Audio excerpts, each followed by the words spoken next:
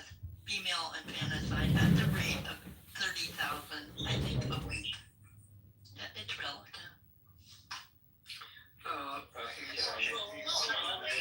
Really quick, I'm driving. I've been waiting to say something real quick here. Like, I just wanted to extend Lavanya a little bit of an olive branch, and that I understand the point that she's trying to make.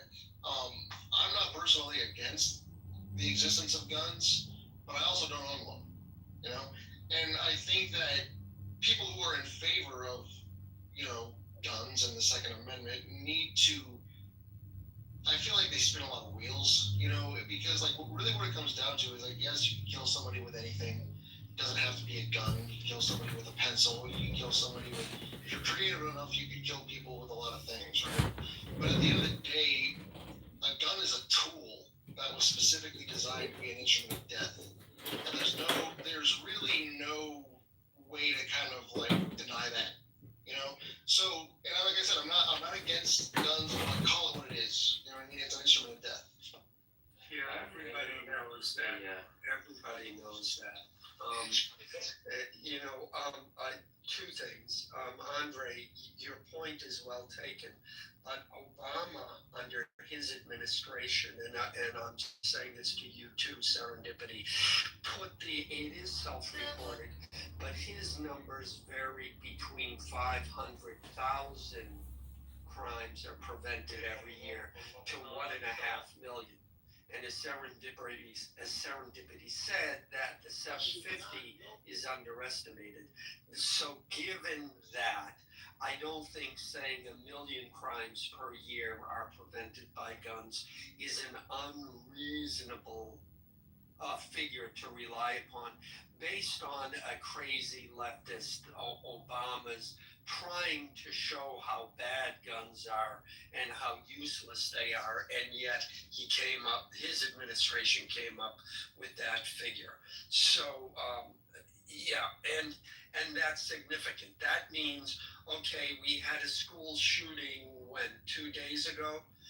That's horrible. In that same day, 2,740 people prevented a crime from happening. That could have been a rape, it could have been a murder, it could have been a burglary, it could have been a carjacking, it could have been a crime where it was a carjacking and there was an infant. Or it could have been, oh, I'm really mad at you, I'm gonna spit on you, and the person pulls out a gun. But that is still significant.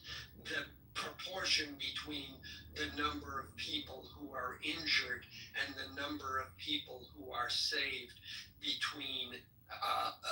because of guns is huge and significant and important. And we don't talk about that because, something didn't happen, will not make the news.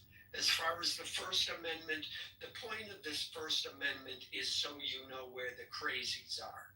That's why we allow the neo-Nazis or the KKK to have their free speech too. Because, now we know that that's where those people are. We know how they feel. We are now aware of it. And if it's something that me, as a citizen, feels important enough about or strongly about, I can, and as people say, come up with a better argument. The problem is the leftists, as you point out, though, Andre, though I would argue there's no longer any distinction anymore, is they control the party. But the leftists came up with this lovely argument. If we let them speak, they are going to cause harm. Thus, we must not let them speak. And that opposition to letting them speak has grown more and more strong, coming from the leftists. I'll continue to use your term, to the point where it is now we have to assassinate people who are saying things because we're justified, because if somebody is opposing to us, then they're causing harm by their speech. And we are so angry and so justified that we are entitled to do anything just by what they're saying. And that's what the argument has become. So Alan, Alan, if hang on, Joseph, hang on, please, hang on 1 second. So I have a question for Alan. So two things. First, I want to address as far as I know, unless you know information about an individual who the FBI doesn't know anything more than perhaps fingerprints, my understanding is they don't have the human being in custody, which means we don't know their political ideology. But again, you are reiterating what some folks earlier were doing and making this great assumption. Maybe it was someone on the left. Maybe it was someone on the right. I personally don't care. They need to be held accountable for this act. Yes. But I just think we need to be careful making these assumptions and fueling the fire of, oh, there goes the left. I mean, people were literally putting in the chat, if the left doesn't agree with somebody, they kill them. So, hey, I know we're open. And wait. Hang on. And to Moose's point, I would just like to say that it is unfortunate to me. I have also seen conservatives make the same kind of statements that a lot of people are pointing at the leftists and saying, oh, the leftists are celebrating Charlie Kirk's death. I've actually seen some conservatives make and mirror a lot of those same statements. So that's why I don't find it helpful in the course of the conversation to make this a left versus right issue. This is Exactly. And the other thing I want to, sorry, go ahead, Sarah. That part, Sandra. This one. Yeah, this is an evil attack on our individual freedoms and liberties. And that is where coming together, I think that should unite everybody. It shouldn't matter if you're left or right. This is an evil attack on our liberties. It makes people feel unsafe. And that's the problem. Go ahead. Yeah, and I was going to say, again, as I said earlier, I was very against pretty much most of Kirk's, what he represented, the comments he made, again, the comment about civil rights being a mistake and such, not my guy, not someone I wanted to follow. Does he deserve a bullet? Absolutely not. So now we have a family that's destroyed with two very young kids. The other thing I want to ask you, Alan, you put out a pretty impressive numbers. I think it was over 2,000 crimes that were prevented because folks intervened with guns. I was wondering if you could provide any sort of source or link to that, because that would be helpful for the discussion. Thank you. Yeah, as I stated, it was I'll respond to both of those. It was Obama's administration, their report on gun violence. And it's not hard to find. So if you take, like I said, if you go from the low of 500,000 to the high of 1.5 million, if you split that down the middle and take the 1 million figure, divide that by 365, you get, okay, I cheated a little. It was 2,739.3 or 7. So I added 0.5 of a human being to that figure. But that's where I got that number. That ends up being that number per day. And as far as, okay, so you don't see it helpful, I can understand that. And you want it to be something that unites the country. Okay, I can understand that viewpoint. If I wasn't talking about this Charlie Kirk incident, specifically, I was talking about the rhetoric from the left in general. If you don't support trans people, you are causing harm, and you deserve to be silenced. If you don't endorse Black Lives Matter, then you are causing harm and you deserve to be silenced. If you don't support abortion rights, then you are causing harm and you deserve to be silenced. This is the rhetoric that we have heard from the left for years. Right, but if you're a transformer and clearly have mental illness and you're the one that kills an innocent human being, then why is the trans still considered a victim in some way, shape, or form? Correct. They shouldn't be. But Alan, it's funny that you say that. It's funny that you say that because you're right about that being rhetoric that we on the right perceive we hear from the left. But how many rooms did you see conservative start about the Democratic senator and her husband that were shot in cold blood? You know, like this it's obtuse to think that this does not spill over on both sides of the fence. Yes, human beings gloat, and they gloat for many different reasons. And yes, I condemn when conservatives do it. But which party has it written into their political Literally both. ideology that this Both. Hello? Yeah, hello. John, Kitover. Yes. Yeah. Yeah, hi, sir. Sir, my name is Nick Collins. This call may be monetary code. Sir, I'm calling you from Credit One Bank. Yeah. We don't use the account starts you 41 days late, sir. So, Yeah, I saw that. It was some kind of annual 100 fee. days, right? Can you hear me? Sorry? Yes, sir. Yeah, I haven't used the credit card, so I don't know what the charge is. What is the charge? Okay, regarding this, sir, yeah, I do see that you haven't used it, but there is an annual maintenance fee, sir. Oh, well, I didn't know that. I want to just cancel the credit card, please. Okay. So you mean you don't want to use the card anymore? No, sir. Well, regarding the, well, in this case, let me connect you with one of my supervisors so that you can also close the account, right? Since right now the account is active as well. So regarding that, let me connect you with one of my supervisor. Yeah, before I do that, sir, is there any additional number that you want to add on the phone, or this is the only one, sir? No, sir. Please be on the line, okay? Let's settle this out.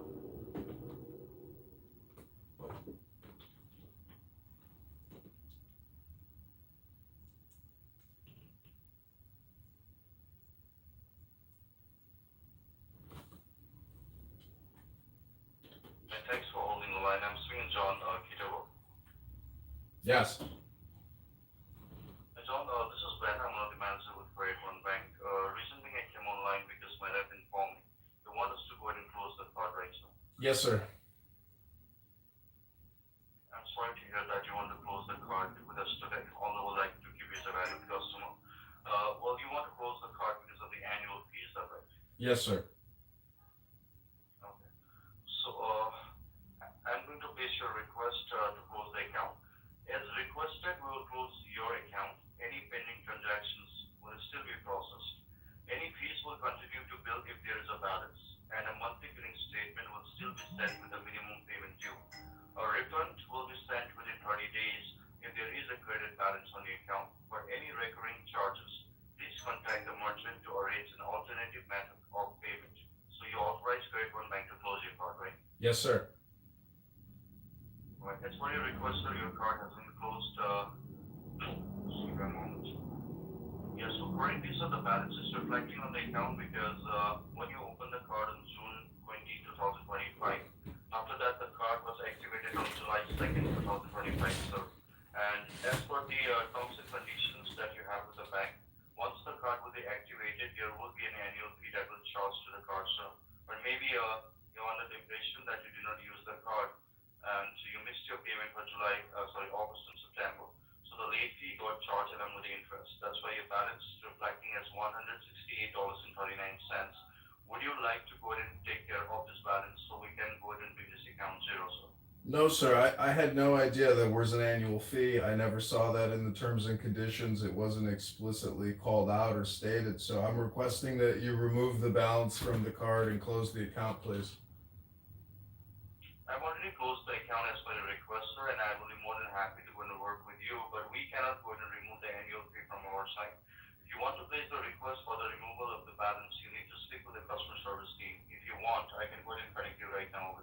Yes, please. Thank you, sir. You're welcome.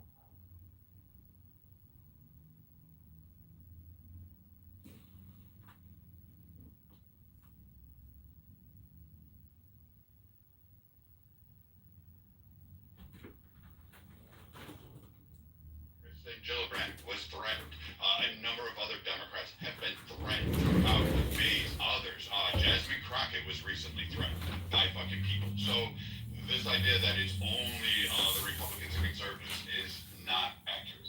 Which is Nancy why, Pelosi's husband.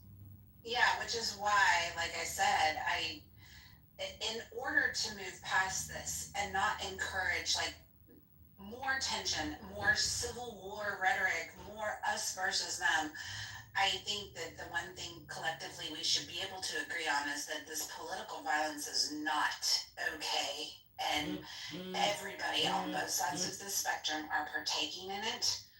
And that's like, that needs to be the thing that we address. We need to work towards diffusing those tensions instead of continuing to escalate them. Serendipity, I have to go, guys. I'll just quote one thing for everybody's peace and for Charlie Kirk's family and America as a whole. There's a quote in John Stuart Mill's On Liberty, where he says, if all mankind minus one were of one opinion, and only one person were of the contrary opinion, mankind would be no more justified in silencing that one person than he, if he had the power, would be justified in silencing mankind. Peace to all of you.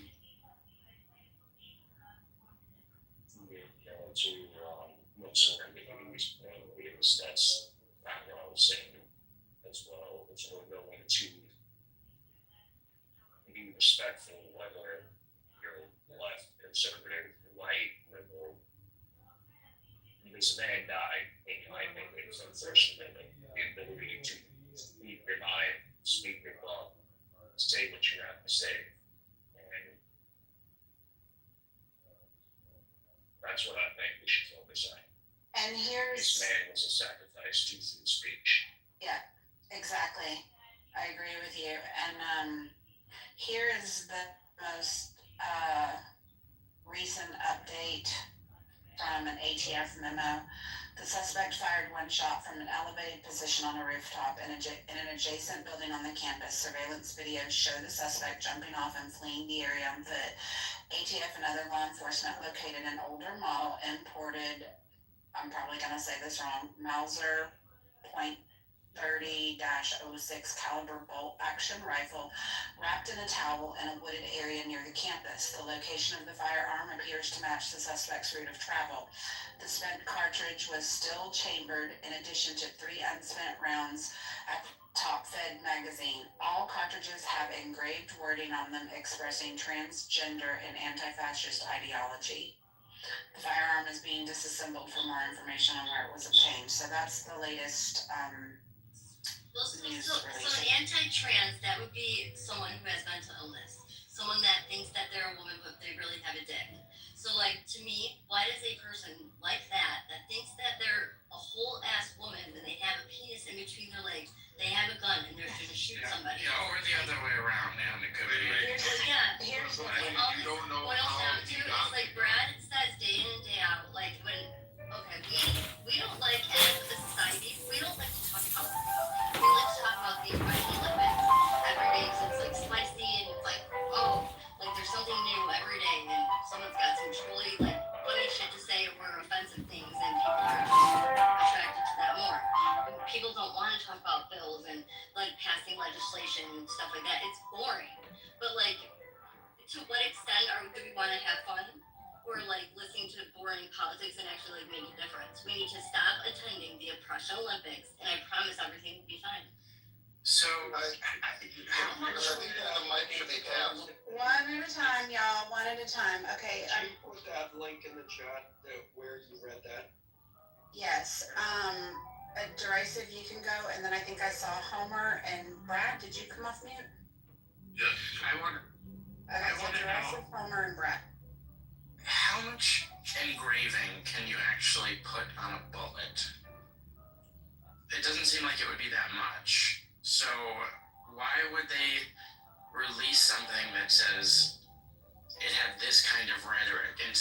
saying what was engraved on the bullet. That doesn't make sense to me. You can engrave a piece of rice with the whole painting. I mean, it's microscopic. You can do that. It's possible. But I don't know about this particular.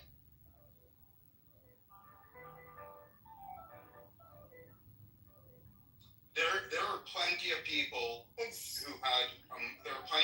had a motive to kill Charlie Kirk, and I think it's important to recognize the implications, the larger implications, right? That it is now very, very, very easy to murder someone and get away with it. With new technology, with sniper rifles, with drones, it doesn't matter what your politics are. I don't give a shit what the politics are of anyone in this room. If you are loud and vocal about your politics and you get prominent enough, there will be people that want to murder you. And there have already been 2 clubhouse murders. So I would just urge everyone who has a political opinion on Clubhouse to Yes, I can hear you. consider switching to an anonymous account to protect your life. Bryson, to answer your question, it was cartridges. That's what the memo said was, the spent cartridges are still chambered. All cartridges have engraved wording on them expressing transgender and anti-fascist ideology. So can I just offer 2 couple clarifications? One to DeRice, if he's actually correct. I mean, I'm not discounting that. I get what they were being told, and there's a lot of information out there. I'm just waiting. I believe they caught the rifle. I don't know what's written on the shell casings. It could be. We've seen that with the school shooter that just occurred up in Minnesota. They had things written on their rounds. I don't know what caliber 30-07 is. I've never heard of that in all my years of hunting and military and handling weapons. So, and I'm probably going to guess whatever source did a typo there. I'm going to go with probably a 308 or they had a 30-06. Those are generally what we discussed yesterday and what we assumed was the calibers that were used. But there is no such thing as a 30-07. I'm letting you know. It says 30-06. It says 30-06? Okay. Yes. I thought I heard her say 30-07. So No. Okay, so 30-06 is pretty common. 30 caliber is probably one of the best unique around. It won us the war in World War II. It's a great round. I have multiple firearms that use it. I think it's fantastic. It works great. The 30-30 lever action is the gun that won the West. Killed more animals than any other hunting round out there. So 30 caliber is pretty potent. 200-yard shot. This wasn't a professional assassin. It wasn't Mossad. It wasn't the CIA. It wasn't the FBI. It wasn't some super sniper ranger Delta Force SEAL Team 9 advanced. I don't know who else. This, whatever the Space Force has for special forces, tag them on there as well. It wasn't one of those that came out with it. It's not a high fucking invincible sniper rifle. I mean, it's one that's been used. It's not anything really particularly fascinating. It's just a round.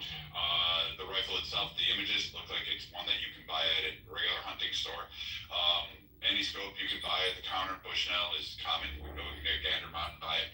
So I would get away from the conspiracy theories. No, it is not a planned professional assassination attempt. It's some fucking deluded kid who picked up Daddy's hunting rifle, had some experience with it, managed to get a lucky shot off, and no, that hit was not a professional shot. No one could ever in their wildest dreams hit the neck at that yardage with that crowd. And first off, a professional shooter wouldn't have shot over a college stadium filled with kids, and let alone be on a roof. Like, that just wouldn't happen. If they wanted to kill him, they would have done it through a carjacking, a home burglary, or something else along those lines. It's not like it's a secret where Charlie Kirk lived. His home was all the time on Twitter. Well, it depends, Brad, right? Because, I think that, conspiracy is not far-fetched. Some of the stories that I'm hearing are far-fetched. I'm not a gun person, so I don't know what it is to write on a bullet or write on a cartridge. But I think that if people can shoot, we won't be able to prove that it's a professional hit, right? But I figure if somebody wanted to cover this up, they would leave behind dumb, stupid stupid shit that no professional would do, right? Like quote unquote, right on bullets that are left behind and not actually shot, right? Because these are not the bullets that they pulled out of him. These are the bullets that they found in the rifle. Like who is doing that? It seems so obvious that it's too obvious. But I think that there's nothing wrong with speculation because this is we see how his death is being used. To stoke up, and let's not act like there are accelerationists out here that are really, their intention is to pop shit off, right? So I just don't think that, I agree with you, Brad, and I'm glad to hear you say that you're withholding any assumptions because, like, this is not the time to go up on assumptions. We need brains right now. We need people thinking. And being level-headed, I believe. Medical misinformation. But yeah, I'm fascinated with this question of writing on bullets. Yeah, how long are the casings? 30-06. How do you write on a bullet? Yeah, No, you can't. I work for the This Department is of not, Commerce and we've I heard work of for this IRS before. doing facility I'm asking management. how long the casing is. Leasing and Is it an inch operations. long? May was Then my you can last write month on in it. the Treasury It's Department. a cylinder. And, You can write around the side, you can I write. don't know gun So, culture. I mean, it's about 2.5 inches long. 30 out of 6 is about 2.5 inches. About 2.5 inch long thing. Yeah, it's about 2.5 inch casing. Yeah, so there's plenty of room, and this is not uncommon. This is not uncommon. They, soldiers, and would write. Sorry guys, Hounds, were you done, Cody?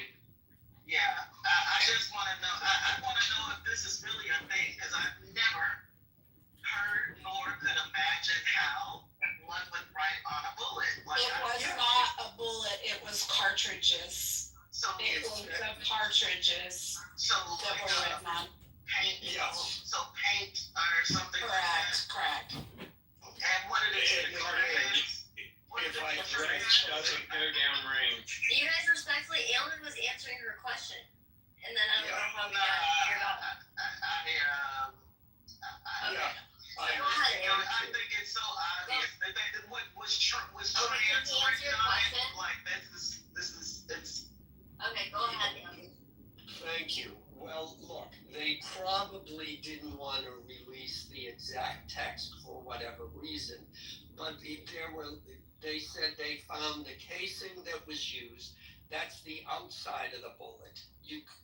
Queen, you've seen in movies or stuff, somebody shoots something and then something gets ejected from the gun and then they shoot again and something gets ejected. That's the casing. So I know you haven't heard of it, but it is a thing. People do it. As I was saying, in World War II, the soldiers or, people in the Air Force would write messages on the bombs that they were going to drop on their targets, whatever they were. So yeah, it is a thing. And this is not the first time. And I asked how long the cartridge was because, yeah, if the cartridge was a half an inch long, then it would be kind of hard. But if it's 2.5 inches, who knows? All he has to write is pro-trans or death to fascists or go Antifa. I mean, it could have been any number of messages that were 2 or 3 words. It would fit on the casing, so that is not an unreasonable assumption to make. Yeah, 30-06 has plenty of room on the casing. And something else, if you're shooting a bolt-action rifle and you take one shot, the cartridge would not automatically eject. The bolt-action, you got to pull the bolt out, pull back to eject the cartridge. So the only way, if there's only one shot, if the guy had a brain in his head and he had a shot that was accurate, he would not have ejected that cartridge. It would have been right in the gun. And when they found the gun, they probably found the cartridge still inside the gun because it's a bolt action hunting rifle. They did. That's what the FBI reports. They found the gun and the casings. It's like the casings in the gun. Like there's still 2 other bullets.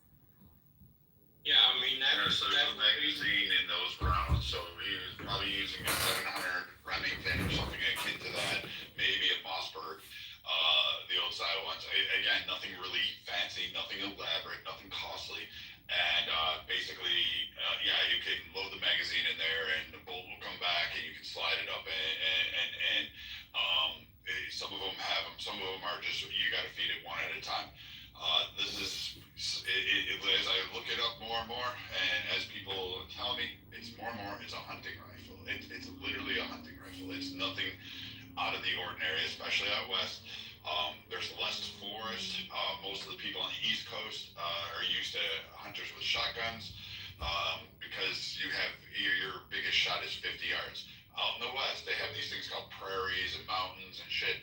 They have to shoot at a considerable more distance to actually take down an animal. So hunting rifles abound throughout the How Midwest. long is a hunting rifle? Like well, Depends how on the long? rifle. Well, I'm Well, saying, like, essentially, like, would he be able to be hiding behind this gun on this roof? Like, this rifle? Well, so like first off, the fact that he went on the roof shows like it tells anybody who's ever been in military or had to deal with a deep threat. It tells them that this is an amateur. This is somebody who got they got the script from Hollywood. They watched movies and thought this is how it's done. You wouldn't have done it. A true shooter, somebody who is skilled in that, is going to go from a place of concealment, not in a roof where they're open and uncovered. They're going to be inside a building. They're going to be in some kind of hedgerow, someplace that's concealed. Also, a place where it muffles the report of the rifle, or at least you can't pinpoint it from the sound. So they're going to look at that. They're also going to look at the way the sun is resting. And since there was no wind that day, but generally they would check for wind. A 200-yard shot, wind's not going to really be an effective measurement. Like any idiot could do that. You can pull your eyes closed. The other thing is where the shot landed. You could pretty much guess that it's where the pause is when his breathing took place. When you exhale and you go to pull that trigger, he breathed in at that right moment, and he probably up because most shooters would have aimed center mass. That would probably be the most prolific target. And if he was aiming for a headshot, then he did it on his exhalation. If he did it on, if he was aiming center mass, he did it on his intake or his inhale, and the gun raised up and pulled to the right. Like, I mean, these are not hard concepts, and anybody who's fired a firearm and not watched Hollywood fucking movies and then gave their experience based on Hollywood would actually know these things. May I just... and one other thing that could happen here too. Typically on hunting rifles, you zero those hunting rifles in at 100 yards, and then there's a ballistic chart that'll give you the drop at say 200, 300, 400 yards. It could have been that he misjudged, but I think Brad's right. It looks to me like he's doing center mass, and he just jerked at the last second. So that's what it looks like. But typically, you zero in at 100 yards, and you compensate for the ballistics of the gun at that point. But we where I live, we have 300 Weatherby's 30-06s. They're common where I live. May I just make a point now, because I feel like now we're going a little too into geeky, nerdy conversations about bullets and guns. Just generally speaking about the psychology of where society is at right now. So if whoever this shooter is, the person on the opposite side of the ideology is going to feel like, oh, it's a victory, or it's some sort of, they're going to have this puritanical glee. And then tomorrow the opposite will happen, and then it's the other side's turn to feel that way. So I feel like for instance, even Gandhi or Martin Luther King, they were seen as threats by the opposite side of the ideology, and the person who assassinated them, correct me if I'm wrong, I know about Martin Luther King, but about Gandhi, I know that it was from the other side. That's what I'm saying. People on the right and left are going to keep taking turns doing the same exact thing, and we're just going to be on this rinse repeat loop cycle. and we're not going to talk about just generally, we're not able to agree on the basic fact that regardless of someone's opinion or how they carry themselves in public life, etc., you cannot kill a man. Now, clearly, we're not being able to agree on that because this has been happening since forever, right? Whenever you see leaders emerge in the public sphere and their ideology is diagonally opposite to yours, you feel like you can kill them. Why? Because you feel like that, because obviously the person who's killing the other person thinks he's right. So in his head, it's justified. And they're morally superior and it needs to be done, right? Regardless of your ideology, that's what every human being who's doing that crime feels that way. So I think that's what is something very interesting we need to talk about. You would think that today with internet and a lot of hyper communication and debates, people would become a little bit more civil and smarter and a little bit more mature, but we just keep repeating the same thing. Well, I actually want to take that point, like back to what Serendipity was talking about at the beginning of the room, and that's the fact that anybody who saw the video, Charlie Kirk getting shot, it's probably the first time they ever actually really witnessed like a person being shot, like in that gory of a way. You know, like it's probably the first time they ever saw somebody getting killed. Now, obviously, there's subsets of individuals on the internet who like to, you know, haunt around these more like these gore sites where you see people getting like killed by the cartels and all that stuff. You know, those types of websites are out there. But the types of people that tend to focus around those types of websites are very like sick, twisted, dark-minded individuals.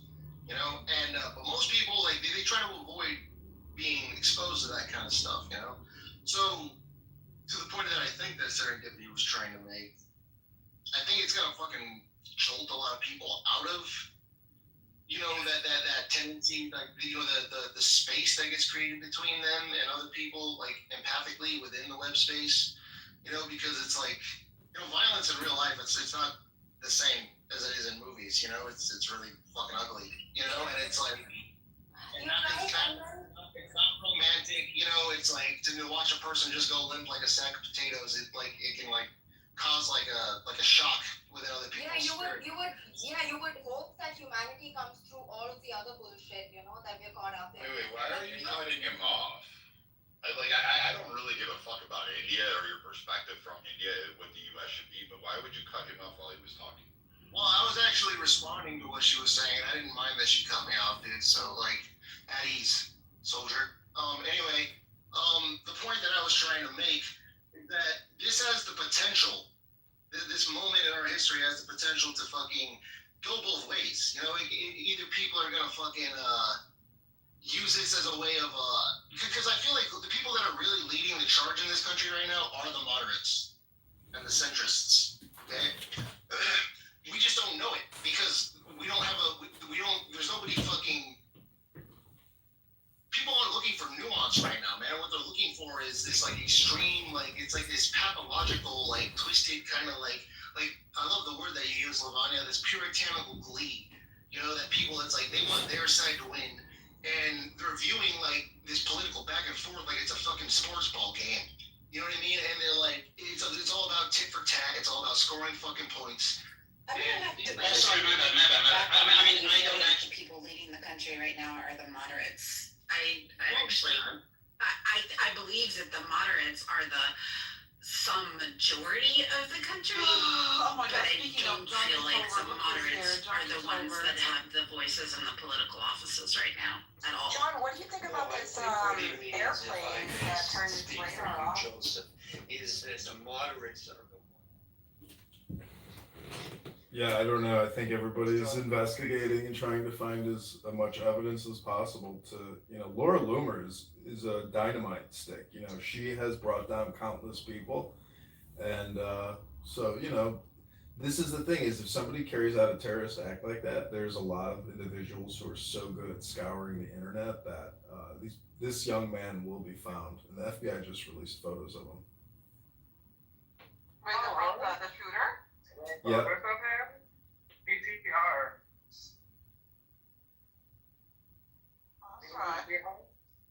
And you can look at my PTR if you want to see what a terrorist supporter looks like. Her name is Buttercup. Which guy is the one? I don't know who. So Art Tippett? No, it's a young white guy. He's this prime suspect. Why? What was his motive? What did they bring up for me? Why did this guy? Okay. Hello, Santa Daddy. How are you? Oh my God, mother. Okay.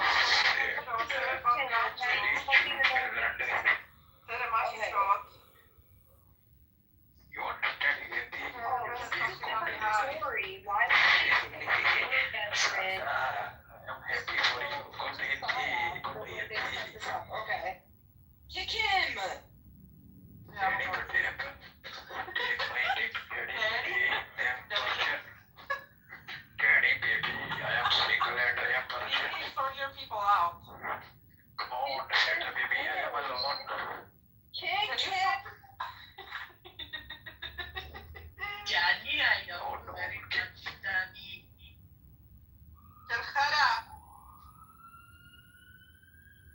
This guy looks like a meth head. Why is he so skinny?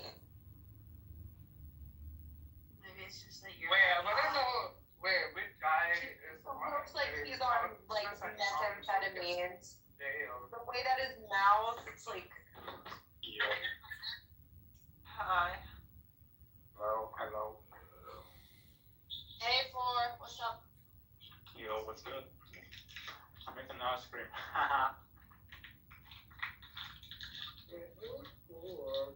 Oh, poor bitch. Get the fuck out of this room. Who the fuck is talking? Why? He's a cool guy. Why did you remove him? He was literally fighting with me, Fiona, in a room, calling us fag, cocksuckers, Really? God knows what else. But he looks like that. Oh, yeah.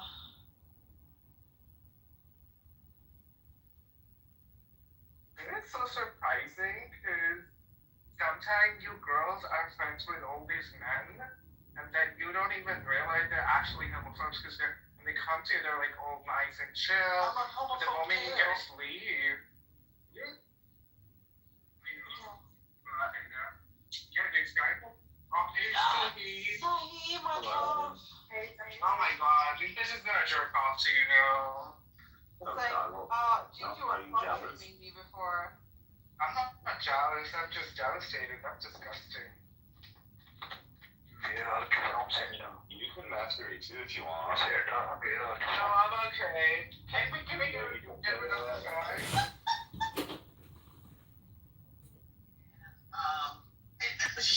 Again, starting off, I knew that after the 08, My friend! we're probably headed My towards friend! My friend! some I have so terrible few times, but friends, anytime my friend. there's like economic issues and people are feeling anxiety about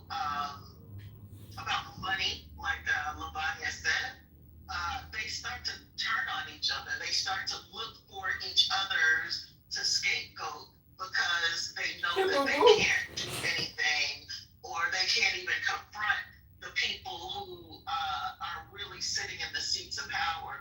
And so these figureheads come along, these people with the gift of gab, propagandists.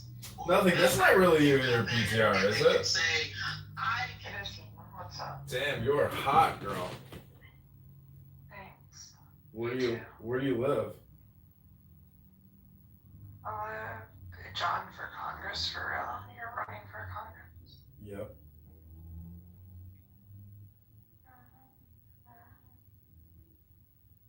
So wait, where do you live? I live in California. Where, Los Angeles?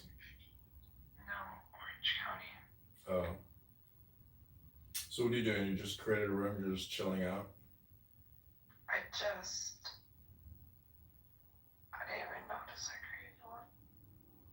Oh, you're chilling, you're having a relaxing day, huh?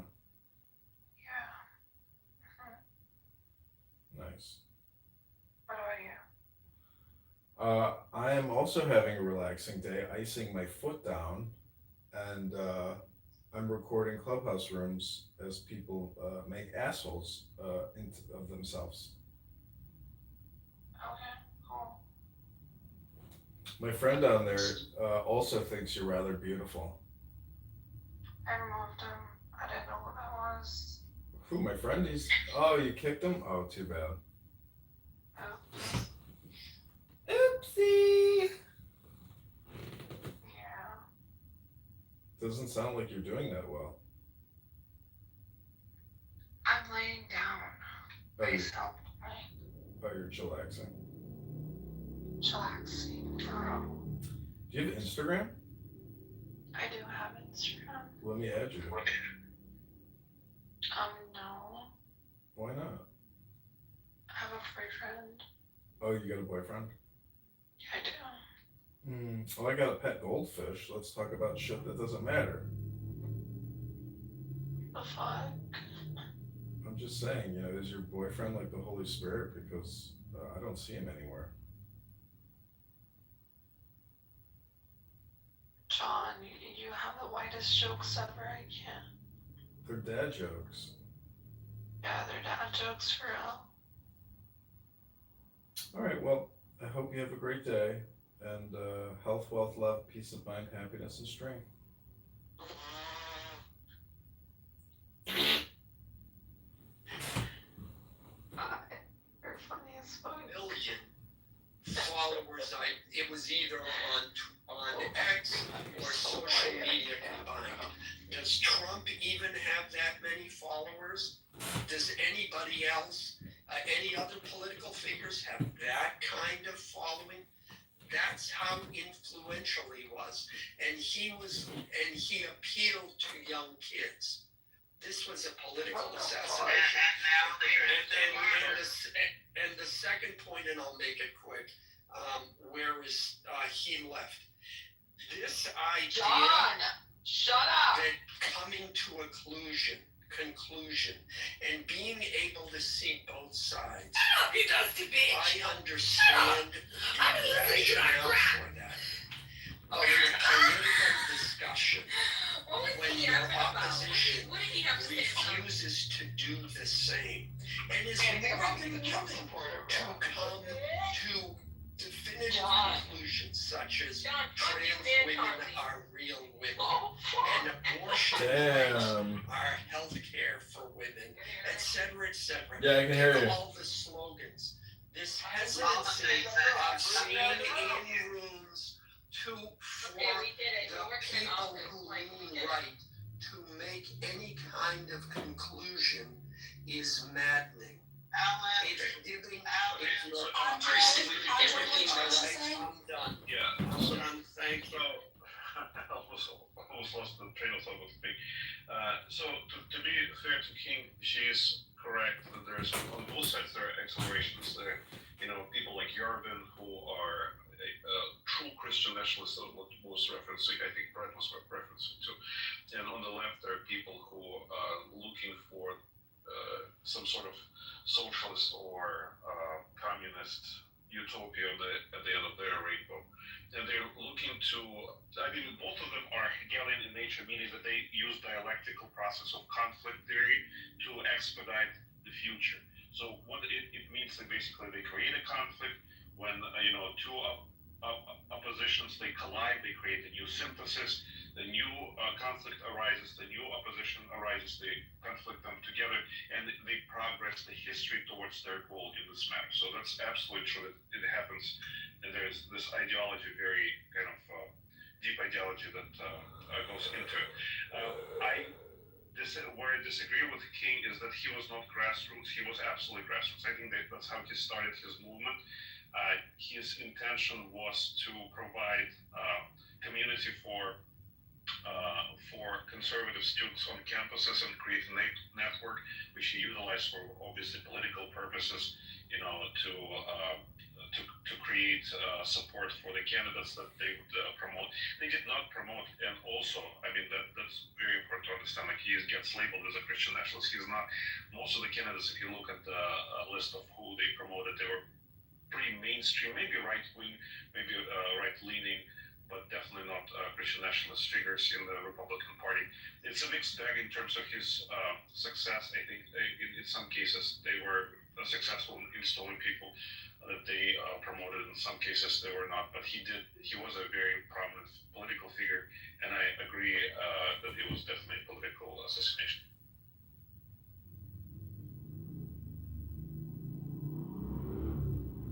Hey, Bima, you and Messenger came up on stage. Did you guys have anything you wanted to add? Yeah, I wanted to agree with Alan. I definitely think, I mean, like a lot of the news outlets too. They have professional, as the CIA agents. Everybody's saying that it's a professional hit. It was early on as to foreign intelligence. Just listen. There are good former insider. A lot of people are pointing to.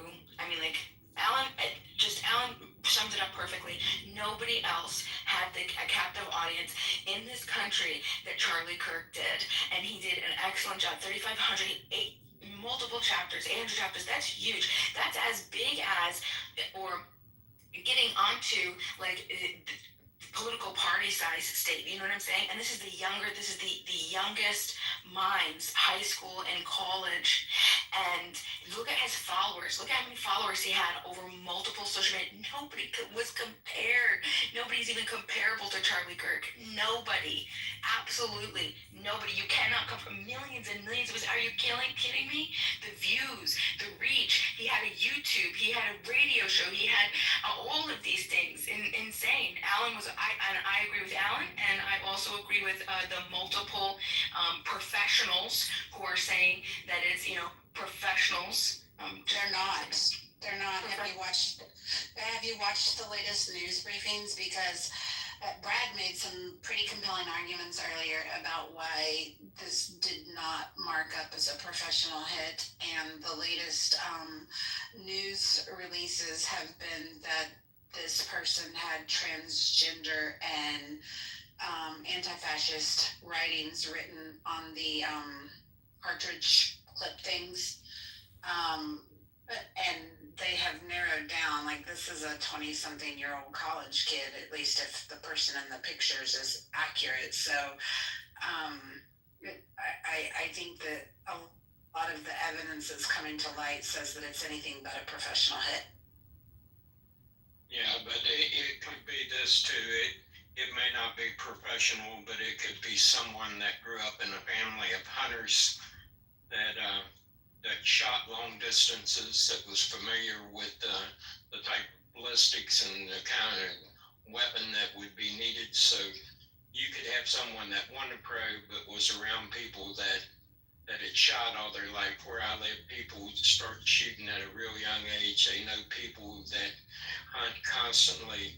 This was a shot that 90% of the people around where I live could make since they've been about 17, 18.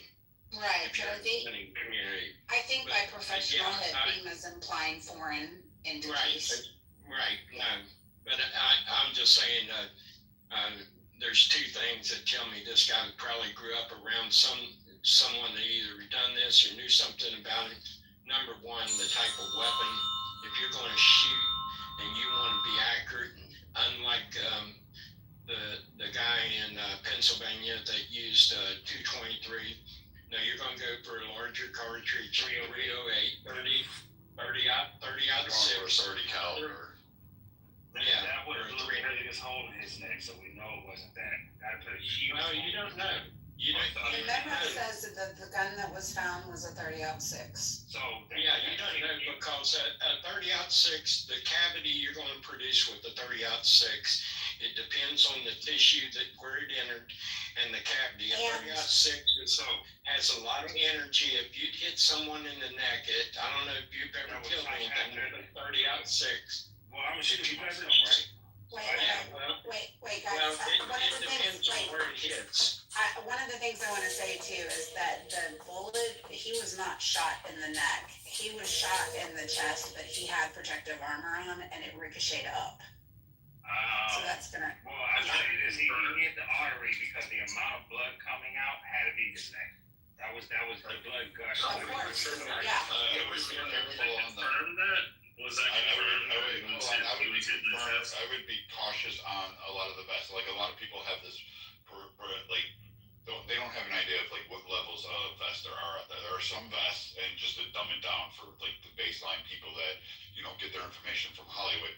There's vests that will take one round. Like they're designed to take a high caliber one round and break apart, the plates will snap and it'll absorb that. It doesn't guarantee it's going to stop it, but it'll absorb that, and then it's done. It's a one-shot vest. That's it. That's true. There are other vests that'll take smaller caliber rounds in mass, and they'll come through, and they'll absorb, hopefully block or at least slow down, deflect, block some of that impact.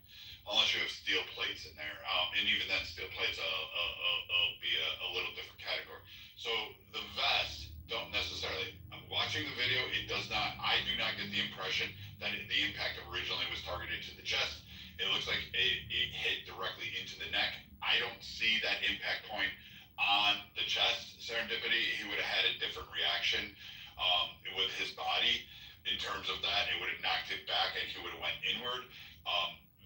This didn't happen, so I don't think that conspiracy holds any weight to it. Anybody who's watching it just can see that it just doesn't look like there was that impact went to the chest. So if it would have been around at that high of a caliber, even if it was true that he had a one-shot vest, the fragmentation would fail the people. You would have seen that. I don't see how that much force, if he did get hit, would only ricochet into his neck. No, that round, it would have splattered, it would have splintered, it would have created fragmentation.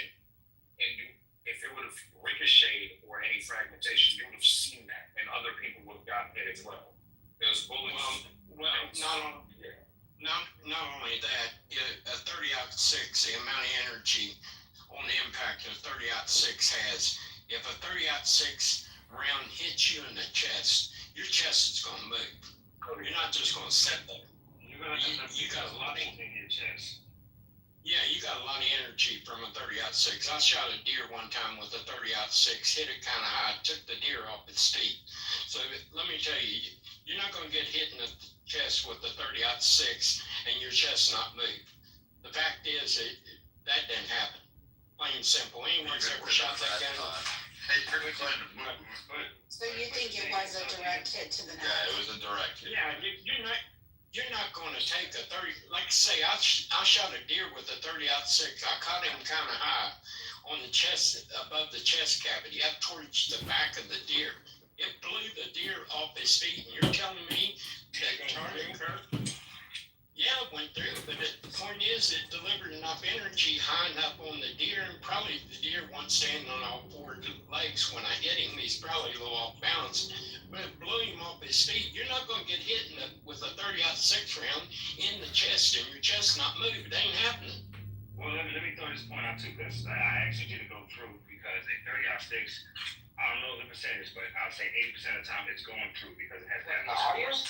If you shot him in the neck with all that soft tissue, no bone. I thought I did see she was in here earlier, and then she left because everybody was demolishing her. Say that again. Say that again. So, I didn't make this time title, bro. The energy behind it is usually through and through. I don't know. Hey, this week, I agree with you, bro. It's exactly what she wants. And I saw her come into the room earlier. I didn't invite her up. I don't know who brought her up, but I didn't. Because I don't want to waste my time engaging with somebody so stupid. Well, yeah, it could have went straight through, but it may not have hit anything, and the energy of it could just blew right through and not have any momentum. I don't see Mariah or guys. I'm leaving up to serendipity. Yeah, I think she does it on purpose. She loves getting people pissed off. And exactly, she's essentially, she wants to be the center of attention everywhere she goes.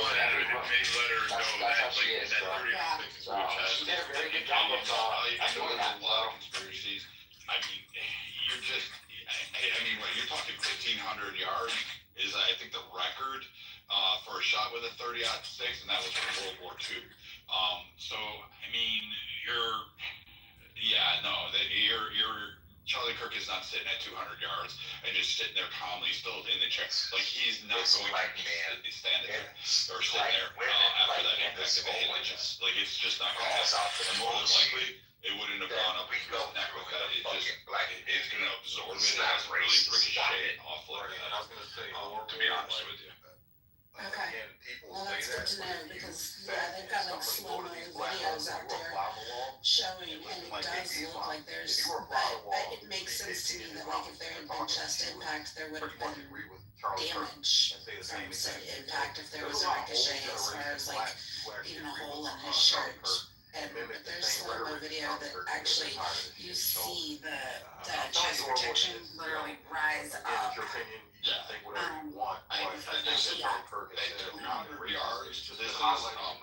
not any great distance. It's not like you need to be skilled. You don't have to account for wind. You don't have to account for gravitational forces, heat rises, thermal maps, the rotation of the Earth, the Cornelius effect. You have to. You don't have to apply any of these things to this kind of shooting scenario. So listing these out, you're looking at just a direct putting it on there. I'm willing to bet this scope is either sighted for 50 to 100 yards, and it's a hunting rifle. And again, it looks like even the photo, it looks like the kid's got a string bean neck. Like there's no muscle mass on this kid whatsoever. I'm doubting that there's any military training. I doubt that there's absolutely anything nothing about this indicates a professional hit. Professionals would operate this way. It's just not like in Hollywood. And he does look like a kid. If the video footage that they're showing a picture of, he definitely does look like a 20-something. Adverse consequences. I have an innocent question. I'm not asking excessive or anything, so if you want to get personal with me just for asking this question, please come.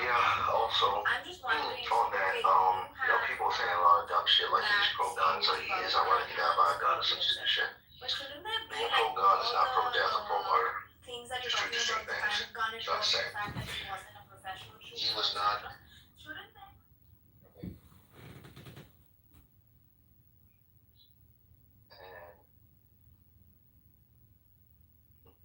And it will say the metric now, the standard now, that being racist is for death. And that's a lot of leftists that need to die. Other activists that need to die. But I'm not advocating for it. I'm just saying that would be a stupid standard for someone to say that he's racist or he deserves or should be killed, some shit like that. We're at a sensitive point in society where we are accepting that strange to be the norm. And I think people really have to change that because this opened the door for all of us to be targeted to this particular extreme, to being killed. And, so say, oh, that person said such a thing, because we see it all the time with lesser crimes, such as being someone up because they allegedly said the word some racist. And now we put it out to where we can just say they're racist, you use few clips out of context, and it just even has to be the case, because we feel that way. And that's what it really boils down to. If we feel like you should die, then you should die eventually. And I think that is a terrible standard to have. And I know many people believe that too, but because there's somebody that you don't like die, you're willing to change who you defend or ignore them because it favors your position at this point in time. If Charlie Kirk was sitting there celebrating the death of the various blacks that died that's on social media, we would be like, yo, dude, like, why are you feeling this way towards these people that's going through these things? Like, you're so apathetic, and that's not warranted. But meanwhile, we're doing the opposite. Not we yet. It's like the one we're doing the opposite where someone feel like died. And instead of just being indifferent, instead of like, hey, let these people mourn and just decide, it's not a good look for anyone, you embellish it, you amplify it, you advocate for it. It's like, okay, you do know that this could come back to bite your ass, but people don't care. I think we have a kamikaze death cult society to where we are just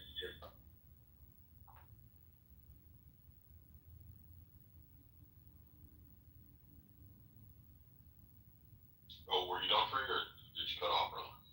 Yeah. Sorry, no, I think my Bluetooth switched over and it didn't. Sorry. So yeah, but just nip it in the bud. I'm just saying that I can't remember exactly verbatim what I said. The bottom line is I think we have this death cult society where we're going kamikaze and we're willing to tear everything down even if it kills us in the process.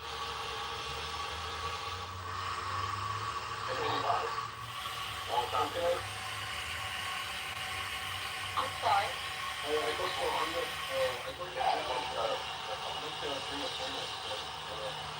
When you're ready.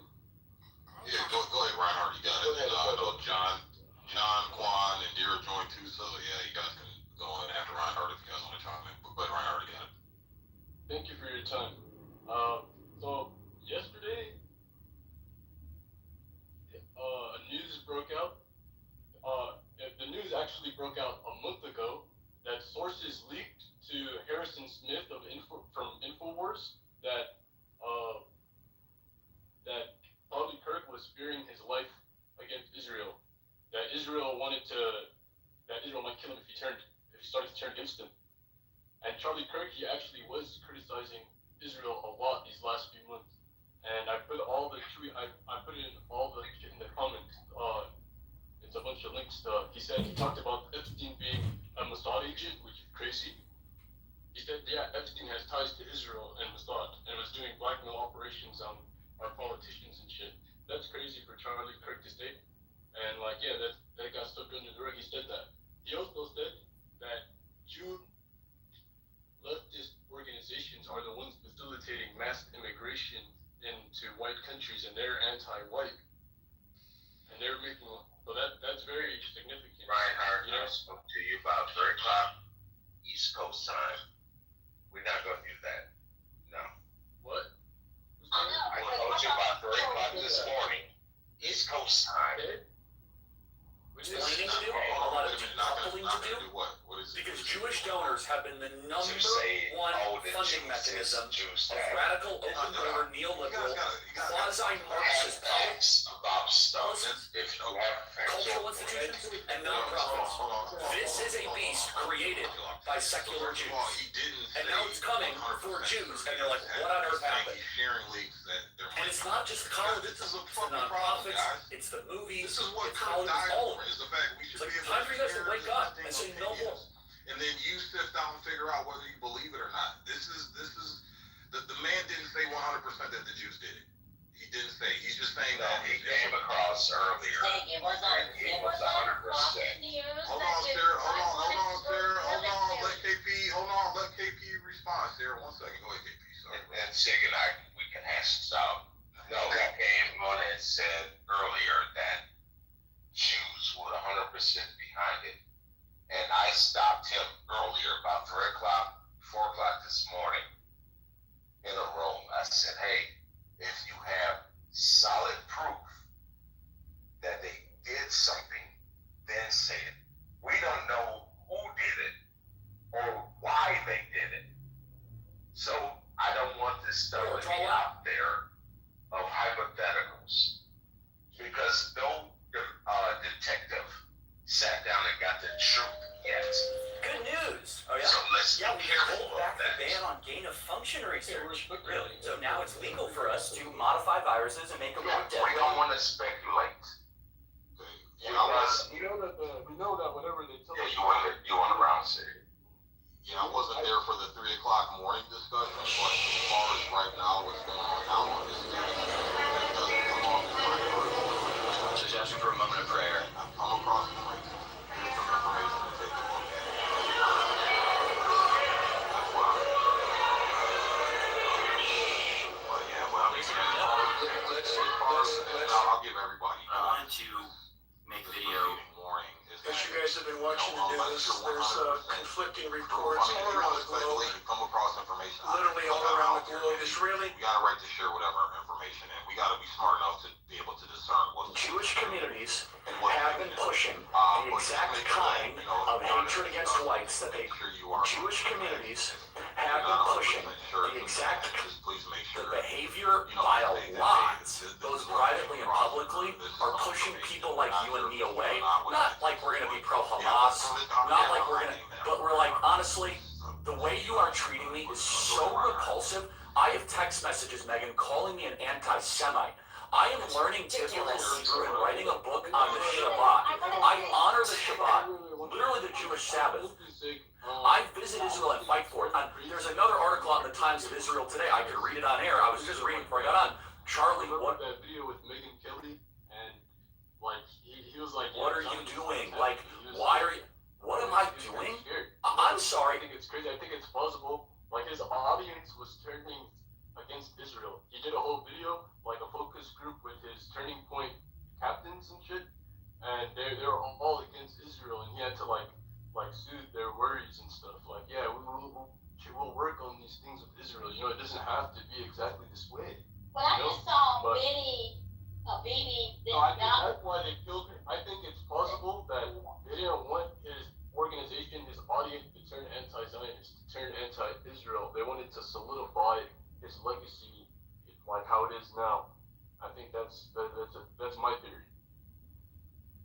So I just saw on Fox News, Bibi Netanyahu, he mourning the death of Charlie Kirk and praising him. And maybe I'm misunderstanding this conversation that's going on here right now, but I was under the impression that Charlie Kirk was pro-Israel.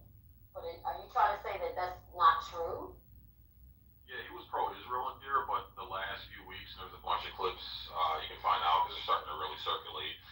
He was questioning some of the narrative coming from Israel. Like one of the big things he questioned was the October 7th attack and whether that there were internal orders for IDF soldiers to stand down. And he was saying when he visited Israel, you couldn't walk 20 feet without running into an IDF soldier.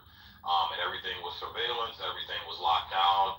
So he said that, he's heard from some inside sources that it's possible Israel knew about back ahead of time, put a stand down order to let Hamas do the attack so they'd have a reason to go ham on Hamas in Gaza and stuff. So again, speculation. This is coming from Charlie Kirk, and these are one of the questions that he was starting to ask once more information came across his desk. So since I just got in here, I just kind of want to give my perspective on what happened to Charlie Kirk. I saw him at CPAC when I was at the National Harbor earlier this year, and when I learned the news yesterday that he had been shot, of course I just started praying because I just felt like why am I tremendous job on behalf of gloom and depression. the people And so in the great state of Illinois. then And his my coordinator, I saw his receipts, like no, they're not reporting it, blase. And then once I looked at that video, the up-close video, I'm sure some of you have seen it, there was no video. There was absolutely no video. I knew he was going to be. I mean, that blood came gushing out like a fire. I've never seen anything like it. And as a black person that is a Republican, and I'm very vocal about my politics, it's a dangerous time to be a Republican. Charlie Kirk, obviously, especially a black one. It's a dangerous time to be a Republican. Because, my car, I But what have for a us? Well, everything has changed. And If we didn't know it already, there's no longer any middle ground. Some of the American left are undoubtedly well-meaning people. our country was on common law because the Declaration only refers to God forgery. The Constitution doesn't refer to common law, and it only articulates the structure of government. So first of all, remember that we were a collection of states and colonies, and you need to read the state constitutions before anything else. 1313 required a declaration of faith in almost every single one of the original state constitutions. They had, I profess Lord and Jesus Christ as my Lord and Savior. Secondly, 55 and 56 of the original signers of the Declaration were Bible-believing Church-attending Christians. You asked about common law. Let's go to three principles of common law. Presumption of innocence, due process, injure your peers. All three are biblical principles. So, and all wrapped into the ultimate biblical. Charlie Kirk, the president. Can y'all still hear me? Loud and clear, yep. The president of the United States. Other, very, visible, vocal Republicans and conservatives. They're targets. And after I learned that Charlie had passed, I said, I think I need to pull back.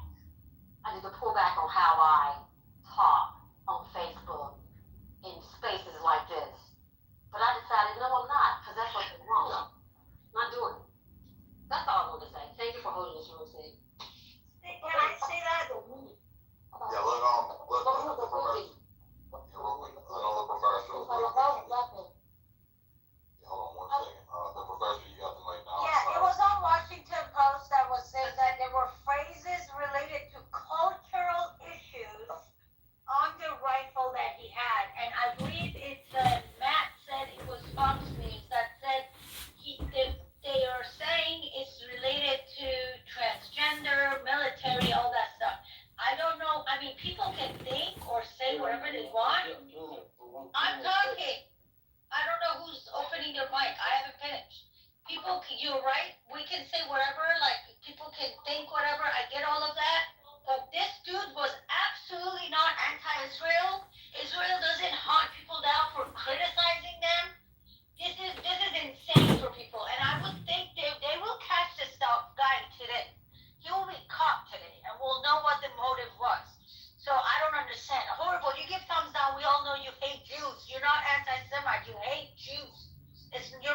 is not with Israel. You hate every Jew.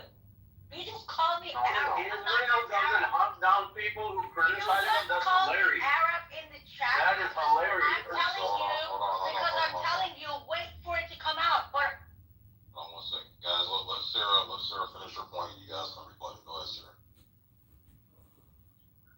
yeah, that was all I was gonna say. We still don't know if there's a relationship between the cultural stuff written on the rifle and the motive. We don't know that, but we do know there was cultural issues written on the rifle. That's on the news, released by FBI.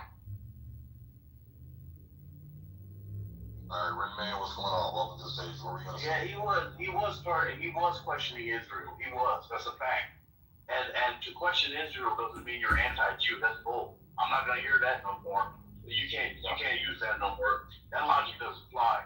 And Israel doesn't silence critics. That's hilarious. That's all I had to say.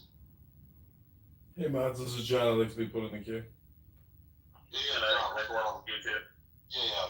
Let John go first, and then Dope can go next. What's going on, John? Good morning, brother. Or good afternoon, man. Good to see you. Hey, good afternoon, everybody. Yeah, I put a lot of links in the chat because I did look on X. Somebody said, the Megyn Kelly interview.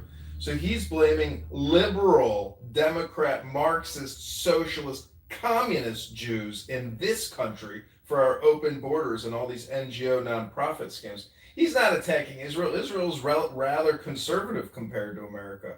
So it's not anti-Zionism. In fact, he was writing a book about the Shabbat. He loves Jews, and I put the receipts in the chat. So all you Israel haters out there that think that they're genocidal maniacs and you can't be further from the truth, you're wrong. Charlie Kirk was assassinated most likely by a leftist, liberal, Democrat, psychopath murderer. And all you have to do is go to Politically Correct in Patty's room where you can hear them saying Charlie Kirk got what he deserved. People on this app are sociopathic, psychopathic, and homicidal ideators. You all hear it all the time. People are glorifying his death. People are singing songs about his death. They're happy that he's been murdered because he's able to defeat them in debate. And when you can't win in a debate, what do you do in Clown World? You blow their fucking head off because that's all that liberal, Democrats, socialists, Marxists, communists have been doing throughout history is murdering people who stand up against their bullshit rhetoric. I am complete. Thank you. Yeah, so John kind of made a good point there. The idea that Charlie was targeted by Israel, the country in the middle of a war, they had to, and they're hunting down Houthis and fucking Hamas terrorists. They had to make their way to target Charlie Kirk because he was not as gung-ho about Israel as Ben Shapiro, I guess. That's the argument that some of these people are making. So they'll have to get over the fact that Charlie was due to visit Israel and he accepted an invitation to visit Israel for January. He was literally making pro-Israel comments during almost every single tour, during almost every single campus he was going through during the tour he got killed on. So if he's supposedly turning anti-Israel, I think it would be easier, one, for Israel to try and convince him and try to pay him, because that's what these anti-Israel activists say is already going on. They're paying Charlie Kirk. Maybe they should have just ramped up the payments, or maybe that wouldn't have worked, I guess. So their only solution was to shoot him out in broad daylight, and that would totally fix the problem they're dealing with. Shoot Charlie Kirk in broad daylight and make sure that everybody can see it. And once that happens, for some reason, everyone's going to love Israel now. Yeah. And instead of having Charlie Kirk, the most pro-Israel person at Turning Point USA, continue to be the person leading Turning Point USA, kill him in public, because Israel is Israel and they do Israel things because it makes Israel sense or whatever the fuck. Well, one thing I was going to mention is, the same organization, Mossad, who planted explosives inside of pagers and infiltrated Iran 5 months earlier and set up drones, Mossad soldiers, agents, and shit like that. They're in Iran and planned the attack in Iran. That same group couldn't get to Charlie Kirk with some type of poison that doesn't register on a test. They could come in and put something in his water bottle and just fucking drop dead, and nobody able to figure it out. It's definitely somebody that's set 200 yards away with a bolt action rifle and fucking shot him because that was their only fucking chance. That was their only opportunity to get at Charlie Kirk, the evil Nazi piece of shit that they hate. But the complex fucking Mossad who orchestrates global events, definitely couldn't fucking kill him in another fucking less obvious way. Yeah, I agree. I'm not buying the Mossad or Israel. I'm not buying it, man. I think it's Sick. You remember the KGB when they did the umbrella shit? Remember when they did the umbrella? And they walked up and like touched the back of his fucking cap, and a fucking piece of fucking metal went into a ball, went into his fucking skin, and it fucking he was dead in like an hour. Mossad has that capability to just go and like put something in there. Say it again. Yeah, so the KGB, there was a guy back in like the 70s or 80s, they had a fake umbrella, and the guy was walking with the umbrella, and in front of him was somebody they wanted to kill, and he just reached forward and he stuck in the back of his leg. Yeah, stuck with the back of his leg, and it injected this little ball that had like uranium or some shit like that. Yeah. He was dead within like an hour. It's like Mossad doesn't have that capability to come in with a hypodermic needle and stick it into one of Charlie Kirk's water bottles. I mean, they implanted fucking explosives into fucking pagers. You don't think they could go to fucking Walmart and just or anything? Like, wait till a Walmart delivery goes to this fucking house and inject fucking some type of shit into his water and kill him. They have that ability. But no, they have to sit with a fucking bolt action rifle, probably fucking Cabela's to fucking shoot 200 yards out. No, that's, if you look at the rifle, that was probably from the 70s. It looks like a windbag or a 30-06 Remington. Yeah, it's a 30-06, sure. Okay. Which one are you guys talking about? The wood grain one? Yes, and I have a couple of them, and I'm trying to find the patterns on it. So the wood grain one was a different guy that was in Provo, Utah. Continuing to dry. The one that they found was Charlie Kirk. You shall not fear justice nor return for it, which is Leviticus 19, which is the idea of blind justice, which is incorporated also in the New Testament ideal. Neither Scythian or Greek or Jew, you're all one in Jesus Christ, and you're at human equality. These are all biblical ideas, but more importantly than that, they say that God was only mentioned 4 times in the Declaration of Independence. Well, that's a big deal.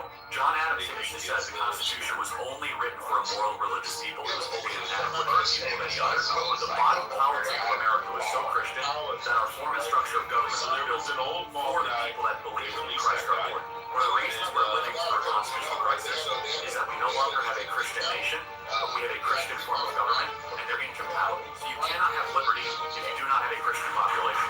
Yeah, it would, right? The bullets matched it, then those. Okay. I haven't seen the common law. I haven't seen the image of that. And I can tell you I'm super blessed. I had the best wife in the world, living an amazing life, building a family is the coolest thing ever, and my prayer for all of you is that you one day can do that. With like curly hair and a ball cap on, and then the police officers honestly pick the me up with most 30 joyful thing, and I've had some pretty amazing experiences. I'm very, very blessed. Very lucky, you could say, but very blessed is the word I would use. And the greatest joy I've ever had is bringing home to my little daughter. There's nothing that even comes close to it. Not flying Air Force One, not meeting with presidents. That's all that pales in comparison to your little girl coming up and squeezing your leg.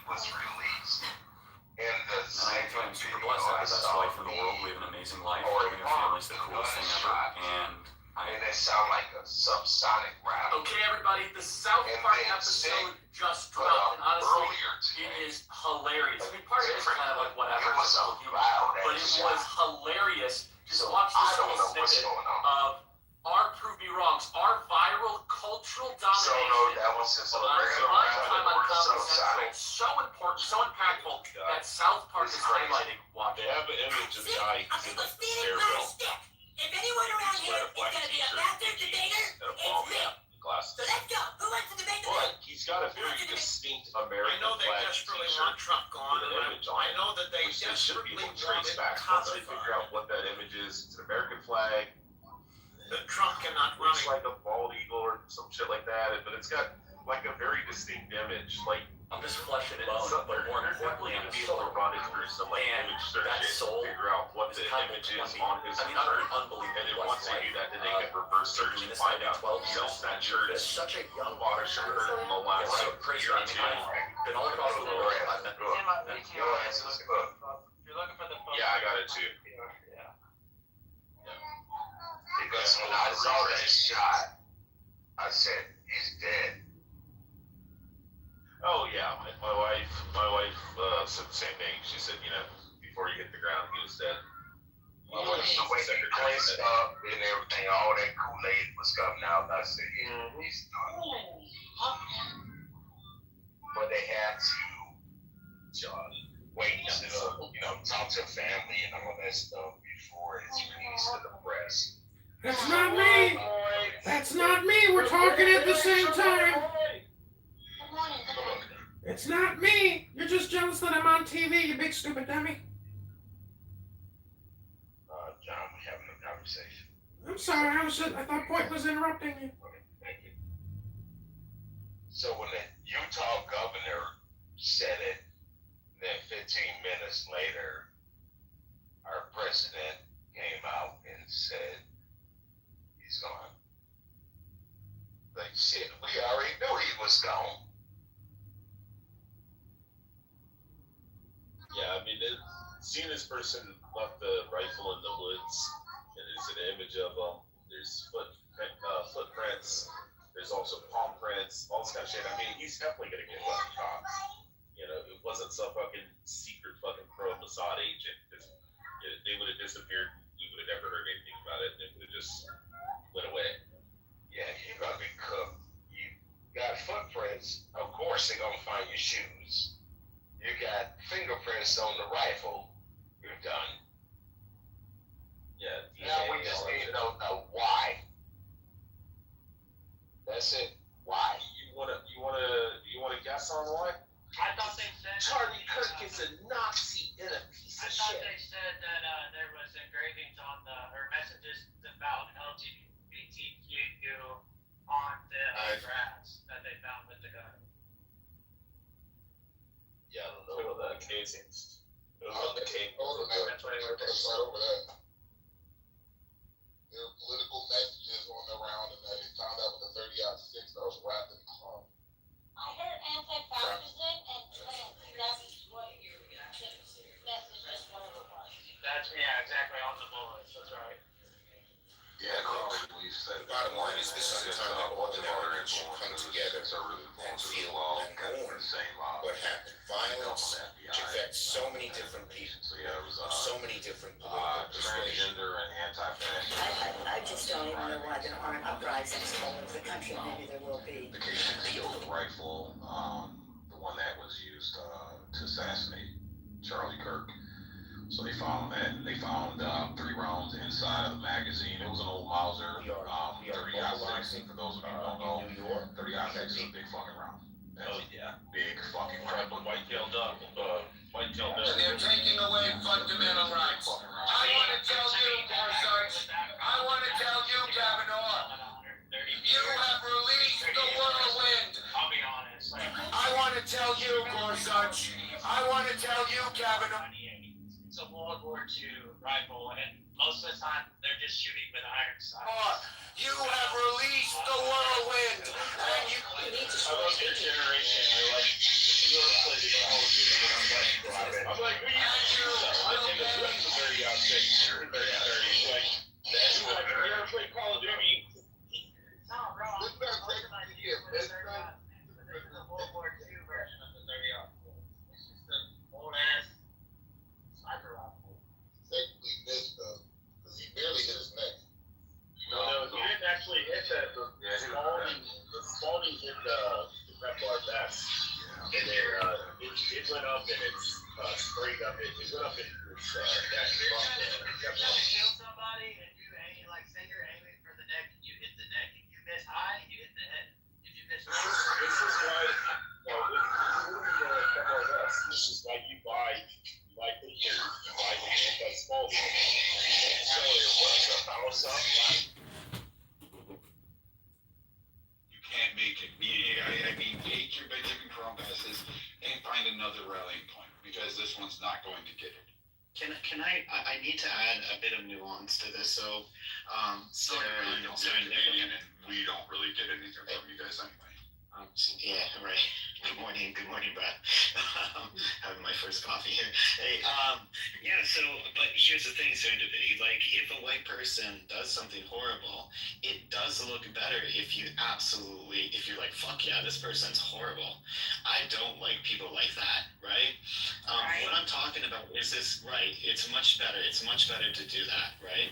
So, it's an interesting thing. I went on a tour of the old Jewish quarters in Prague's Czechoslovakia, right? Or sorry, now it's Czech Republic, and it was really interesting because I took an in-depth tour of some of their buildings, basically community centers, and there was a bunch of laws what my guide showed me, and these are really old, archaic laws, right? But well, not everybody may know this, but the Jews were, very much treated like shit and kind of kept away from the rest of the Prague culture. They were at 9 o'clock at night. They weren't allowed out. Blah blah blah. But what was interesting is, anytime a Jewish person did something wrong, for example, this was considered wrong back in 16th century Prague, so keep that in mind. But if he was like walking down the street hand in hand with like a non-Jewish girl, right? His punishment that he would receive from within his own tribe, from the Jewish people, was far more severe than the punishment than the Christians would put on that young Jewish boy, right? Because the Jews knew human nature, humans being stupid and generalizing, that if he was caught, their whole community would be generalized by the Czechs, right? The Czechs would say, oh, look at these guys, look what they're doing, it's so wrong. So in that manner, the entire community really, it's not fair, but what I'm saying is that they understood human nature very well, right? They understood human nature well. So what I'm saying is it's a much better look. For example, I'm a white guy. If some white person does something stupid, I'm really going to disavow them, because I don't want fucking non-white people thinking I'm sticking up for idiots in my own community, whatever. I don't really consider myself part of the white community, but you know what I mean? So you do have to juggle that kind of other people's impressions of your community, right? Because what it... No, you Yeah, I think you do. Because you said I don't. I think that's just like saying I need to have white guilt. I need to be guilty because I'm No, it's not white guilt. It's different. Hold on, I'll tell you how racist everybody else is. Let me sit down. You sound like the liberal cock that you're coming off. Like, no, I'm not going to do that. I'll smoke for the same for every fucking degenerate there is. Oh, I do too. No, you don't. You just told us you don't. You hold more for white people. Like you are more racist than anybody else on the stage. No. You don't understand the nuance of what I'm saying. I get your nuance. You're a racist. Well, I understand how you're trying to be nuanced, but at the end of the day, in the most extreme example, what you're describing is exactly why people rationalize that I should have white guilt. Yes, that's an extreme example of where you're going with that, but it is nonetheless, it does nonetheless make the same point. I feel like I have a duty to condemn acts of violence, to condemn things that are morally wrong to me, but I don't feel like I have a duty to take on an accountability because I happen to share the same skin color. The same way I would not expect any community to take on accountability. And that's kind of been the whole premise for why I've made this whole argument about this isn't a left and right issue. This is a sick motherfucker psychotic issue. And I agree with you. Yeah. You can't make an argument of going about, morality based on how other people think of you. No, you go on the route to be moral because it is good to be moral, not because of another group. That would be like me as a black man joining all the idiots praising his death or stating, oh, that man was mentally ill, he shouldn't be prosecuted or criminally charged for stabbing someone.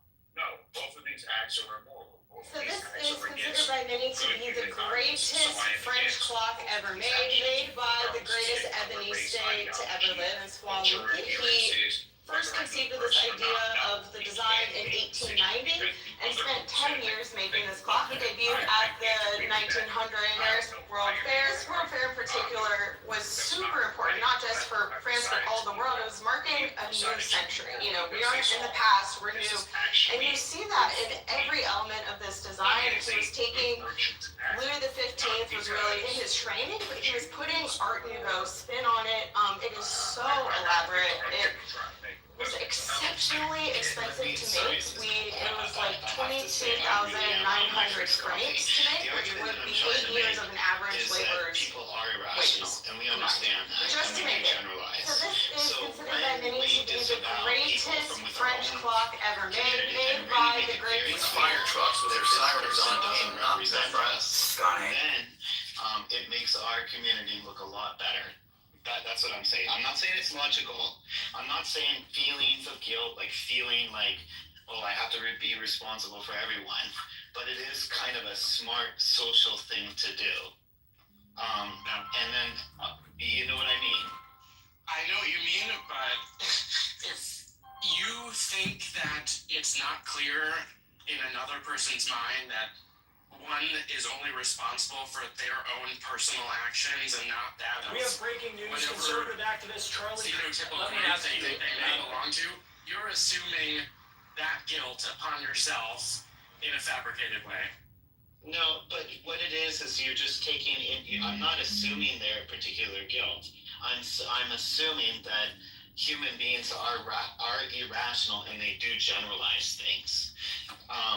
You know, I have a different way of looking at things. I mean, you guys disagree, that's fine. No, It's like the old Italian. not that right? definition of the word assume. I mean, yeah, bring it upon yourself. You transfer it upon yourself. You're not transferring it upon yourself. You're saying, look, for example, what was it? I don't know, like the Italians, like back in the day, if one dumb Italian kid does something stupid, the whole family would come and apologize for what that kid did. Or the entire family would come and apologize for the actions of what their father did or something like that and ask for forgiveness from the other family. I think there's reasons that they did it. I'm not saying. I understand that. Yeah, You know, we talk about these, Matthew, so I understand that, and right, like families, you're talking a long time ago, and families apologizing for the acts of their families, but we're not talking about families, right? We're talking about like the idea that an Italian or a black person or a Jewish person or a white person should feel accountable for the actions of a lone wolf. I'm not following the logic in that whatsoever. No, I think that human beings have evolved. Have they become more sophisticated, more nuanced? Have we no longer Why generalize? did you push us there? Like, you could have just left it off and said, all right, you're Canadian, it's a retarded take. We get it, you're patronizing, you're white guilt, you're Robin DiAngelo. In the last 24 hours, Canadians have had the worst take on these sort of events. I've just noticed anecdotally. But look, what you said, it makes perfect sense if it were an Italian village during the Renaissance of 600 people population, but it doesn't make sense. But we have the information sphere, we have the media now, right? So, Matthew, here's kind of the problem with the ideology that we are kind of dragging. I'm all in this. It only works in times of the past. That's the only time that works, because there was really a moral system. We don't exist then. Okay? Like your argument is basically, I'm not going to be moral because I want to be moral. I'm going to be moral because I fear irrational humans. We don't exist in those times anymore. People are still irrational, yes, but we exist in a time where you don't have to accept it. I do not have to accept the irrational behavior of the so-called community that I come from. Neither do you, neither do the Indians, neither do the Malaysians. No one has to accept that. We have past those times, and whether you agree with it or not, it doesn't matter that humans are still irrational. I have the choice to not be around like that. That is the difference. If you are rational,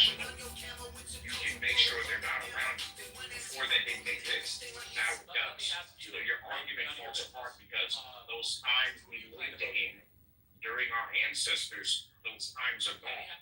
If you want to make a decision based on that, it's on you, not anyone else. Are you sure about that? The times are gone? Well, I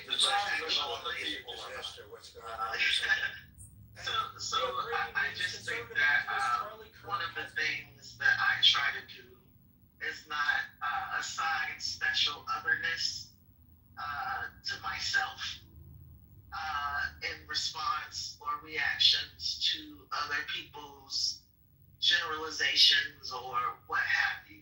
Like, just keep the focus on yourself.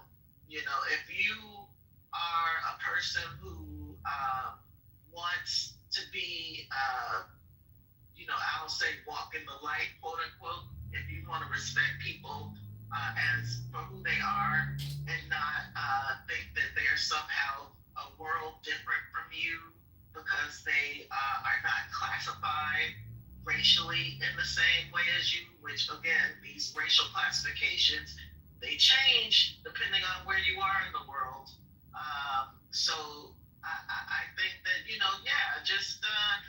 just try to be focus on you, and because definitely whenever these issues come up, I remind myself that none of us is special, and I'm not, and everything that you're accusing me of, because there are consequences, right, Isaac?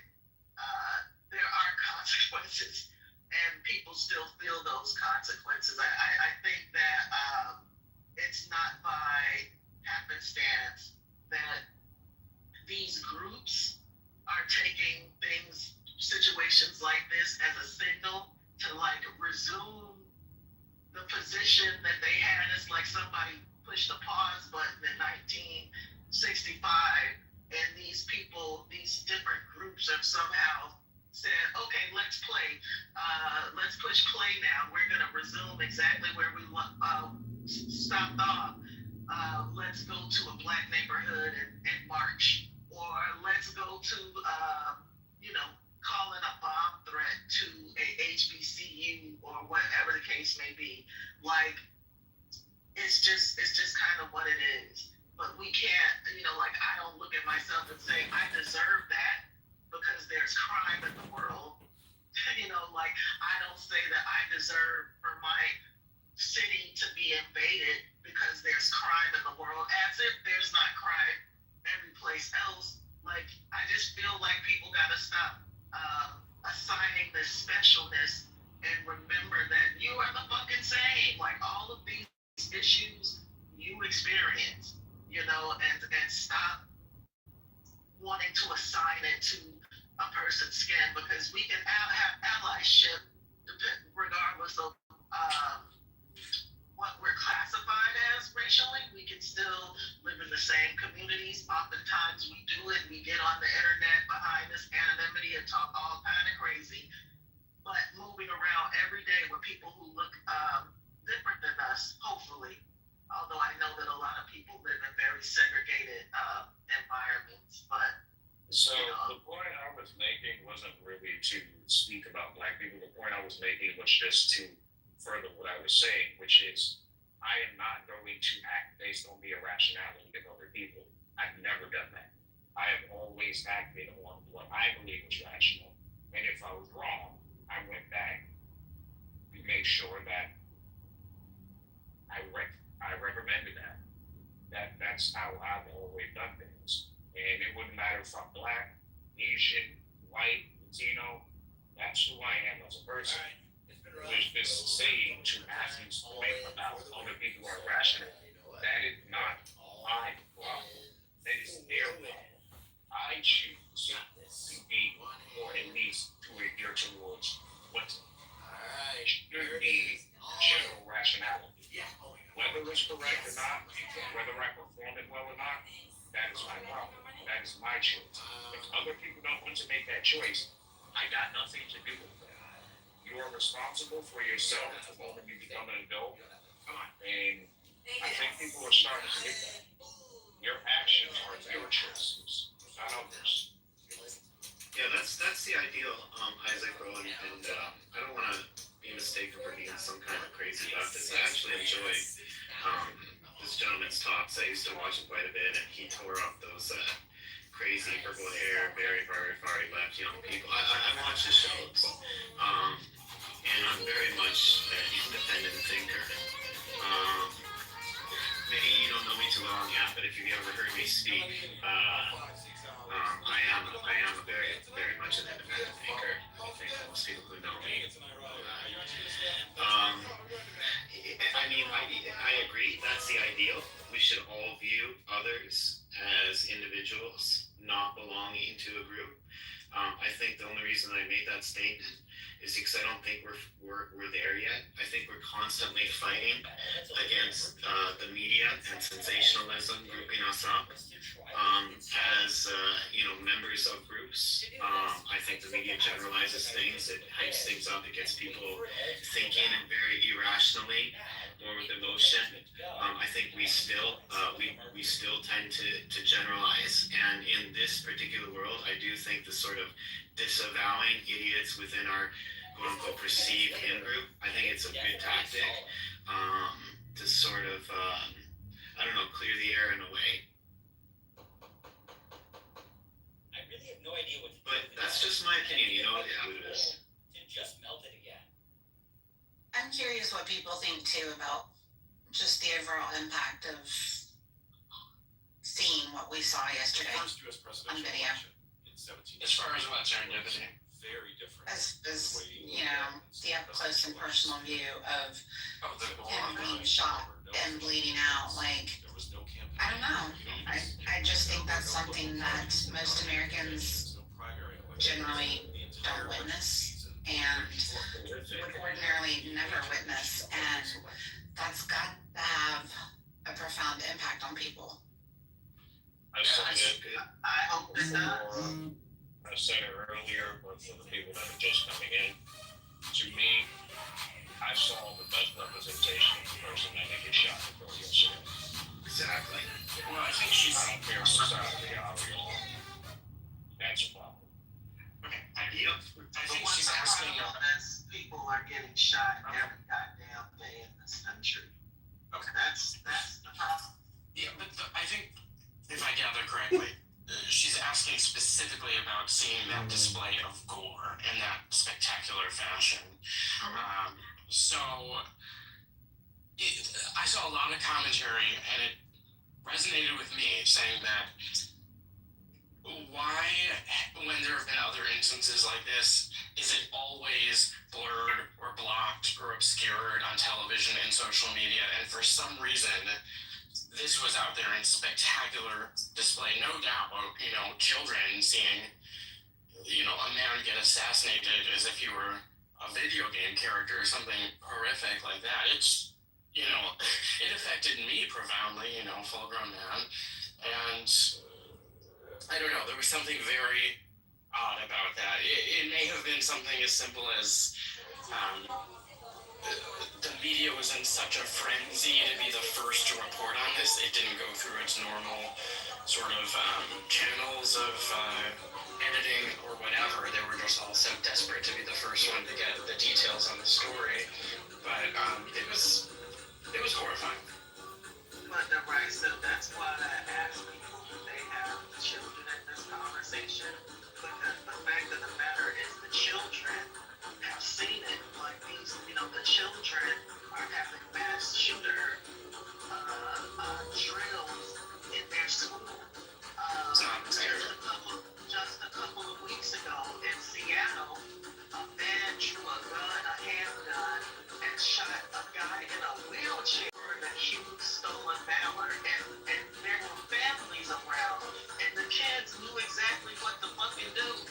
Like, we're already, and this is every day, again, this is why personal. Okay, I don't think we're disagreeing. We're not disagreeing on that, but this is, if I take your point, it's a significant escalation to the idea that you just presented. Yeah, it's a different point. I mean, I think a lot of us have lived in a state of uncomfortableness, like every time there's a school shooting, every time there's any of these particularly tragic acts of violence. Like, that's something that resonates with all of us. But to actually see someone be assassinated and to see the actual violence and the gore and the gruesomeness of that up close and personal, that is just not something. The feelings, the concern, the worry, the heightened awareness for each other, that's something that we've tended to just grow accustomed to. But actually seeing that man be shot and bleed out in front of all of ripping out us, this 70-year-old brick fireplace that because is I'm not getting ready something to build that I one ever this 10 times expected over. or imagined. Before everyone gets mad at me, it was built wrong. I had to fix it. It was sagging a solid 2 inches into the floor. And if you see these joist marks out here, that's why. They can't be that way. So I then wasted a full 2 weeks building another fireplace that was totally wrong and out of code. So here I am, destroying it too. That was an incredibly painful mistake, but I read the full building code instead of just skimming it on the second time. The second time was a charm. I had to start down in the basement. I had to cut the floor open, pour a footer, and have a foundation that goes all the way up from the bottom to hold this hearth extension. That's the piece that comes out in front of the fireplace. Luckily, I had a bunch of old blocks laying around in the backyard, so I laid up a foundation and poured about 40 bags of concrete. The next step was building the most complex concrete form I have ever made in my life, which is a low bar. I admit I haven't made too many concrete forms. But this one had to go inside of the fireplace. It had 3 layers, and then I had to pour the fireplace around it. And then I had to be able to remove it from inside the fireplace when it was done. I got all of the details into the pour except for the little pillars around the bottom. I did those next. Then it was time to spend 2 weeks straight laying tile. And the reason it took so long is because I counted 320 miter cuts I had to make, plus the fact that I'm pretty much a noob at laying tile. I helped my old boss lay some big 3 foot by 3 foot one time, but other than that, this is a big experiment for me. I could have called in somebody else that works here to help me who has more experience, but I wasn't going to do that because this is my own house. So I would rather get it wrong than pay someone else to do it. This subway tile is undulated, which means it's got kind of this wavy texture to it. And it's supposed to have that, which makes mitering it even more difficult because of that. I used a trick I know from one word in where you take your miter site, finish it, and then you install it and let it dry. This looked great for tile. I don't know if tile guys do this or not, but maybe one of you guys can let me know. I then bought grout from Home Depot that literally said charcoal as a color. But then when I put it on, it was brown. I mean, it's totally brown. Nothing about it resembles charcoal. Luckily, I still like the look. Lastly, I trimmed it out in channel. If you want to watch the full build, it's on our other channel called Lumberjack Build. I'll pin that channel in the top comment below. What do you guys think? I'm ripping out this 70-year-old brick fireplace because I'm getting ready to build one that's 10 times as cool. And before everyone gets mad at me, build. Only 3 people. 3 people. I said I heard only 3 people were injured. No, I didn't minimize the fact that 3 people were injured. You minimize it by saying only. I don't know something. Okay. This is why Charlie Kirk was shot, for asking the question that I'm asking now. So, how many people? This is actually literally the question that Charlie Kirk was answering when he said, gang violence, are we counting or not counting gang violence when it comes to school shootings? Did it matter to him when he got shot? No. It did matter to him, and it does matter to me, and I don't know why. Why is it an inappropriate? I just asked that question, guys.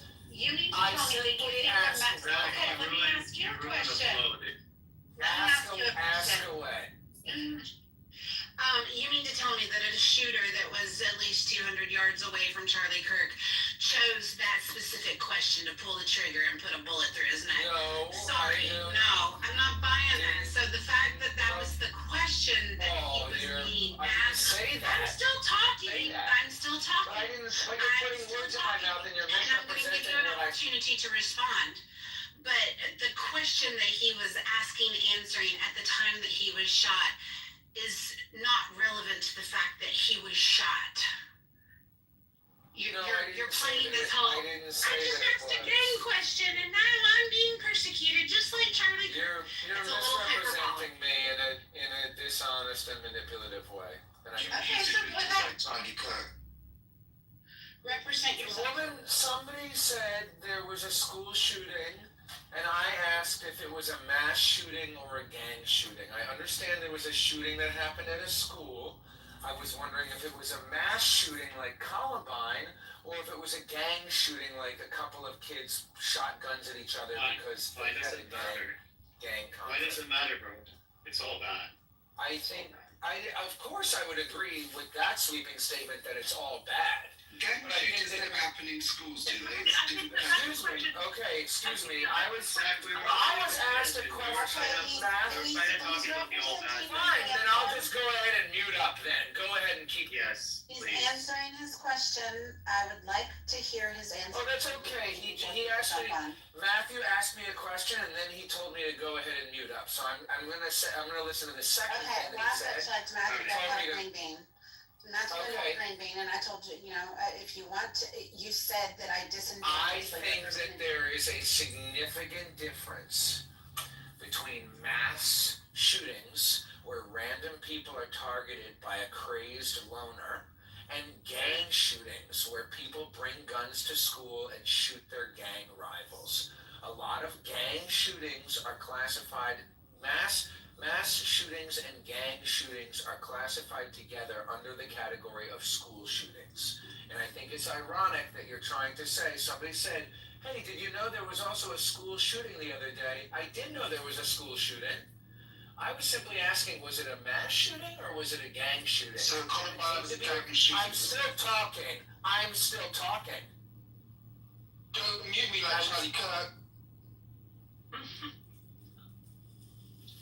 So anyway, no, I was simply asking, and I find it ironic that that question is so triggering to the people in this room.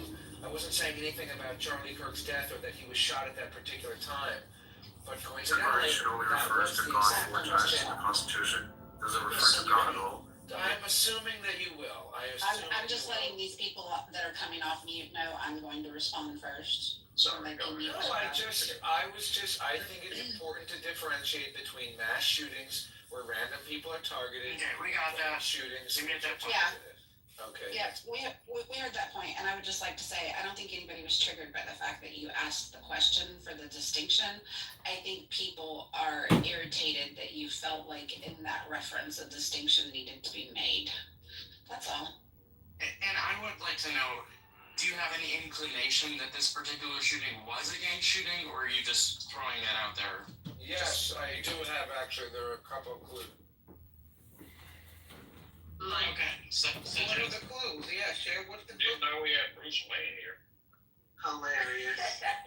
Well, one of them is that it happened at lunchtime in like a corner of the playground, and it wasn't like. That's a giveaway. Sounds like I don't mean to disrupt. Sounds like a typical gang violence to me. Hey, you know what? Come on, man. Sounds like, based on the responses that I'm getting right now, that everything I'm gonna say is gonna go right over your guys' heads, so I'm just gonna save it and have a nice. No, go ahead. No, you're probably not gonna get it anyway, you're just gonna make fun of me while I'm talking. Well, you're making fun of me while I'm talking, so you're not being very respectful to me right now. We said, what are the clues that it's a gang? No, not because you. You don't say, I said you're making fun of me and you're saying, you're justifying why you're making fun of?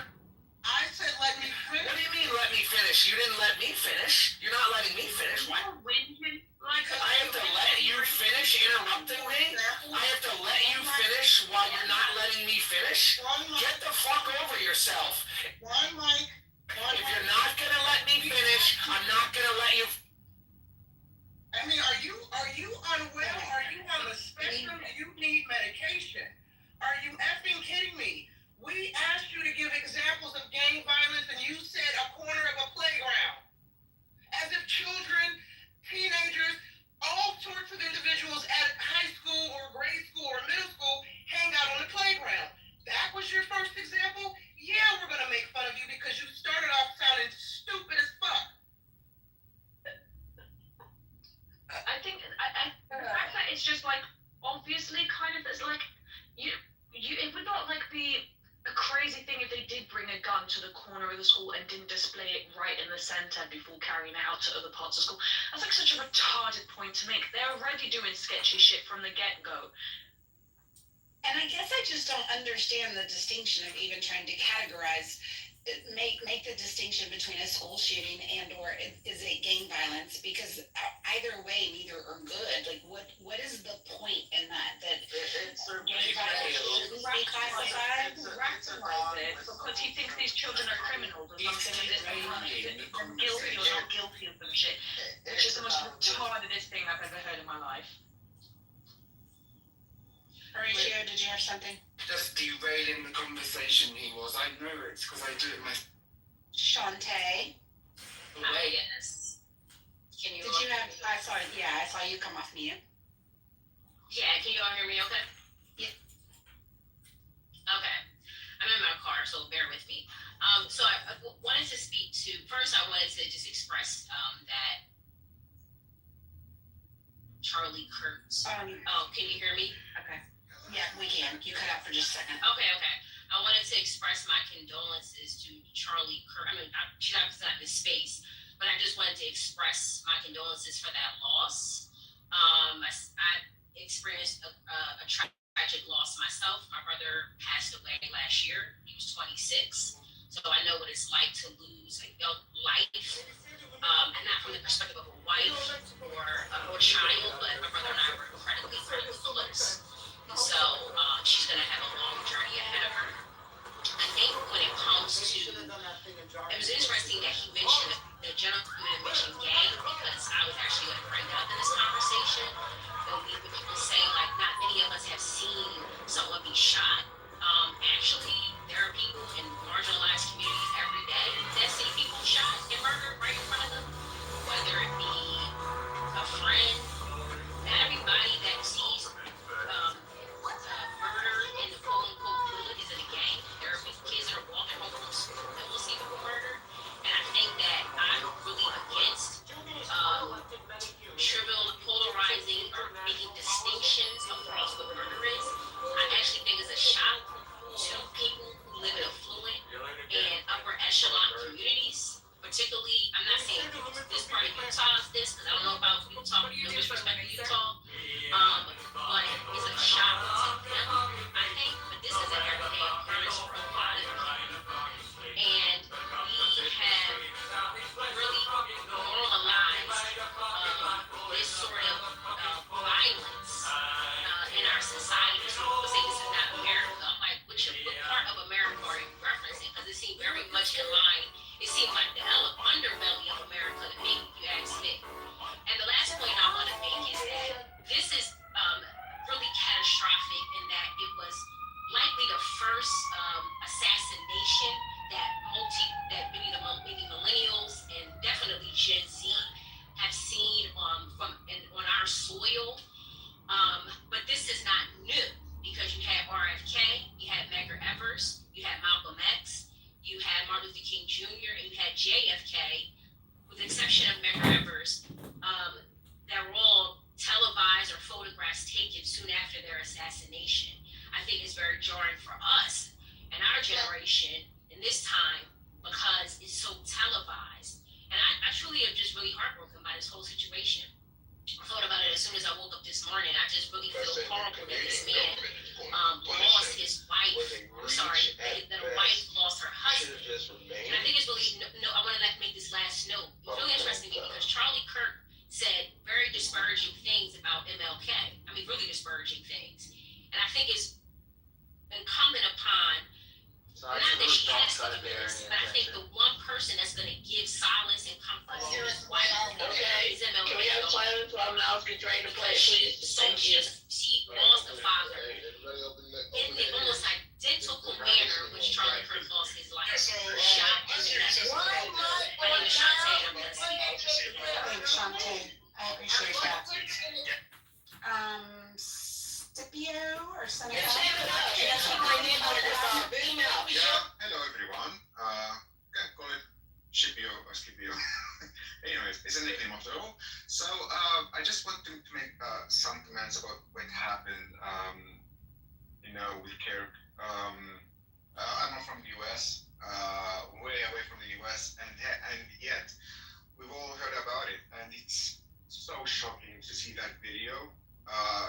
regardless of his opinions, regardless of his, for me, like, I don't know the guy. I watched a couple videos, of him talking to people, debating people. He had, about very controversial topics, and regardless of if you agree with him or not, the fact that you have an open discussion with people, not open air, not open space, it's so exceptional. And I would call it, maybe, or describe it as a sign of a country where all views can be accepted, and conversion, and conversation, and debate, and peaceful talk are actually the standard, and should be the standard. But apparently not, according to a lot of people, and I presume that in every country, the US is not an exception.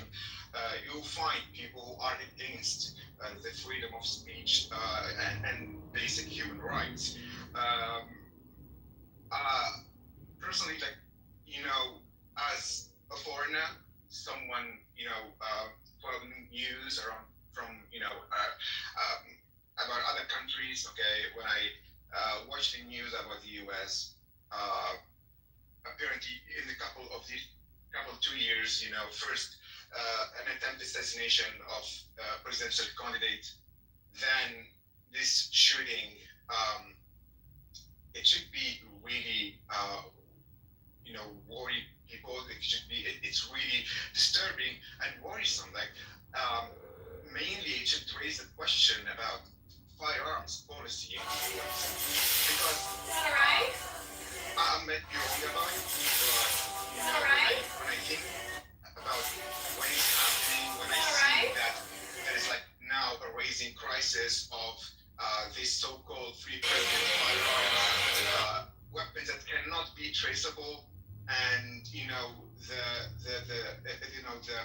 the increased level of intolerance and violence, since the assault on the Congress over 5 years ago, and all these events, I think that there must be something, or something that should be done about this.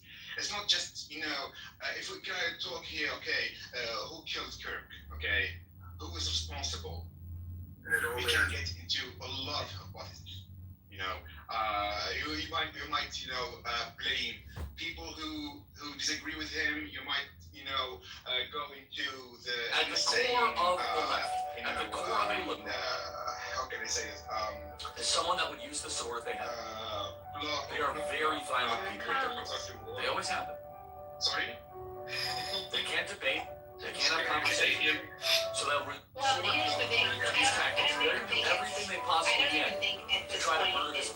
The conversation of speculating about who this guy was. We don't have that information. I am not speculating, but I'm just saying that we should not go there, but rather, discuss what really matters. Like, okay, we have intolerance, political intolerance, it's everywhere. But should we, in a country, and I'm not here trying to dictate you people what you think, it's your country, but I'm just telling someone with views. Should we be, that flexible with firearms in a country? Did you miss the comment already? Jewish communities have been pushing the exact kind of hatred against whites that they claim to want people to stop using against them. Now, I don't like generalizations. Not every Jewish person believes that. But it is true, the Anti-Defamation League many times from was foreigners about, you Americans love your guns, and look, you got the violence you deserve. But the fact of the matter is, we stop a lot of violence with our firearms as well. So there's arguments to be made on both sides. And it's not the argument, is it? Why are we talking about firearms when we've got a political murder? Correct. No, I totally agree with you. The murder was done by a gun at some snatching it from them. There's poison on the poison. Culture is the problem. So hold on, Scorpio, whatever your name is, what free society do you live in? Where are you from? What's free society are you? Well, I don't know. What country's free laws do you live I didn't say that I'm from. I can not watch as we get people. No, Mr. Canadian, this guy likes to go after our freedoms. Oh, Don't take it personally. Don't take it personally, Abby. I don't take it personally. I just ask what free society someone who criticizes America. Abby, you can't face it. I don't know you. No, I don't know you. But Okay, I'm I asking know what you, free society Abby. is. I know you, Abby. I don't know you. We've met, I don't know you. I we've just met asked in a a room. question. We've met in a room talking about cohabitation between Israelis and cousins. I know your views, so I don't know you. give me break. Sorry. Yeah, I know you. That's Good. Then you know I'm a real Phillies fan. So could you tell me what just to make society you live just to in? make which is not interrupting. You are as a guy with the name of my friend, you keep hurting people. So I'm gonna give you 30 seconds to finish up your argument, and then we'll let Abby I'm respond. more than that.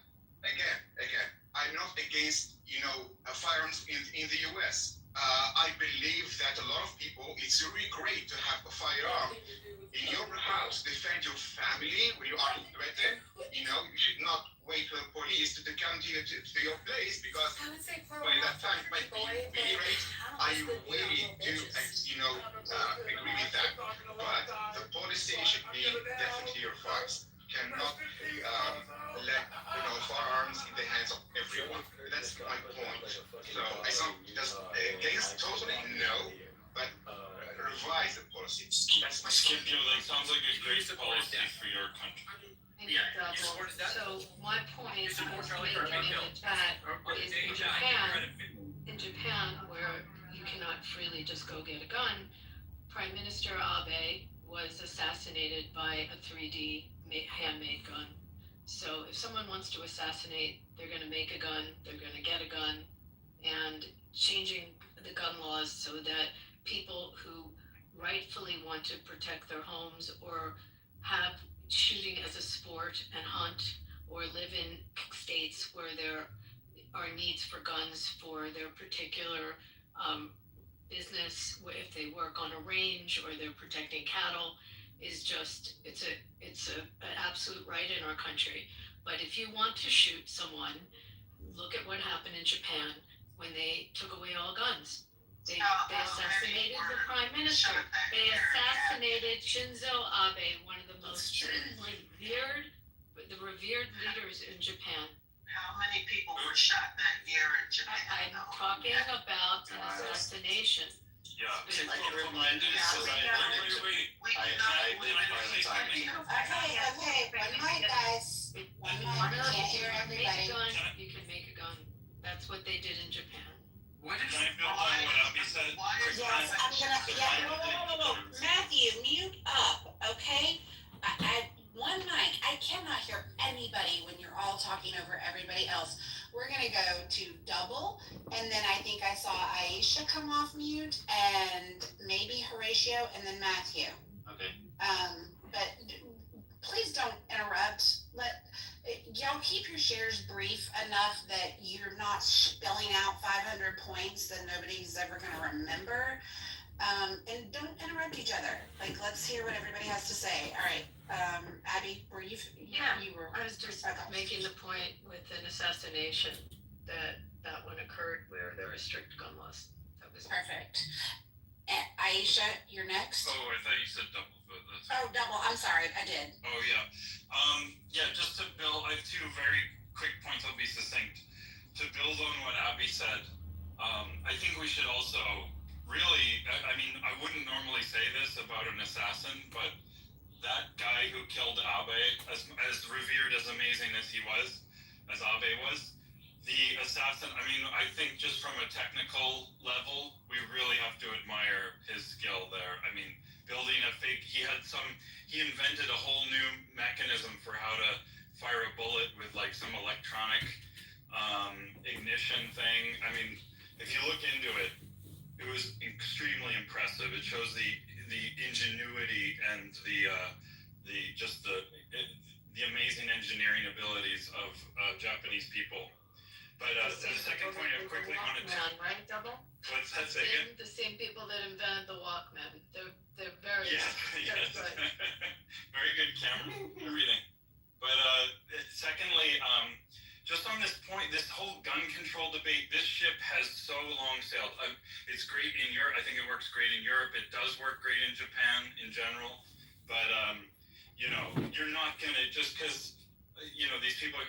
It is part almost of the American religion. It is just so deep. It is in the Constitution. It's as important to Americans as the freedom of speech or the right to due process and all these things.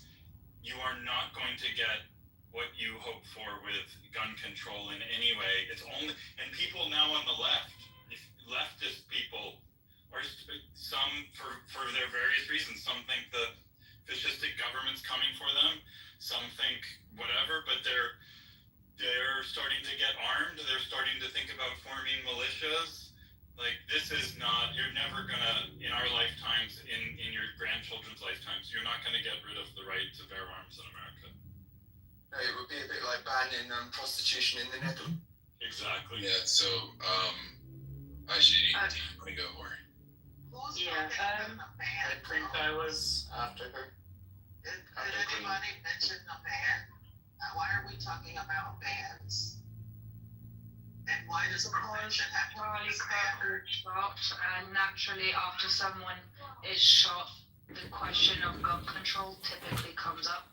I would assume that was always been happening. Ban merges, I say. Right, but you can't. So in the real world, when we talk about gun control, rarely politically is ban ever even suggested. Correct. So on both sides of the party. And I'd like to. But we shouldn't be Can I just finish the point that aiming for a reduction. Yes, we're gonna let Aisha have the floor for a second. I'd like to add too, though, that I think it's important, particularly when people get their feathers ruffled over gun control. A lot of that is around the use of AR-15s and other like types of assault rifles. This was not that. So even if we had the gun reform legislation talk, it wouldn't apply to the type of rifle that this individual used. So, Aisha, go ahead. You can finish. Can I go after Aisha? Yeah, so Yes. I believe I was. Oh, after Matthew King. Thanks, love. Sorry, King.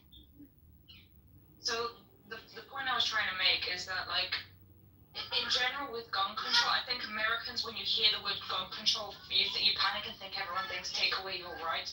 But like the thing is that even in the UK, we are legally allowed to have guns. It's just strict laws. Like it's actually such like a national sport, like what, fox hunting, pigeon shooting, even farmers. I think even if you go like to places like Wales and Scotland, which by the way is part of the UK island, I think it's one in every 5 households because they're agricultural lands.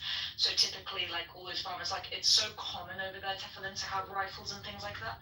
The thing is that like you guys have made it such an identity thing that like none of like people pick it up without even thinking anymore. Like you built a whole culture around it because of its availability and being able to buy it in Walmart and shit. It's completely insane.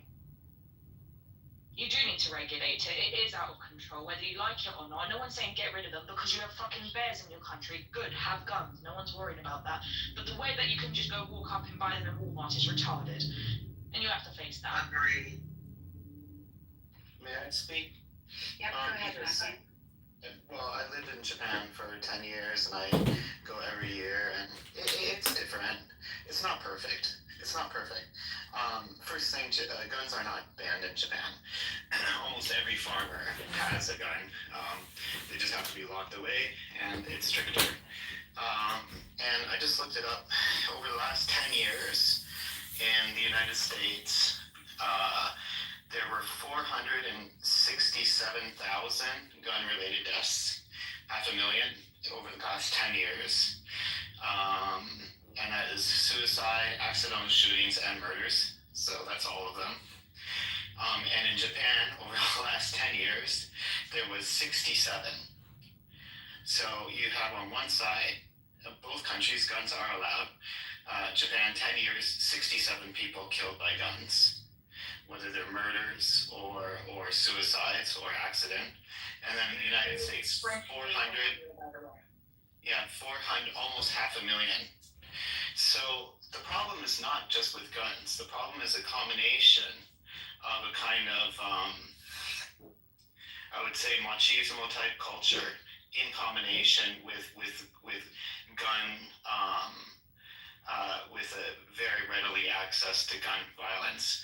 And look, there's no.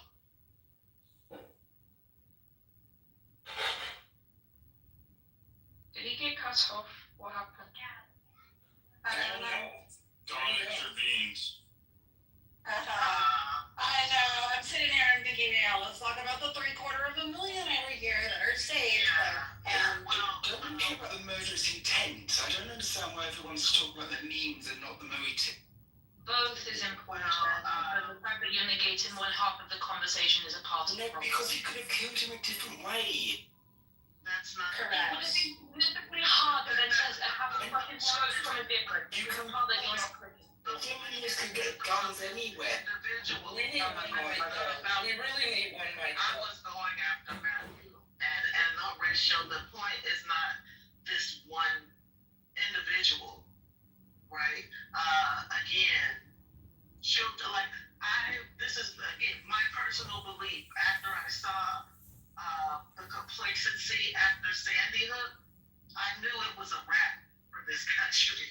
Because if a classroom full of kindergartners can get blown away, and there was no level of this type of outrage afterwards, and immediately it was declared, we don't want to have the gun conversation. We don't want to have the gun conversation. Again, noting that gun control in this country, no one has ever suggested.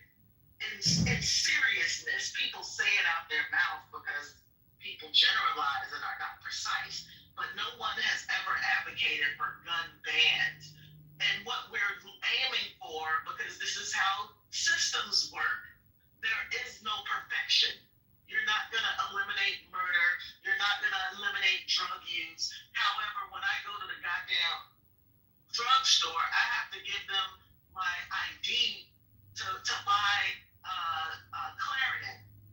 You know what I'm saying? So people are, we're not saying that, oh, you ban guns and nobody ever is going to get killed again. I think like any other system, people look for declines, right? We look at, the percent of decline, the percent of increase of these things. People have been talking about the percent of increase in school shootings again, and where we're to the point where we have normalized and people are building bulletproof backpacks. This is America, right? They should have done so sooner. People, obviously, because the gun god requires a sacrifice, doesn't it? And if it's your children, then so be it. As that was stated by the young man that was shot yesterday, this is a consequence of our freedoms, and some innocent people are going to get shot a lot, and we're willing as a country to incur that cost. This is a choice that we have made as Americans. It's a religion, like someone said. And Aisha, that is the reason why the conversation can't be had. It couldn't be had for children. You damn sure it's not going to be held now. Like, how many schools have been shot up since Columbine, and we still can't have the conversation? So the fact of the matter is, nothing is going to change. You have a conversation all the time. Nothing is going to change. And when I say have the conversation, I mean openness for some reform. think that the argument's stronger with schools, isn't it? And nobody is open to any type of reform because at the end of the day, nobody really gives a, as much as people are crying their eyes out about fucking Charlie Kirk, they don't give a fuck about Charlie Kirk. He's just motivation for, again, motivation for the cause, a martyr, and life goes on, and next week it's gonna be another school, and nobody's gonna give a fuck about that either. Exactly, that's the problem. And Operation, your mentality is exactly the problem. Do you not think though that he's not really sort of a side effect of the clatter of guns, you know, too many guns, but really it was a very targeted political assassination? I mean, you can make the argument with schools because I don't think that would happen so much, but a political murder like this, it's not really about the guns. I mean, it's really about the motive and the actual, you know, intent here. Right. And honestly, Horatio, being a parent and not a politician, and knowing that politicians all over the world are assassinated, like all over the goddamn world, politicians are assassinated. I'm actually just more concerned about children and all the innocents that are being slaughtered for nothing. People who put themselves in the political arena, when people run for president, they're putting themselves in an arena where they're, you know, the potential of assassination is high. That comes with the and activists, frankly. That's why so many of them have been assassinated throughout history. But it's much more dangerous now, isn't it? But yeah, it's much more dangerous for all of us. Well, no, it doesn't matter about all of us. It matters about politicians because this is actually representing of a kind of a downfall of America. I mean, this is actually quite a significant moment. Whereas somebody who's killed on the street by a gun, you know, sad as it is, it's not really representative of a democracy in decline. Yeah, but Reagan was attempted assassinated. Like, we've had political assassinations like this. Again, this is America. If you don't know the history, then you know, what am I to tell you? But this is not unique. I mean, I would say it is. The senator and the Minnesotas were assassinated just last month. A senator and her husband. Judges have been assassinated. Numerous judges have been assassinated over the last year and a half. Nobody gives a fuck. Well, I think we should agree. I mean, what's the rate of these murders? Are they increasing over time, or are they just? Hold on one second, Horatio. I do, just because we've had a lot of new people come up on the stage, I want to welcome Ziggy and David and Steve back, and Simon and BLM and David B. And I just want to see, do we want to get some more voices in the conversation? Yeah, I want to say something. King, I totally agree with what you said. I don't want to go ahead and repeat a lot what you said, but you're spot on. Dead on. And, you know, why is it that there is more regulations for flying in some states than it is buying a gun? I used to study a lot when I worked for the Department of Homeland Security active shooting situations, and you know, it just boggles my mind why we can't have some sort of regulations in some states on guns. I own guns. I'm not anti-guns, but some sort of regulation. And then right when it gets brought up, regulations, this defense can get brought up by many people that say, no, it's not the guns, it's not the guns. Well, yeah, we need a multi-level approach. Just having gun regulations is not going to take care of all the percentages of stuff, 100%. We can't, there's nothing we can do to take care of 100%.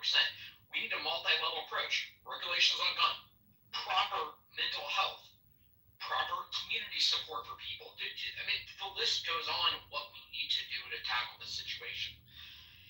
And also, why in the hell is Charlie Kirk, yeah, what happened to him is horrible. I mean, someone was an assassin in front of a shitload of people. That's traumatic for many people. But this is getting more talk than the 3 kids that were shot in high school. a shit about these kids. It's just normal. It is normal now for kids to be shot in a school. That is sickening. And I'm not saying Charlie Kirk.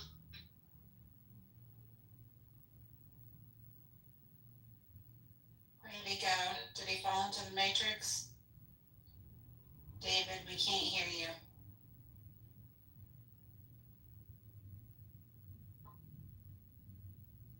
You mind if I get in here? He's still trying to talk. I can hear him cutting in and out. I'm going to try to speak for a minute. Who was that just speaking now before me? The other David. Regulation. Okay. David, you're in the matrix. We can't hear you. Okay, yeah, we don't need to hear all that language. It's a little elusive, but the key is, I mean, we didn't fail the test because the pencil was not sharp. So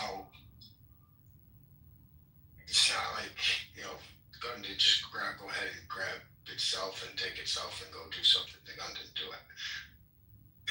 It's a spirit of wickedness that's coming across our nation. It's demonic spirits. It doesn't matter whether you get a gun license today and then decide to change your life 22 weeks from now. And now that weapon becomes something different than what you originally intended it for. Because life fluctuates, it changes, relationships change, people change.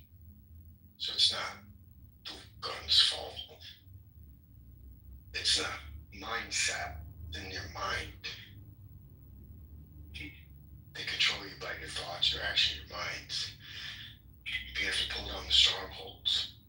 We have to do it community-wide. We have to do it in our families. We have to do it in our relationships. We have to do it in how we speak. Our words have power. You know, that's why you don't need to be just blatting all over the place. You need to think. Say, how is these words going to affect people? Speak with love and joy and peace and encouragement. And correct people where they need to be corrected, but do it in a gentle, meaningful way. So that we can all grow together and be united. That's what's so nice about these platforms, is we can come in and speak humbly and speak respectfully towards people. I mean, these poor kids, I mean, they had a dad yesterday, now they don't have a dad. Because of some maniac. David, What did the guns drop? What's that? Can I just ask you, do you believe that, just like in general, do you believe like kids, it should be harder for them to access guns? Kids? Children. Okay, do you understand that this is gun control?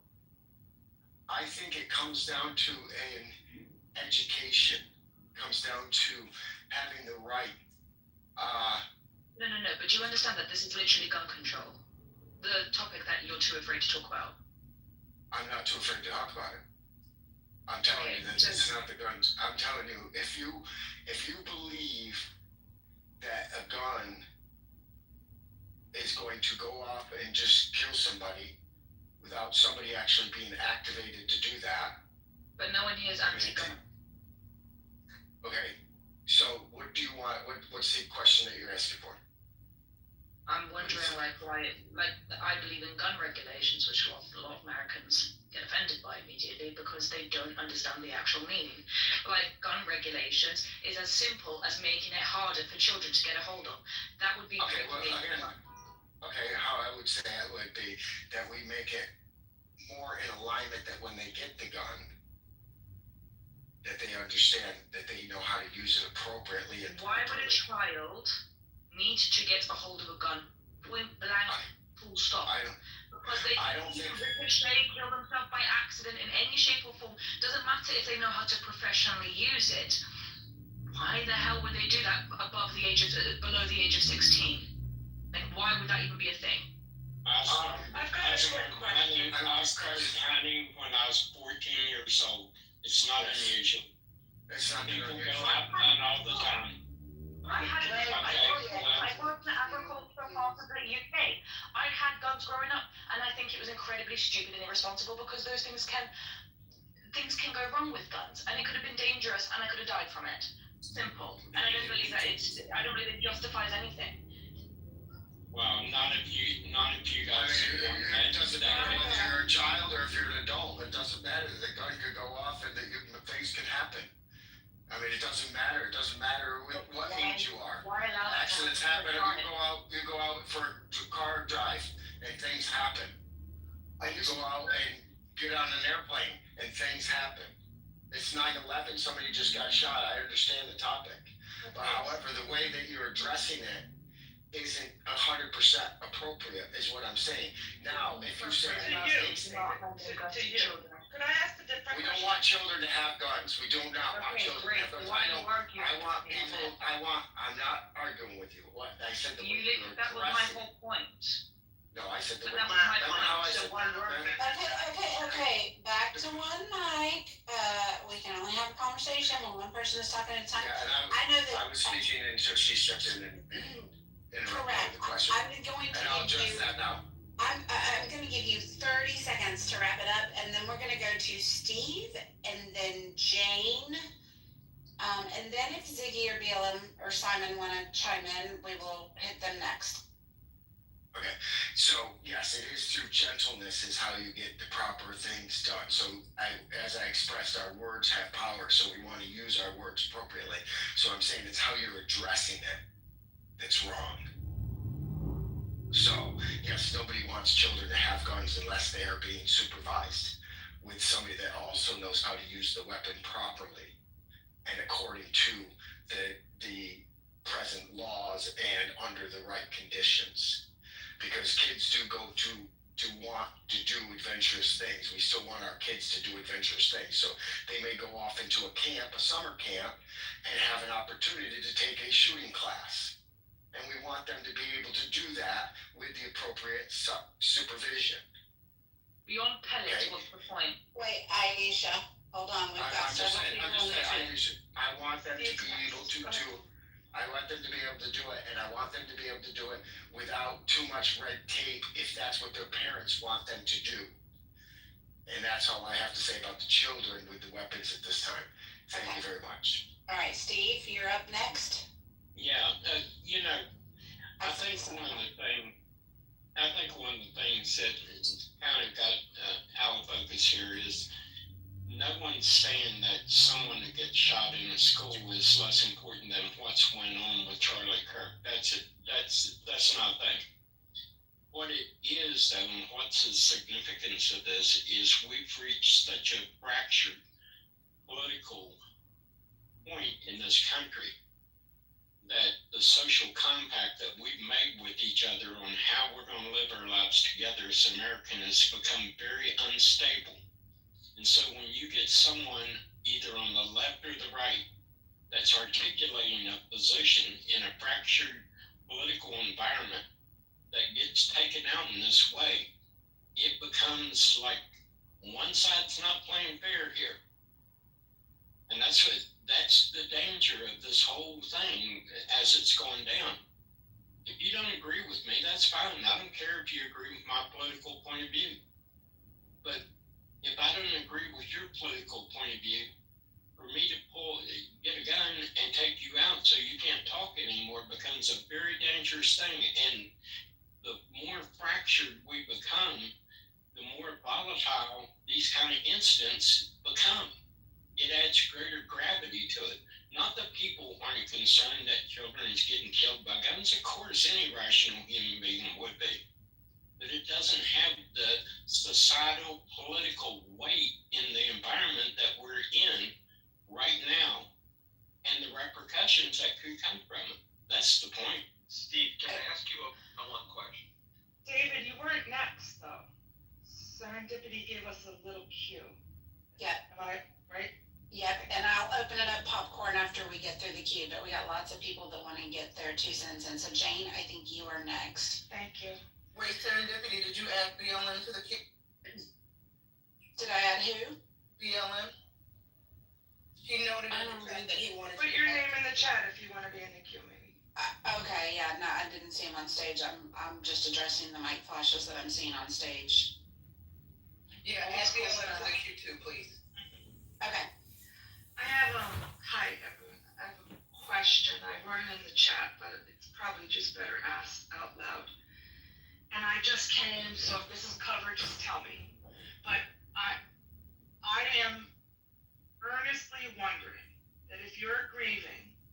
Charlie Kirk or talking about him as a hero, now murdered through political violence, which is horrible. So I should have started there. I condemn political violence. I condemn all violence. So the question is, if you're grieving him and talking about him in this heroic way, he was this icon of the right, should we, meaning me, should I assume that you co-sign his ideology and positions? Is that a fair assumption to make? Wait, are you asking if we have empathy for his death, we co-sign with his ideology? Yes. No, I don't think that the two are the same. I've actually heard a lot of leftists say that they have empathy for this assassination and the political violence and his family and everything else, and I'm certain they don't agree with his ideology. On the right, hold on, Horatio. I'm specifically asking people on the right. So Nye, I think you're independent, as I recall you saying. If you were Steve or Monica or any of the openly Trump advocates, MAGA advocates, do you mourn the loss of a hero because he was speaking your ideology? That's what I need to know as a human. Where do you stand? Because if you advocated for the positions of him, then I can make some assumptions about you. And if not, then I don't know anymore. I don't know. It's really strange to me why this isn't more clear that what he espoused, he had a right to do it, and I guess the person who shot him said he had a right to have that gun. But what is the interpretation others are making? Because I want to assume, well, if you're sad, Monica, another question that you know the answer to, but he espoused a great deal of bigotry, hate, and I'd say Christian ideology that some people call extreme. So I'll summarize it that way. I'm being kind. So I'm just wondering, what are conservatives feeling about this? I consider him a hero because I consider him a free speech advocate. He very much promoted his right to be able to respectfully go and engage with these college students and welcome them to the table and have the conversations. I don't think you're ever going to find a person that I agree with 100% on every ideology. So I would never make the assumption of categorizing anyone else in that regard. He's made comments that have certainly come to my attention that I call into question and that I intend to look into a little bit more. And I'm just certain that we didn't agree on everything. And I say this coming from a, not MAGA, but a Trump supporter, a conservative for sure. But, I believe that he talked the talk and walked the walk. And I believe that he was assassinated because somebody didn't like his First Amendment right to express himself with speech. And I think that he's one of the people that did it in a mannerism that appealed to a lot of people. I think going on college campuses and having the hard conversations and being open to debate and discuss those ideas, I think it's important. And you don't have to agree with what he said, even a little bit, to have respect for the fact that he had a cause and he wanted to do something about it. And instead of, like most of us, sitting on social media and fighting with other people and tearing other people down that maybe we don't have everything in common with, he went out and he did something. He did something that was meaningful to him. And so I think, if for no other reason, you have to respect that. And I think if you don't like him, I don't think that you should feel compelled in any way, shape, or form to have compassion in the situation. But I also, I gotta admit, when people make comments like, we shot that guy in the neck, we shut him up, I am also entitled to my personal opinion, and I am side-eyeing you when you're making excuses for the fact that, well, you had it coming, because I didn't agree with what you said. You had it coming. I am definitely going to side eye and judge people in that regard, and I can. You know, I mean, it tells me something about their character too. So yeah. Now I know we have a long queue, so I'm going to go to let's see, BLM, and then Simon. Did you want to speak? We're going to do BLM and. After BLM, I'm happy to. Okay, perfect. Yeah, thank you guys, thank you Serendipity, Nye, Monica. Listen, there's a few things I want to say. Number one is, our Second Amendment right, there's no restrictions. It is the right to keep and bear arms. First for regulated militia, thank the Lord. Then the second, so that's a collective right that has been, Supreme Court's ruled on it, and constitutionally, you have a collective right and then you have the individual right. That right will not be infringed upon. So that's number one. Number two is the idea that gun control would stop this shooting is just, it's laughable. This is a long-range rifle, bolt-action rifle, most likely a hunting rifle. The idea that they were going to restrict hunting rifles ever. The only time we ever even discussed restricting weapons in America is handguns and it's ARs. That's it. That's all the discussion is. Because handguns commit the majority of these mass shootings that we see, and then ARs commit some of the more damages that we see. A full-action hunting rifle is never going to be ever talked about gun control. So the idea that this was going to stop from that, I think that's a weird debate that people are making. Number three, I have 4 points here. Number three is the people who are saying that because he's an advocate for owning guns and being able to have that right, that constitutional right that we all have, and that means that he had it coming. Murder is illegal, right? The idea that you can have the gun, you can have the gun. You don't have the right to kill people with the gun. He wasn't advocating for your right to kill people. So it's crazy for people to be like, well, this is what he had coming. And then the final point is to Jan. Or Jane, whatever you want to say her name. Jane. I want you to say it as Jane. Okay, Jane, I'm going to say it as Jane. Jane, I'm a young. What's your name, by the way? What's your name? My name is Keegan. People know me on this app as Keegan. Got it, yeah, I've heard of you. Go ahead. I'm a Gen Zer. I'm a young. I have a 27-year-old daughter. I know the type. Go ahead. Can we let him finish? Yeah. He's speaking to me. I'm answering him. I'm speaking to you. You're interrupting me though. But my point is that the idea that you're going to take Charlie Kirk, who you say, I hope everyone doesn't agree with his opinion as a Christian. Number one is it seems like you're advocating for if someone has Christian beliefs. Is that what I said? Did anyone else hear that? You can let me take my point, and of course you can condemn my point. But when you say those things, number one is that, hey, do you agree with everything Charlie Kirk said? What does that mean? Does that mean that we're all racist and deserve to be shot? I don't get it. But the other thing that you said, which again you just don't understand, is that when you kill the moderate, it becomes more radical, right? When you kill the moderate, and Charlie Kirk was a moderate in all of the standards, he was a moderate right. He is not a alt-right person. I know this because I'm all right. Everyone, put my hand up here. Keegan's all right. I'm all right, and I'm already all right. So understand that when you kill the moderate right, you're just going to get us all more radical. We see this every single day.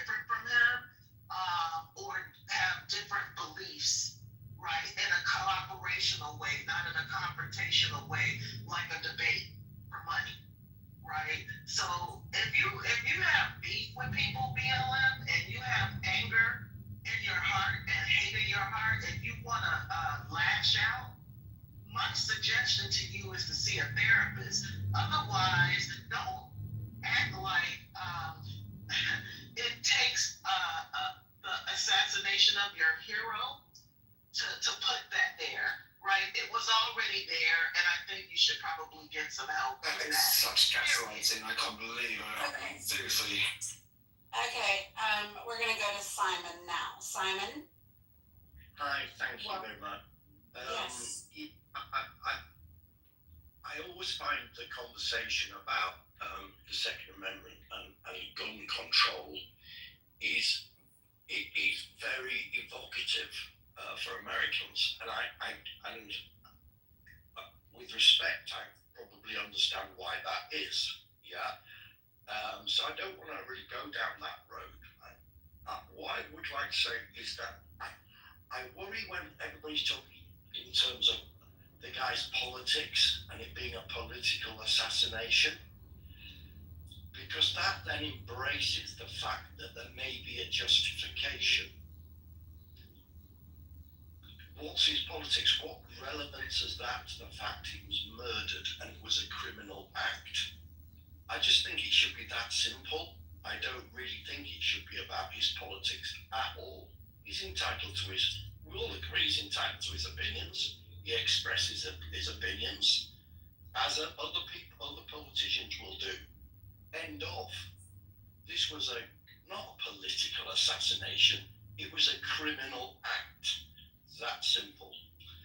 It was a criminal act, but it was a criminal act where he also did write transgender and anti-fascist ideology on the cartridges of his weapon, which I think it's fair to say that there were political motivations behind shutting them up. First of all, we don't know that for a fact. No, we do know that. The FBI released that just shortly ago. We do know that. Apologies, but if we all embrace that is actually a justifiable thing, yeah, then where does that take us? It's not a political assassination. It's a criminal act. It is a criminal act, yes, for sure. The thing is, I don't think by acknowledging that it's a political assassination that we are justifying it. Do you think it can be? I'm interested in the conversation, so this is not I'm not seeking confrontation or anything like that. So do you think it can be in any shape or form some person going, I assassinated him because of his political views? Do you think that someone who is the assassin actually really is motivated by that? Or do you not think they're just mad? Of course it's I think both are true. I think both are true. I think the person is mad. I think the person has got serious mental health conditions, and I think that the political climate in this country motivated his target. So okay. I mean, do you not think both can be true? He wasn't around him, was he? I can totally see where you're coming from, but I don't think that goes from madness to, because the political side of things it's a reason, isn't it? Do we live in a society that is a thought through, sensible or not sensible? That's the question. Yeah, just sit with the thoughts a minute. Let's see what else. But serendipity, I have a really, Norm, you'd be the better person to address this. I know people think we're enemies, but we are not. And I don't want to hear. Tell them that if they think that, I tell them that we're not. Thank you. I would like to be preemptive in asking resistance not to propose that anyone from Israel was part of the 9/11 massacre. Please. Yeah, this room is not about the hypotheticals and the conspiracy theories or trashing Charlie Kirk or anything else. So if that's the intention, then that's not where this discussion is going, and it will be shut down. With all due respect, ma'am, I didn't come off the mic and say anything. I'm in the I agree. she's she's trying to derail the conversation because I don't know why. Because I don't want to hear it. Reality, well, you're not hearing it because I didn't say anything. I'm saying I'm writing in the chat, man. Well, I made an With all due respect, Tucker Carlson just put out a great interview and has a documentary coming out with a lot of evidence that points to Israel's attack on the 9/11 towers. That's all I said in the chat. So if anyone's interested, go look in the chat and go look at the link. Thank you. Yes, Israel and the Mossad has something to do with 9/11. Yes. Okay. You cannot and we were talking about Charlie Kirk. I know, and Jane derailed the conversation. Yes. Right. Alright, let me just say resistance. I brought you up resistance. Hold on, I brought you up resistance even though I saw your PTR and I was like, well, maybe he'll come up. I'll give him a chance. I won't presume anything. Maybe he'll come up and add to the conversation.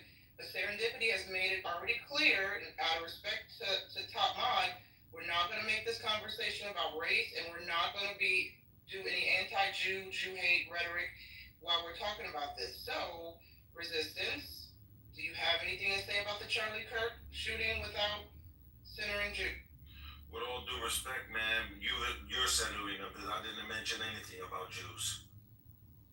It's in your PTR. You're doing that. That's the Israeli flag. Yeah, that's the Jewish state. No, that's an Israeli flag from the terrorist state of Israel. The Star of David. Okay, No, it isn't. we're not. Once again, okay. Sarah, they're doing this, not me. Okay, well, we're not. If you have comments. Sorry, Serendipity. I was just gonna say, if you have comments to what we've been discussing with respect to the Charlie Kirk situation and the assassination, and ideally, like the consensus and the point of this room is to find everybody's common ground instead of pointing fingers at right, left, black, white, man, woman, Jew, Christian, atheist, or otherwise. Finding the common ground and how the recent events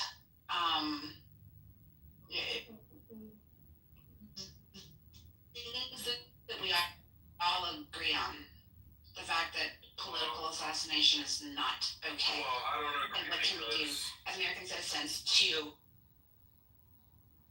You don't agree that political assassination is not okay? This wasn't a political assassination. He's not a politician. He's just American Israeli mouthpiece. To who? To you?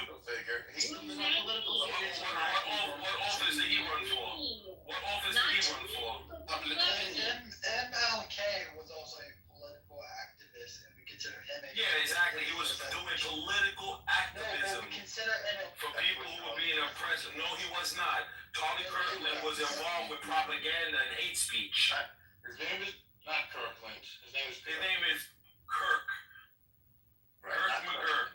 And he was, unfortunately, murdered due to his own ignorance. And we know that Americans have a lot of ignorance. And we have a lot of people who deal with hate speech and a lot of people who are a lot more crazier than him. So unfortunately, no, that's what you're doing. I've got like this really weird lag on my... I made it very, very clear at the start of this room that this was not going to be a Charlie Kirk is a racist, fascist, what the fuck ever.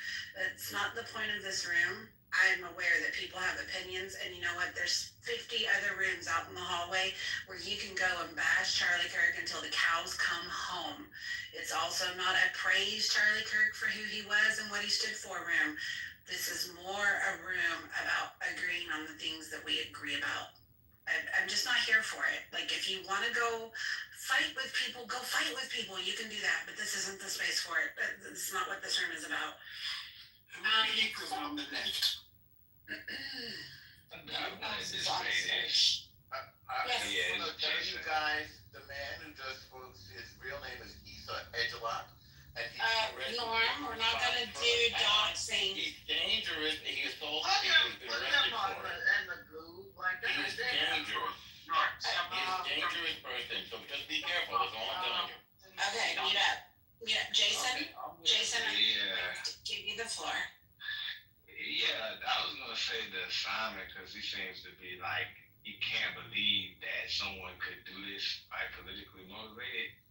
But you don't sound like you're from here, but people have been politically motivated to do a lot of things. Like we see divorces over politics, people lose lifelong friends over this stuff, and then murder as well. We've seen it.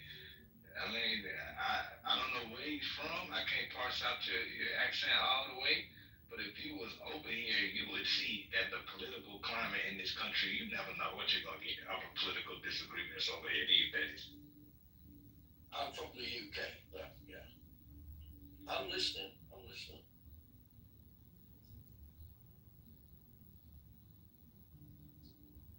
Sorry, y'all, I'm getting a terrible lag. Night, I'll be right back. I'm gonna log out and log back in because Clubhouse, I'm getting awful lag. Hang on. Okay. I could hear another room. I was hearing two rooms at once and I couldn't follow either one of them before. Hey, go. Somebody's probably recorded. It's a fascinating conversation. I mean, it's emotional. It's emotional, and you have people that feel very strongly on both sides of it. That's why I wanted to steer away from people talking with their emotions and try to divert conversation more to let's just exchange ideas. Well, exactly, and to your point about being united, about a political figure being assassinated, I'm just wondering who would be the equivalent on the left. It would be somebody quite big, wouldn't it? I can't think of anybody like. No, there's no one big enough, but probably like you put a few together, like Hassan and like a bunch of those other little TikTok kids. I guess I wouldn't know that. And maybe like a politician. Hilarious. AOC. Yes, now we're talking. You think someone would execute AOC as revenge in this? I mean, it's 300 million people in America, right? People are mad, right? Might happen, shit. But that wouldn't be that would be a crime, but it would also be a little bit more than a crime. That would be like a revenge kind of thing, I guess. I don't know. I just know that like the Democrat politicians that was kind of like celebrating it, if they have a rally against gun laws, what they're gonna say is gonna fall on deaf ears. Because none of those people celebrating is upset that this person was able to get a sniper. What kind of weapon did you have to use to shoot from that distance? People don't care. And they're not concerned about that? People are talking about revenge. They don't care about actually solving any problems. People are sick, and we're just, like I said, there's a bloodlust due to social media radicalization. People don't know what to do with their fucking feelings. And if their, favorite influencer is harmed, they're ready to lash out at the world. Meanwhile, the rest of the community is dying and being shot every fucking day. Every day. Even if it's like a really small population. But we want revenge. Revenge for what? But you know something crazy about that. People are more mad because. But that's my point. One mic, please. One mic. Does he use is that real quick. He served for you as just to be a catalyst for you to do something violent? Do you actually care about this man as a man, or do you care about him as an icon? Just somebody to represent. Hold on. First of all, I don't really care for Charlie Kirk at all, like that much. I don't even like his. I don't even agree with him most of the stuff. I'm just talking about what I'm seeing online. There's a lot of people. First of all, leftists are celebrating like crazy. And there's going to be people that don't like those ideologies that are mad, and those people are going to probably want to take some kind of revenge. That's already happening. Even if it's a very small amount of people. Can we let Benny leave? Can we let Benny land without y'all interrupting him? There's 300 million people in America. Even if like a very, very minuscule percentage does something, it's still going to have a massive effect. That's all I'm saying. And also, did you guys hear the guy was the shooter's black? Nobody said the shooter's black, so here we go with the bullshit. Hold on, I got a question for The kids. shooter is a white male. No, look at his pictures. He looks light skinned. No, he doesn't. No, he doesn't. He just look like falls out. Let me Let's just say statistically the odds are he's white. Okay. Look at his picture. Look at his facial features. I think he looks light skinned, but he has a shirt that says, for the black disabled veterans. That's why. There's like two aspects. I actually do think he looks light skinned, but that aspect kind of, points to that. The thing of it is, I don't care what color his skin is. He did an atrocious thing. And he did an atrocious thing that is sparking the very division that you see in this room. The division of, oh, big deal, your influencer got shot. There's people dying in the street every day. Oh, you know what? You shot our influencer. We want to exact revenge upon you. Like, the whole sentiment behind this assassination is that it's just continuing to spur on, I hate you because of your ideology. I hate you because of identity politics. Until people grow up and realize that this is an absurd assertion and start tackling the real problems, the mental health problem in this country, and all of this fucking political identity politics division, until we grow up and we get past these petty things, we're never going to get the serious shit taken care of. And to his point about the retaliation or possible, but it's already threats against HBCUs, and I think it's happening because they see all the people on the left celebrating. A lot of those people happen to look like me, but they getting upset about that. And now they saying, and that's why when I had conversations with people that I know about this, I'm not really down for that because y'all could bring unnecessary heat to people that don't even feel how y'all feel. Like y'all feel happy, like, let's go get a drink. But you saying all that in these public spaces, you out there and people hear you. It's almost like if you was out at a restaurant and somebody in your neighborhood got killed, you're like, oh, I don't like that person anyway. That person's cousin is eating that same restaurant, they follow you home.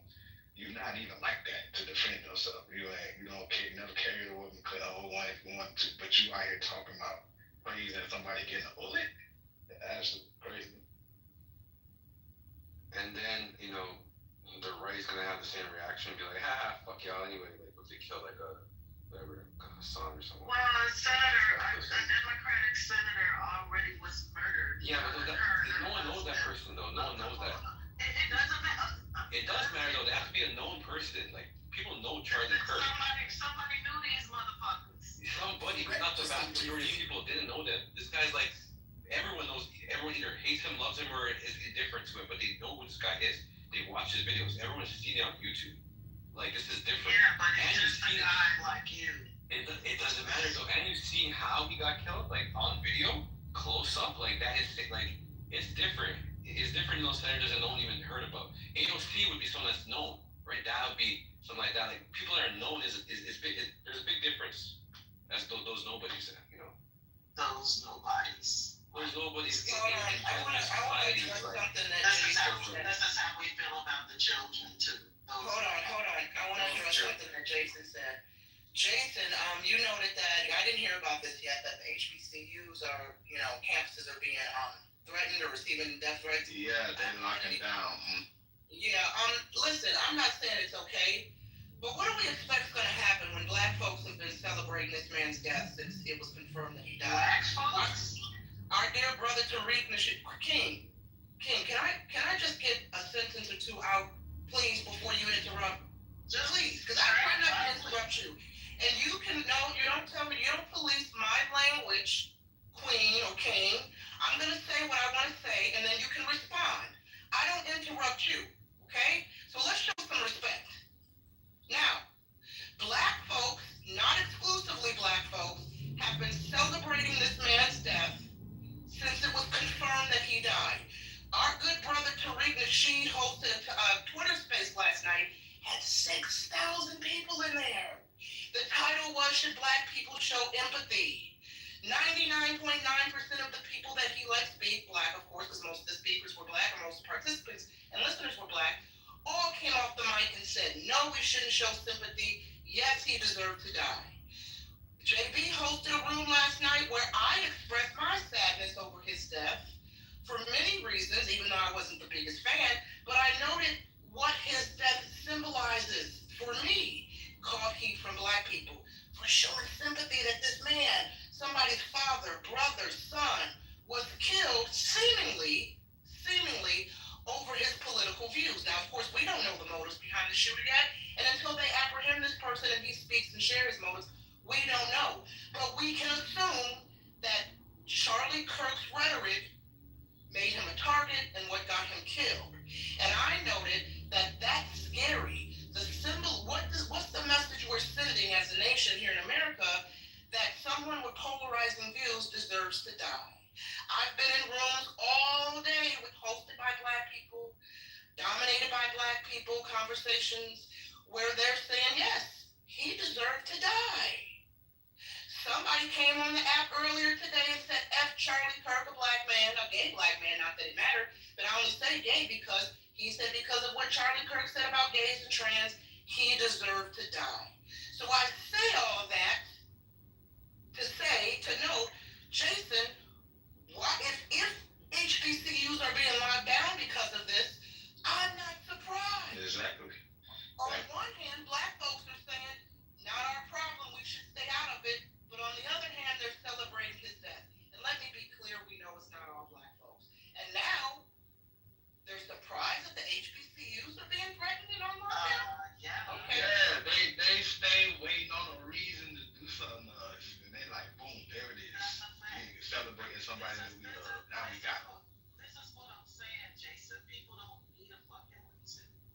These people already have this malice in their heart, and Charlie Kirk is a useful symbol for them to acquiesce behind, to do what the fuck they wanted to do all along. And again, we know this because this is not the first assassination. This is not the first political assassination. It's not the first political assassination where randos on the fucking internet, like they always do, thanks for Chad, talk shit about a person on their death. Like, this is what has been going on the internet since its inception. So I don't understand. And Tariq Nasheed is not my motherfucking brother. This is what I'm saying. I am sick of these fucking parasocial ass relationships people are forming with these fucking influencers. Like, it's ridiculous. Now motherfuckers are talking about doing others bodily harm because of some motherfucker they fell in love with over social media. Get out of here. Like, this is ridiculous. People don't even hear what they're saying. In 9/11, now. Wait, hold on. That bullshit happened yesterday. In 9/11 now. In 9/11 now. Y'all need I'll put him down in the audience. I'm sorry. We've got a one mic policy. It's 2:05 p.m. Central Time. Some of y'all need to check your pill box. It might be time for the medication. Vinny, can you mute up while people are talking because we're getting feedback, please? Thank you. King, I'm going to show you the respect that you don't show me. Did you have the chance to land? Because I want you to have the chance to land before we move on to the next speaker. I'm fine. I'm landed. I just, want to reiterate again, people with murder in their heart, and there are plenty of them, and they're well armed, and they have bombs and more than guns, yes. As Timothy McVeigh, like, motherfuckers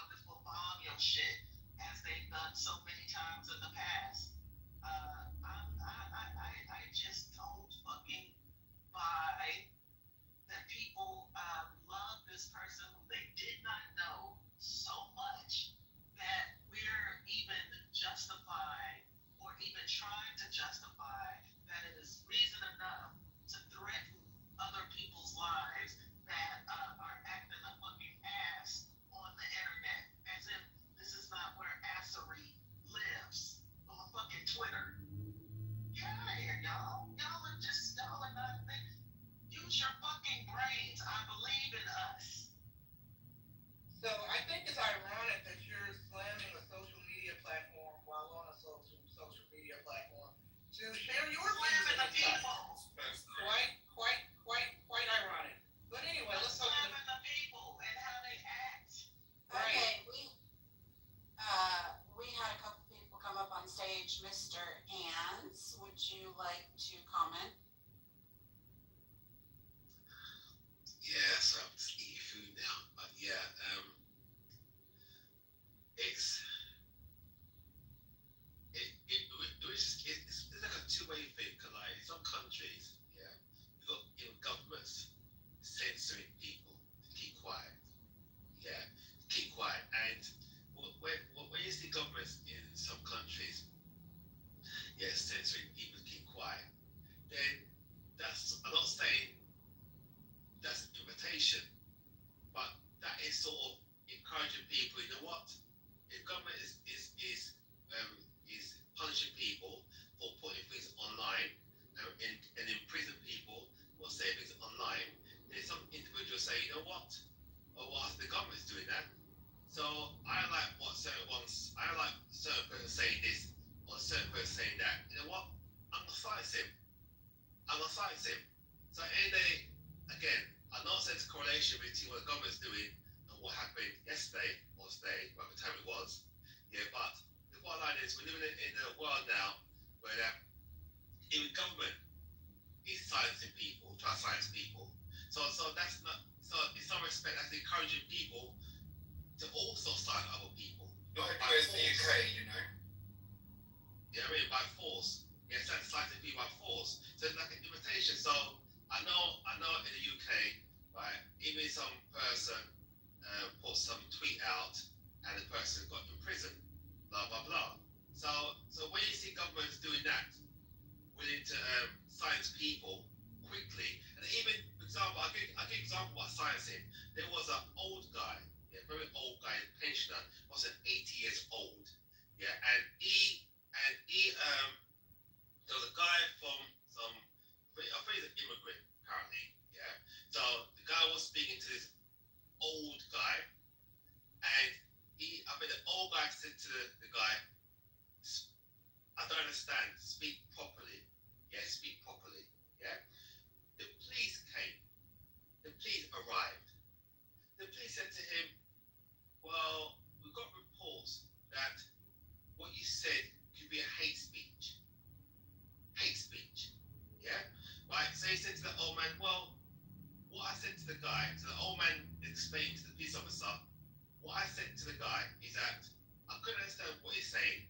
I said to him, he said, speak clearly. That's it, speak clearly. Oh, that's English words, speak clearly. The police told him on camera that could be considered a hate speech. Considered a hate speech. So if you're saying, so if someone is this is the UK government, well, the UK police should just. Oh shit, what happened? Uh-oh. I don't know if I accidentally moved him because I clicked on his profile again. But come back up, sir. That was a mistake. No, it was a mistake. You know I love British people. Bring him back up. Where did he go? Maybe his phone died. Maybe. Yeah, because I don't remember clicking on a button. I don't see him. Profile. Okay. I don't see him down there. Okay. You room for one, please. I'm listening. Because I was going to tell him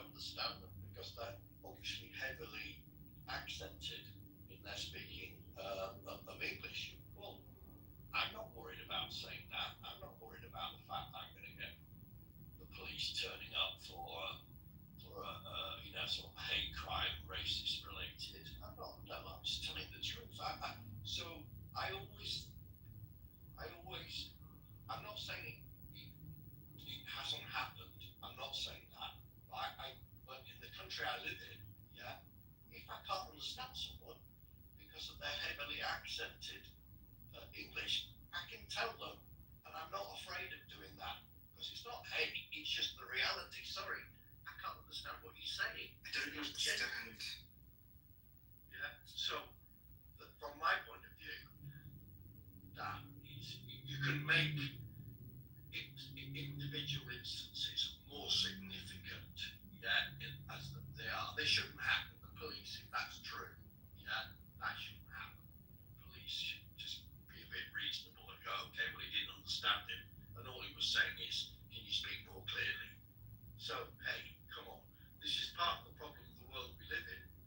You know, let's just be reasonable about it. He's not being racist. He's not a hate crime. He's just saying, I can't understand what you're saying. Yeah, well, this American English is so difficult to comprehend. What, sorry? All of this American English is very difficult to follow. Well, I know, hey, but, you know, we try our best. But, you know, so I don't want to make a big drama out of it because I don't think it's the truth of the reality of the situation. Okay, we do have grooming gangs as a problem. That is a Pakistani Muslim problem in the UK and has been, and it's been very badly handled because of political correctness. So we're not allowed to point the finger at this happening. Well, that was bad mistake, terrible, yeah, for the victims. But now we've realised that that's political correctness gone bonkers. So we do have instances where political correctness, if that's the right way of describing it, it's gone too far. But I think there's now a rebound on that. So, you know, hey. I mean, let's change your perspective from where you at. I mean, if you haven't seen the attacks on free speech that we've seen, God bless the UK. You know what I mean? I hope it stay like that. But we fighting for it over here. That's what's so concerning about Charlie Kirk. Mr. Ants is back too. Yeah, I'm not too sure what happened. I was talking then. I didn't hear anything. Did you hear my speech? We did. We heard most of it, yes. I had clicked on your profile because I was going to add you because I really appreciated what you were saying. And I don't know if I accidentally removed you from the room. You didn't. He wouldn't have been able to get back in if you had. Okay, cool. Oh. Yeah. Yeah, I was speaking then. Look, I thought I caused a storm. It was silent. It's like mic drop.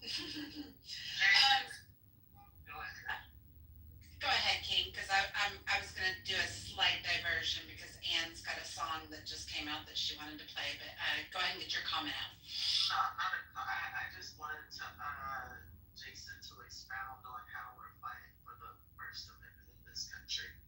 Like, what are the examples? So I'll give you one. COVID 2020 election. Anything anti-democrat scrubbed off the internet. Couldn't even say it. Some of these stories you found out was true years later. But at the time, you couldn't say it. They was going to block it, put a big fake fact check on it, or delete it altogether. And they went to Congress talking to the owners of Google, Twitter, Facebook to talk about what you're able to say on the internet. And that's just one instance. And they sounded scientists, actual scientists. So does the First Amendment, I thought, was a protection against government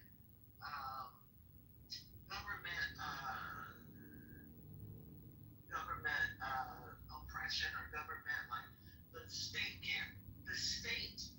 actors cannot move on you because of the things that you say, whether they're political in nature or not, right? We're talking about the actions of the state. And the actions of the state suppressing ideas. Yeah, the actions of the state suppressing ideas on social media is a direct violation of that. That is even election interference in a lot of ways, because if that information is not allowed to stay up for people to see and it was actually true, that's actually cheating an election, if you want to take it that far. Since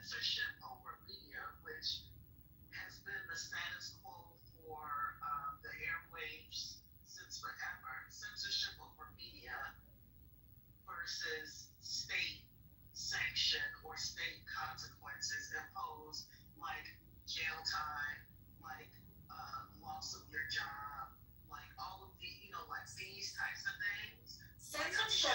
This is what we're fighting against in America, Simon. Censorship over media, hold on a minute. Censorship over media is something that the media companies have the ability to control at their own discretion. But per Mark Zuckerberg in his congressional hearings, he was actually directed and advised by the government which things were allowed to stand as fact and which things were allowed to stand as misinformation that weren't actually misinformation, and that is the violation. But the fact is, you just spoke. Let me say this real quick. You just went. Let me say this real quick. No, you just went. Can I please go real quick? I'm not going to be that long. This is a violation, and the fight. I'm glad that this happened. The fight that this, because this is the fight that I'm talking about.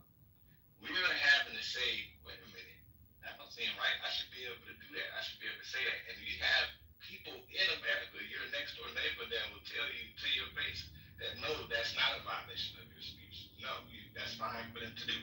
And that's what I'm saying basically is the fight.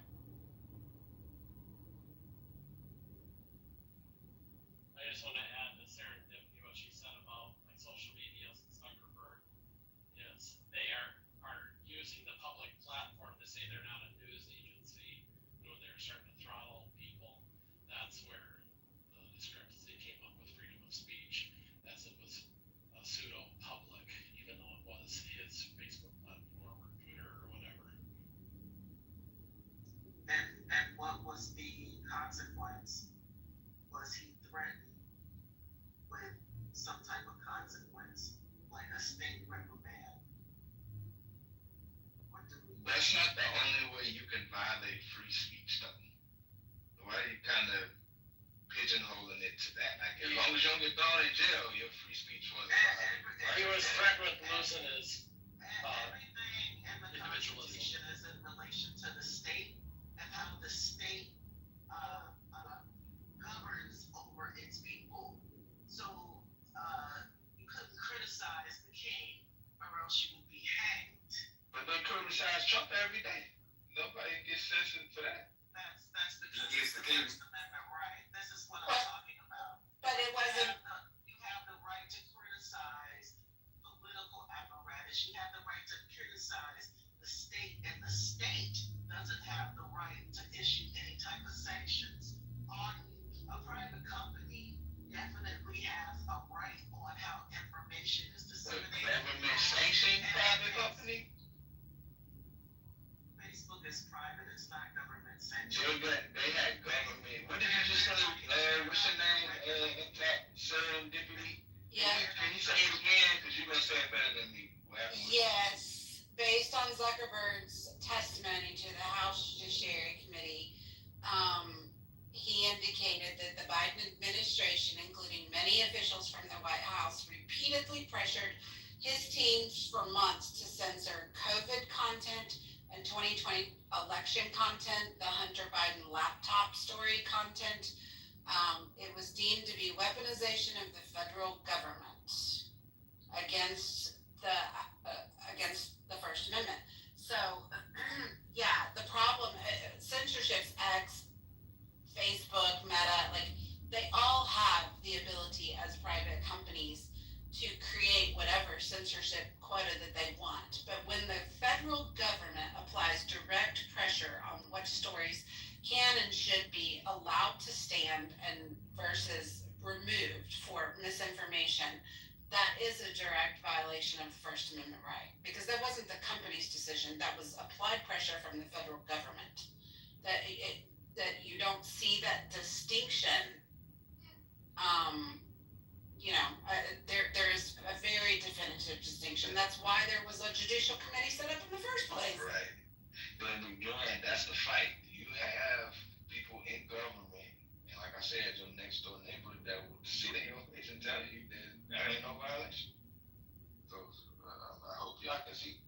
I have something to say in the chat. Is a link to Xcode. FBI is looking for information regarding this this is when it's not cancel culture. This is when it's the shoe to drop.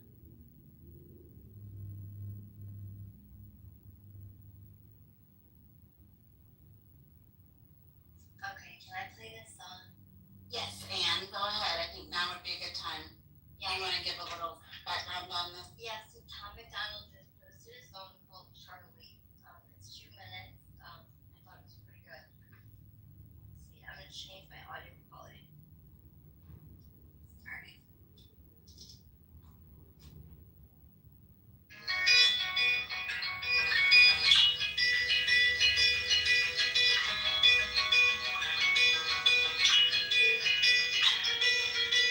Shot down and he was barely 31.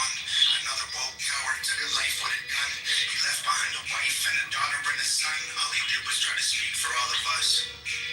And I'm so tired of the hatred and the narratives. The patriots ain't dangerous, woke people are the terrorists. They shot and killed the father, sent a message to Americans. They ain't gonna stop until they bury us.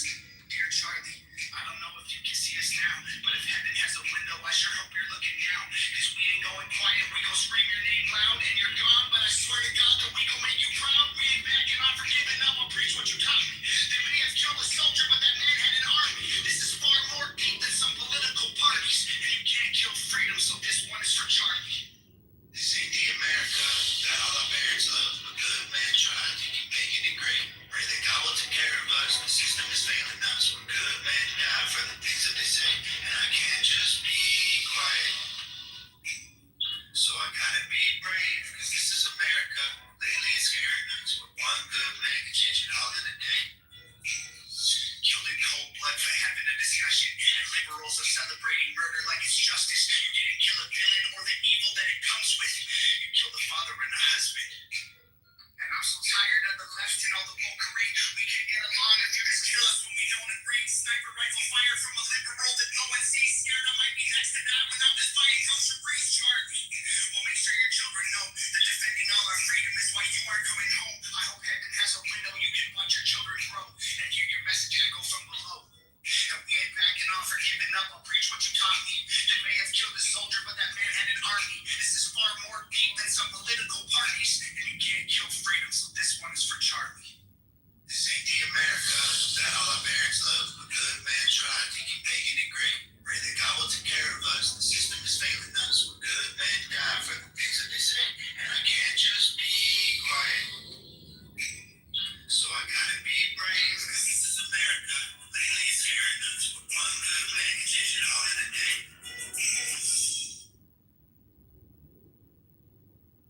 Did you hear it? Yeah, we heard it. Okay. Did you like it? I thought it was pretty good. Yeah, I think it's a little polarizing, but I mean, I appreciate the sentiments. I know it's hard to take the left, right out of it, but we didn't hear Tom McDonald make a song about Melissa Hortman. You know? Who? And Melissa Hortman, the Democratic senator that was killed by a right-winger just a couple months ago, her and her husband. So, So is it advisable? Is it advisable that if you are a political figure and you know you're making controversial statements or statements that doesn't cause a lot of deep hurt feelings, should America provide personal security to that person in general? he had security, a lot of it. No, personal security, personal security. He had personal security. Yeah. Yeah. He had personal security. Are you agreeing with this Benjamin man is saying in the chat? No, I'm not. Okay. Christian Kirk got what he deserved. Every other racist must get the same outcome. Yeah, no. Goodbye, Benjamin.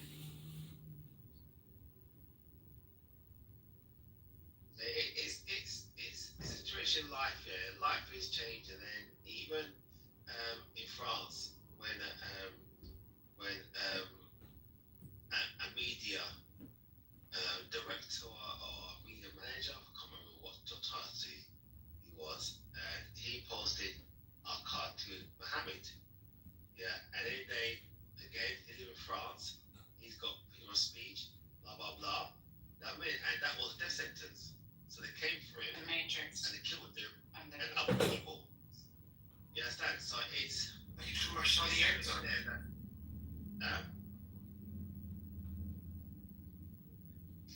Bert, I want to shout out to Bert real quick. I never said this was a free speech space. I also made it very clear at the beginning of this room that I wasn't going to tolerate the Charlie hate. So yeah, I mean, if you don't like it, you're welcome to hit the leave quietly button at the top right-hand corner. This isn't a free speech space. This is a space curated by us, and the topic will go the way we want it to go. So yeah, hit the road. The problem is these dirtbags, they mix up free speech with hate speech. And they think they're free to speak hate. That's the problem. But good for calling them out. Yeah. Anybody that thinks you're getting free speech on Clubhouse, you're living in a delusional world because there's no such thing. Yeah, you can Charlie Ecto. Hey, I said what happened to free speech, but I was talking about Charlie's free speech, not Clubhouse. No, I know. I'm talking to Bert. Oh. Yeah, I'm talking to Bert in the chat who's, you silenced the man who wanted to come in here with his Charlie hate and post ugly, despicable things talking about how every rape deserves the same fate. Yeah, like, I want to see it. I don't want to hear it. And guess what? Top left, I don't have to. I think he was. But you can go start your own free speech space. And if you'd like, you can even leave a link in the chat to it. That way, anybody that feels the same way as you, they can follow you right on over there. He was just trying to get a reaction, in my view. Of course, he needs attention. He always needs attention. But I like to give people attention because sometimes they need a little pat on the head. Especially narcissists.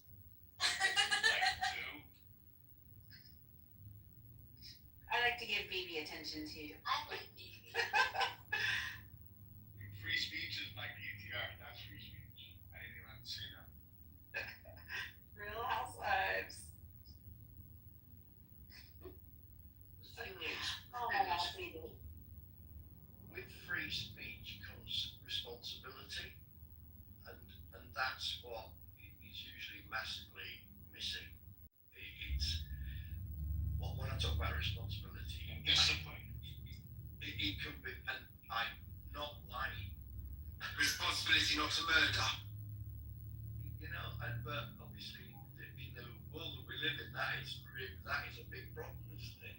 It's like nobody takes responsibility for lying and bullshit and everything, and so therefore it damages free speech. Perhaps the words respect rather than responsibility, which is more associated with rights. Well, okay, all right, I'm happy with that, no problem. We agree, it's good news. Well, is that the first? Well, the quiet late at night, sometimes. Can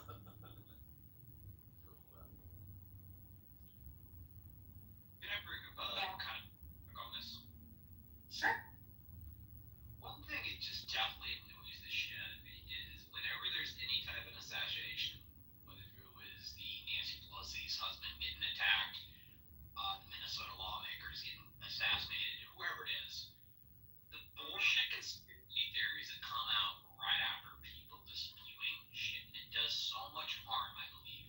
Like, I'm not a fan of Nancy Pelosi at all, but to call out and saying, oh, it was, when her husband got attacked, oh, it was a boyfriend, and this was mainstream media was pulling this shit. And I'm sure the same thing is happening right now with the Charlie Kirk stuff. I haven't been watching the media that much, but I'm sure there's some bullshit conspiracy theories going out. But that shit just annoys the crap out of me. One, I guess I'm just triggered by people that just lie. And it just does so much harm when there is lying that goes on when there's a tragedy like this. Because, yeah, I'm not a fan of Charlie Kirk at all, but, I'm not a fan of Nancy Pelosi's husband. But just the lies that happen whenever a shooting comes out, or a tragedy, or an attack, it's sad, it's despicable. Yeah. And it's toxic. And I support free speech 100%. Like, I mean, if there's someone's walking down the street with a swastika flag, they should be legally allowed to do it now. If they get punched, I'm not going to feel that much empathy for them. But I think there's a difference of legality, but also, well, I guess there is, defamation too. I think there,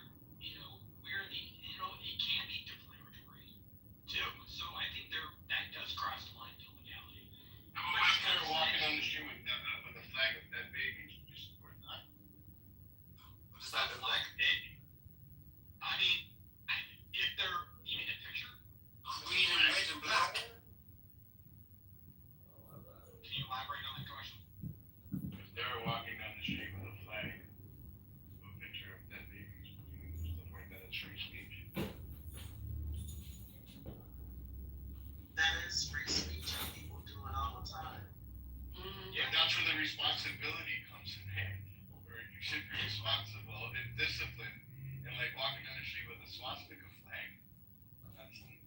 That's first of all, that's disrespectful, and you're not being responsible, and you don't have discipline, and I think that's hate speech. Because we all know what the swastika represents. The same if you were walking down the street with a flag of dead babies. I agree it's irresponsible. Like, it's moral violence. But at the same time, we have laws that say certain things. Like this current administration, there were laws in place. I'd be scared definitely. I want to be able to say, fuck off Donald Trump. I want to say Donald Trump's a piece of shit.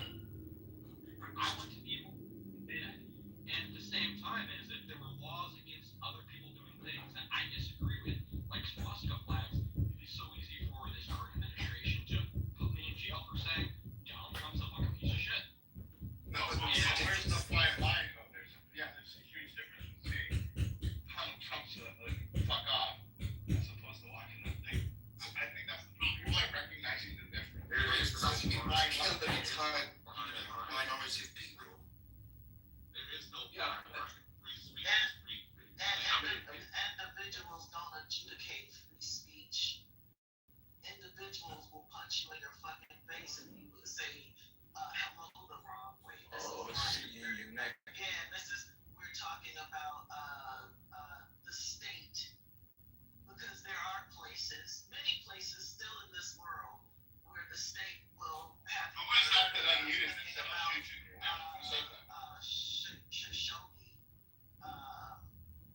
People get murdered for their political stances all the time, still in other countries. That's how freedom of speech is applied in the United States. The state can't order your assassination because of your political view. Nor can other people, though. It is also the tyranny of the majority you have to be wary of as well, and I think it protects against that, doesn't it? I mean, I'm not American, but I thought it's not just simply the state against. If you commit crime, if you harm people, then you're taking to you have to face criminal justice. I'm talking about freedom. But if you're in an establishment and it's your establishment and someone comes in and they're yelling craziness, you have the right to ask them to leave.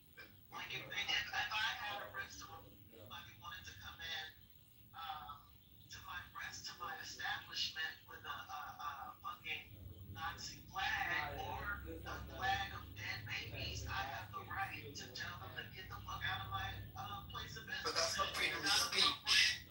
That's incitement of violence, and it's also disruption. So it's not like them having to sit down and sort of, espousing a view, is it? It's them inciting violence. What about if the views? What if the views are in a public space. What if your views are incitement to violence? Well, then they would be illegal. Absolutely not. You can't make people's views illegal. Well, that's how it is. That's the law. How can you even enforce something like that? Like That's how it's done. But to that point, People can like, ask you to leave, or you can leave when again, this is not people, individuals. We're not in charge. Like again, this is like somebody stupid in the downstairs in the audience talking about, well, you kick me off the stage. That's a freedom of speech. How about freedom of speech? And I thought this was a free speech zone and all of this other crap. Like it doesn't work. It doesn't work like that. If you're disruptive, if you come into a space and you're disruptive, or you say things that are inflammatory, people can ask you to fucking leave. Right. And anyway, they have. I'm a contextual free speech person. I believe that context matters. For example, Absolutely. I don't have a problem with it being illegal to shout fire in the middle of a movie theater. Okay, I Especially understand if you why don't that have the would be a movie. terrible idea.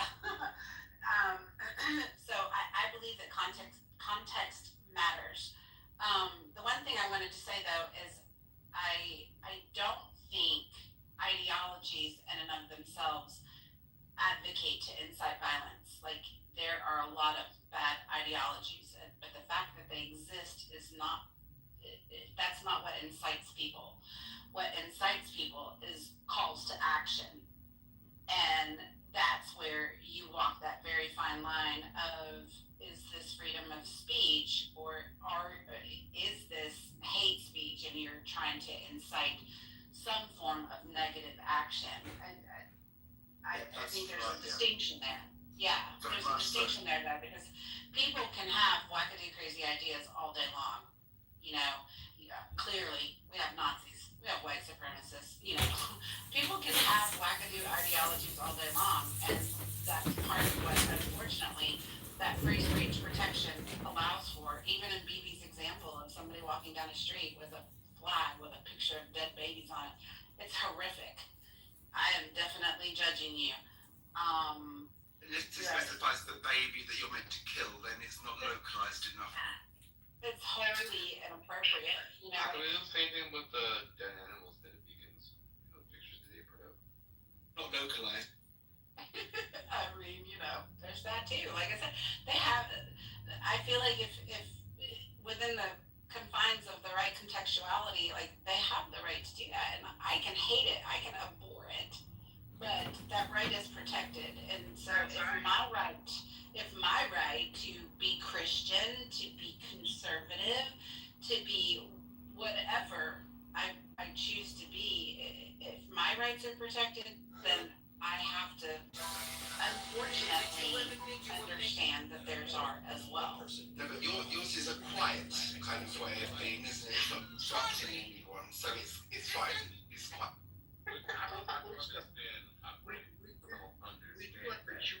Like love speech, all happy feeling speech doesn't need to be protected. The whole point of protecting any type of speech was to protect hate speech, and to, because like other speech doesn't even need to be protected. And what you consider hate speech to another person is speech. You know, you can grow your own shower sponge. Yes, it's like Lufa are a prolific life board that goes She's crazy. incapable, and you gotta bear with her, she's Energy incapable. when they're young. In fact, in keto culture, Yeah, it's the nonsense. I don't have Go ahead. delicious. She's on this cold layer, she wears this cold layer that's now Interior on her, fiber, it is super rough, that matters, super durable, and everyone and else, it's dry. you know. Perfect to use. But anyway, or a shower sponge or a little bit of exfoliating action. Just want to cut them into 1-inch slices, make sure they're nice and dry, and remove all the seeds because you can use those to plant more loofah next season. So that's the thin line that you don't want to You can cross. also make Because one man's put hate this speech is inside another and man's it'll feeling take speech. exfoliator. Did you know you can One man's terrorist. Correct. And that's why I say that the ideologies need to stand. Like, you need to let people espouse stupid shit. Number one, so you know who the stupid people are. But for me, the difference. The one that resort to violence, those are the stupid people that can't handle like different opinions. Exactly. And it represents. They'll call you names. They'll shout you down. They'll threaten you to kill you. These are the lower IQ people that can't win a debate. Like the point of him going out to the campuses, right, was to provide insight. And a lot of people, they're just closed-minded. They're not trying to get a difference of opinion. They're not trying to get a different perspective. They want to live in their bubble, right? And when you intrude on their bubble, they feel like they're losing power, right? Like this is all about power. I want to feel in control of my delusion. No matter how unreal it is, you have no right to come in with truth and reality and try to have me see life for what it really is. This is what people think. This is why, even on the app, right, you get shouted down, you get thrown out of the rooms when you have people a week. In 2025, most people walking around, and this is why I'm grateful for being a strong-minded individual, right? Because nothing that nobody says is going to make me doubt myself. Nobody's going to make me feel bad about myself. Call me names. None of that shit is going to work. You're going to be a cop strong. Like, this is a line drawn in the sand. Going forward, right? It's going to be strong, brave people that can handle the truth, and weak motherfuckers who are going to not be able to handle the truth, and they're going to teach that same shit to their kids. That's what the fuck is going to happen. Period. I agree with you.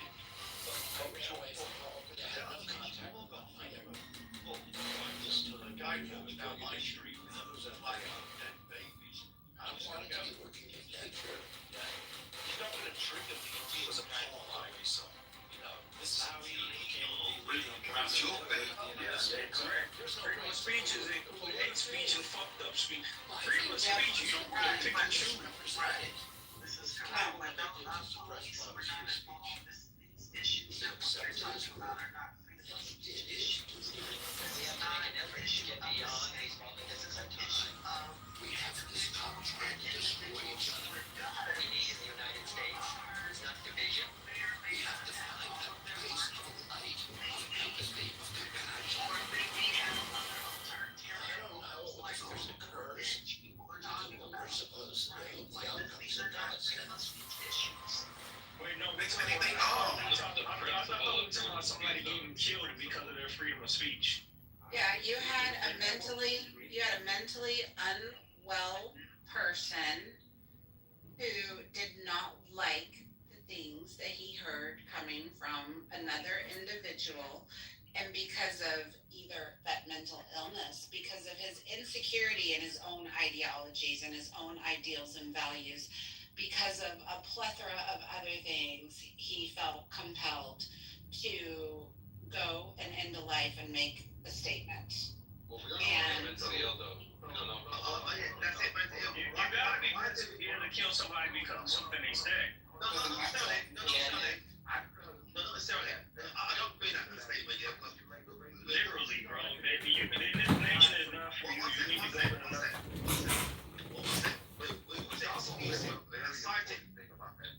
That dude was diagnosed with schizophrenia. He was hearing voices. See, the failure is the fact that we have these people roaming the streets. Wait, what are you talking about? Like the Ukrainian lady who got killed on the bus. Like, because you know they were saying that she yada yada yada. At the end of the day, people that are diagnosed with schizophrenia, that's a real disease. They hear voices. Voices tell them to do shit. When they even interviewed the guy, he was talking in third persons. He was talking about himself from himself, as if Right. he wasn't himself. Like, I'm not sure what that's got to do with this shooter being mentally ill. Do you say that you should lock up all the schizophrenics? I mean, That would be impossible. That's also a racist hate crime. A lot of leftists are pushing these ideologies against anti-white hatred. And it's caused this guy's just randomly kill a white girl for no reason. but it's not just white people who are schizophrenic, is it? No, it's the black guy who killed the white girl. That guy was the black guy. that's why I brought that up. I thought that's what you were. No, we're talking about people getting triggered and wanting to kill somebody because of something they said online or out in public. Again, like, this country is the First Amendment. That is the reason why they have it as a First Amendment right. Hate speech is freedom of speech. Like, as much as I hate the KKK, they have a right to express their hatred, so long as they're not hurting people, right? Physically, they have a right to an opinion. I live in the same country as them. We're all in agreement. You get to say that you hate black people, right? I get to say that I hate ravioli, right? Or whatever the fuck I hate, and you can't. This is the agreement. Hey, Asian, what's that, yeah? Without argument put there, fair enough, yeah. But the problem you have is that if the KKK say something, and they've got a right to say something, they want to carry the act, while someone else will carry the act. That's an issue here. So no, we're not talking about carrying out acts. We're talking about speech. Let's stick to speech. No action whatsoever. Just speech. What's the point? No, sorry, you mentioned KKK. What I'm trying to say to you, that you say KKK can say what they want, yeah? Okay, they can say what they want, but they won't carry the action out what they're saying. Yeah, they say Same thing with the Charlie Kirk stuff. You get the right to say whatever the fuck you want, bro. No, I dispute that. So that I don't dispute that, and I'm trying to reduce swearing. I don't dispute that, but what I'm trying to say to your action,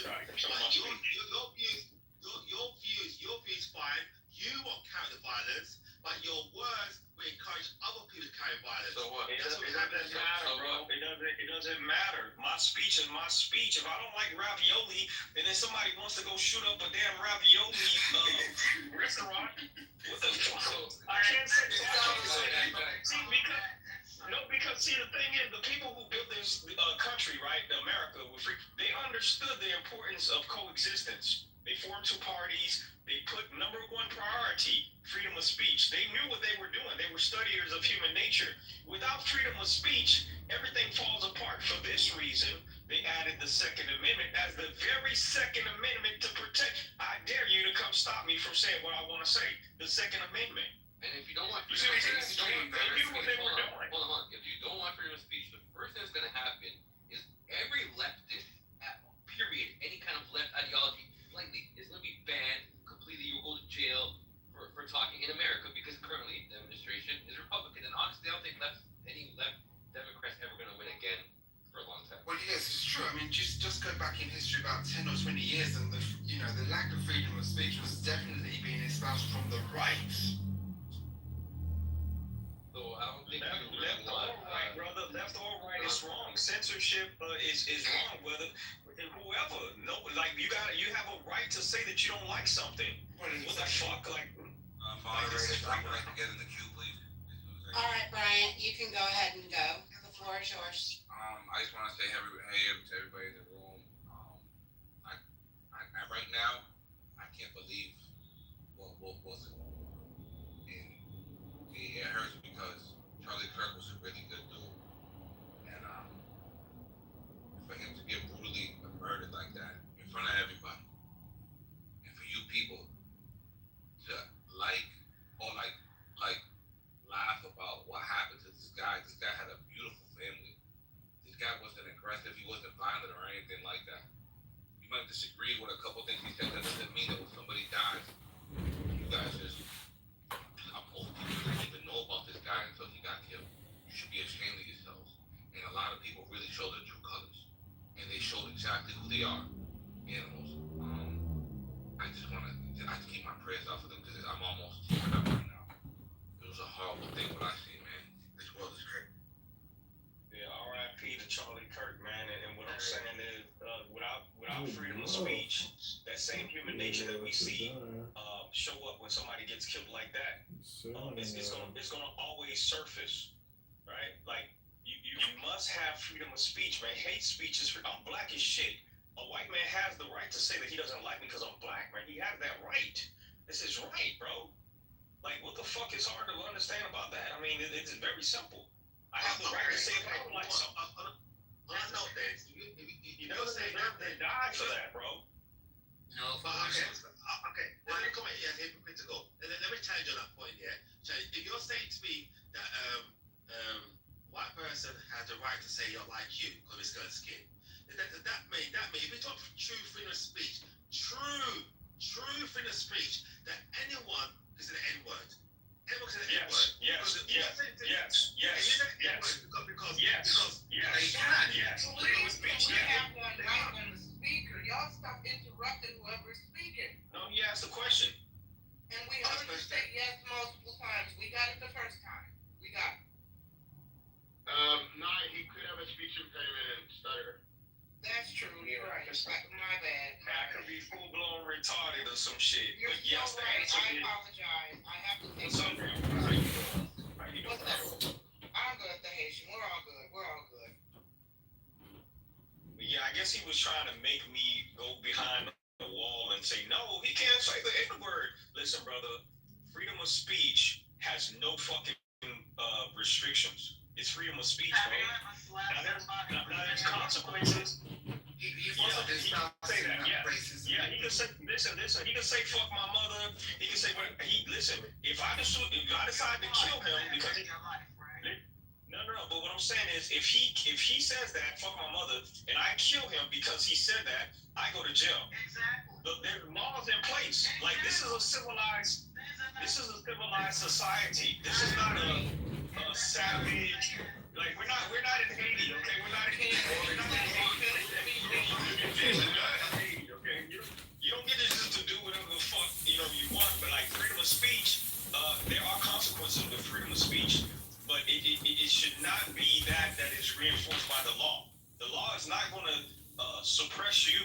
or fuck over you because you have freedom. That's not the way this shit works. Hold on, no, yes, hold on, no, I'll come back on that. I'm sorry, I do apologize. I'll come back on that, yeah. Law do come into it. For example, Andrew Tate said, yeah, that women are properties, yeah, And what happened? It was Andrew Tate was accused of encouraging young people to take advantage of young women. Young people. No, he got charged with sex trafficking, man. That's an action. That's an action, though. That has nothing to do with speech. That's an action. That's an action. You gotta know the difference between acting on something and just saying something, bro. No, but he got ridiculed, yeah. He got ridiculed in media of his views on women. Ridiculed him, and it's freedom of speech. So what? And people say disagree with it. You know what I mean? It's not the legal framework. Come again? It's not in the legal framework. I mean, he was only accused by the Church of Public Opinion, but he wasn't actually vilified legally. Exactly. Now, one could argue that you can pursue something civilly and say mental anguish because of this person's bullying. You know, that we can argue that, but it still doesn't deprive him of the right to have to say what he want to say. Like, there's consequences behind saying like wild shit, but in the civilized society, it's not going to be reinforced by the Constitution of the United States of America. It's not going to be reinforced. Freedom of speech is freedom of speech. But I don't think that Charlie Kirk actually was that extreme either. I'm not sure that he was that racist. I didn't hear him say anything racist. Yeah, I didn't hear him say. He spoke a lot of things that people think but didn't want to say, you know, because He wasn't killed by the state. He was killed by some individual. Well, that's so this is not a freedom of speech issue. Why do you say that? Because the state did not kill Charlie Kirk. Freedom of speech extends beyond just the government. Like, you could say, like, I could get on this app and say, man, you know, it's not a good day today. What are you gonna send police to my house and kick in my door because I said today is not a good day? What the fuck? Like, no, that's freedom of speech. You know, that's what I'm saying. Like, you don't know what I'm talking about. You don't know what I'm talking about, so you're not equipped to have a discussion about freedom of speech if you don't know what the fuck. Okay, guys. Up until this point, like, I've tried to just occasionally reiterate one mic and let's not interrupt each other. Let's have a discussion. I'm just putting it out there. I'm going to start watching the stage as you guys speak. We're going to nicely pass the mic from one to the other and allow people to complete their thoughts. If you come off mute when somebody is in the middle of talking, you're going to get gooed until they're done. So I'm just giving you a warning now. One at a time, please, so that we can hear what all of you lovely people have to say. Good luck, King. Good luck, King. They never heard Charlie Kirk say any racist shit. Like, he does the dog whistling. Like, I agree with a lot of stuff Charlie Kirk said, but he does do the dog whistling. For example, saying stuff like, if he noticed the pilot is black, then he's concerned, right? That's a dog whistle. When the reality is this, every commercial aviation accident in America was done by a white male pilot.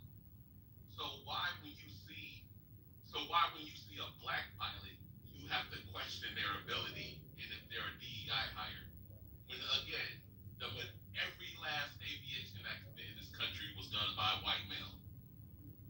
That's a clear dog whistle when he says stuff like that. Yeah, but he also said if we didn't have DEI, then we wouldn't have to think that way. That was his whole point. He was using it as an example. Yeah, exactly. And I've gotten jobs because I was black, man. I've gotten jobs plenty of times where I wasn't the best. I did meet the qualifications, right? But they needed to, show equal opportunity employment for, like, now, the diversity shit. Yeah, I check off the box, man. And yeah, I fit in. I'm good enough, to fulfill the quota of having a black guy on the workforce, right? And also I meet the requirements.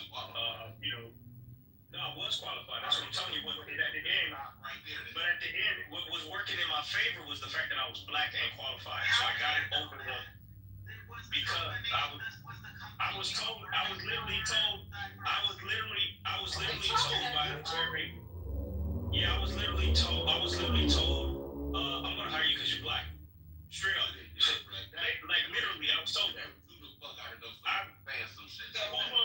needed a job. The white candidate that I got the. So notice how serendipity said if anybody interrupts the speaker, she's going to start moving people down. And some of the voices that we actually appreciate on the stage and want to hear from keep interrupting. So what are we supposed to do? We don't want to have everybody on the stage who shares the same ideologies and talking points. We want to have diverse voices. And some of you all have very strong voices that I certainly appreciate. And I don't want serendipity to move anybody. I certainly don't want to move anybody. So why can't we just respect the mod's wishes and let one speaker get done, and then y'all can respond? Why is this so challenging? Yeah, I appreciate you. I just want to finish saying what I'm saying. If we know that white people and other groups of people can get preferential treatment for employment, then why is it far-fetched that I, as a black man, would be able to get the same thing under the right circumstances? Like, this is a real thing. Like, those quotas, the EEOC, they look at diversity. If you're hiring nothing but white people, they're gonna look into that. Why don't you have a black person here? Okay, this guy's a black guy. He fits the qualifications. Let's hire him over the. You see what I'm saying? That's a real thing that happens all the time. Question. So do you think that attitude that you're not really dealing with the root cause? Because you know what? Oh, we're forced to do this, so we're gonna employ somebody of color into organization. But you don't deal with the root cause.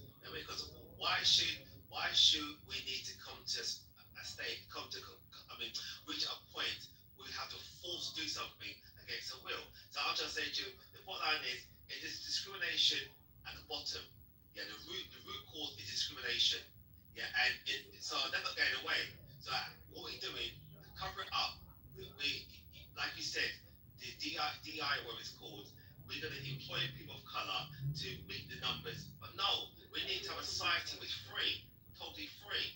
You understand? So it seems to me like this completely free. We've got the elite at the top, and the elite at the top refuse to change. So therefore, to satisfy the people at the bottom and stop making them so angry, we have to put quota in place. But no, what should happen?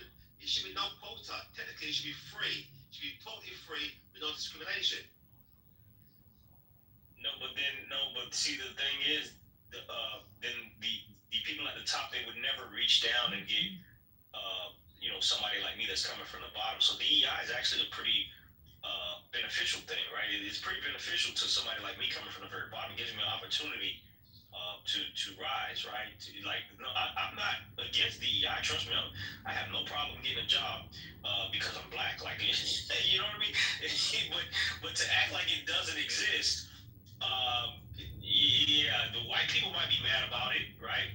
But hey, listen, white people have been at the top for a very long time. And many white people, unless they are forced, they're not going to consider a black person like me. Honestly, they're going to count me out.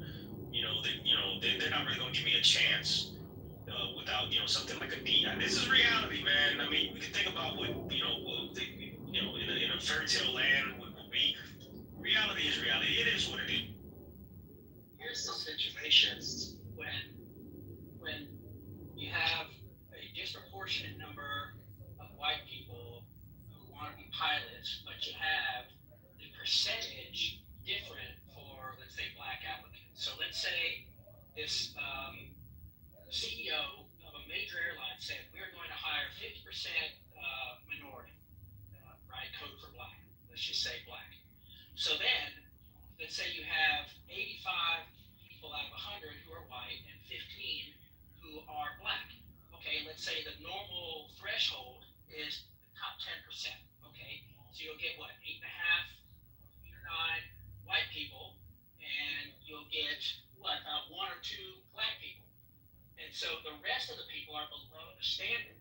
But when you arbitrarily arbitrarily move that line only for black people and say we're going to hire 50%, then what you're doing is you're dipping down below the line of competence. And you're saying that regardless of whether or not the black pilot is fully qualified, we're going to choose that person anyway. So that's where the fear comes in to say, if I see a black pilot, do I know maybe he was number 6 on that list out of 15? Maybe he was well below the threshold, but solely because of the reason of him having black skin or her having black skin, we're going to elevate that person to above the line. That's the concern. It's not racism, it's just pure statistics, it's just pure logic that you're dipping below the line based on an arbitrary factor other than competence.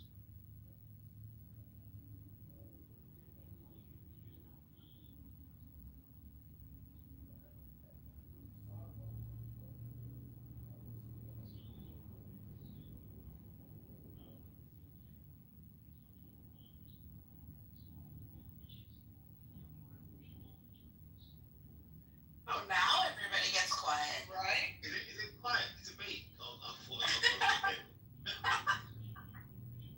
Now everybody It's gets just like in the quiet. shower. no, but Mr. Mike, welcome to the stage. okay, go on. Sorry, go ahead. Anybody wants to speak? Because you've got a lot of people who want to speak. So I think the new people should speak now or hold your peace. Just want to say what up to everybody. Thank you, Serendipity. Hi, Monica. Great to see Hey, you guys. hey, Marquise, it's good to see you. That logic applies to any industry, whether it's engineers, scientists, pilots, military. It's the notion of artificially moving the line of competence down for certain people. It's the whole reason that affirmative action was ruled against in colleges as a mechanism, primary mechanism for admission, because if you're bypassing more statistically qualified people, then and that's not meritocracy, and you're cheating or gaming the system. Look, I do actually agree with your point generally, but you're actually ironically putting that artificial line of competence in there anyway. The top 10% are generally employed because that's how many jobs that are needed. It's not because only 10% are competent.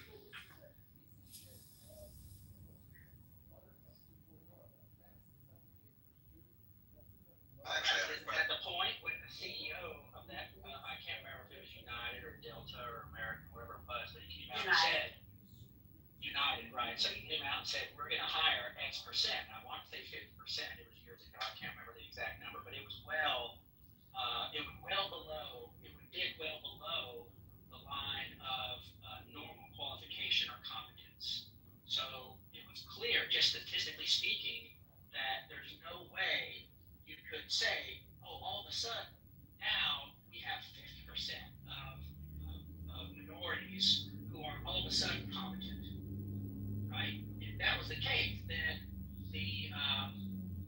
indicate that 50% of the people in that minority group were qualified, and they would be selected on merit. There's a lot of pilots who are competent but aren't pilots.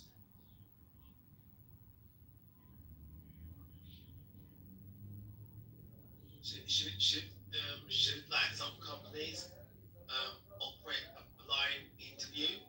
For example, you meet somebody and you talk to them on the screen, like the singing competition called The Voice, until she got the American The Voice. Yeah, that is a blind, so therefore you don't see a person's face until you hire them. Would that work? Well, I think interviewing and selecting the right candidate is hard enough. So by handicapping or limiting my capacity to read that person in real time, their nonverbals, their tone, their responses that align, with their behavior, their along with their statistics, their vitals, is, I see the intent. You're saying try to make it as unbiased as possible, but I would rather have as transparent and clear at the standard. I would rather the standard be the standard, and people meet the standard, and if it happens to fall one way or another, then so be it. Earn it. There is one really good example, actually. They had an orchestra whereby they used to always blind test it. Oh, okay. But it's a very good example. It doesn't translate into most contexts. It's been studied for years. What do you think it's translate? Marquis, did you want to say something? I thought I saw you come off me. No? Yeah, I did. Sorry, my mic's not messing up. The question was originally for Miss Dawn. She was talking about race-owned businesses and like pretty much race-owned and operated businesses, and pretty much the question is, would you say that the same argument applies to businesses who use the statement of race-owned and operated for the sake of authenticity to the culture? Now, as far as what the gentleman earlier had mentioned, as far as him getting a job just because he was black, like literally they said, hey, we're hiring you because you're black, you could have sued the shit out of him, bro. You really could have. And just because you're in need of a job could not have held you back from that. That would never happen in the UK. Someone say that blatantly, we're hiring you because your skin color. Right, it didn't happen here, bro. We have it as well. Shocking. It's shocking. Bro, he's lying, bro. That didn't happen here. You don't have to lie to make a point. You all know affirmative action exists, bro. You don't have to lie about it. We call it positive discrimination.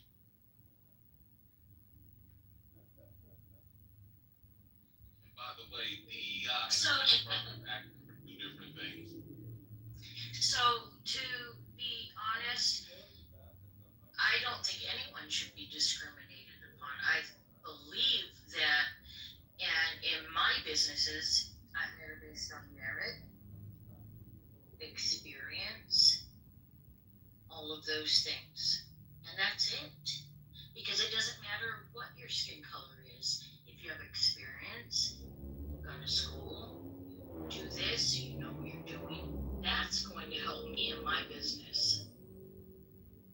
Yeah, but here's the reality. Historically, in this country, too many well-qualified people, especially black people, didn't get the job because they wasn't white.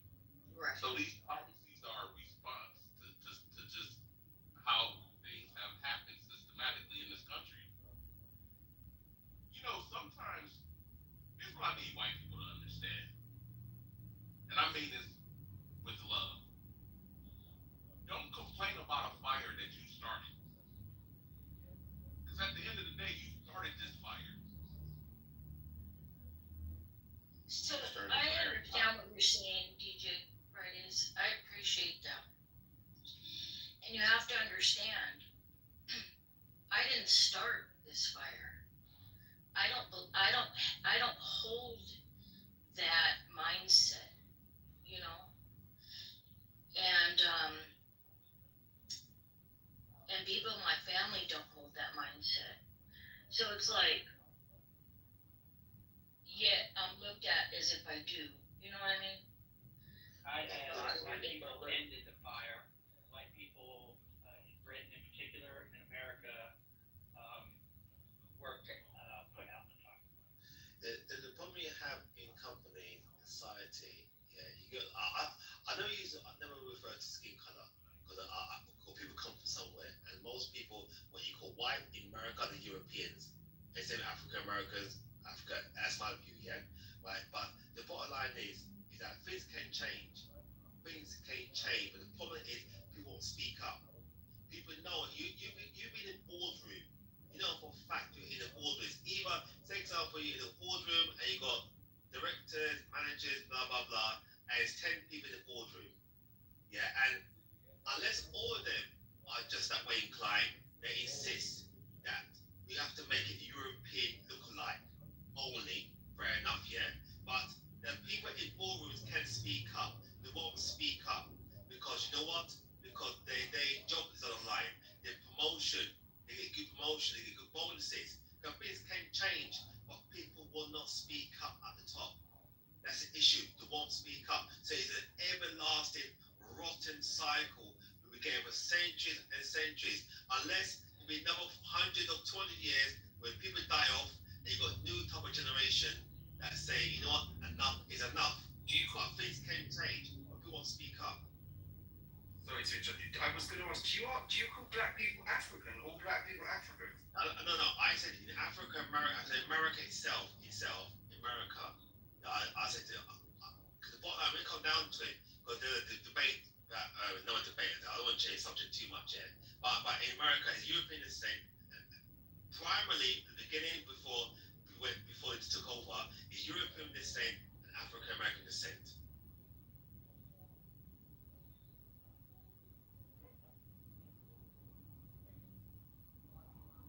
America is not a racist country.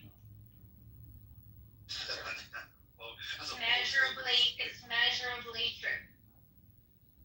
Monica? And if there is racist policies inscribed in law, you might find them in major urban cities that are run not by Republicans or conservatives. But we are talking about, well, I understood, and I can be corrected, Serendipity's mission for this room was seek first to understand and then be understood.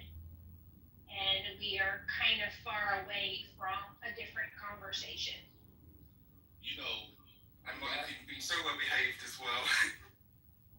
when y'all say these cities are democratically ran, that's halfway true. Because a lot of democratic cities sit in Republican states. And mayors are nothing but city managers. They don't really have power like people think to set policies in their cities. The state has the ultimate power say so in that state. Then why do we see Republican-run cities, of which there are very few, more successful, and regardless of a red state or blue state environment, than the blue cities and the red states? Democrat-ran cities, the reason why they're shit, is because, they're not going to crack down on crime. They're not going to crack down on the things that you really need to crack down on, right? Like, it actually behooves them to keep it going, right? Because then they can say, hey, look, this city is shit. I need more funding. I need more money, because this shit, it's all a business, right? This shit is like literally an ongoing business where, you're never going to fix something that you're not going to be able to benefit from, right? So why fix it? It's kind of like the pharmaceuticals. Like, you got to keep the disease going. So you say, hey, look, I need more medication. I need more medicine. I need more prescription. So in that sense, it's, that's why the Democrat cities look the way that they do. Why would if I'm a politician, why am I going to cut down on crime if I'm getting a whole lot of money because my city is a crime-filled city? You get what I'm saying? You're describing basically a system of misincentives or a badly formed incentives, and that's not racist to describe it. It's just diagnosing of. Yeah, and that's not actually the way that federal. That's literally how it works. That's literally how it works. If you imagine it to be so, then that's your point. But the speaker before you That's how it works. I need more funding. Like, I saw it happen out here in Miami. More federal grants are given to cities that are. It needs to be justifiable. It needs to be justifiable. You need to have justification. Why do you need so much money? I need more police officers. I need more money. I get your point. It's simply not true, but that's not actually what I took the mic to correct. The speaker before said that states have the ultimate authority over cities. It depends on the state and it depends on the city, because different cities have different mayoral structures. Some are strong mayor systems, some are weak mayor systems. Some are run by the city manager, and some the mayor is essentially a monarch of that city. They have more power relative to their domain than, say, the president does over the United States. And actually, most big cities over, say, 500,000 people are based in the strong mayoral system. That's not okay. So New York works all right, doesn't it? New York is a good example. I give you an example. In Georgia, during the COVID lockdowns, the mayor, a Democratic mayor, Keisha Bottoms, she tried to issue lockdowns in the city of Atlanta, tried to close restaurants, all of that stuff. The governor came out the next day and said, we won't be doing that. And I just signed an executive order, and he even set up a hotline to let all these little cities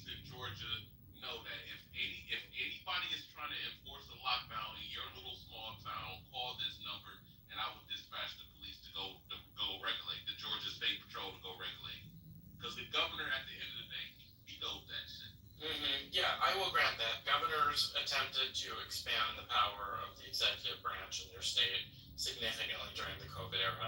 In fact, the governor of Michigan, famously or infamously or memory hold, one of those, implemented all these emergency powers all across the state of Michigan, including clamping down on the right to travel even within the state. And she was actually struck down by the Supreme Court of Michigan, saying you don't have these emergency powers that you've given yourself.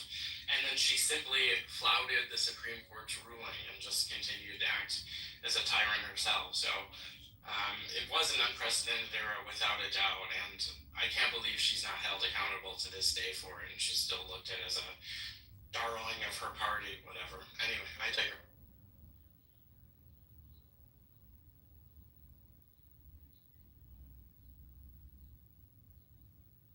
This shit is all the business, man. Even down to Charlie Kirk's, organization. It was also business. He said a few things that drove the business, right? Some of the things he knew, being the highly intelligent man that he was, he knew that some of those things would, incite the emotions of the people, right? Like he's trying to capture attention, and it really did work, right? Yeah. That's really interesting to me. But the trade-off is that you're going to make enemies, right? Like that's the trade-off. Even if what he said was true, which a lot of things, to me, pretty truthful. Even if what you say is true, you must remember that you're dealing with human beings. Like this is not the first political assassination we've undergone. They killed Abraham Lincoln, right? What the fuck? Like JFK, they blew his fucking brains out. Politics is a very dirty game, man. It actually brings out the worst in people. In America. You being highly intelligent, you should know this, right? Again, he's far more intelligent than I was, or than I am, right? And I can say that, right? Being an appreciator of intelligence, right? The dude was brilliant, but I think that looking back, we all can learn something from this. It's like you got to be more strategic when dealing with humans. You can't get too comfortable. But he was only 31, also in his defense, right? There was a lot of things that he hadn't really experienced and figured out yet. You guys are so rock and roll, right? Most successful democracies are run by boring people who are good at plumbing. Like they've got a good, grasp of economics. They're not got the sort of the rhetorical flair of Trump, which is really fun, but kind of a bit. Yeah, no, for sure. That's true. And even with Donald Trump, like, can we admit that he made politics exciting? Can we all admit that? Yeah. Whether you hate him or not, when he leaves, I don't think it's going to be as fun anymore, to be honest. The racist things, he's not going to be around to say the insightful thing. And again, this is marketing and this is all business, man. This is all a business. And when we recognize it as that, I think we become less emotionally invested in these things, right? Like if the shooter was to have understood that this, the guy's just running his business, I don't think he would have taken it personal. Like shooting somebody in the throat, just because something he said online or because he said something on the campus, it's, taking it kind of personal, That's pretty good. Got a question, yeah. Right. I asked a question, yeah. I've been following this Charlie Kirk. I'm aware of it, but I've been following him, yeah. And like someone said earlier, yeah, his personal guards, blah blah blah. And I know other people said, yeah, he said things like controversial, blah blah blah, and people like and people dislike, yeah. So with all that in mind, and also what happened to Trump last year, and now he's at a rally, and knowing that he said things that is hurtful to some people, I'm wondering, obviously conspiracy theory talking, I'm wondering why did the authorities check the perimeters, knowing that what happened to Trump, yeah, and so that a roof, blah blah blah. I'm wondering why did the authorities say, you know what, let's look around and see if anyone can cause any harm to this individual. So I was wondering why the authorities preempt that, you know what, we know what happened to Trump last year, blah blah, it's got a roof. So why did authorities I asked the same question. Because Charlie Kirk was responsible for his own security, and that needs to be looked into too. I can't imagine working for someone and my mistake caused his death. But that should be also looked at. Well, if that's your job, though, I mean, that kind of goes with the territory, doesn't it? If you're a bodyguard. Yeah, why are they checking the rooftop if that shit happened to Trump and it's going to be outside? Why wouldn't you have checked the rooftop? I think it was just mainly getting comfortable, you know, like overly comfortable, thinking, you know, nothing's going to happen. You know, nobody's going to shoot. Like, you know, we got this. This is Utah, you know, a lot of Mormons. Democrats, they don't have guns. Yeah, exactly. These Democrats don't own no goddamn guns. What the fuck are we talking about? You know, so yeah, get comfortable, and then you know you get your brains blown out. You know, that's what. At the end of the day, if you go outside, dangers are lurking. If you make yourself a public figure and you're saying controversial things, That's a fact, bro. danger is around the corner. That's a fact. You know, I don't agree with you on much shit, but that shit is the fact. Gosh, Haitian, can you let him speak? My bad. We're getting good. Y'all don't know him by now. Once he starts talking, he will never stop until you kick him out the room. He just apologized, so can you finish your comment? But I'm just saying, like, brave men, like, come on, bro. You think when people decide to sell drugs, to be a drug dealer, to do all that, they know it's people that's gonna be trying to kill them. That shit just come with being a man. So I just went to Twitter just to refresh to see if there's any updates about the killing, et cetera, et cetera. And the first thing that comes down my timeline is very curious. Alex Jones. Never mind how we might feel individually about Alex Jones, but I find this interesting and worthy of deeper research. I just retweeted it, but here's what Alex Jones posted. It says, breaking intel. New York Times and LA Times reported on Charlie Kirk being shot on September 9th, the day before his assassination. Plus, Amazon Books have the shooting of Charlie Kirk posted one day before his murder. Eyewitnesses in Utah also revealed people in the crowd claimed they knew he was about to be killed. He ends the post by saying, was this a pre-planned, coordinated event designed to trigger a new American Civil War? Stereotypes are right. Can I say something about that? Kind of what I Before 9/11, did 9/11 happen? I swear, I remember. That's true, man. That's just true. That's a coincidence, right? Rights don't behave like the right. I would triple check, you know, those so-called facts. Jones is notorious for exaggerating. You know, I always hear people Preached say out of that. the book, so it seems to be. I always hear people say that, like, what anyway said, blah blah blah, then Civil War, and we get saying that a lot. Yeah, race war, Civil War in America and other European countries, but especially America. And I come to conclusion, yeah, and other people told me the same thing as well. Like, I always hear it. Oh, people trying to start Civil War in America. I think You're gonna be there, sorry. No, so simply, America's come too far as a country, as a nation, to be burnt down. I don't think people allow it. Majority people allow it. There will be bad things happen. period. I mean, that's why you're not in a position to say, you don't live there, and you've kind of got an opinion about whether something's gonna happen just because it's a nice country. I'm saying that about Britain as well, and look at all the, you know, effects of the illegal immigration and the Sharia, Exactly. you know, movement. It come too far. No, that's not what they're making. That's not the point they're making. It come too far. You tell me where the whole America in history, after the Civil War, the Revolution, and the whole country went into flames. Even pockets. I mean, it's not much older than your great grandfather. But America has come too far to go back 100 years. Come too far. You okay, civil war is civil war in cities, but not in the whole nation. Become civil war. America's come too far. Well, I don't think your wishes are going to stop, anything bad happening. I bet you, okay. I bet you a penny it's not gonna happen. I don't think that we'll be able to. That'll last forever. This is just our time. This is just our dynasty.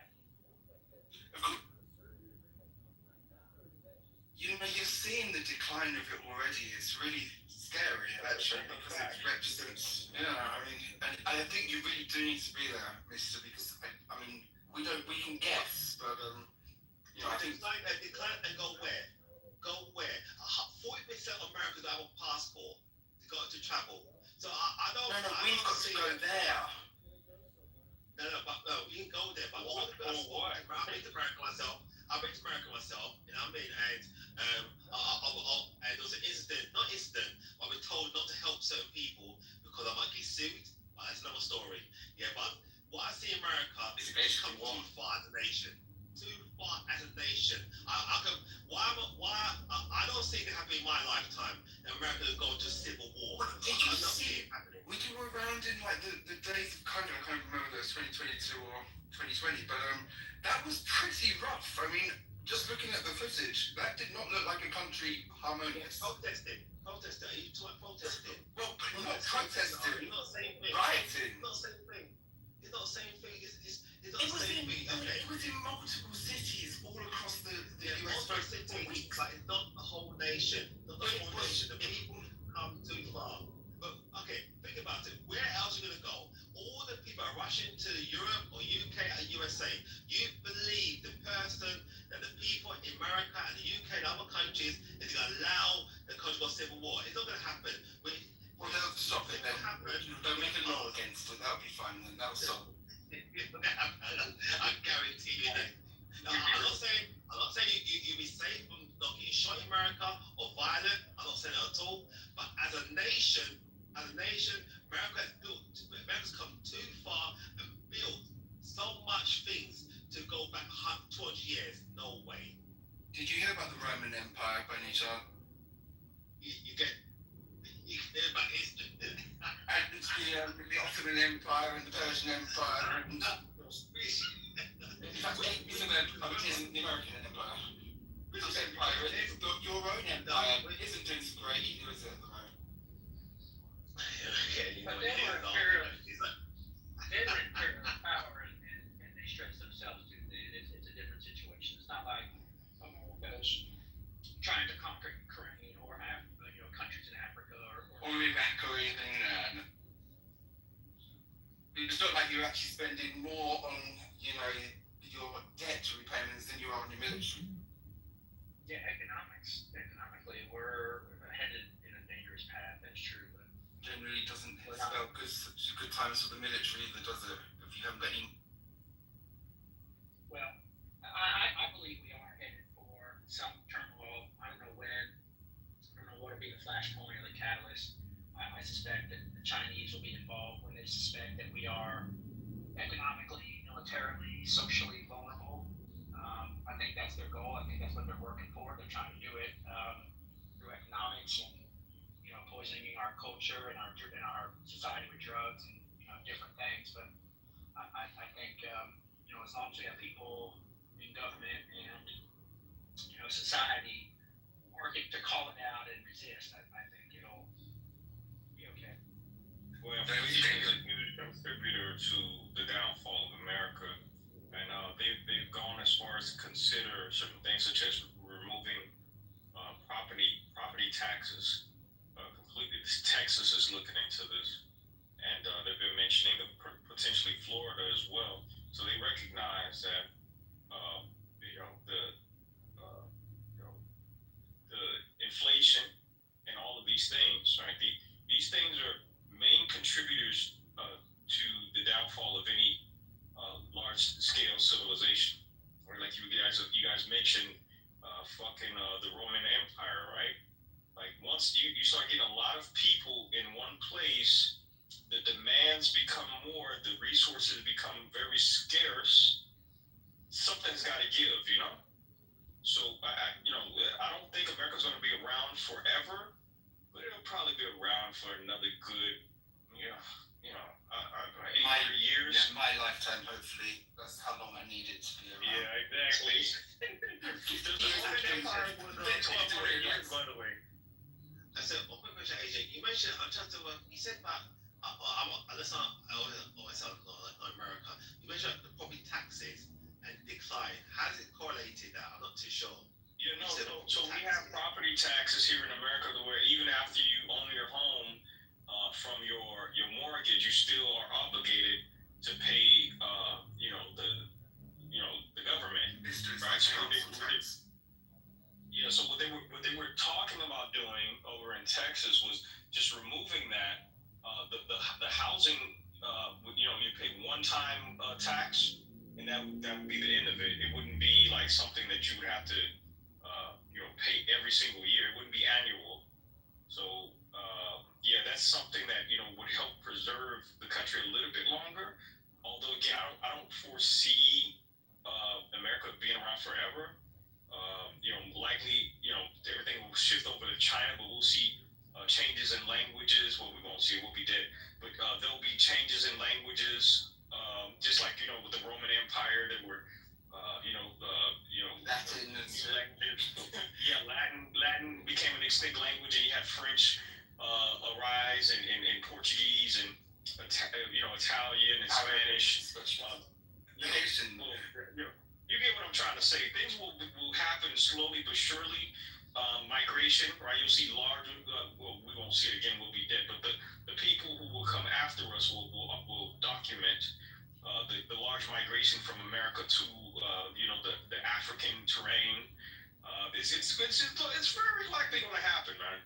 The Haitian, I don't have much sympathy for Texans, though. I mean, you have 0% income tax. For goodness sake, you've got to pay something. For you do get. They don't pay state taxes, but they pay other taxes. I'm sorry. Wait. They don't pay federal taxes. Wait.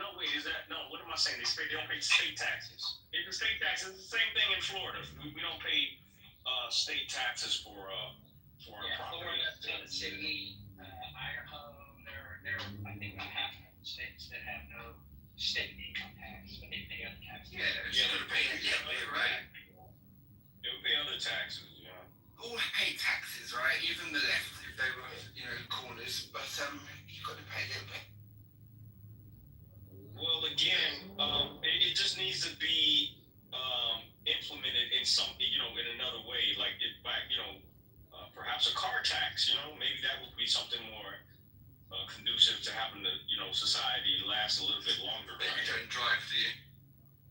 I do drive. I do drive, but that would just have to be the trade-off. If you want to drive, you gotta pay the tax. I mean, I would much rather a car tax over a property tax. A car, that comes and goes, but your property, it's like that means transgenerational. But you've got to have some sort of progressive taxation. If you've got a big house, then you're likely to have a big amount of wealth. If we're gonna insist on talking about taxes, then why not flat tax and be done with it? Like, why are you trying to tax Americans love our vehicles. There's a song called Route 66 because we love our cars. No. Like, the fact that nobody's pushing back against these bad ideas is frustrating me, but it wouldn't be a bad idea to prioritize a car tax over a property tax. Again, a car comes and goes. Right? You're not going to be able to really hand down a car to your children. You can't get much out of the car. You pay car tax, don't you? No, we pay car insurances. You pay like a monthly or annual car tax. we pay taxes for cars because they're considered luxury. Like, patient, what are you doing? Are you just talking to talk? That's upon purchase, though. That's not something that's annual. I'm talking about like an annual tax for cars instead of road tax. Road tax. Yeah, road tax. There you go. Yeah. That's the same thing. It's not proving a pedestrian. But if you don't have a car, you don't have to pay it. The real issue. It's not a bad idea. Can we change the subject? All right, do I know you? I'm not sure. The real issue is what we do with taxes like subsidies, having the government pick winners and losers in the economy, like Solyndra and other companies in the private sector. When the government gets involved with our using tax dollars with foreign aid as a means of corruption, like we've seen with USAID, different things around the world, that's the issue. The issue is not this tax or that tax. It's what happened with that money, the decisions that are made and tolerated by the people. Can I say a controversial idea that I have? That's the stupid people, is that what it is? No, controversial, yeah. Because we talk about young people offended, blah, blah, blah, yeah. And I was at another party, and I was talking about how can we reduce crime and improve crime. And I said, and everyone was against me, yeah, but I still stood my ground. But actually, it was American guys that saw my point, and he said to me that, what you said, if it doesn't work, fine. If it doesn't work, we change it immediately. So, with the jail systems, people committing crime and going in and out of jail, blah, blah, blah. Yeah, and I'm thinking, now, I think we need to change. I think, especially with young people behaving a certain way. So I'm thinking, like, if people like 16, it's just an idea before you shut me down. Idea. Someone from 16 to 24 live at home. Yeah. If that person commit a crime and go jail, the parent, since the child is registered at that house, the parent should contribute to the state. Also, so while your son or daughter is in jail, you as a parent would need to contribute to that state. Because at the moment, when people get in jail, the state is paying that person. I'm not too sure what's the amount. So someone in jail for 1 year, I'm not too sure it's $50,000 a year. I think in the UK it's around $45,000 a year just to hold someone in a prison cell. I'm not too sure what's the amount a year to hold someone in jail in America. But I think if we need to change and go forward, and it sounds unfair. It sounds unfair to punish parents. Yeah, but the bottom line is we need to change. You should jail the innocent people. That's a much more stupid idea. Can we talk about how free speech is at risk in the UK? Because we're watching and we're very concerned. I'm very sensitive subject, Monica. My Facebook is very, very precious, and I would be very careful what I say. Monica, they can't talk about it. They're being monitored. They might be arrested while they're talking on stage. You might be extradited. Now, if we talk freedom of free speech, because Trump said something. This is what happened in the UK. This is what happened, yeah. And you talk freedom of speech. So it's what's censored because America's considered more direct. With the British, UK, the more indirect. Trying to have more empathy, yeah. Right. So what happened? Yeah. Again, not going in detail, because obviously there's some people that believe children should exist, should be aborted, yeah.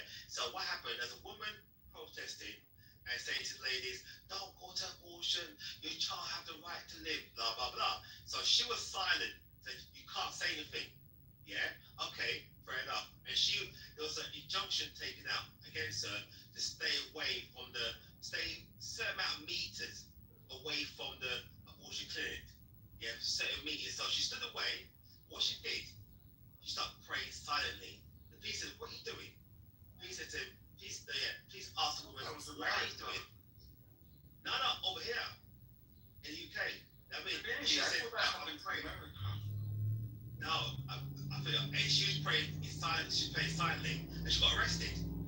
She said she mentioned no word, nothing. She got arrested. I mean, and the police asked, "What are you doing?" I'm praying silently, and she got arrested. She should pray against being arrested. You know what I mean? So it shows how that it's become ridiculous in the UK when you say certain things. I mean, it could be deemed, interpret, not actual. It's got the potential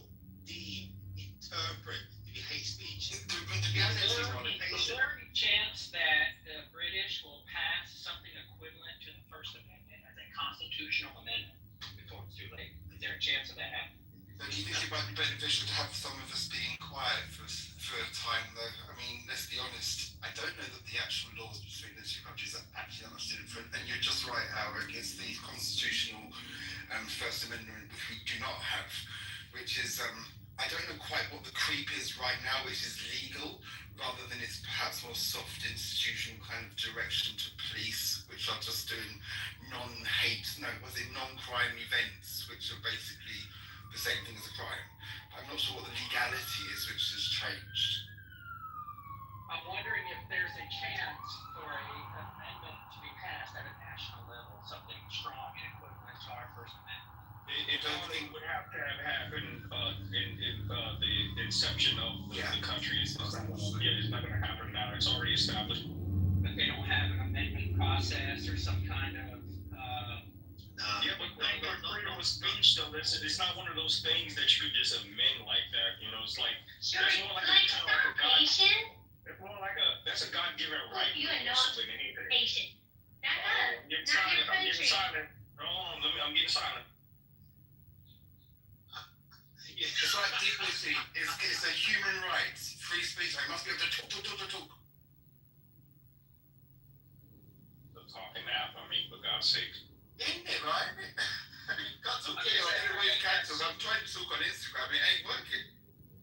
I'm just saying, I think that's what is necessary to draw a line in, the legal sandbox, if you will, to say here is some amendment or some law or something that is legally binding to give more clarity and definition and strength behind someone's ability to speak freely. It doesn't seem, it seems like it's open to arbitrary interpretation, which means might makes right, essentially. Exactly, but I think also it's not in anybody's interest who would be a decision maker to put it through. I mean, it sounds like a big sort of headache from an administrative position, but also the government doesn't want it, do they? I mean, they're not acting like they want people to be free of speech. It's not in their interest. What about Nigel Farage? So what happens? What do you guys think of when the government fears the people, there is peace. When the people fear the government, there is tyranny. Amazing, Monica. Amazing. This is why I love you so much. Coming out. Not my quote. I don't get credit for it. Shh, don't tell anyone.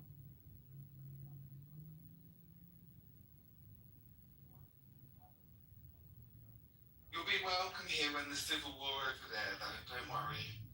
Got a little name for you. I was gonna say, come over here. I missed you. You're doing well, Horace? Not really. Truthfully.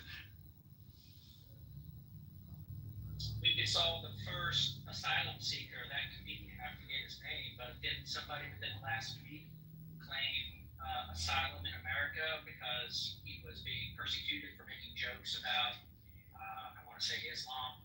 Oh, that's amazing! The comedian? Was his name Horatio or something? Seems like it's a great precedent for me. Is it Milo?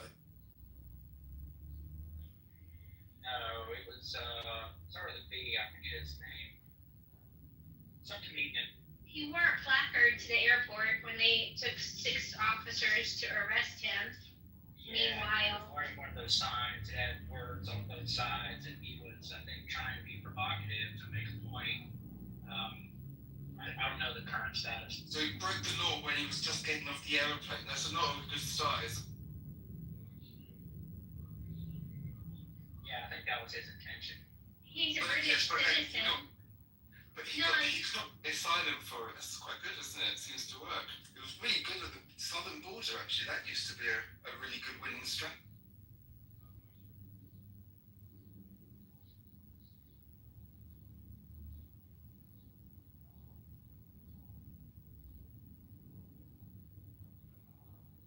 It is actually very difficult to get to the US still, unless you are not going for the legal routes. I mean, it's quite an ironic situation. Same.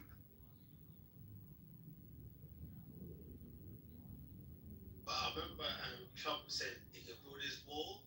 Some that's what the person election promised with the wall, but it seems to be that some of the wall is in place, but all he had to do was do a few executive orders, and magically the influx of illegal aliens dried up. Not that it did a whole lot of good, since 20 million were allowed in under Biden's administration. It's a mess. And I do have some resentment for the people who are complaining about how we're getting rid of them when they had no words when they were coming in.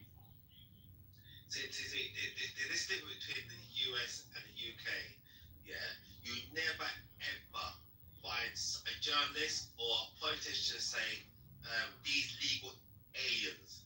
So Americans are comfortable. That's what we call freedom of speech, because that freedom that was being said That's rubbish. No, you're right. No politician.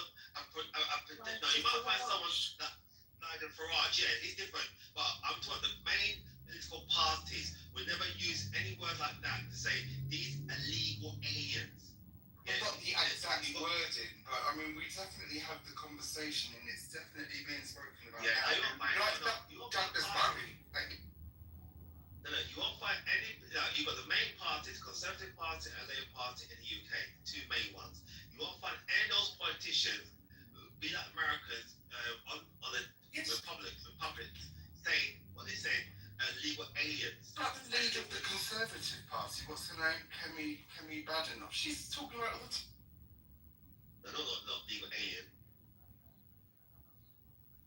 No, she might think Martians, but you know, it's the same thing. It's the same term. Martian. That's just a different language. That's nothing to do with anything to do with being allowed to say or anything. Legal aliens, illegal immigrants, it's exactly the same thing. A politician saying that person, the representative of America, that White House speech person, I don't know what it's called, whatever they call himself when they speak on behalf of the president. She said that word. Yeah, we're gonna block those illegal aliens. It's kind of offensive. She was saying that. What's her name? The woman. She was great. The Trump's one. Yeah, but to label a human being as a legal alien, well, what are you doing? You actually devalue a human being, and you wonder why people take out people. Because when you got high-profile people categorizing people as aliens, as not human. Yeah, exactly. I get what you're saying with that. Yeah, that's pretty wild, right? It's not though, is it? Because they don't call anybody illegal aliens if they're actually there illegally. They only call sort of tourists that. Yeah, but what he's saying, but what he's saying is that the label of calling another human being that's just like you and I an alien, so you know, he's a creature. You know, it's like it's a clever way to. You would love the aliens. UFOs. Man, when we think of aliens, we think of extraterrestrials. We think of something extremely foreign to man. Like, come on, like, what are we talking about? It's not a nice. It's not a nice word to you. The word alien means foreign, strange. So that's foreign to me, that's not strange to me. Yeah, but come on, man. Can we still recall that we're still all humans? George Carlin, the comedian, talked about the dangers of soft language and is it hyperbole or no? Yes, another word. It's a cacophonism, not a euphemism. A cacophony. I think a euphemism though might be even more accurate. And also, Michael Knowles, who my co-mod really likes, has a PragerU video called "He Who Controls the Words Controls the Culture," and the way we keep framing things as polite when they're not accurate. Respectability politics gone. We still want to be considerate of our fellow man. Like we got to get so lost in the politics of things that we forget that we're all fucking human beings. Like at the end of the day, you just have to be born a certain place. We're not all Americans though. No, I get that.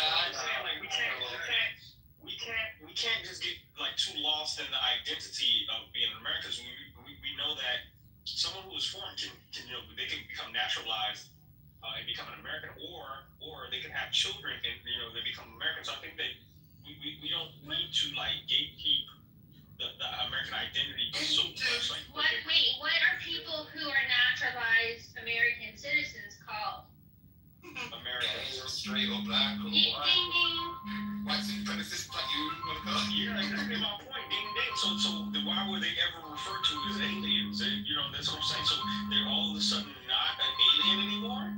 Like an alien is an alien is an alien. You know what I mean? An alien doesn't turn from an alien to. But then again, an alien doesn't shift from an alien to a human. Like Look, there's a state. You need to have a state. If you haven't got somebody who is an American and somebody who is not, then you have no idea who should get benefits or who should be protected at the border or who should, all of these things are extremely important to the world, aren't they? I mean, being American or not, if everyone's American, then the world basically collapses. Well, they used to call black people colored, right? Like I would say, better than alien. Maybe one day we'll move away from just black people. Maybe they'll call it something else. But I'm just saying, like, we're constantly evolving. And they used to call transgenders transvestites. Y'all remember that? That's what they were. For the record, I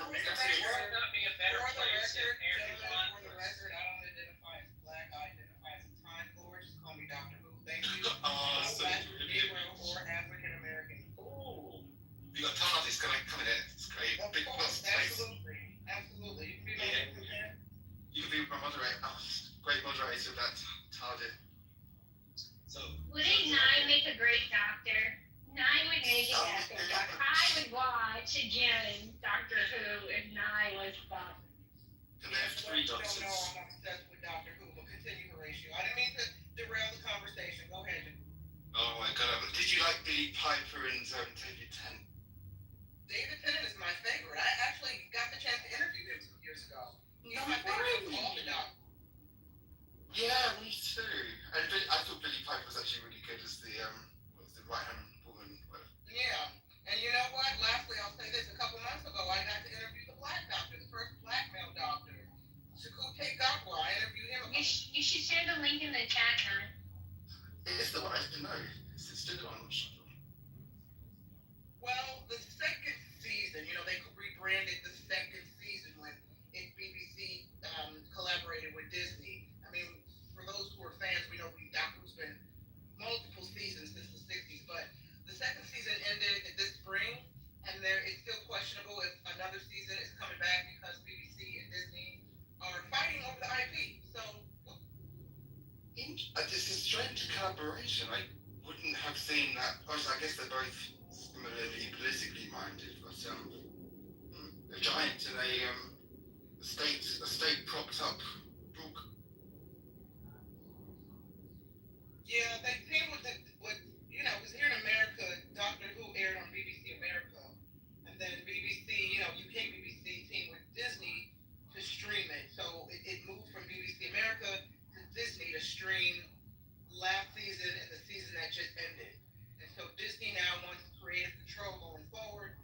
According to reports, BBC is like, no, F you. And so the showrunners are like, maybe it's going to come back, maybe not. Maybe the black doctor will come back, maybe not. We don't know. So it's still up in the air because they're fighting. There's fighting behind it. So it's possibly the only thing that BBC makes money from. So they're really going to be quite protective about it. But it's popular in the US. Like, you guys seem to like strange things from the UK, which I've never really imagined, like Amphab and stuff. Oh yeah, it's got an audience here. I love Doctor Who. I've been watching it since I was a kid, but really became obsessed with the reboot in 2005. So yeah, it must be doing well here because it continues to air. So silly question. Silly question. In America, are you required to pay TV license? No, which I think is insane over there in the UK. No, I know. I stopped paying it myself by being a vet. No, we just have cable and the various apps, so you can pretty much watch whatever you want to watch. If you either download the TV streaming apps or pay for cable, but yeah, it is not required. I mean, we have the right to not even have a TV in our homes if we don't want to have a TV. So I think the TV license over there is insane. You can actually go to jail if you don't pay your TV license. Well, I hope to see you in there. I actually fancy going to jail. I think it's gonna See me. I pay my Don't TV say that, license. man. Don't say that. $50 a year, right? It's gotta go to something. Don't say that it'll be jail. Not in these times. Not in these times, work. I think people are terrible what we're hearing. So don't say that. There's a gay ring. I'm looking forward to that. I'm paying my TV license. You won't see me. No, people. Why can I pay the TV license? That'd be so fun. Do we get to vote? That was a big debate here. I don't think America you do get to vote if you're an incarcerated person, but here we got ordered by Europe to allow prisoners to vote, which was very, very scandalous, but not very big feat. Yeah, felons can't vote here unless some laws have changed, and I'm not aware of it. But yeah, as far as I know, that's been a law in the books for a while. I don't know if it's nationwide, if it's state by state. Somebody smarter than me on this subject will have to weigh in. But yeah, generally convicts, felons, formerly incarcerated folks cannot. It seems sensible considering you're not allowed to actually walk around the streets. To be able to vote seems. So that means if you're being incarcerated, You can't vote in the UK if you're in jail. Because of Not Europe. allowed to. No, you can. You can because of Europe. It's the European Convention. No, if you're serving a prison sentence, you lose the right to vote while you're inside prison. If you're on open prison and you're allowed to go in and out of prison, then you're allowed to vote. But if you get, just say, a 6-month sentence or a 12-month sentence, you lose the right to vote. Yeah, I think that's correct. Because I don't know anybody who's been in prison and sentenced. They voted while in prison. How many do you know have been in prison? You're not allowed to. I know for a fact you can't vote when you're in prison. Well, I remember the debate, but it's When this discussion is over, I'd like to have a quick discussion about the difference between empathy and toxic empathy, if you don't mind. I'm having an argument in the Discord where people are surprisingly either misinformed, ill-informed, or lying. And I think there is a difference between those two types of empathy, and I'd like to hear from you.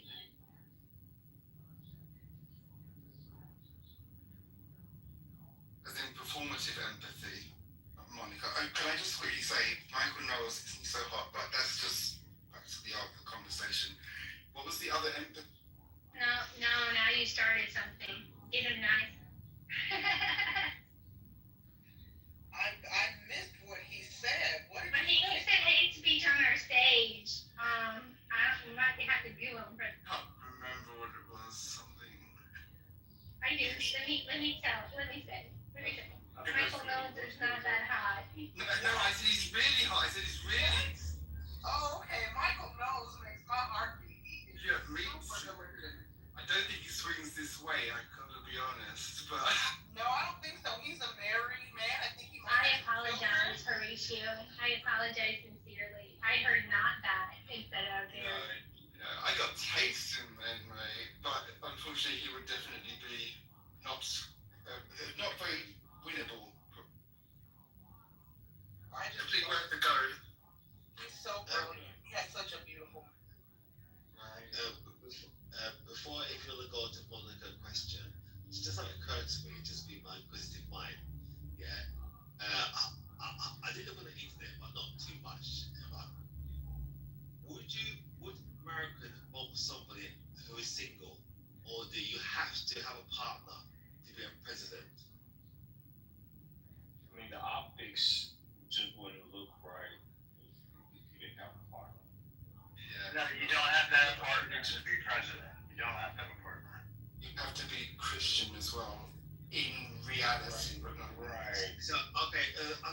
The Constitution don't say you have to have a partner, but it seems to me that again, when you talk freedom of speech, blah blah blah, that people won't vote for you if you haven't got a partner, because if you haven't got a partner, that means you can't really understand what's going on. Same here. So it's one thing. Well, you can't make a selection.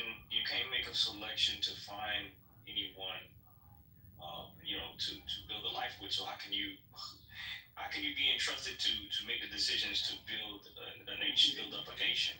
If they don't want you for that much, then nobody else should want you for that long. Exactly. If you kind of haven't got that track record, then it's, I'm just looking at myself. Yeah, the optics. Like America is a lot of like marketing and branding. It's all about like painting the perfect situation. America is, it's just a business. It's just, a lot of smoke and mirrors. It's a product. It's a product. Like, the land of the free. It's the land of the free. Everybody's free to be rich. In the fairy dust, in the chocolate, in the goody gumdrops. Don't destroy it for me. Oh man! And the pool's full of gold nuggets. The coins like Scrooge McDuck. Yeah, man. It's all branding and. Did you have bootstraps, which you have to put on? I don't know what put a bootstrap. Some fairy dust. Yeah, it's all fairy tale. And the thing is bootstraps or shoelaces? Come on. The idea of voting and salesmanship, right? To make you feel like you have a say in, what happens to, America. It's a psychological experiment, right? Because they understand how human beings hold dear to the idea of fairness. And we all had a say in this, right? So this was a democracy. But the truth of the matter is an election can be stolen. It can be rigged. It can be, compromised. It's all bullshit, just to make you feel like, you're a participant. No, but have patience. Everyone participates. If you want to be shot instead to get compliance, it's actually a slight reality because you do get the option to vote people out. You don't get shot in order to be quiet. Well, yeah, in some instances you do, but I'm saying like just the idea of the voting concept is very misleading, right? Because even with the presidential election, it's not really the actual majority votes that wins, right? It's the electoral votes. So there's like other elements to the voting process that they kind of mask it because it doesn't behoove the American vision, right? Like the vision of America is this, this red, white, and blue flag, Star Spangled Banner. Everyone working on it's a product, bro. This is a business, right? And it doesn't mean that you can't, benefit from it, but it's just, everybody doesn't win the same. Some people actually get fucked over. Some people get dealt a fucked up hand sometimes, But there's a reason that you don't have like sort of one vote per person because otherwise you'd basically just be blue, wouldn't you? There are no sort of representation. Votes are not the exact thing that's presented. It's we have a person, and we have people in states that represent groups of people within the state that voted. Well, yeah, and they can't change their. Founders did not actually want a pure democracy. But that said, I want to say the bootstrap thing. In World War I, the boots had straps on the top. You used to pull them on. It doesn't make any sense, though, that you pull yourself up by the bootstraps, because if you're standing there and you're pulling your bootstraps, you're not fucking moving up. You're actually just pulling the bootstraps. So it's kind of stupid, but that's where it comes from. It's out of the trenches. No, because you wouldn't pull yourself up by your bootstraps. No. Does that make sense? Yes, so it's like you pull your boots. You pull your boots up by your bootstraps, but you wouldn't pull yourself up by your bootstraps. It's this argument for socialism. I love it. Brilliant. I need help with that, please.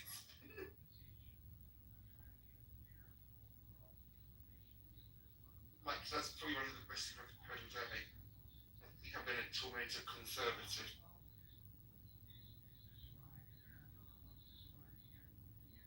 Yeah, tell them the only way they can be pulled up by their bootstraps is if someone else pulls on their bootstraps for them. Yeah. I prefer a group of people to help me. There you go. This will carry me up.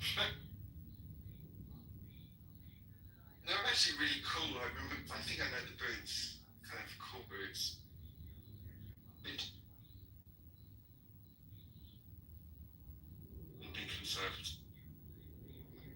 Can I ask NY a random question? If she's there. That's the stupid people. I'm here, yes. Random question. Yeah. I've got this stock policy. I see changes happening in the world all the time. Yeah. So, question is, have you bought your partner flowers before? Yes, I have. Oh, that's good. Okay, fair enough. Because I'm at another party and we all talk about random stuff, and I bring that up. And when I ask girls that women start buying men flowers, I get some shock in disgust response. How dare you ask that question? It's not the norm. I said, exactly. What is the norm? There's no book written that said men got to buy women flowers.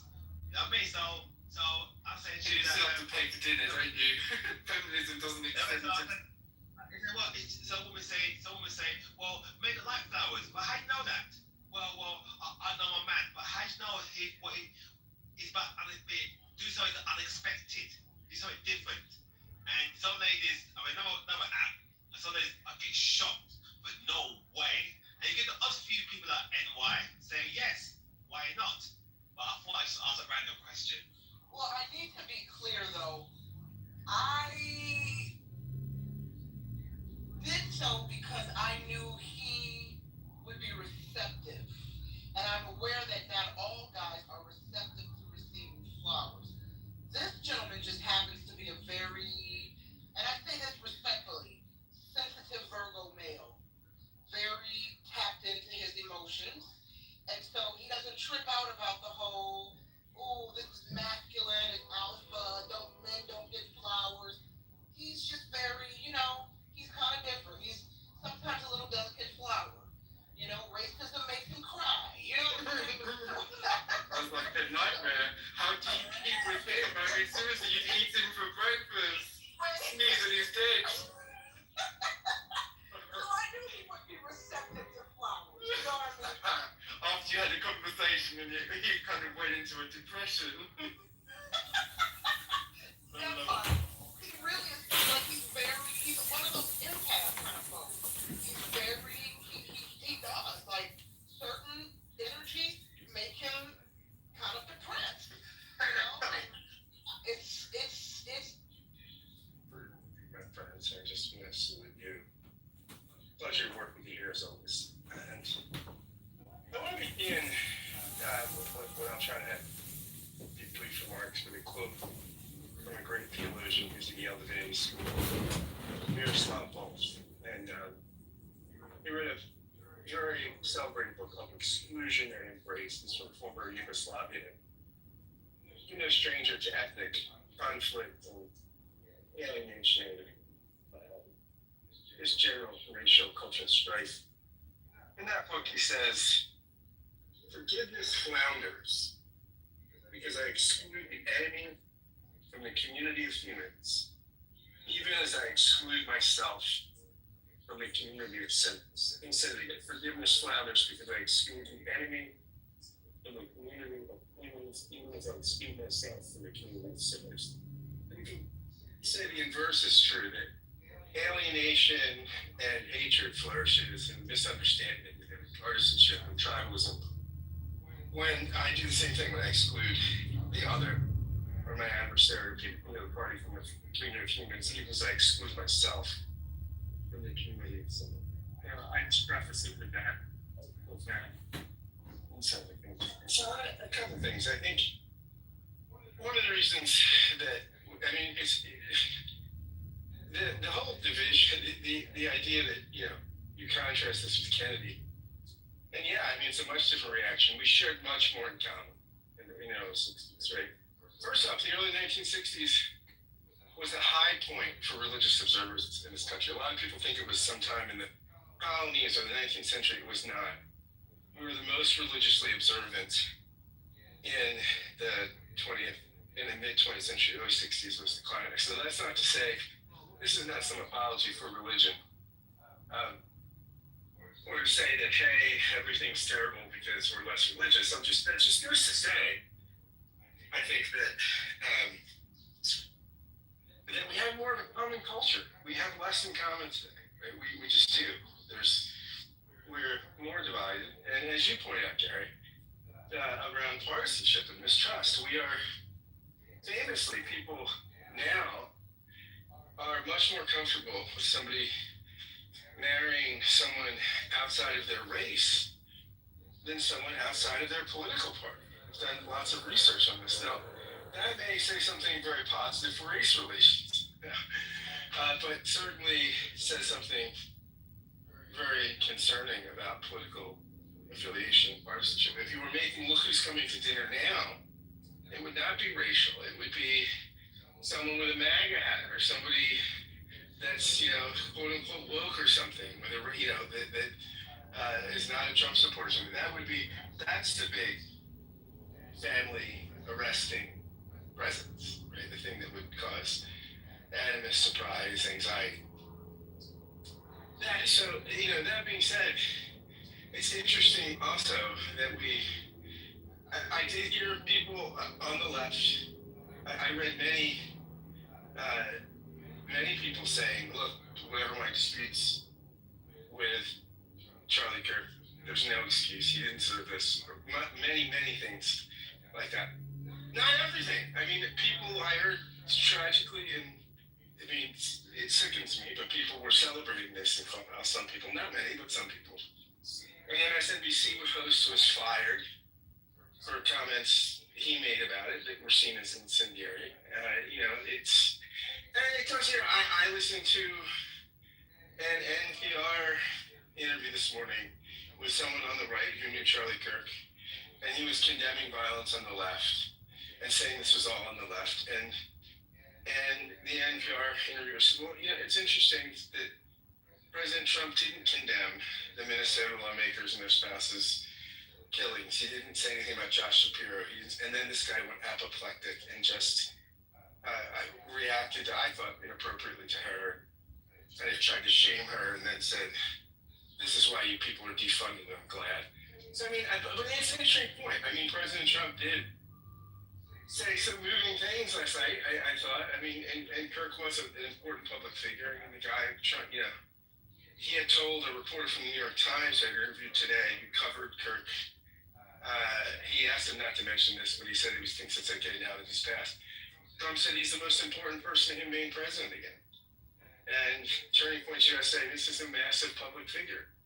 But it is interesting that it's a fair point, right? That Donald Trump did not condemn killings on the left, right? That people are, and there's a different, it does seem where we are less troubled when somebody is killed that isn't on our team. That's sad. It's grotesque. I think it's a sad commentary on public life, but it is true. There are folks who are muted, or their response is muted, or they're indifferent when this happens by somebody on the other team. It gets back to the whole sort of tribalism that quote I started with about excluding the other from the fellowship, from the company of humanity, excluding ourselves from the company of sinners.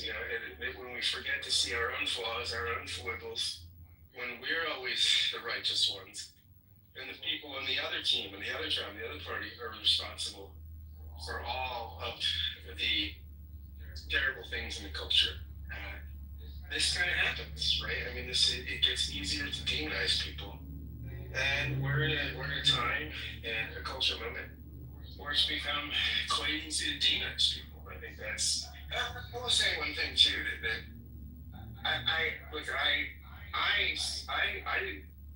I'm certainly not a fan of Charlie Kirk's ideas, but I did find him interesting to watch, and I think he was a brother in Christ. Somebody that took his faith quite seriously. I thought at times was quite articulate about that faith. I really enjoyed watching him discuss religion with Bill Maher. I thought he did a very credible job defending his own perspective as somebody who came to faith a little later in life. I mean, he wasn't that old, but he came to faith, I believe, as an adult, it seems. And was an articulate defender of Christian faith and of the place of religion in public life. And for that, I commend him. He was, of course, a blessed memory. But I will say this. I would not say what he did was really civil debate, right? I mean, when you watch clips on him, of him, quote unquote, in these debates on college campuses, and they were acerbic, they're clickbaity, he often, I think, is rude. Now, so are his interlocutors, right? I mean, that's, I'm not saying that his interlocutors were from the school of Athens either, but I think we're looking, and that doesn't mean anybody deserves to be shot.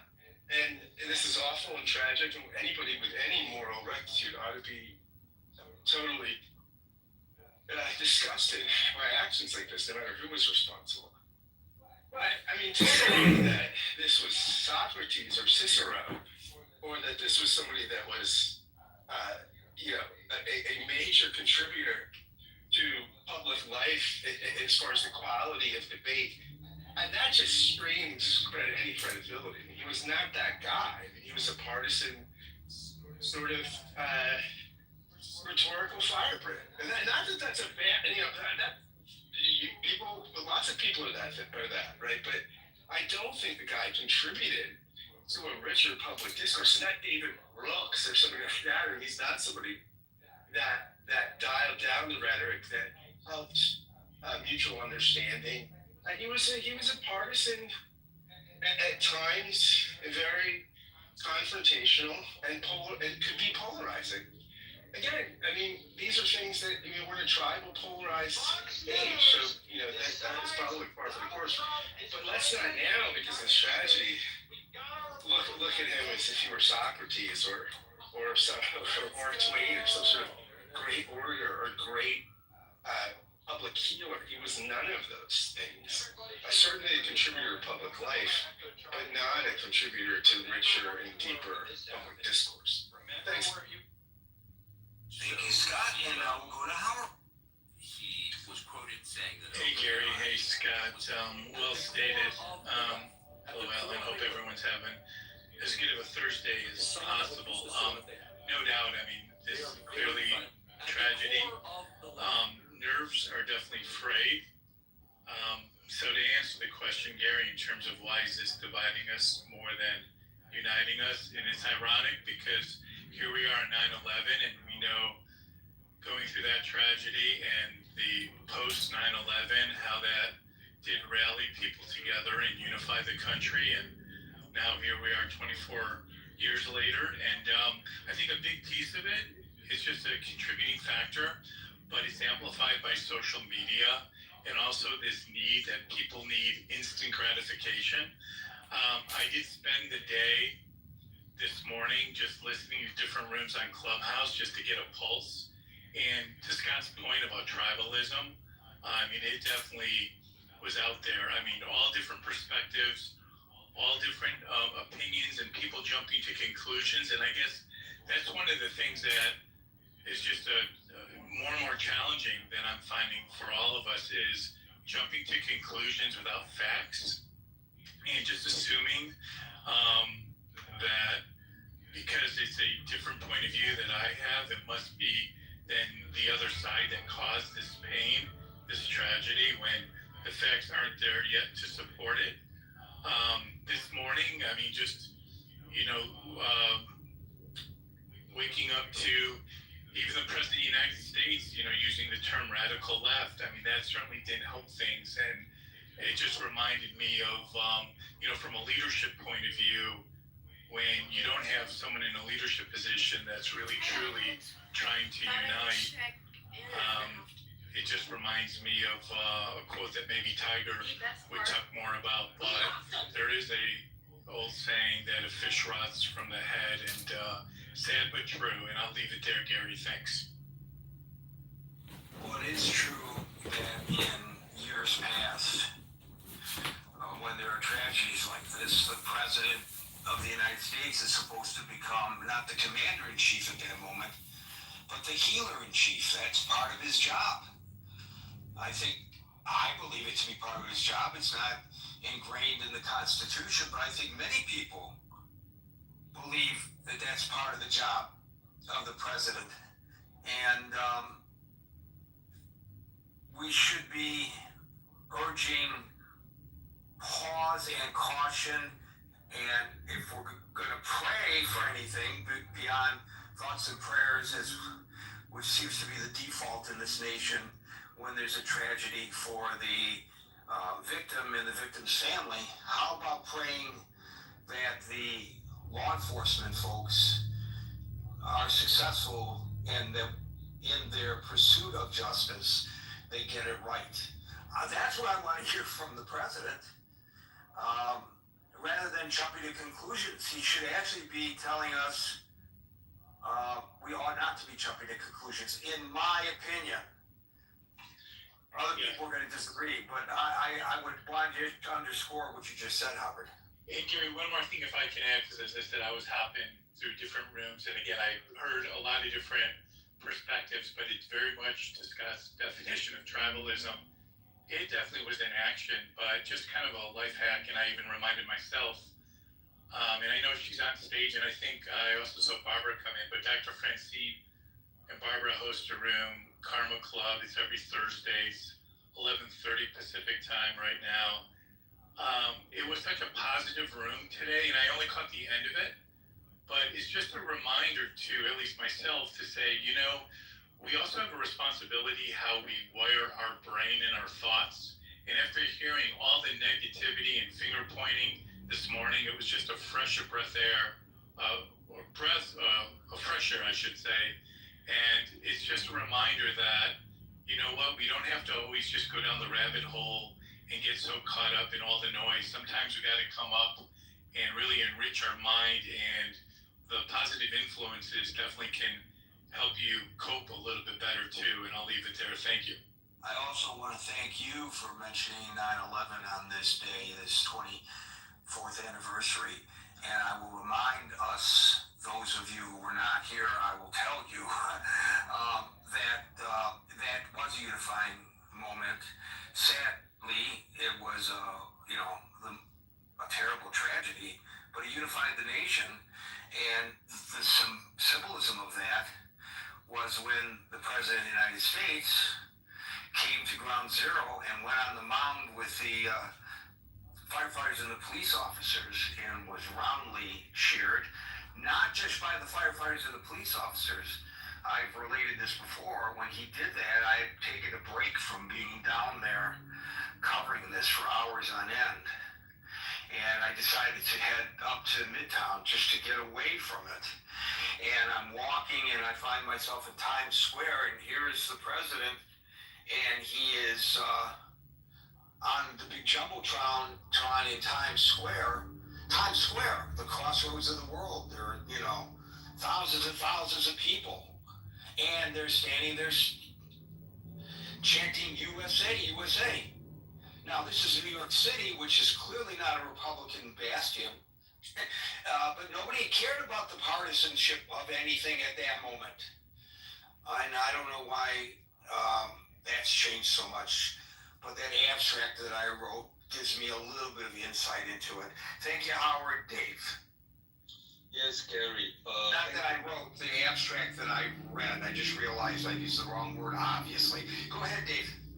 Yes, thank you for organizing this topic, because this is a very critical moment for America to heal for this unfortunate tragedy. And I heard the prior speaker, they all talk how they survey the clubhouse sentiment and things like that.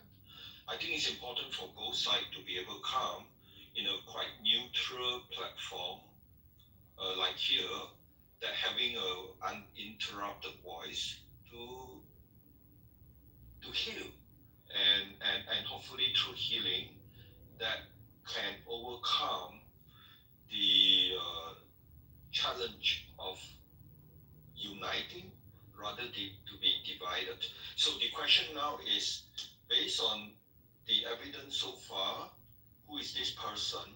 It seemed to be a very professional, very well planned, and perhaps last minute recruited to do this job.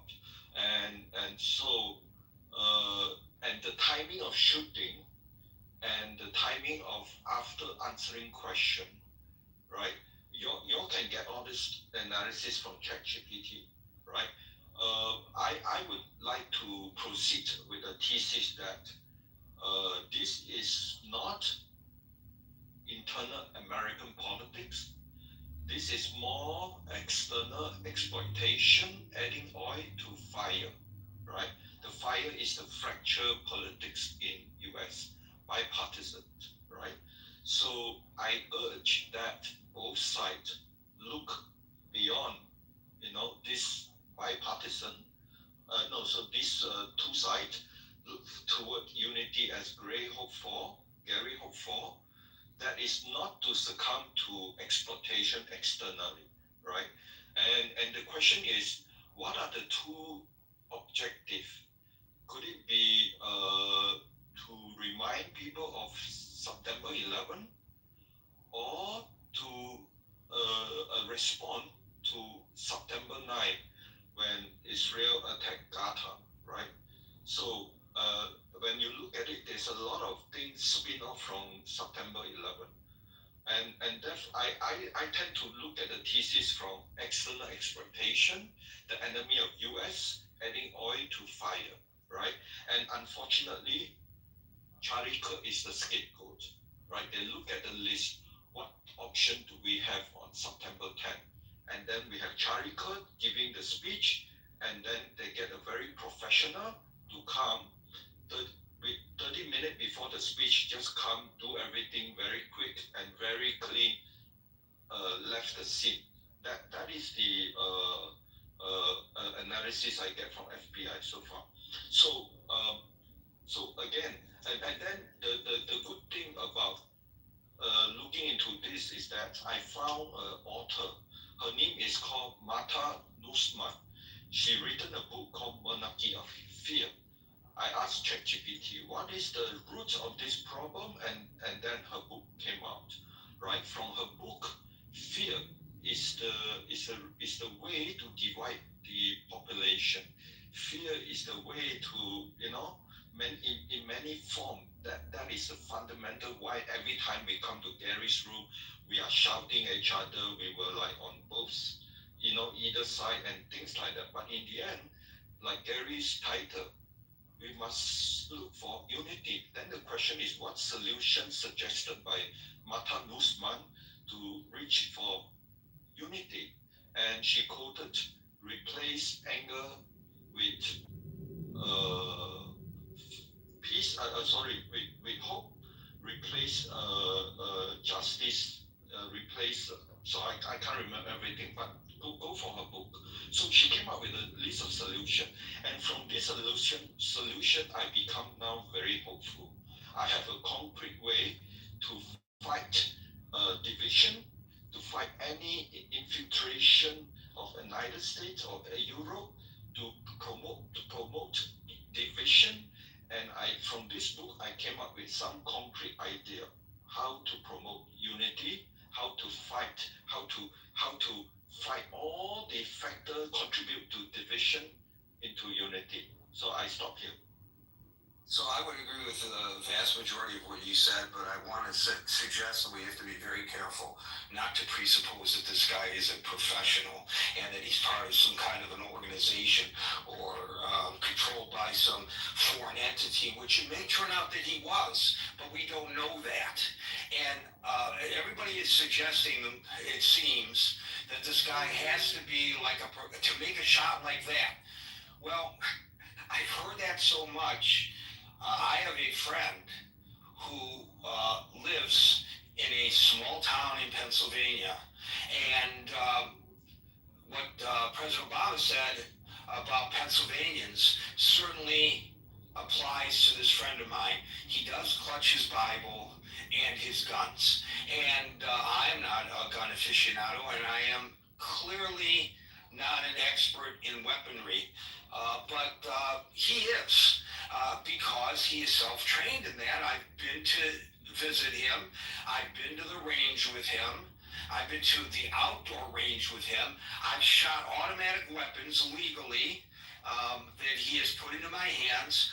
I don't know how these people hit the target, but he always seemed to be able to hit the target from a goodly distance and spot on.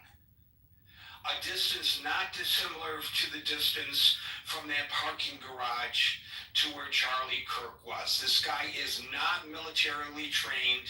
He is not trained at all. He's self-trained through practice, practice, practice. So I called him today and I asked him, hypothetically, could you have made that shot? And he says, yes. Not guaranteed, but yes, I could have made that shot.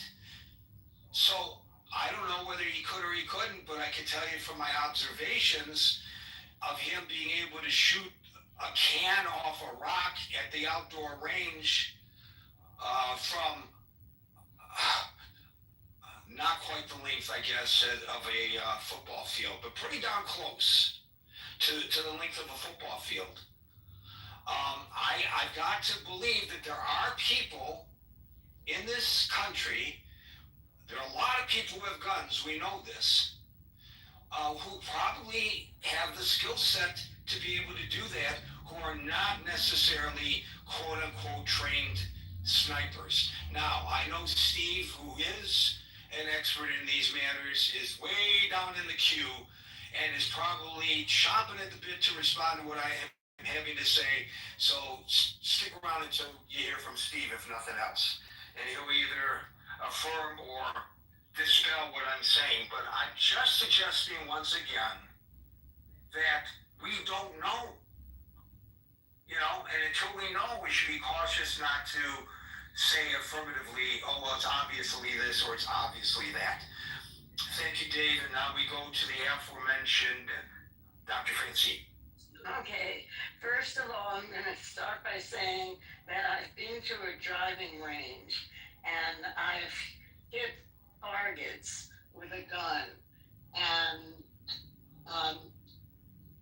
I'd like to admit, first of all, that I shouldn't be given a gun because I don't have good enough concentration to remember not to shoot anything in the vicinity.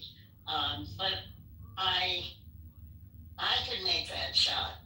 I mean, it's surprisingly easy, given the sights, you know, on guns and, you know, a good pair of glasses.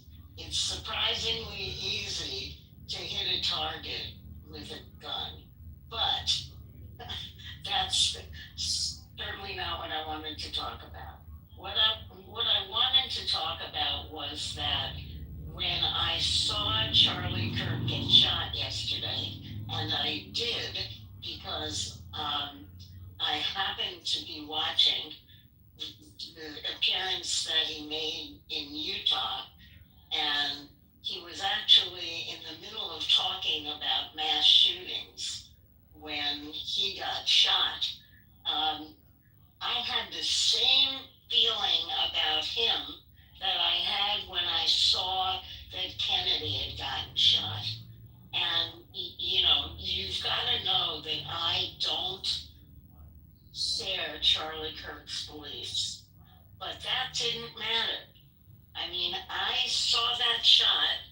I knew he was going to die from it because, I don't know, because if you're shot in the throat and it hits the carotid artery, you bleed out so fast they can't save you.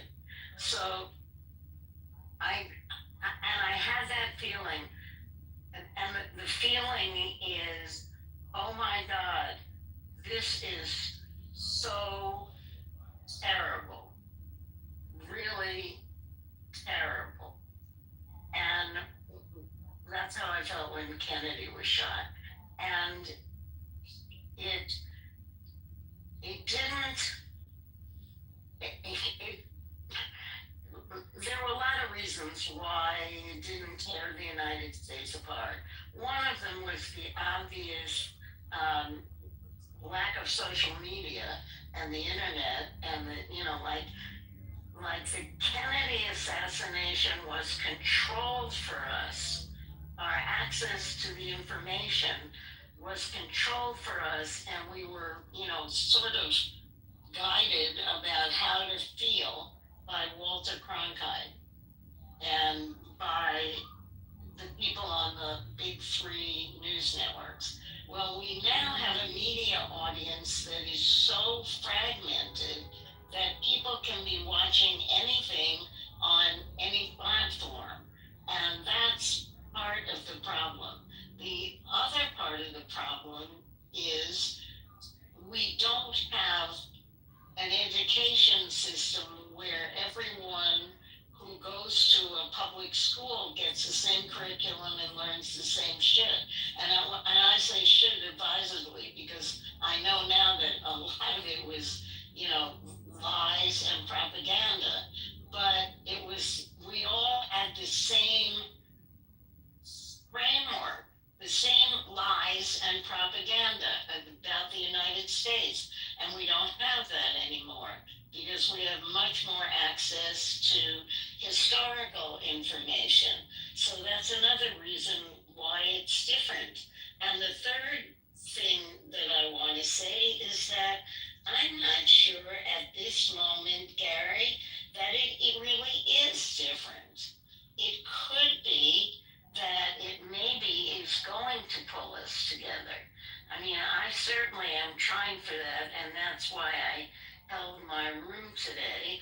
I think, personally, I think it's comical that Trump keeps blaming all this violence on the left, because the left, in theory, is full of gay weak people and pansies and people who can do these kinds of things. So on the one hand, that's the reputation of the left, and on the other hand, the left is now accused of all the violence. So we've done everything. We've cut the nation down the middle, but we don't have the right midline. There is no such thing as left and right. We're going to find, if we actually do the dissection, that it's something else, like money and not money, or something. I don't know what it is. But we're looking at the wrong division. We're looking at the wrong reason for our division. And I think eventually people will figure it out. I think they already are starting to figure it out. There's not a lot of times you can say we can't solve this if we don't work together on it, before we start believing it. So that's it. I mean, again, what I feel is the same thing I felt, is like Charlie Kirk's wife and 2 kids didn't deserve this. They just didn't. And they got it anyway. And Charlie Kirk himself, I'm not sure, because he lived in Arizona. And so we saw a lot more of him than most people. And we saw the part of him that wasn't the polished debater. It was the guy who was very much against LGBTQIA and black people and anything else that wasn't white and Christian. So he operated on that sphere as well. But again, that doesn't mean he should have been or deserved to be assassinated. So anyway, I'm just offering a slice of history. We may come together, Gary. What we were doing in the first 3 days after the Kennedy assassination, we were all sitting in front of our television sets, watching the same news over and over and over again. And by the way, as for September 11th, we did that after September 11th too. And so either this will pull us together because us do it, or it won't pull us together because that media environment has vanished. Thank you, Dr. Francie. I just find it very difficult to try to explain. I find it very frustrating to try to explain to some people when they toss out anecdotal examples of heinous crimes, political crimes, to suggest that the other side is more responsible than their side. You can trot out a bunch of Democrats who have been assassinated or attempted assassinations and say, see, or you can trot out a bunch of Republicans and say, see. Not to say that that anecdotal evidence isn't accurate, it's factual, but it obscures the statistics, and I think we have to be very careful not to do that. But Gary, there's one other thing we have to be really careful not to do, and that is obscure the fact that we've cut the cake the wrong way. It's not red versus blue or right versus left. There's some other real underlying divide. You're exactly right, and we're not going to be able to get into that in any large measure today, but you're absolutely right, and I think the reason that the things are stacked up against your open mind, that eventually this brings us all together, is, in fact, what you said, the internet.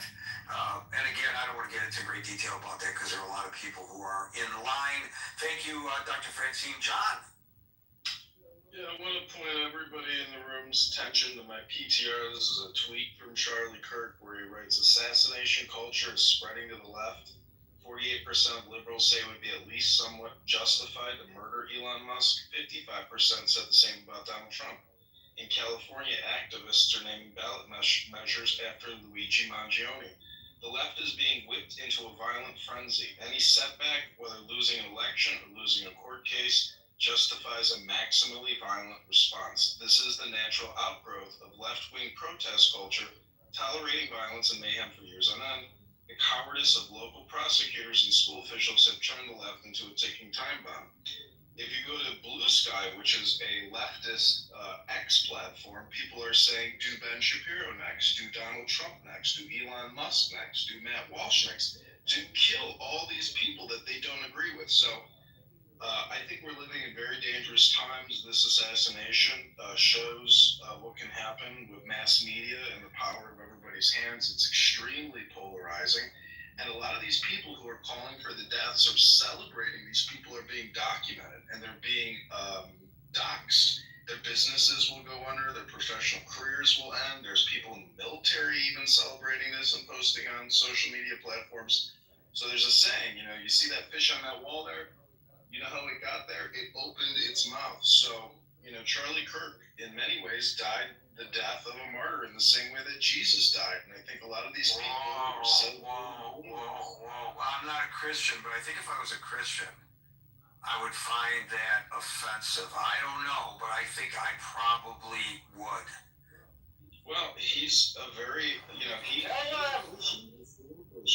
and so all I'm saying is people need to find solutions for their anger management problems. I think wisdom is that path, and clearly a lot of people are lacking in wisdom. So you basically made my point, John, that people are going to look for whatever evidence there is to support their contention, and your contention is that the violence in this nation, the political violence in this nation, the extremism in this nation is coming from the left. It's weighted more heavily toward the left than to the right. Otherwise, you wouldn't have said what you just said. Now, tell me if I'm wrong about that. Is that your belief? I think if you were to look at a bell-shaped curve and an index, the far left spectrum is most definitely more radicalized, more violent, and lacking in wisdom.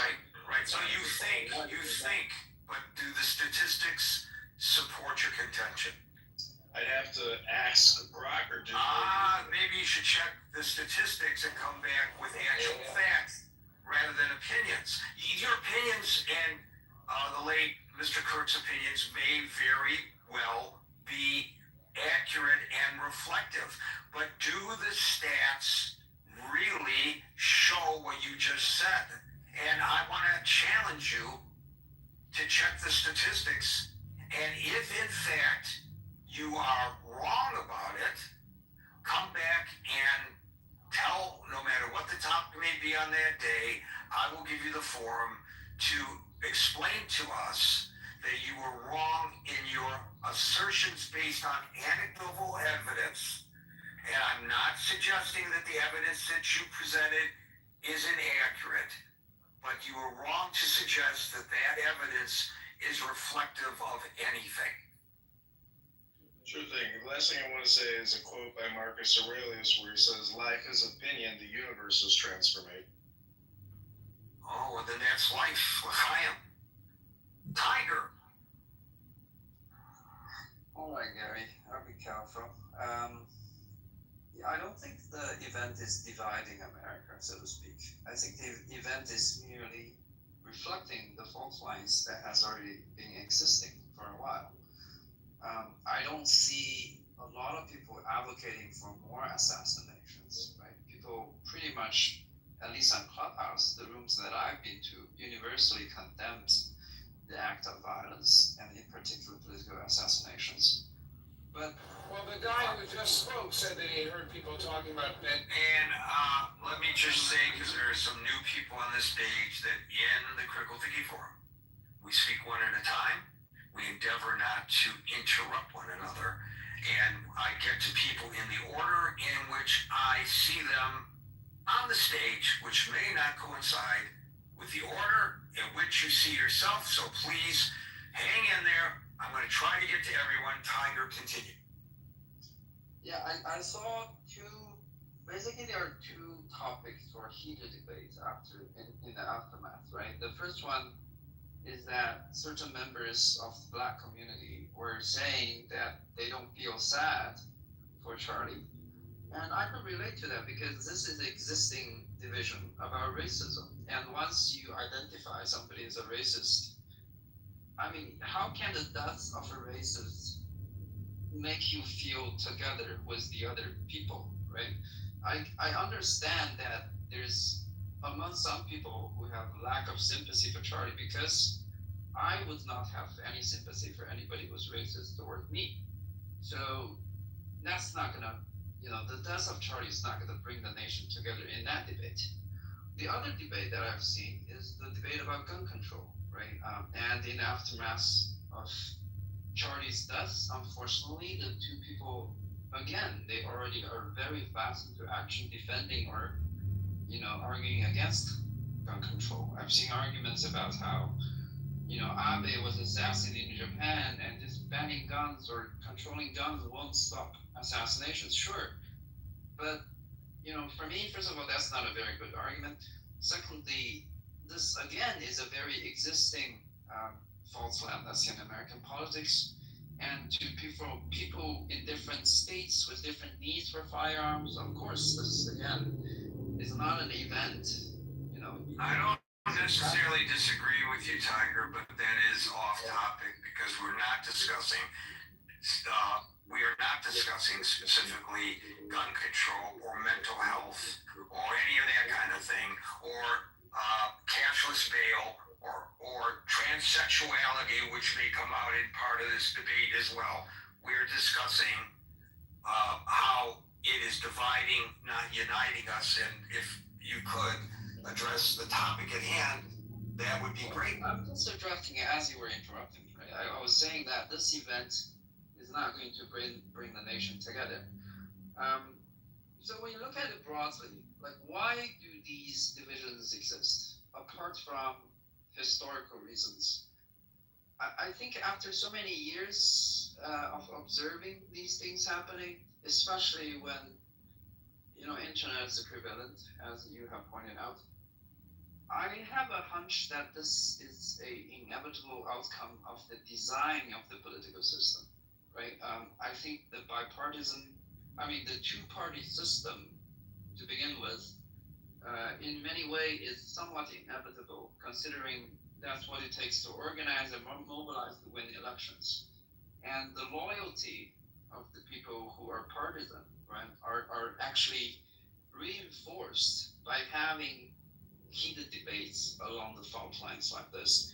And the media, together with politicians, every day exacerbate the division. And I don't actually, people have good intentions in hope that the nation will come together after horrendous events like this. But as I was pointing out, right, the only thing that's going to happen after this is that the existing fault line will manifest itself again, and people were arguing along the lines they have always been arguing, and the media is going to have a field day on this, and some politicians too. I don't see events like this uniting the United States. I just see further division as a result. Thank you, Tiger. We are now at 5:55 Eastern Time. That means we will no longer be inviting folks on the stage, but we will, at the top of the hour, go into extra time in an attempt. Normally I don't add the words in an attempt, but there's so many on stage, to get to everyone in the ensuing hour. But I caution, and it's not my intent to not get to everybody, but I caution that I have to leave no later than 7 o'clock to catch a train to work. So that's the drop dead moment, after which I can't get to everyone. However, please feel free, if you don't get the opportunity to speak, to click on the link above and make your feelings known in our chat, which is there 24/7. Thank you for that, Tiger, and we now go to King. Good evening, guys. So I'm just gonna bring up a book that came out in 2018 by Jaron Lanier. He's one of the founders and architects of the early internet. And he wrote a book called 10 Arguments for Deleting Your Social Media Right Now. And in it, when I first saw this, him giving the talk on this book, I was like, okay, I can see what he's saying. Now, this was before Cambridge Analytica and all of the other stories that have come out about manipulating people through social media engagement. So it's a good read, and a good read in this particular time. He argues that social media platforms are making people cruder, less empathetic, and more tribal, and that the algorithms reward outrage and negativity because they are more effective at grabbing attention, essentially bringing out the worst in users. And so with this in mind, we have to acknowledge the role that some social media influencers play. Tiger said that existing fault lines. Well, yeah, this is part of the job, is to capitalize off of those existing fault lines. This is what has been happening for many years now. I mean, some of this is predictable because people are becoming so radicalized via social media that this is what it's supposed to, this, I believe, was supposed to be the outcome, right? Conflict, murder, things of this nature. This is no different than when some years ago they were talking about on the news how some kids in Europe and England were leaving their comfy suburban homes and to go fight jihad in Syria. And people are like, how did this happen? How did we get here? And they found out that these young people were being radicalized online through social media. All of the telegrams and the discords and such. My concern in this current moment is that cooler heads are just not going to prevail because of just the parasocial dynamic between people who follow influencers to the degree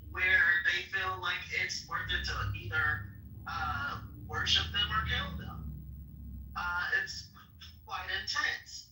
And I've heard some young people in particular, because this was his audience, it's them that we really are going to need to focus on, because they've already been primed and radicalized, and people are talking about revenge, not so much older people, even though I've definitely seen people online crashing out that are like in their 40s. But this is a serious mental, like we talk about mental health. I want to talk about the mental health of all of the rest of us at this point. And the people who have aligned with one camp over the other to the degree that they're ready to kill or murder, and I think we should be very serious about this. I also don't see how unity can be the result of this, because that was not the point, right? We don't know who was behind this. There are just so many questions, but the intention, as everything else up to this point, is to inflame. So, I'm just hoping that people use their voices for reason, and people don't forget their own humanity and their own, to be more connected with themselves as human being and in life, and not, willing to jump off a bridge because, their favorite social media influencer was unfortunately murdered in cold blood. I'm tired of gun violence. I am one of those people who see this as a gun violence issue, and I just wish that people were as moved when our children, people witness this man torn apart by a bullet, and the first thing I thought about were the children who have been being torn apart by bullets in their classroom and in their church and on the street in Seattle, watching people get blown away. I've had enough, but I don't know if we as a collective community have had enough, and so I'll yield there. I want to amplify something Howard said that juxtaposes what you just were alluding to, King, and that is that we have to affirmatively, it takes work, but we have to train ourselves to not fall into that trap of just knee-jerk reacting based on our political perspectives, and really train ourselves to objectively view not only this but other things in our society, but especially this. Hey, Gary, I'm sorry. Yeah, cry for the man. Cry for the man and his family. He was a man. He was a human being, right? That's normal. But, to have, you talking about revenge and, oh my God, this is just, it's in danger of getting out of hand, and there are some indications that in some respect there may be some precursors going on right now that would be indicative of things possibly moving in that direction. I don't want to get into the details of it. It's out there in the public forum. You can find it for yourselves if you're interested. But there have been some incidents today that give one pause as to what might be in the offing. Thank you, King. Brian. Yeah, can I just say one thing regarding the gun stuff? Sure.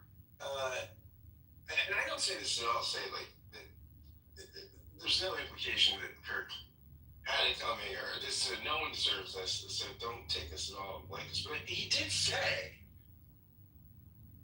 he was on the record saying, in public forums, multiple times, he would say, he had a sort of line he used to repeat. He said, a few casualties, gun deaths, are worth the price of the Second Amendment.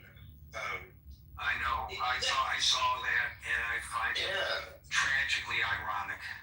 I mean, it's a very sad thing. I mean, it's just, but that's and it's a legitimate intellectual position, right? But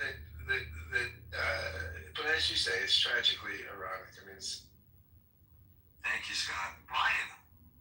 Thank you. King made some really good points, and also a while back, Howard, I think, really hit the nail on the head. I got a really kind of a different slant on this, as I don't know how, but honestly, I have never heard of Charlie Kirk before yesterday. So, you know, my thing is his death to me, I don't know, I hope you understand what I'm trying to say, but his death to me is the same as everybody else who was killed in my city over the weekend. I mean, it's concerning. Well, yeah, but it wasn't. But it doesn't carry that much It was more weight. apparently a political assassination, right? So you have to look at the. I mean, well, did yeah, he I come would out and think say it was. that? I would think that that's a fair assumption to make. If a person is perched up on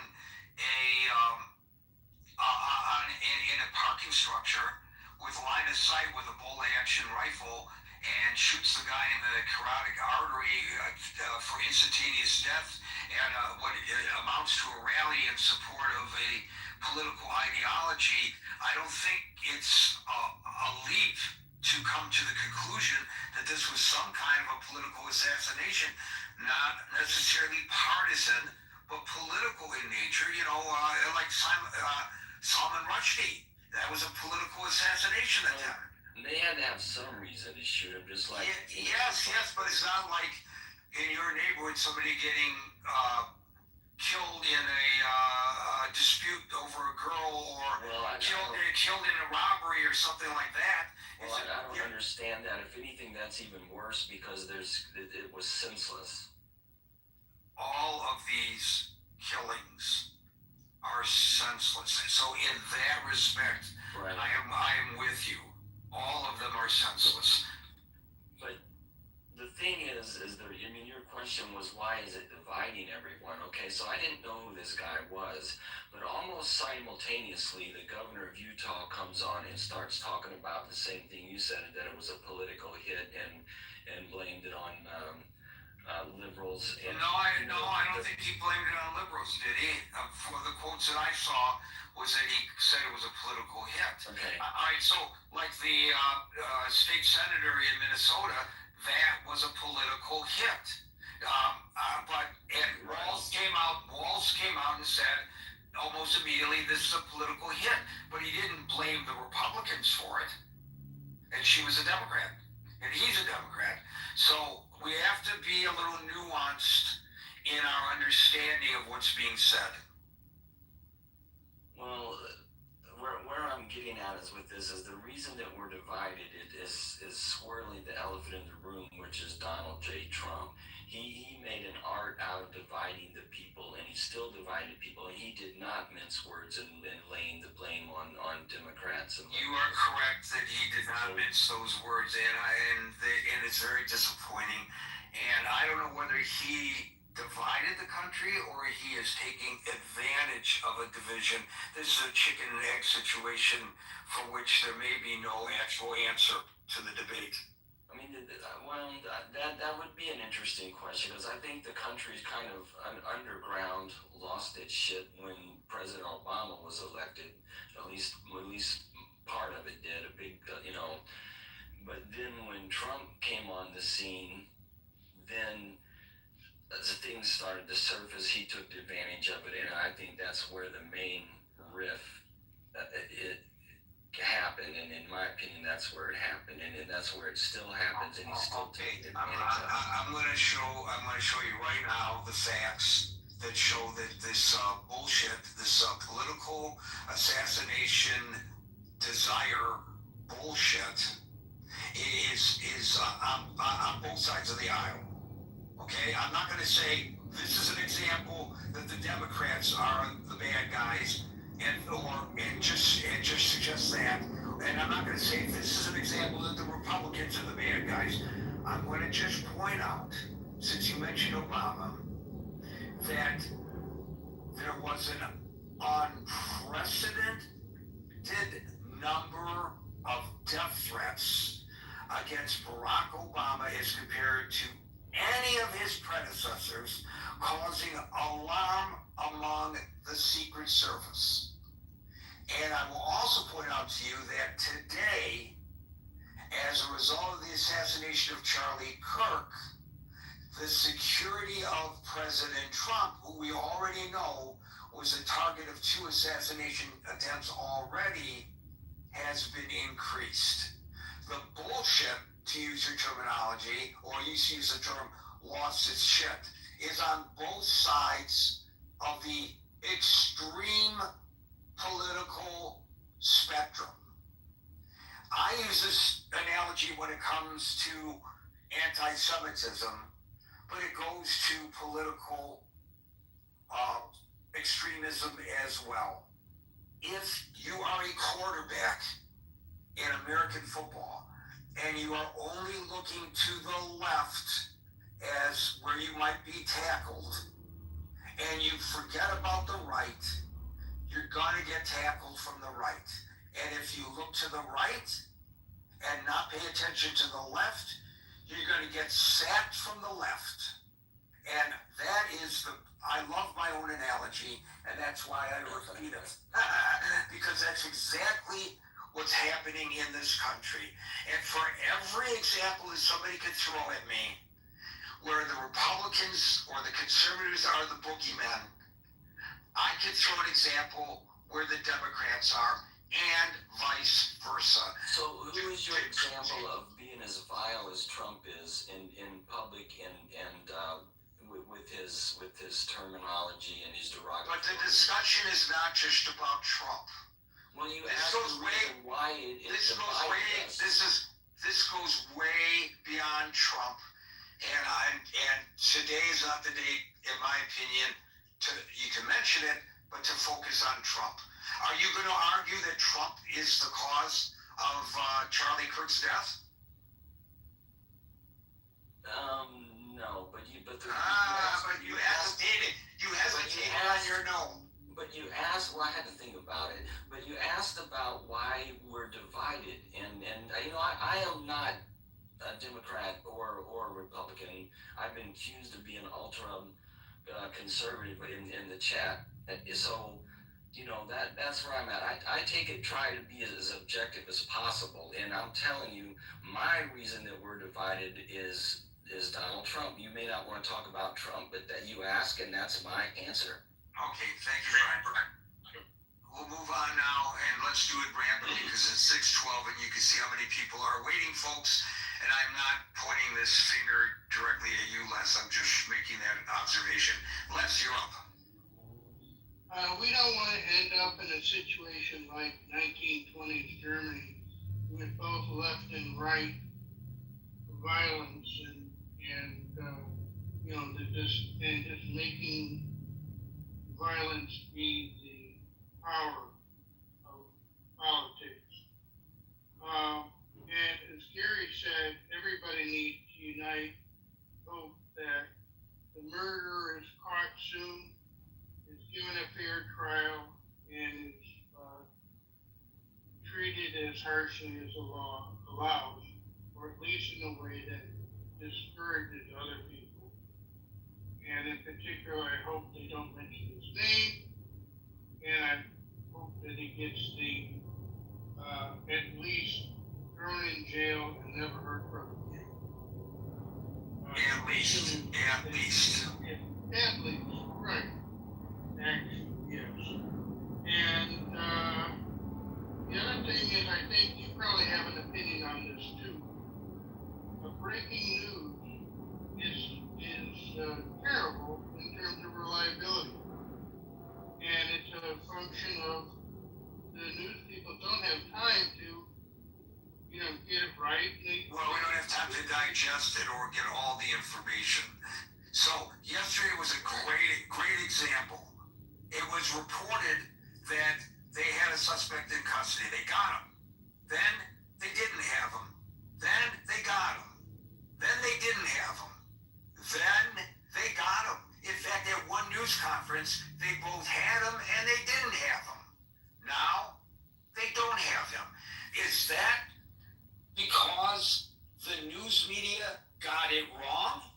Or is it that because what the authorities were telling the reporters was wrong? When there is a developing story like this, it seems illogical to say what I am saying. But numbers change, facts change as they are known. It doesn't mean that the reporters are purposely making up things or not checking things out. All of that stuff was sourced yesterday. It came from the police. At one news conference, the governor, the head of the state police, the first thing the head of the state police announced, we have no one in custody. At the very same news conference, the governor announced that they had somebody in custody, and from Washington, the FBI director announced that they had the suspect in custody. And then it turns out that they didn't. They're still looking for him. So we are in a you're exactly right. It used to be you pick up your evening paper or your morning paper, and there's, all of these questions. Well, do you have them or you don't have them? Are resolved by the time it goes to print. Or you watch the 6 o'clock news and then the 11 o'clock news, and by their deadlines, they know most of what no, now we have to know right this instant. And even before it's broadcast, it's tweeted out by the news organization. And things change, and you're exactly right, and it's just the way we consume the information today, and there's no way you can guarantee that the information you get is accurate. We do it whenever there's a mass casualty incident, the numbers that are initially reported almost invariably go up or go down after we first report what they were. It's not that we in the media got it wrong.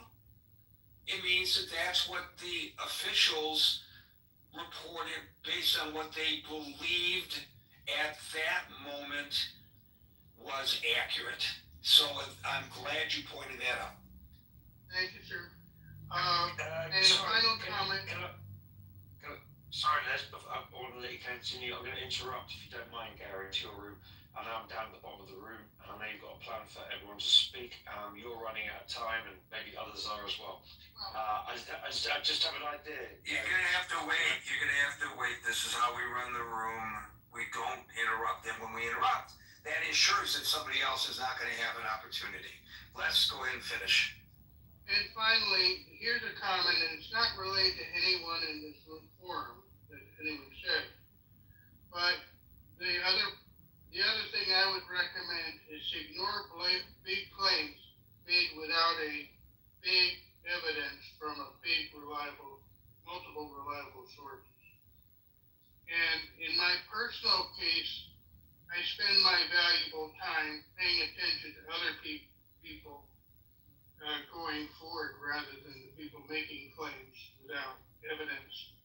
And I think it's people just find a claim that meets what they would desire to be true and don't look at the evidence and then get all riled up. And that's part of the problem too. Thank you. It looks like it's going to be almost a state funeral. Vice President Vance is going to escort Kirk's casket and his widow on Air Force Two. So, interesting response. Now, look, somebody earlier pointed out that the president is all over this, wants to give him posthumously the highest civilian honor that you could give someone. He's speaking out about it. He's saying some things that may or may not be fairly observant of the situation. But I just want to point out that they were very close. And the White House. Sorry, I can't remember. I've been listening to a lot of people. That he treated him almost like a son. So, well, I just say that to suggest, I'm sure that's influencing things. He really believed that Charlie Kirk, I've heard the quotes, played back now, and he said it numerous times, was largely responsible for his election. That's what he believes, or at least he's publicly said that's what he believes. So there's a great affinity for Charlie Kirk by the president. But I just wanted to bring that information to you that the vice president is on the way in Air Force Two to accompany the casket and the wife back to wherever the funeral service is going to be held, and which I think is kind of odd, but that may be the reason why. Thank you for that, Les. We'll now go to Simon. Hi, thanks, Gary.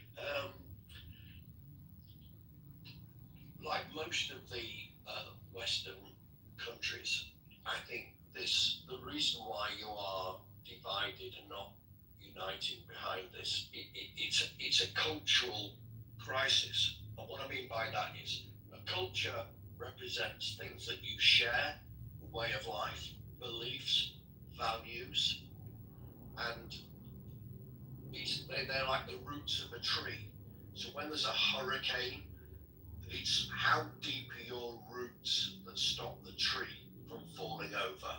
So this is just an example, and there have been quite a few, recently, for all Western countries, where the hurricane's blowing, and the culture is deeper than your politics. It's where you come together, whereas politics can be where you divide, and the politics have overtaken a political assassination. I have an issue with that. What does that actually really represent? What does it mean? I said this in another room previously, because as far as I'm concerned, it's a criminal murder, and to give it the label of political assassination. Right, but wait a minute, Simon. Would this criminal murder have occurred had it not been Charlie Kirk on stage espousing whatever Charlie Kirk was espousing? Was this somebody who had decided that on that particular day he was going to go up onto that perch in the parking garage and shoot someone? But do you think that that's possible? I think it's possible. So let me ask it another way. Do you think that that's even probable? Well, but do you think why does that have to be a political decision? That could be just someone who's triggered. By what? Triggered by what? Yeah, well, by what someone's saying. Yeah, that doesn't... But he's a political figure. He's not an elected political figure, but he's clearly a political figure who is saying it. Yeah, I understand that, but I'm talking about the person who pulled the trigger.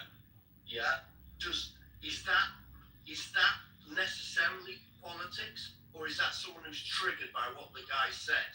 Well, I don't see the difference. I don't see the difference, Simon. Okay. Well, all right. Other people may, but I don't. Maybe I lack the ability to see the difference. William. Hey, nice to. Thank you for inviting me up. This killing is going to have a chilling effect on free speech. It's going to make people think and do a double take in fear to speak openly in public and speak their minds to some extent. And there is a nonpartisan thing on which we should all agree is that people should be able to exercise their rights of free speech without fear of being shot dead. Unfortunately, that's not the case. But that's something that doesn't require statistics, and it's something that every American should be able to agree upon. I didn't agree with a lot of Kirk's views. Some of them I agreed with. I didn't know a lot about him, and I went and listened to some of his previous speeches and talking points and learned that there were things I agreed with and things that I didn't. Overall, I wasn't a fan or a supporter, and I dislike a lot of his views, but I would fight for his right and anybody's right to speak freely. And I think that's something that the country should be able to join together in a bipartisan way. Whether or not that will happen, hopefully that will happen. That's mainly what I have to say. Also, we don't know all the facts yet. We don't know the identity of this shooter. We don't know whether or not he had affiliations. We may learn. I don't think we ever really learned about the details of the affiliations in the Kennedy assassination. Or the Butler attempted assassination. We don't learn the details about a lot of things that are kept undisclosed. Supposedly, Kennedy details were supposed to be released after 50 years, and they weren't.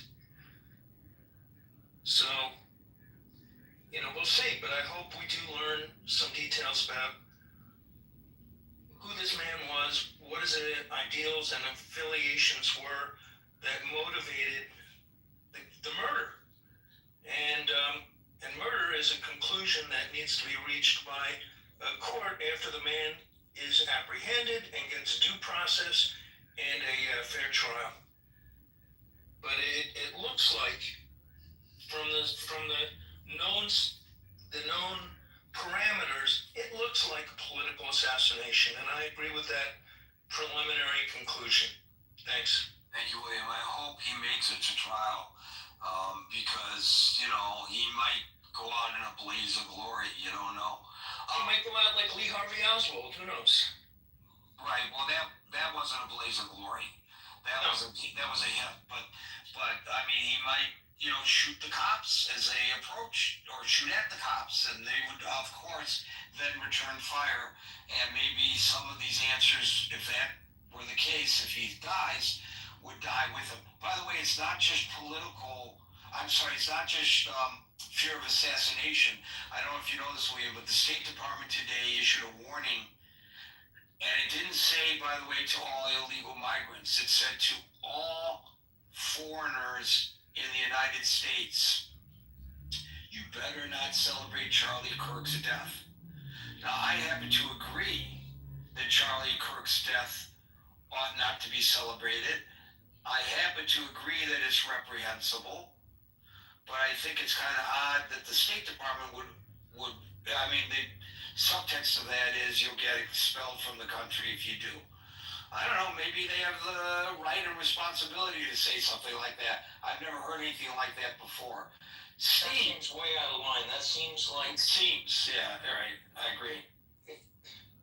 It seems like other political speech that the Trump administration is trying to control. Right, and I happen to agree that it ought not to be said, but I guess people have the right to say it. Steve, you're up. Yeah, Steve, am I right that a guy, I say guy because I don't want to take away from Dr. Francine, who obviously is not a guy, but that a guy who's not a trained sniper for some foreign entity or ex-military might have been able to make that shot? Oh, yeah. And, where I live in a rural area that's full of hunters. 90% of the hunters I know makes that shot easy. It's not, and this is something people maybe need to think about a little bit. The fact that Charlie Kirk was under a tent and the shot position the guy took would indicate to me he's not a pro. A pro would have been down farther in the building, had concealment where his line of sight in Charlie would have been better. The trajectory of the bullet would have been flatter. So people thinking this is some kind of pro hit, I don't believe so. If you can imagine you're vest and paint a cross across your chest. That would be typical of where you would want to shoot if you was trying to kill someone. You don't shoot up in the neck and you don't shoot to the head. That's not what someone that has any proficiency with firearms would do. And the fact that that bullet hit where it hit tells me a couple things. When you zero a gun in, you zero it in at 100 yards, and then you can take into account dropping the bullet based on the powder charge and the grain of the bullet.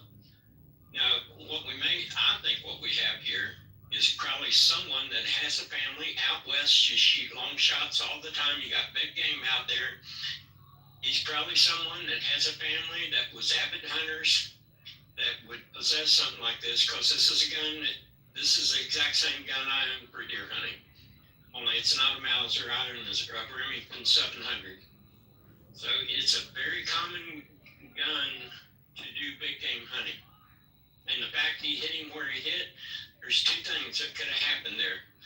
Poor trigger control, or when the guy shot, he held the line of sight too high, accounting for drop in the velocity of the bullet that never occurs at 200 yards. So yeah, if you're thinking this guy's a pro, everything I see here indicates no. He's not a pro.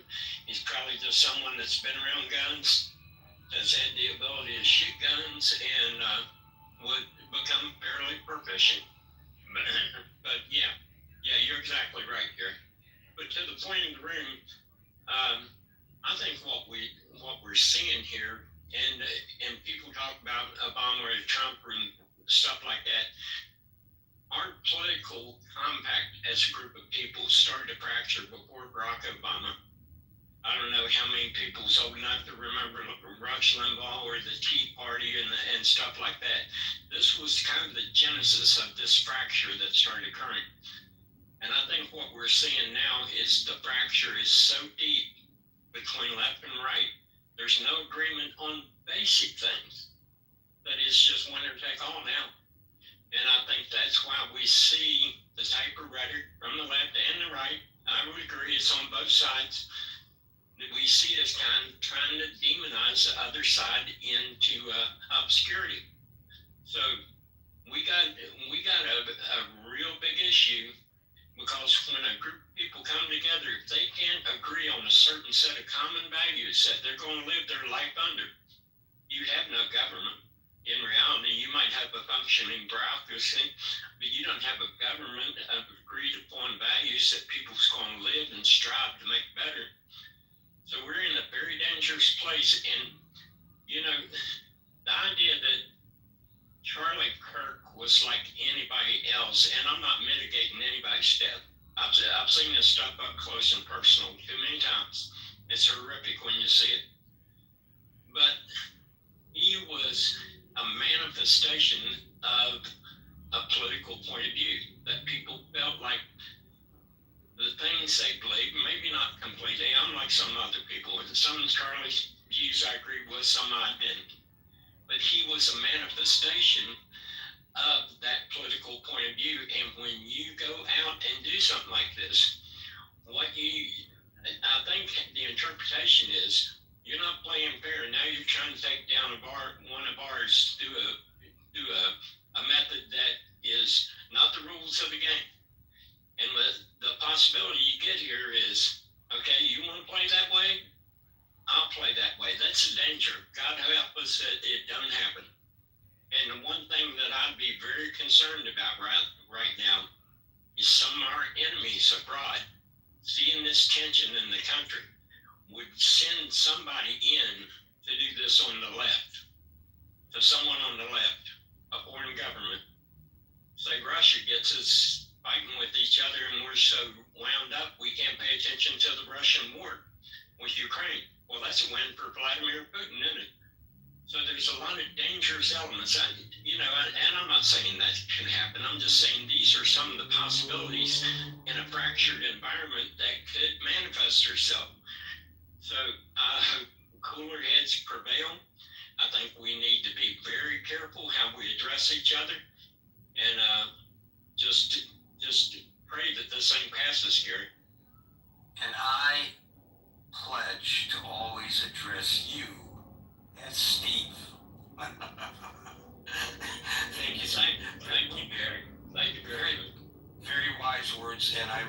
you again, either get out of Dodge or plan to come and intercept me as I cut through West Virginia early next month. I will give you my itinerary, but I owe you a dinner. Stan. Hi Gary. Apparently John's streaming. I can't afford. Oh jeez, John is streaming. What a surprise! So I'll have to pass for today.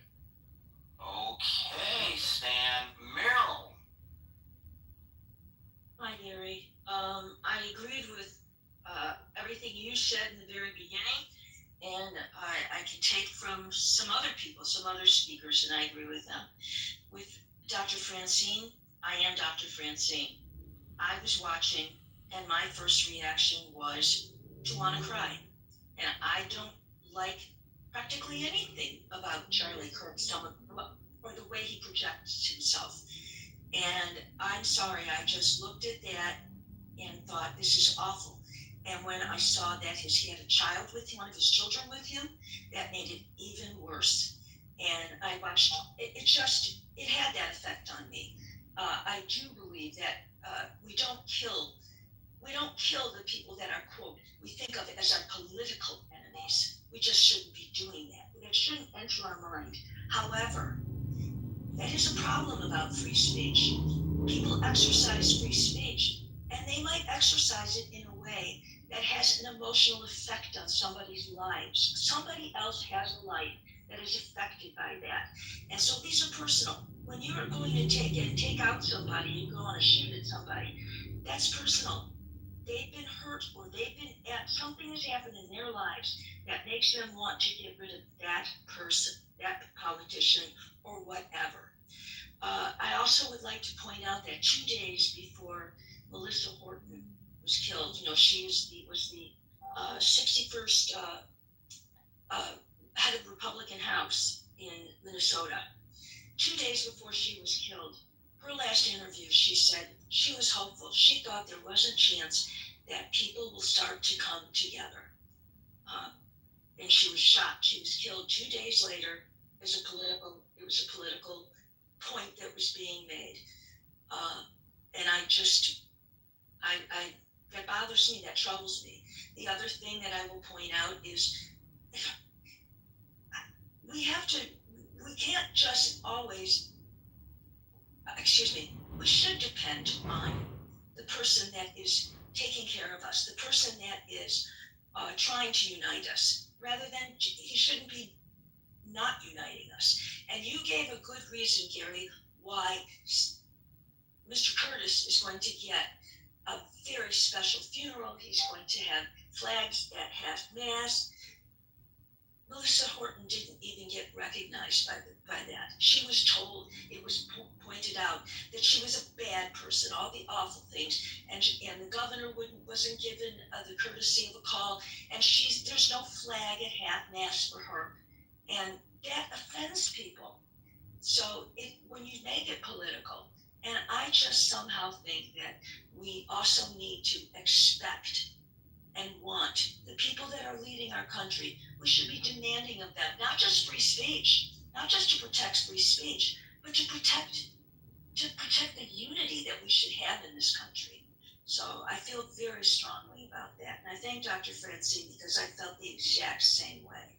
Also, with regard to last night and the communication and the confusion, I was watching an interview and I was told that the confusion was because from the FBI to the field office, how they communicate, and that there was very poor communication, obviously, to the field office. And a lot of that had to do with the fact that the head of the field office was terminated several weeks ago. And there's a major problem in the FBI. However, we should, and I do believe that we're going to get the best and the brightest working on this case. But that is part of the communication problem yesterday. Thank you. Thank you, Meryl. Look, the politicization, why that word I can't get out of my mouth, I can hear it in my head. but it's just not escaping my tongue properly, of all of this. It's just in line, I'm afraid, with the general outlook of the current administration. I will note that today the president released a goodly amount of money for the state of Wisconsin for disaster relief for flooding. But he announced it on True Social, and when he announced it on True Social, he says, we're taking care of Wisconsin, a state that I love, because we won it in the last election. Well, why is that something that's necessary to put on as an addendum to your announcement that you are providing much needed disaster relief for Wisconsin? What you're intimating, of course you're not explicitly saying it, is that you are favoring states that voted for you. And that's not what a president is supposed to do. He's supposed to unify the nation once taking office and treat all states equally. For those of us who are parents or grandparents, I'm sure all of us, I hope all of us, really strive not to favor one child over the other. Right? It's the same concept, I think. Thanks, Meryl. Jim. Hey, Gary. Hey, where are you? Are you still wandering the earth? And where are you today? Today I'm in Manhattan. For the last week I've been exploring beaches around here. Yeah, different beaches. Excellent. Enjoy. So I have to tell you the truth that yesterday when I heard the assassination, I had no idea who was that. I felt immediately very disturbed, very sad, and all these emotions. Then later on, I found out this person was being hit, and it's I have mixed feelings. I heard things he said about, and he's kind of like you all know. Very strong advocate for Donald Trump, and a lot of things he said was very extreme to my view of politics, and so I sort of have less sympathy of him. I have to confess that's how I felt.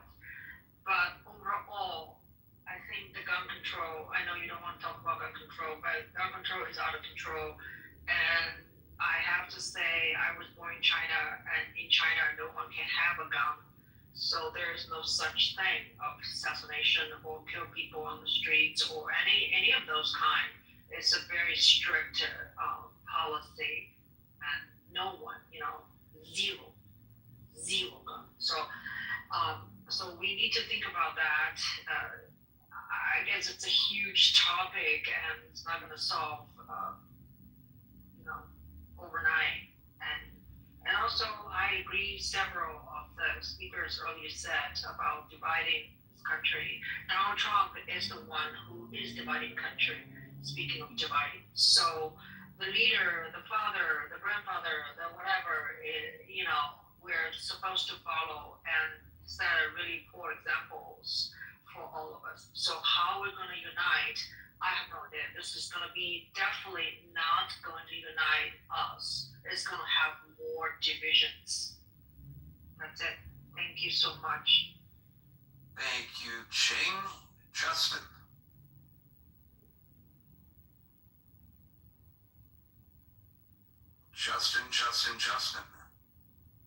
Justin going once. Justin going twice. I'm here. Sorry. Oh, just in time. Exactly. I was panicking. I was on another page and I was listening, but I couldn't get there. Okay, Gary, thank you. And I want to say this. I really want to speak to you, Gary, particularly.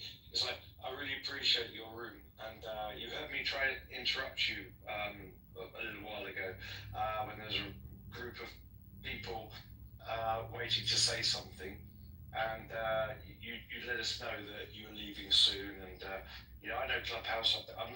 I used to come here years ago. I'm back here a little bit these days. Whatever, it doesn't matter. It's like coming in here and watching the rooms, and so many rooms. I just don't like the way they're managed. I don't like the way it's handled. Really, 9 out of 10 is just disaster.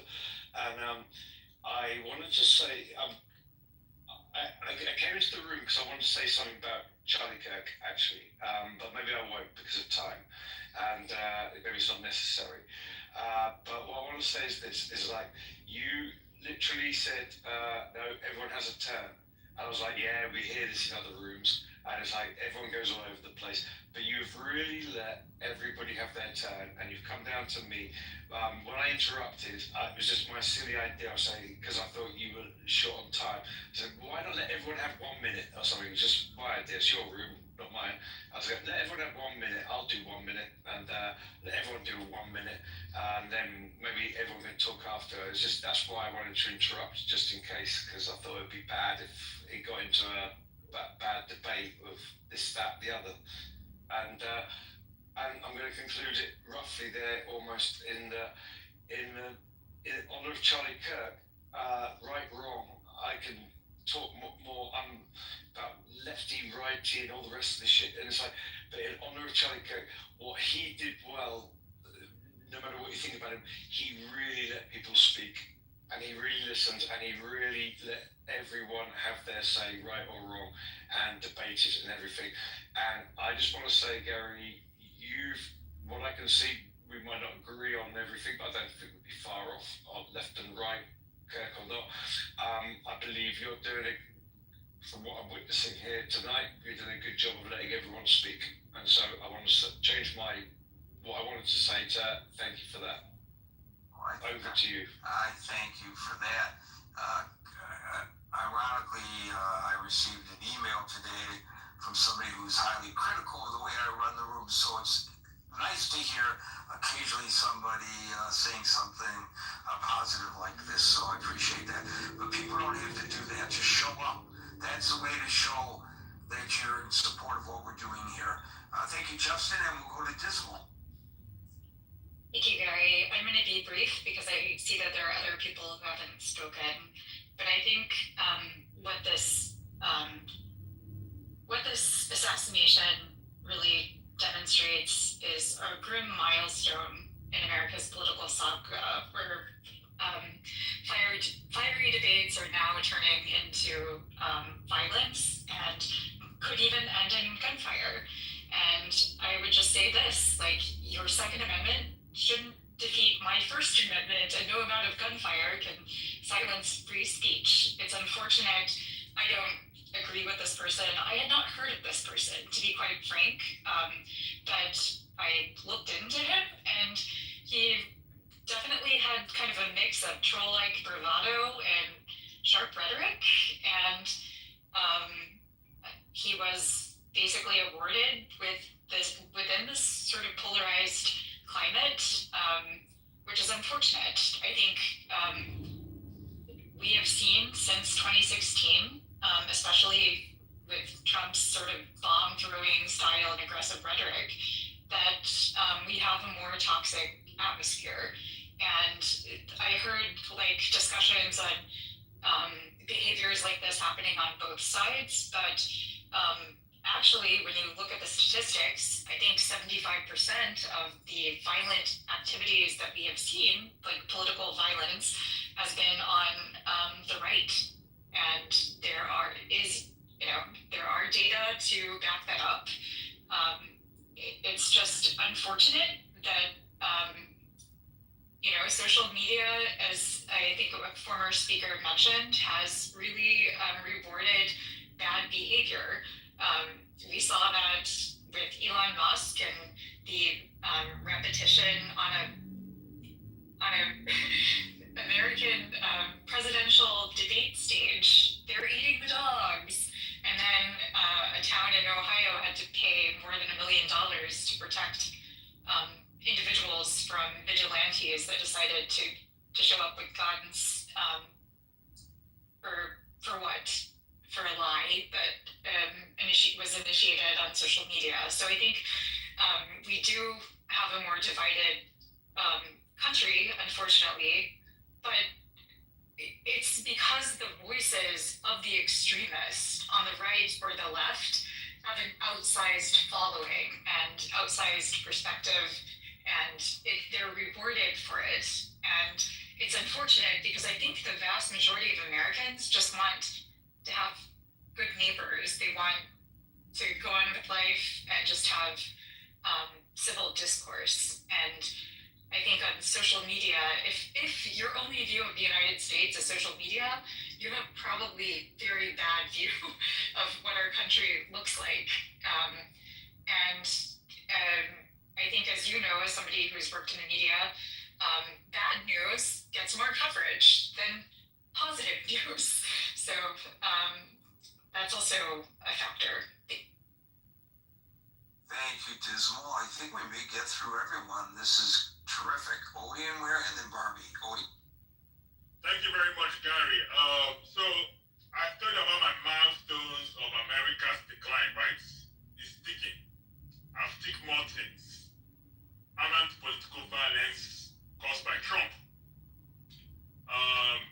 So, I told you about this, but some of people get angry and people think I'm a lunatic, but it's okay. I'm just ticking my milestones. And it's so surprising you're talking about Trump's request to Wisconsin. This is how dictators are born. Again, like I said before, when I was doing my fellowship in Australia, my fellowship was on failing democracies. That's what I did for 3 months in Australia, University of Brisbane. The evidence is there. Trump is now putting this as a state that he won. And for the FBI, when you have Kash Patel and Dan Bongino as your FBI people, what are you expecting? But let me end with this. I don't want to waste your time. I see people idolizing Charlie Kirk. Sorry, Charlie Kirk is not a patriot. He was a polarizing figure. Now, he doesn't deserve to die. I welcome his debate. But this so-called is a man of faith, he's a Christian. He's not any bloody Christian. He has no Christian values. Nobody looks like, I'm a Christian. The Bible is explicit about the fruits of the Holy Spirit. And I get very angry when, especially Americans, try to Christianize people. Charlie Kirk is just a Christian, but he has no Christian values. So let's stop all these things. He's who he is, a cultural war warrior, a great debater, a free speech advocate, a Second Amendment advocate. That's what it is. He doesn't deserve to die. It's unfortunate, but let's stop idolizing the boy. He was not a good person, neither was he a decent person. Thank you very much. Are you? Well, one thing is for certain, I can say without fear of contradiction that nobody will ever try to Christianize me, at least not successfully. Thank you, Odie and Ware. Barbie, you get the last word. Oh my goodness. All right. First of all, actually that was an interesting lead-in, and I appreciate it from Odie and Ware. I just want to refer back to something someone said earlier, saying that this was a martyrdom on Jesus. No, it wasn't. Don't even go there. Don't even try to go there. Yeah, I'm not a Christian, but as I said, Barbie, I could see that. Yeah, I even find it offensive. Exactly. So that's just nonsense. But considering the source, of course, it's going to be nonsense. The second thing is clearly, and I mentioned it in the chat, and you'll see it, Gary, when you get in the chat later, that I'm fussing about the fact that John is recording. I hate that. I realize this is a public forum, etc., but it's also just getting to the point where some of us, I think, need to stop coming on the stage, because I personally, even if he's totally irrelevant and has one view, I still don't want to be immortalized on some random dude's YouTube channel forever and ever for my opinions that I happen to have one day, especially as we get more and more towards the lack of freedom of speech in this country. So that's a whole other thing. Well, here's the thing, and you're the second person to bring this up. I mean, one of our regular contributors passed publicly contributing because he was in the room, and now you're showing your concern about this. And I gotta imagine that there are others who are not coming up on the stage for that reason. And I don't want people to feel intimidated. There's a reason why we do not record the room, because I know that there are people who don't want to be recorded. I know that's the default on Clubhouse now, and you have to affirmatively turn off the recordings of the room, but I'm trying to be sensitive to the concerns of the people. I want people to feel comfortable participating here. I think the problem is, Barbie, when he comes in with his own nickname, I guess I can ban him from the room, and I can instruct my moderators to ban him from the room. But as you know, you've seen the pictures, right? He's got like 20, she's obsessive. He's got 20. Exactly. He's got 20 phones there, all with Clubhouse nicknames. So I don't know how I can ban him. I think that if people feel strongly enough about this, and I know that it has not escaped Clubhouse's attention, and I know that they have tried, but maybe they will try harder, and maybe they'll be more successful if everybody who's concerned about this brings it to Clubhouse's attention. So I think also, I'm sorry, Gary. No, that's okay. That was what I had to say. My suggestion is, first of all, definitely ban him for his actual, his actual handle with his actual name, which is, why not just ban that? But his ego is weak enough that he actually, every single one of his profiles all link to the same social media. All of them. So it's really not hard to see. The minute you look at his profile, you go, oh, that's him again. I'm not saying you could possibly do that while you're monitoring. I've got a great group of moderators who are backing. That's what I'm thinking. If you could, I'll have a discussion with them all about this. I really appreciate it. I don't want you or Stan to be afraid to come up to my stage. Well, I mean, there's one of your most frequent contributors who has a lot of really interesting things to say in the chat, has expressed that she does not come on the stage because of him as well. So you'll see all that when you, and I know you need to go now, so I think I'll jump off. But I did want to say this, that as far as Charlie Kirk, it's horrible, it's tragic. I've been feeling sick to my stomach just because it's freaking idiocy and it doesn't help anybody and it only hurts the country. I just don't think it's terrible. As far as him being a Christian, I will never judge anyone as to whether they are or are not. That's not my job. I will say that in terms of the brand or the affiliation, he was definitely a Christian nationalist. He was definitely affiliated with the Christian nationalist side of things. And for those out there that don't know all the differences, I will say that there's literally millions of Christians who don't identify with Christian nationalism. And I would just beg people not to put us all in the same bucket. And other than that, it's utterly tragic, and I'm very sad for his family. I'm also very sad for the country. I'm very sad for the people that died in Minnesota that were politically assassinated, and terribly sad for all the families that lost children in the most recent school shooting. Like he did say, and you mentioned that quote earlier, somebody else mentioned it too, I think, right? Or Astronomy. Maybe if it's true that the belief that, a few deaths are a small price to pay for the Second Amendment, then, maybe in his mind and his supporters' mind, this should fall within that category. I don't know. I think it's tragic. Thank you, Barbie. Your timing is impeccable. It is 6:58. I have about 90 seconds left, and I want to use the 90 seconds to not talk about Charlie Kirk, but to just implore us all to take a moment to think about 9/11. It's a little more difficult for those who were born more recently and to which 9/11 is history. It's a lot easier for those of us to which 9/11 is still news to be able to take the time. But I think we all should take the time to think about those who were killed on 9/11, and especially those brave first responders who, rather than running away from danger, ran to their deaths.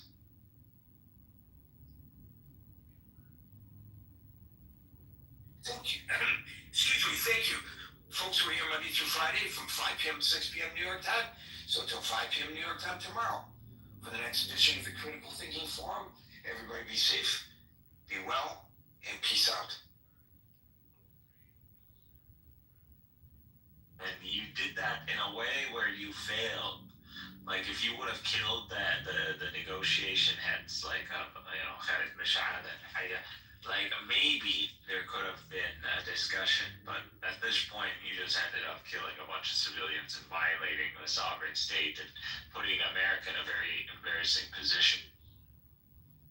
That's what you did. Well, I just there's definitely so to me, and what comes with that, the possible at the very least delaying, but the breaking up of the Abraham Accords, which is not everyone concentrates on the reconciling with Israel part, but the core of the Abraham Accords is to have fiber optic rail systems, to have these nations integrated together and integrated with Israel, through infrastructure. So we offered the Israelis, the Arabs offered the Israelis everything, and pretty much the cherry on top was supposed to be normalization with Saudi Arabia, but they don't want it, man, because we called out their bluff. Like that's what the Arabs did. But here's what they're doing, though. Here's what they're doing. Here's what they're doing. So they're saying, okay, so we're not going to be able to get Gaza or the West Bank. We can't control it from an economic standpoint, so we get the benefits from it. So let's destroy the Abraham Accords altogether. We can't have it, and no one can. We can have the whole thing, no one can. So I think hitting Qatar, all the bridges. Yeah, I think hitting Qatar was a way of starting the process of destroying the Abraham Accords, destroying the Middle Eastern Economic Corridor. Because at this point, the Israeli sees like you guys are conspiring against me. Like that's how they see it. Like clearly, like when you have the Egyptian army mobilized. And you guys are buying jets from Turkey, and you guys are like, guys are trying to manipulate American politics and Trump, and and what you saw in Syria, like unleashing, unshackling Syria from the sanctions. Like clearly, you guys clearly are threatening me, existentially threatening me. Like this is how Israel sees it. But they had a good thing. Even after October 7th, they could have went in, hit Hamas, and got out. And they could have hit them hard and got out. Yeah, okay? But that doesn't work. At the end, Hamas has like a few dozen soldiers, and you hit them hard, it's not gonna release them, and it doesn't. No. They could have released them multiple times with the deal. Israel does not want that. I know. So you have to ask yourself, why don't they want that? And you're saying it's because it's an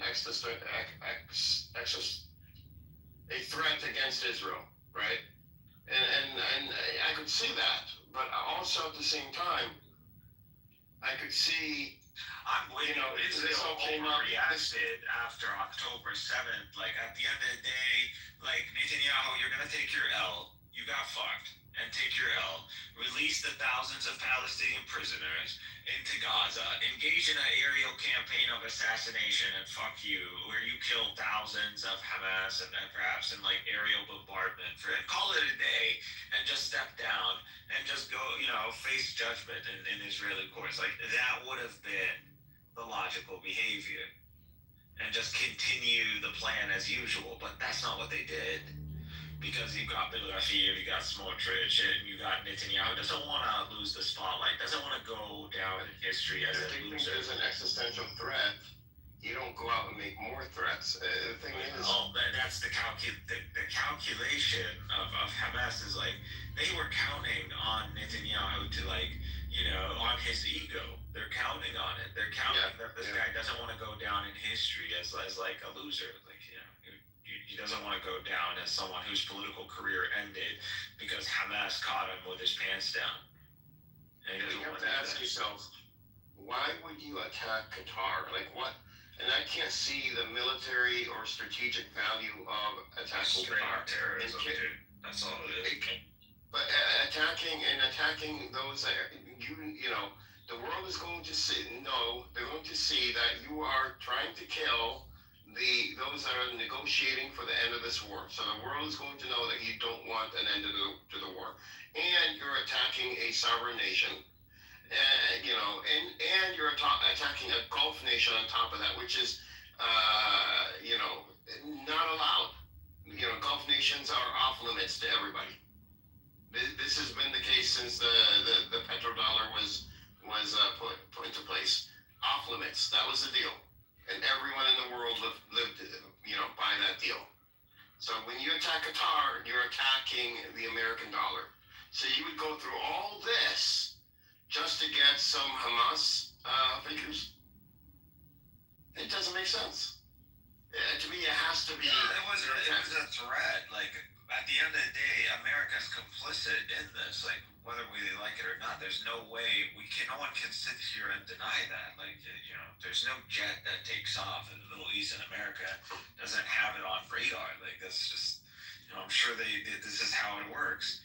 Your deal, one of the largest American air bases is in Qatar. If not, central, it's like some sort of central command. Wait, but did you know that the F-35 is the shape of the F-35, the Israelis have reconfigured it, so the shape of it is not the same. So the cross-section is not the same, and the radar signature you get back would not be the same. So, America would know, but, at this point, I think it would know too late. I mean, you're traveling at almost... I'm not saying with, the capability to intercept them or whatever. I mean, it doesn't matter. They got the green light from America. That's what it is. I can't imagine, because America would not want anyone, and would not want to set a precedent of attacking. I don't think those jets would have hit the air. I just don't think by the time they were around Jordan, even if they are F-35s, I believe in Israel itself, they know, America knows, it's not hidden. We know, they know. No, I agree with you. What you're saying is true. At the same time, what I'm saying is also true. That America would not want to set a precedent where the Gulf nations, which is the core of the American dollar, the reserve currency, okay? They would not want these countries touched, or they don't want to set a precedent that anybody is able to go in and attack any of these countries. That's also true. So we have a I don't want to call it a paradox, but we do have both statements here are true. But I also point to what they're doing in Venezuela. Venezuela is an OPEC nation, and the largest reserve crude oil in the world, second to Saudi Arabia, depending on how you calculate it. Saudi Arabia could be number one, and Venezuela could be number two. They want to get Venezuela back into line with OPEC. Why? To put more petrodollars out there to get the U.S. dollar stronger and have it circulating in the world. So this is vitally important to the U.S. This is the number one weakness that the U.S. has, and so the number one thing that they would go out to protect is their petrodollar and OPEC. So spending money on Venezuela, they're going to force them to come back to OPEC. If you think America feels it's petrodollar, its alchemy has been put at risk by Israel, I think we would see at least much more harsh language than what we're hearing right now. What I'm saying to you is, I don't think America would green light anything to do with hitting the Gulf states, because that would set a precedent and lower the threshold. Well, it happened. Like, it happened. Like, the strike happened, Edward. Like, we saw it. I know. It's not a dream. Like, it happened. I didn't say it was a dream. I said to you from the beginning that both statements are true. So if both statements are true, this is terrorism, and this is American-sponsored terrorism. And if you guys think like your American bases protect you, well, I just went over like what they live. I don't know if the map is real, but the one I'm seeing on X, Jordan, Syria, Iraq, and Saudi Arabia, like they went like deliberately do that? Like, what did you like? How is that? That could be an attack. And I'm sorry. How many fucking jets do you need to like bomb a fucking like 2-story, 3-story building, like a villa in fucking Doha? Like, come on. Like, you don't need that kind of firepower. That was a message. That's what that was. To who? That was a message to all of us. That was a message to the U.S. Iran. That was a message. That was a message to the U.S. Iran already got that message. I mean, we already got that message from the attack on Iran, but this was another message to the Arabs. That's what this was. The Gulf Arabs. Like, yeah, by the way, all your shit, all your American bases, like, I flew on top of this shit with practically a fleet, and at this point, like, if I wanted to bomb your fucking presidential palace or drop, Moabs on top of your air forces, like, I can do this. Like, they just 1967 checkmated our asses. That's what they did. I think that's a narrow view of the situation. It doesn't take into account that. But we're developing the technology. I'm sure Turkey's on it. It's not about us. It's not about. I don't think it's about us. It's about checkmating America. What? I don't think it's about Hamas. It's not about the Arab states. Like I said, these Arab states are the. Well, they want to force America into the regional. Obviously, Israel's in. No, they're not forcing them into a regional war. They're threatening to destroy their dominance, the U.S. dollar being the reserve currency. That's what they're threatening. If somehow the petrodollar is lost, Israel would America wouldn't. It would just be a fall of global order. Like, it would just be. I know. A lack of economic. So that's why it's so important not to touch the Gulf nations. They're the core of the petrodollar. That's why they're so. So why? What? Like, do you think we're at that mercy of Israel to the point like Israel can threaten to kill us? Like, that's what you're telling me. I'm saying that I think this was a warning shot to America from Israel, and they used the guise of Hamas, who are negotiators, who are political people, not even involved in the war itself, as a cover to send a message to the U.S. Because look at where they flew. They flew over U.S. Bases. Countries have U.S. bases. So, and this is, I think this is in Saudi Arabia, and then hitting Qatar. It's saying that, U.S., America, you're vulnerable. You're vulnerable. So play along. Not that the U.S. would play along. I don't think the United States is wrong. I would just completely disagree with you on this. I just don't see. Well, they did attack. I don't see that we're going to be threatened by the likes of Israel. If Hamas can roll over Israel, if Hamas had 1,000 more pickups, I don't think we would be speaking. It's not about a military control. It's not about a military. I feel like this makes absolutely no sense, because if Israel wanted to do something like this, the United States falls, who's going to be protecting Israel? It doesn't make any sense, Edward. Nobody backing them. It doesn't make sense that Israel would go through all this trouble to go hit Hamas negotiators in Qatar, at the same time flying over nations that have American air bases and Gulf nations, okay, which are the backbone of the American economy, and hitting a country. Edward, that is that America assisted with the intelligence that led to this attack. Like, there's no doubt about it.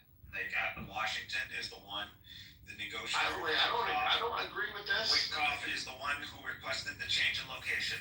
And he's the one who requested that Ismail Khalid Mishal be present for the negotiations. That's what it is. So they had to be in on it. And it said that the Hamas guys were suspicious, and that's why they sent them ahead of them and sent their cell phones. So there's no doubt about it that Washington was in on this. This is just like how they framed it with Iran. They were negotiating with Iran, but at the same time planning a whole attack on Iran. That's what they were doing. You can't compare Iran to hitting Qatar. Qatar is one of the backbones of the American economy. Well, I mean, why would America say hit, literally hit? Because they don't give a fuck like that. That's how it is. Then are you saying America wants to destroy itself? No, America, right now, you just saw Trump. Trump was like, oh, I told them this is all new. BB, like, well, okay, now what? Now what? What are you guys gonna do? Like, this ain't about me. Like, America just, like, kind of sidestepped this whole thing. What are we gonna do? Are we gonna, like, force America to, like, in the like, interrogation box? Is that what we're gonna do? No, at this point, okay, like, America's telling you guys, is telling the Arabs, I'm out of the picture. You guys do your thing. So, we're going to do our thing. Like, I believe Qatar should, and immediately there should be an emergency council. The Jam al Arabiya should be meeting right now. And every Israeli ambassador should be kicked out of every Arab country. Like, practically this should be happening. I bet after, I believe this should already be in works. Like, if this doesn't happen within the next few days, I'm going to be really surprised. So what does now the Gulf states are vulnerable to attack. Okay, they sell oil. They've agreed to sell oil and petrodollars, the majority of their oil. Okay. There's no time, man. I'm fucking missing your fucking voice. I should. I missed you too, man. He's been on. I need some Nick Fuentes energy in this fucking app. Like, I need that. He's Nick Fuentes. Like, he's literally fucking Clubhouse is Nick Fuentes. That's cute. So what is this about Turkey? They condemned the strike. No, it's just Israel's like starting shit with everybody, and they're like, hey, Turkey, by the way, over there, yeah, you saw what we just did, and they're like, fuck you, and they're like, oh, okay, fuck me, and they're like, yeah, fuck you too. There were some Israeli lawmakers. Some Godfather shit is happening. Yeah.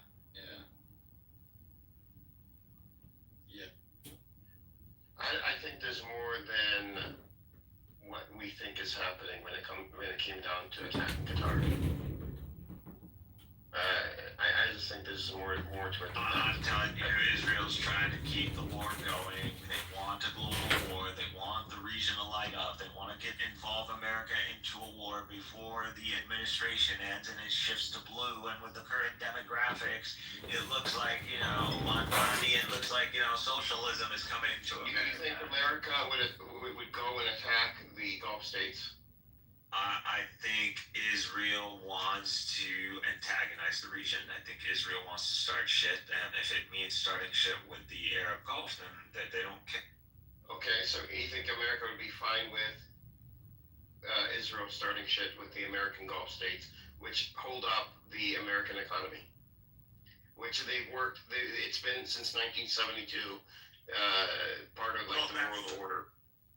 Because I believe America's complicit, this is also an internal threat. Like, if the United States clearly isn't going to risk the petrodollar or the oil or the global trade, it's telling these Arabs, it's telling them that if you think my presence in your countries it guarantees you securities from anybody except me, you're wrong.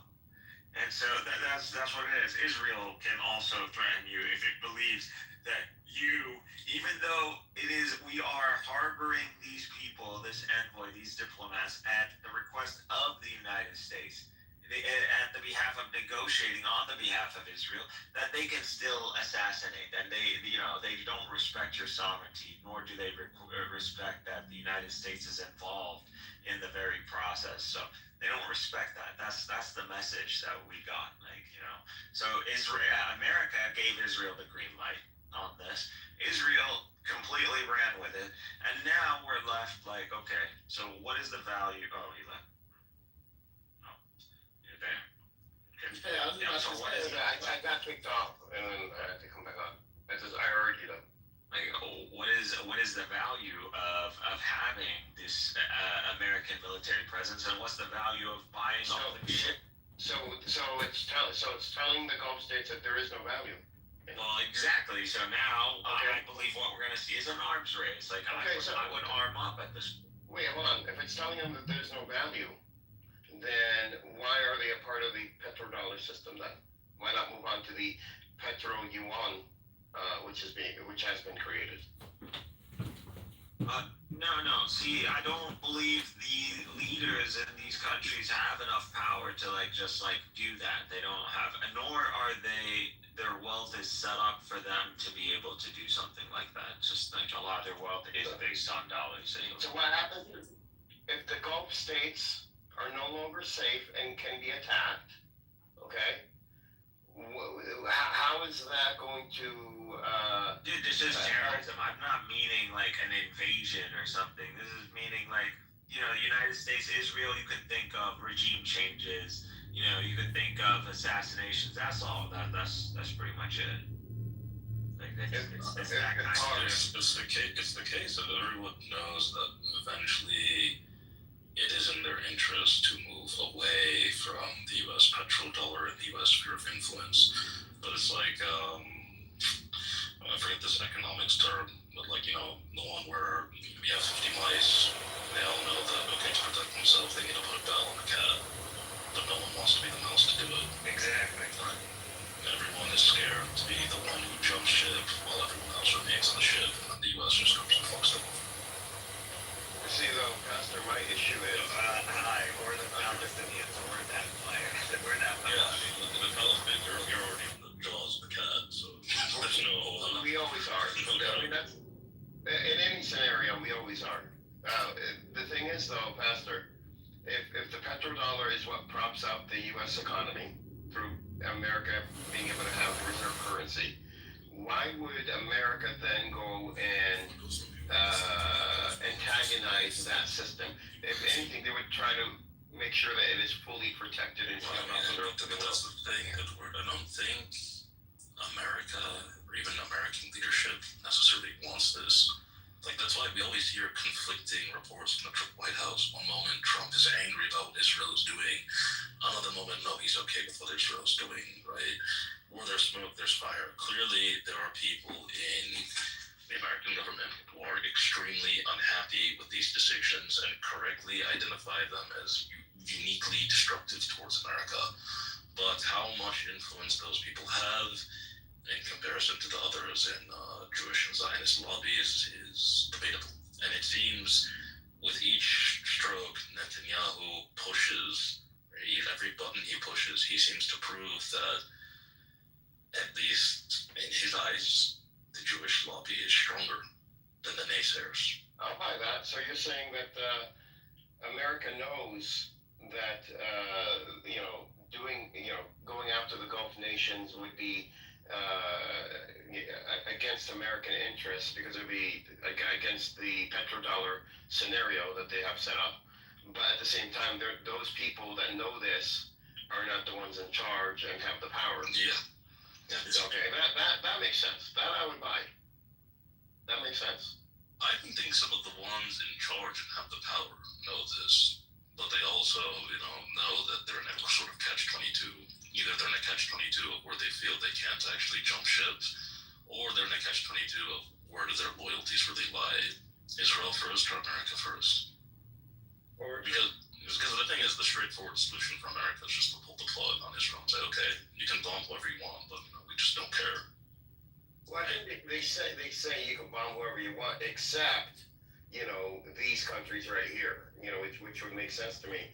And I even thought of maybe Venezuela, taking over Venezuela, replace Saudi Arabia, and I dismiss this because currently now we need the Gulf states and Venezuela, because right now we have high inflation in the U.S. and then that's a result of the U.S. dollar not being as circulated as it was before, because we have China and the global south who are not doing as much business in the U.S. dollar. They still are, but not as much. So replacing Saudi Arabia with Venezuela is not going to work. They need both Venezuela, Saudi Arabia, and the rest of the Gulf nations to counter China. Yeah. So it is, so to me, this was an attack on America more than an attack on Hamas. Effectively, this does way more to U.S. interests than that does to Hamas. They didn't even apparently hit the guy that they were going after.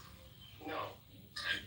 But you're going after those that you're negotiating with. So why would you bring all this diplomatic bullshit on top of you and show the world that they were right? Everyone was right. You're not looking to end the war. You're looking to genocide. This is what your objective is.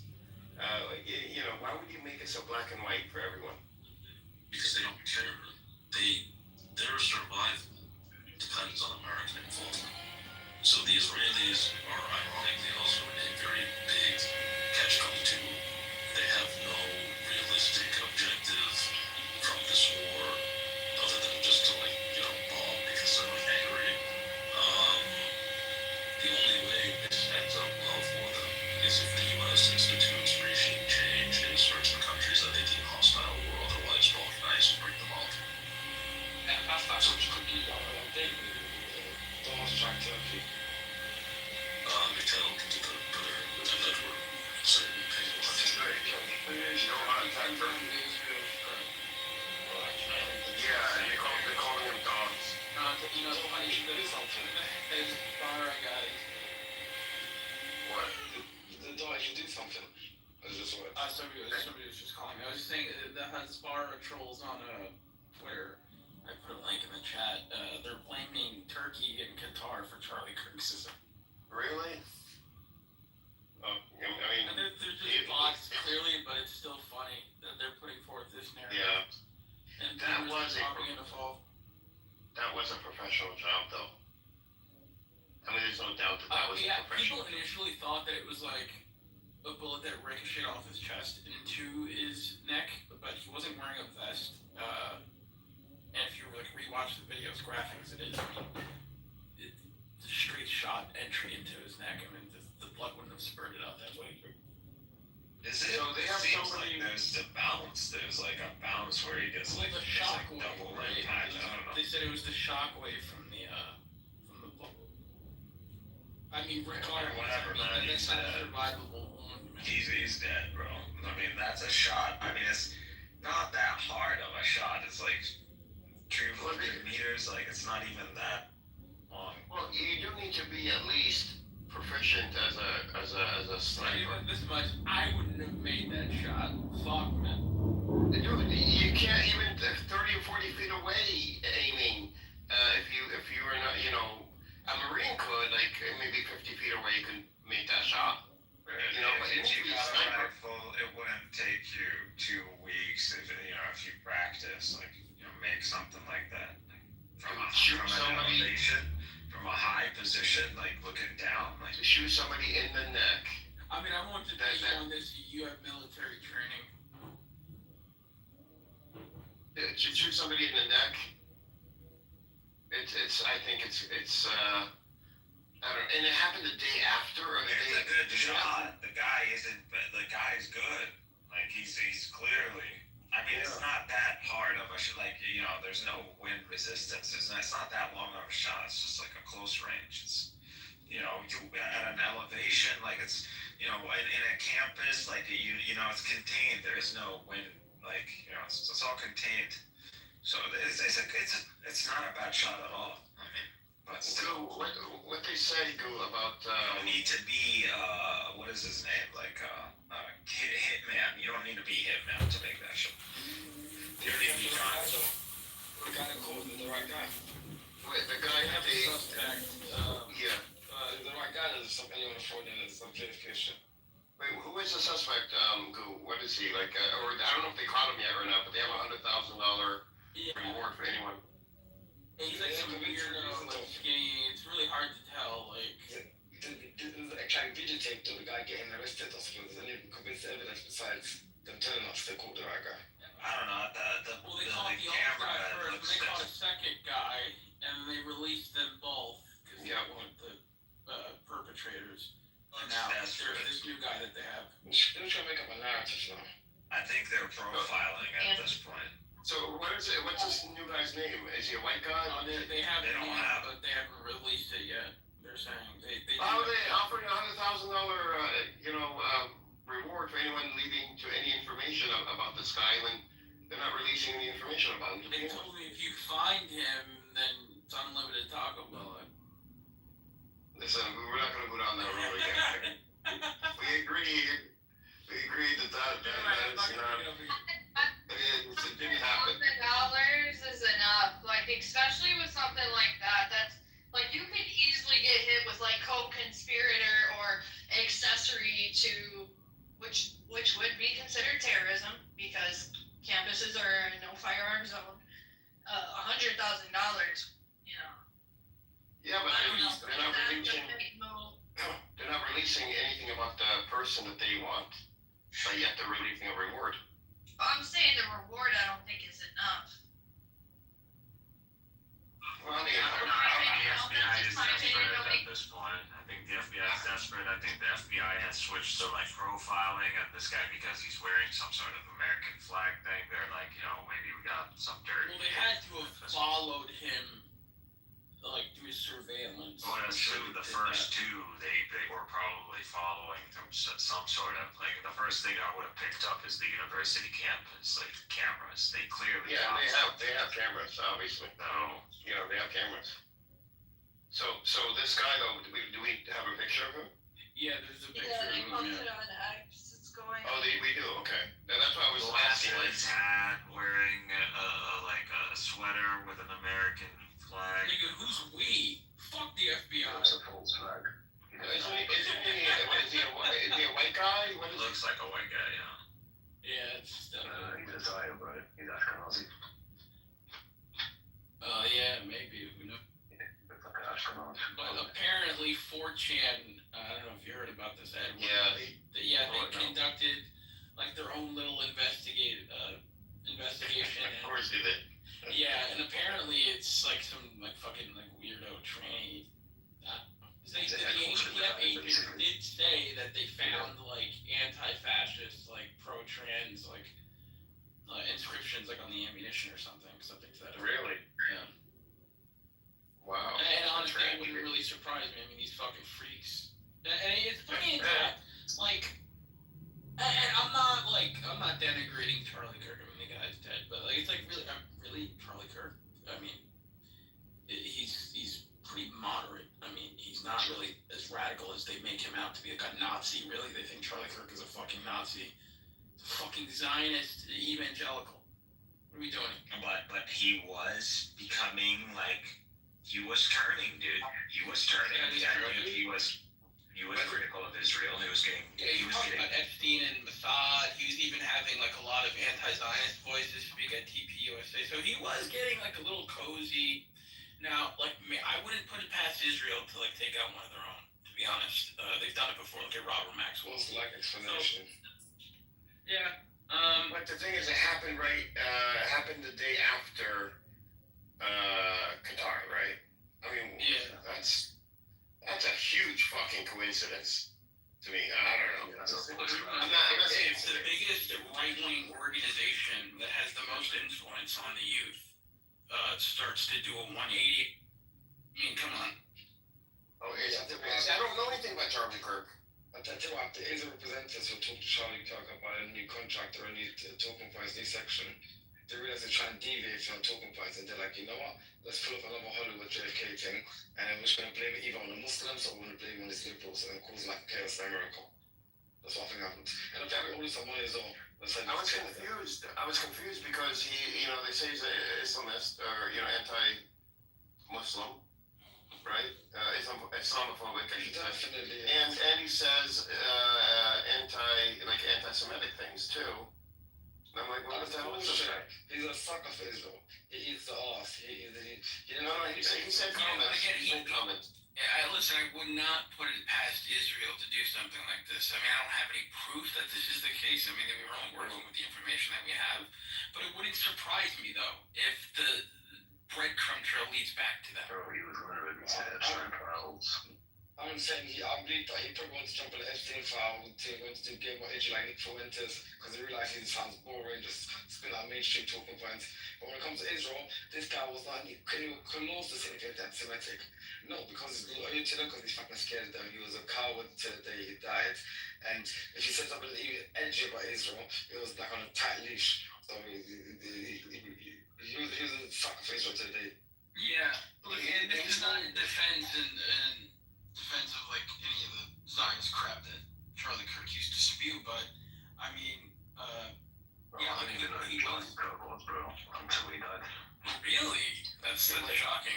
He's been pretty influential. Wait, can you repeat that? I didn't hear it. He said he didn't really know who Charlie Kirk was until. I didn't either. I'll be honest. I didn't either. These was meant to make our generation think like our parents in the U.S. specifically. So if you're not like in your early 30s and younger in America, you're probably not going to know that much about Charlie Kirk. I'm 48, so I don't know anything about Charlie. I didn't know anything about. Yeah, he got shot like, okay. Well, I don't know about Andrew Tate. Moving on, I don't know about this guy. Me too. It also appeal to a broader audience than Charlie Kirk. Like, part of the reason why Charlie Kirk is so maligned is because, my generation is the one who, or I guess just before me, is the one who kind of realized that, okay, a lot of the stuff we learned in school and in the mainstream media is kind of, propagandist bullshit.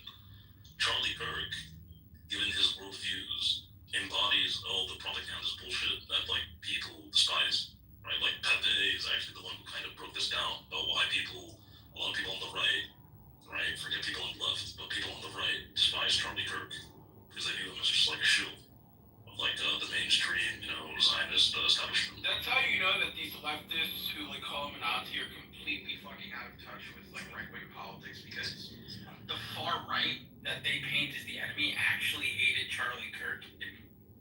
Considered him. They call everybody a Nazi, though. A race cock and all this stuff.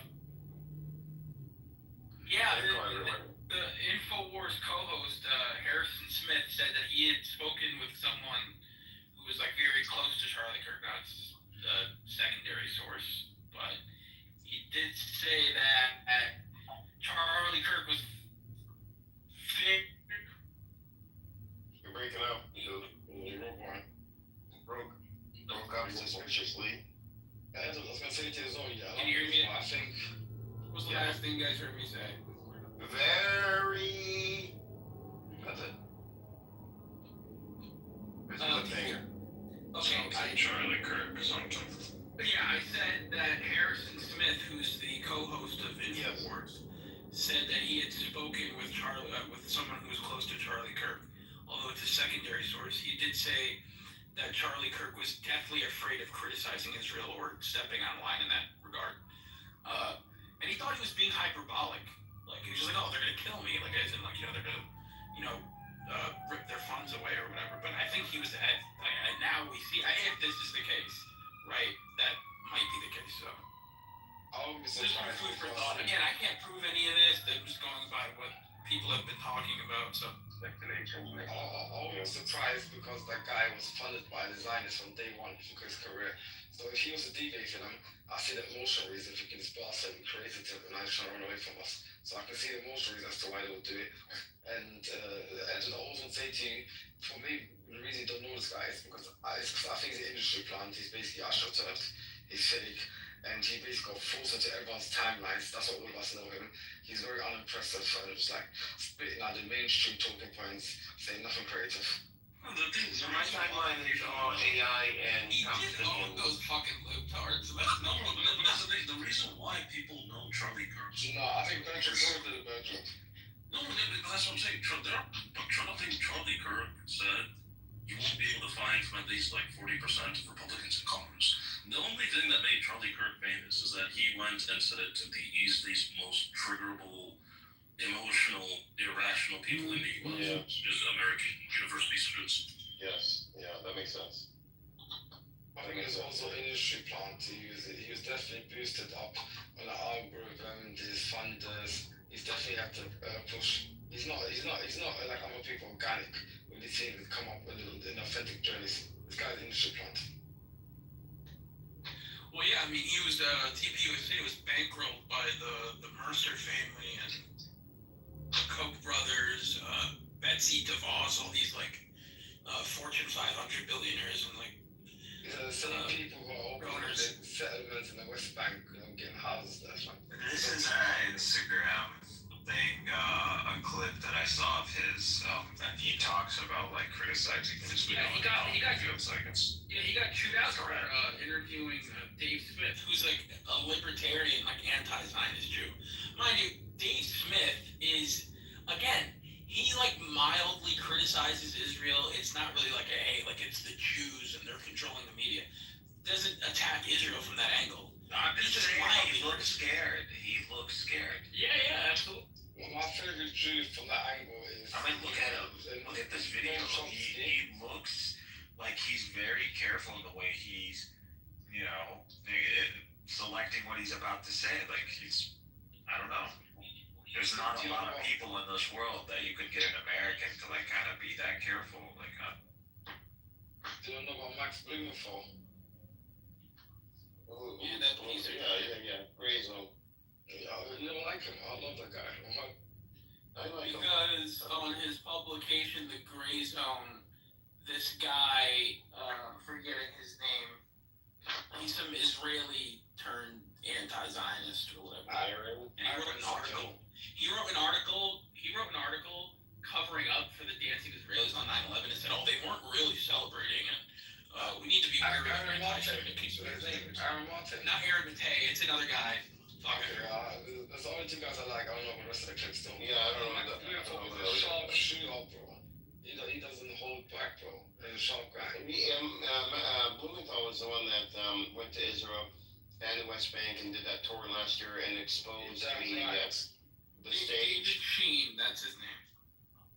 Yeah, right, dude. He's a brave guy. He was doing that stuff way before everyone knew about Palestine was going right now. He was showing people how fascist the people are. Max Blumenthal is probably one of my favorite journalists of my lifetime.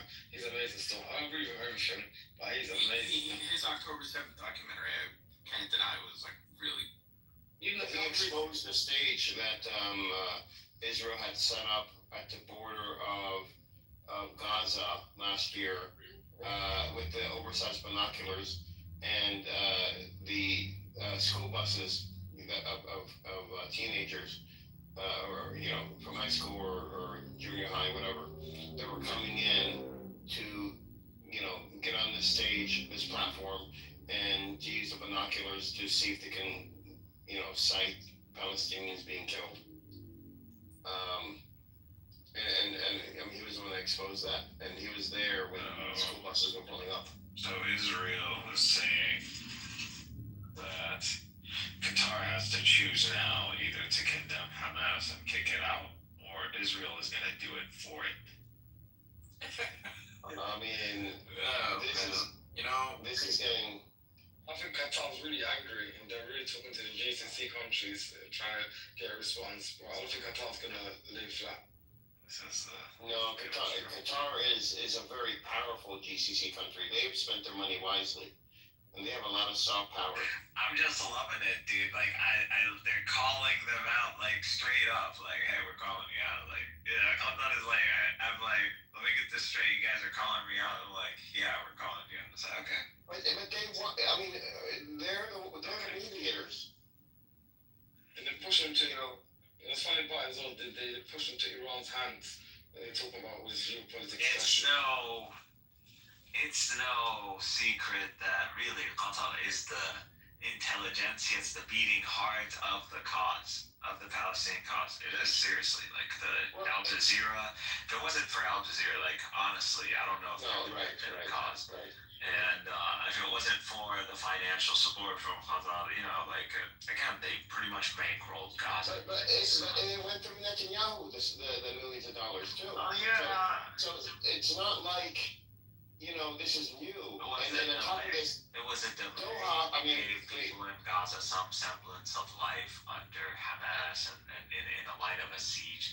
In a time where Netanyahu was going to Israel was going to conduct such an attack to begin with eventually. Of course, yeah. But Israel sent their delegations multiple times to Doha. So they legitimized the negotiations and negotiating, and the U.S. did too. And the U.S. Wanted Doha to be the mediator, and no, this is them flipping the table, dude. They just flipped the table. They're done negotiating, man. They're not negotiating after this. But I agree with Edward though. That's really exposed himself, because I watched interviews with the Qatari official, CNN. And he really destroyed Netanyahu. He didn't make no personal attacks. He simply stated the facts, talking about how he's broken every single rule in the rule book. This guy's not civilized. And it's so, because with Israel, it's the unprecedented thing. Yeah, he went to the floor with him, man. He really did break. I mean, Israel did break massive rules, diplomatic norms that just aren't broken. And it did do a lot of damage to Israel's credibility. No chivalry in war, right? That's what they say, right? That's what except for diplomats. The whole UN Assembly pretty much was a grilling session for Israel, not one person. And all the Arab countries use the word Irhab al-Dawla, which is like what is the word in English? Irhab al-Dawla. What is that, Miguel? State-sponsored terrorism. Yes. Not one country didn't say that word. Oh, wow. Yeah. From Qatar to Kuwait to Pakistan, even Pakistan came out and kind of shitted on Israel at the end. And dude came out, the Israeli representative, and he said, "What are you talking about? America came and assassinated Osama bin Laden on your own soil. Nobody blame it." How about Saudi Arabia, Z? Did they have anything to say? Yeah, he said we are backing Qatar at any position it would take. All the GCC. GCC, yeah. Yeah, behind it. Totally, Egypt as well. Thank you. Israel is a risk, and if the Arabs thought that America is going to contain Israel once it implodes, no.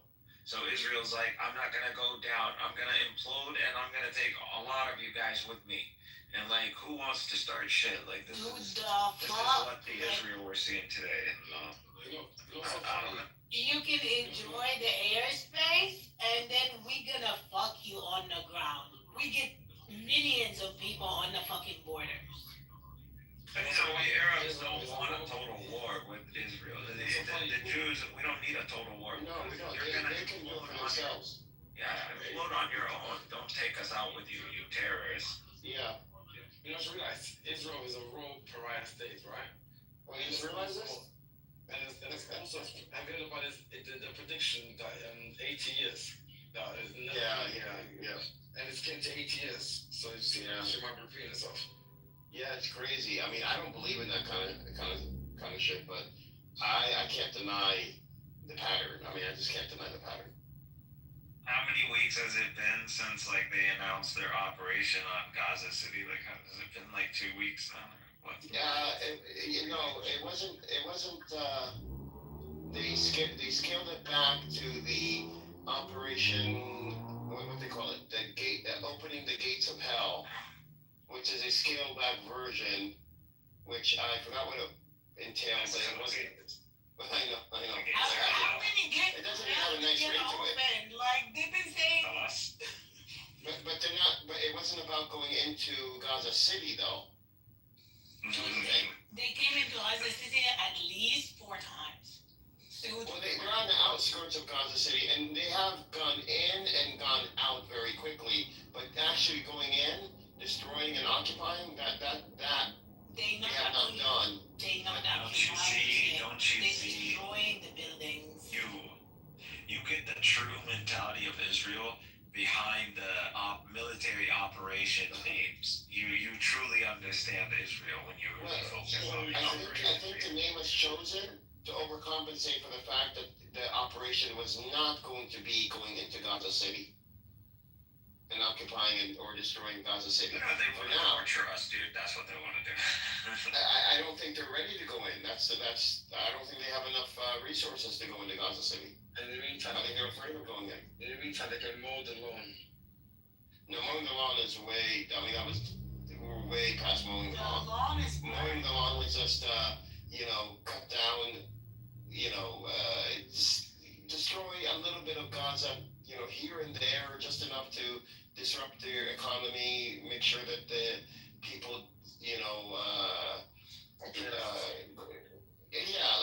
like you don't grow, you don't grow.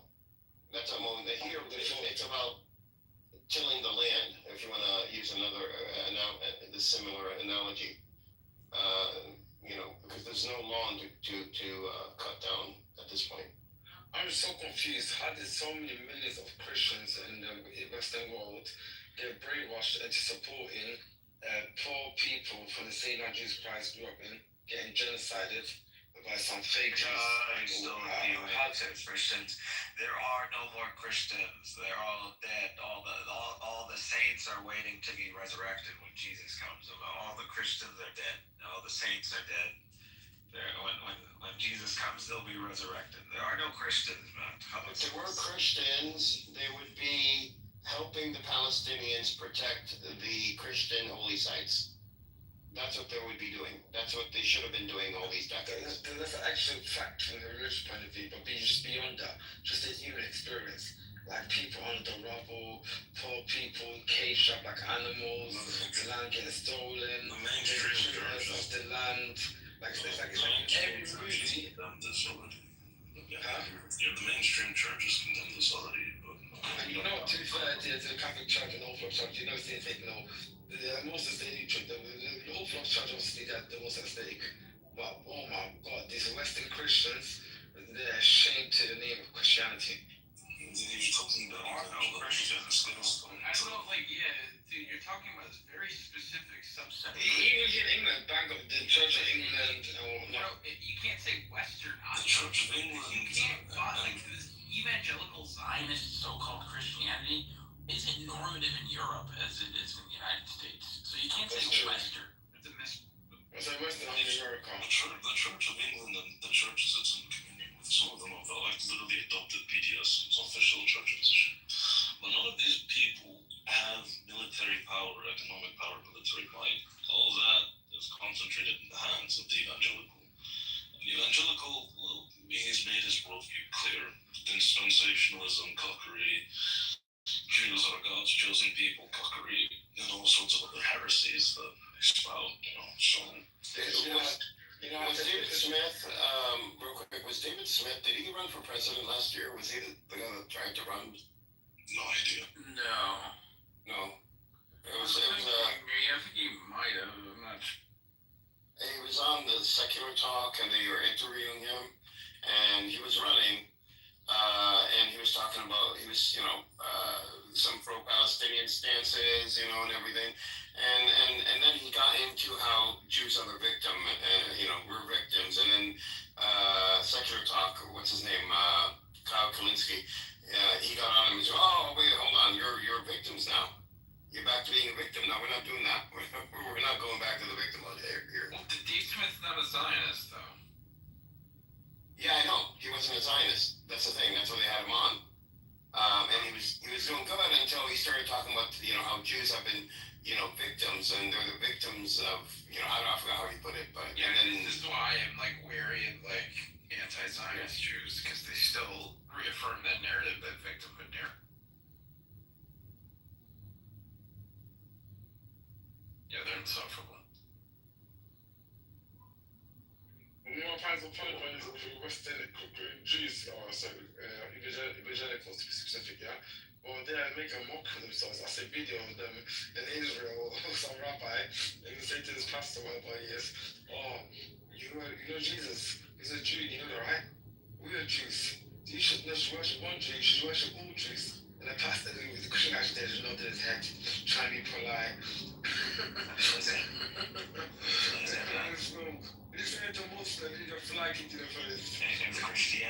If Christianity is anything, it's gonna be like the days of Christ. If Christ is preaching a message and you believe in him, and you go and you participate in like corruption and death and hedonism and all of this, are you truly a follower of Christ? Like, the whole message is to follow him, to follow his example. Like, these people, they're not Christian anymore. Like, it's gone. That thing is gone. They've abandoned the churches. They don't follow any of the churches anymore. They've rebelled against them. Most ones, right? Western Christian claim Islam is a part of the West and it's a part of Christianity and their values and stuff like that. If you actually see a picture of Jesus in like the church, yeah, he looks like a Muslim. He wears a full black kameez, he's got a big beard. Well, there's this incompatible, and we're alien apparently. This incompatible trope that's been out for years started dissolving with the right, on the right here in the U.S. because of the agenda, left-wing liberal agenda that they tried to force on, all of Americans. And then some, Mr. I don't know how this happened, but Islamic values started lining up with, I don't want to say Christian values, but they call them Christian values, Republican values, and they wanted so they wanted to work together. Like so many Republicans have come up to me saying, how do we work with the Muslim community because of what's happening in our schools and this whole big liberal agenda, and we both, and the Muslims knew about this before we did, and they set up their own schools and we didn't, and how do we work with them and to get them to work with us? And I'm like, well, they don't need you. We don't need to work with you. You shit on us for 25 years,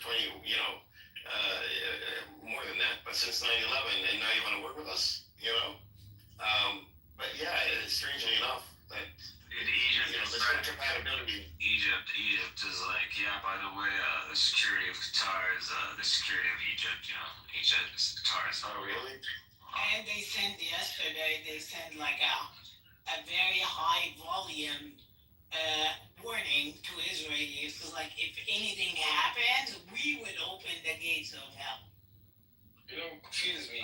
From a geopolitical point of view, America's own hegemony of the planet they got, right? It would make sense to have friendly relationship with, the Gulf countries, even Iran, because of the amount of natural resources to have gas, and you'd be thinking We're talking millions of people. Where America gonna fight? Like America gonna fight all of them on their land? They're gonna get decimated. But instead, it's really exactly the opposite of what a geopolitical strategy should be, right? And why would that be? It is because it's not really in charge. It's a subject state. And it's subject by who? By Israel. Subject government, not state. I'm sorry, we can take on Israel. We just don't have the capability to do these surgical strikes on Israel, so we don't have that Air Force. You do have rockets, you just need an alignment. We got weapons of mass destruction. That's what we got. We got ability to go to war, total war. We just don't have surgical strike capabilities. And at this point, it's like testing. When you open chaos gates, chaos come to you. Like once you start destroying like in all of the freaking region around, there is nothing to hold on to.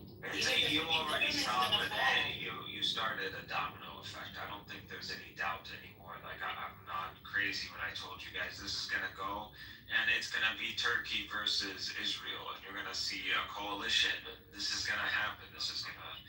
It's gonna go there, and the next theater is Syria. The next theater is gonna be Syria. It's going down. We've been saying that from the beginning. Like this is not gonna stop. Mikael, what do you think about Syria? Do you think they're sellouts or do you think they're Muslim? No, I think Syria is just gonna, this is gonna be the Arab horde. Like this is where it's gonna show up from, like Assyria. The Egyptians are gonna do their thing. Like and the Turks are gonna be there. Like this Arab horde is gonna come with Turks, backing them. So it's if Israel's gonna push this, like it's gonna happen. It's gonna happen. This is also the time of his training. Like all the people that align themselves with Israel at this time is traitors. So outright known who's standing by who and when. Like this is done. It's a done deal. UAE is done. UAE is unredeemable. It's trying to correct as we speak, like trying to align itself again. So we see. I refuse to even support a country to go on holiday. I think economically the trajectory isn't in the favor of the United States, and I think like if the conflicts that we see in the world are not gonna they're not calming down, and they're just like the trajectories that they're gonna grow, we're looking at a global conflict eventually, like regional conflicts that are escalating, and they're just gonna eventually meet. And this seems to be what's happening now. And it seems like the world is boiling. Like I didn't know shit about Nepal, and then all of a sudden these guys are like, chasing down their prime ministers, and they're like burning everything. Look what was happening right before. America says death to America, death to Israel, and it was big Satan, small Satan. We should start doing big Satan Israel and small Satan UAE. They're a Russian dance, man. Nasıl oldu? You stole that from Iran. Nasılsın kardeşim? Look what was happening before October 7. It was like infiltration to the education system all over the Arab world. Is he speaking Turkish? I have no idea. He's trolling, kicking down. He was saying here by Prince. Like same thing. What's happening?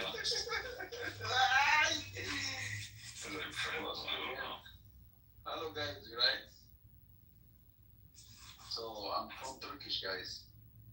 Okay. Are you Muslim? No, I'm not Muslim, bro. Oh, that's strange. What part of Turkey from? We speak Turkish here, man. I don't care. Like, even if you're a Kemalist, like, you should be on our side too. Like, at the end of the day, like, Israel can't have hegemony in this region. Like, Israel's in control of all of us. Fuck off, man. He's talking about Mustafa Kemal. I know. Brother. Like, the Israelis are threatening you directly now. They're like calling Turkey out. Like, what are you gonna let this happen? You love Turkey. You love the country. Okay, so here's what confuses me though. Your analysis is how do you square that with Turkey being a NATO ally and beholden to the United States? Bro, the Turks, they are all about. Both sides. The Turks gotta play. The Turks are more in check. I don't think you understand what it means to be a NATO member, bro. Like, what? What are you talking about? They are a member of NATO. That means they answer to the United States. They have coordination with the United States. Okay, sure. So what? I wouldn't just call that coordination. I mean, but that leaves you up on a level of a military standard. Like, if Turkey wasn't part of NATO, how would the Muslim world even have a comprehension of like NATO and military class? Like, how would they know? Well, he's right though, Michael. Turkey is fully infiltrated by America. Dude, your jets are your jets. You build up your drones. You've got tanks. Like this is a military. It's not like the Turks never lost. I mean, the Turks never lost their military doctrine. Not so much that The Ottoman military doctrine was never lost. Like the Turks are a continuation of a military monarchy. not only are they a NATO member, which means they are beholden to an institution powered by the United States, Mikhail, they're hosting American nuclear weapons. Yeah, which makes them even greater of a threat. Like wait a second. Like, if Turkey wanted to go rogue tomorrow, let's assume a scenario. Do you think like Turkey can't? Like, is it like an impossible thing? Like, what? They're not going to be able they to don't launch their aircraft like anymore. Yeah, but they don't. Oh, are you talking about nuclear? No, I'm talking about like just go like rogue against NATO, like just disconnect from NATO. Like, I don't want to deal with you guys anymore. No, that's not how it works. I'm just saying, let's assume there's like I don't know, some Islamist takeover. I don't know, some hostility. Like, a war with Israel and no response from NATO would pretty much do that. Like, I don't. So you think Turkey is going to go to war with Israel?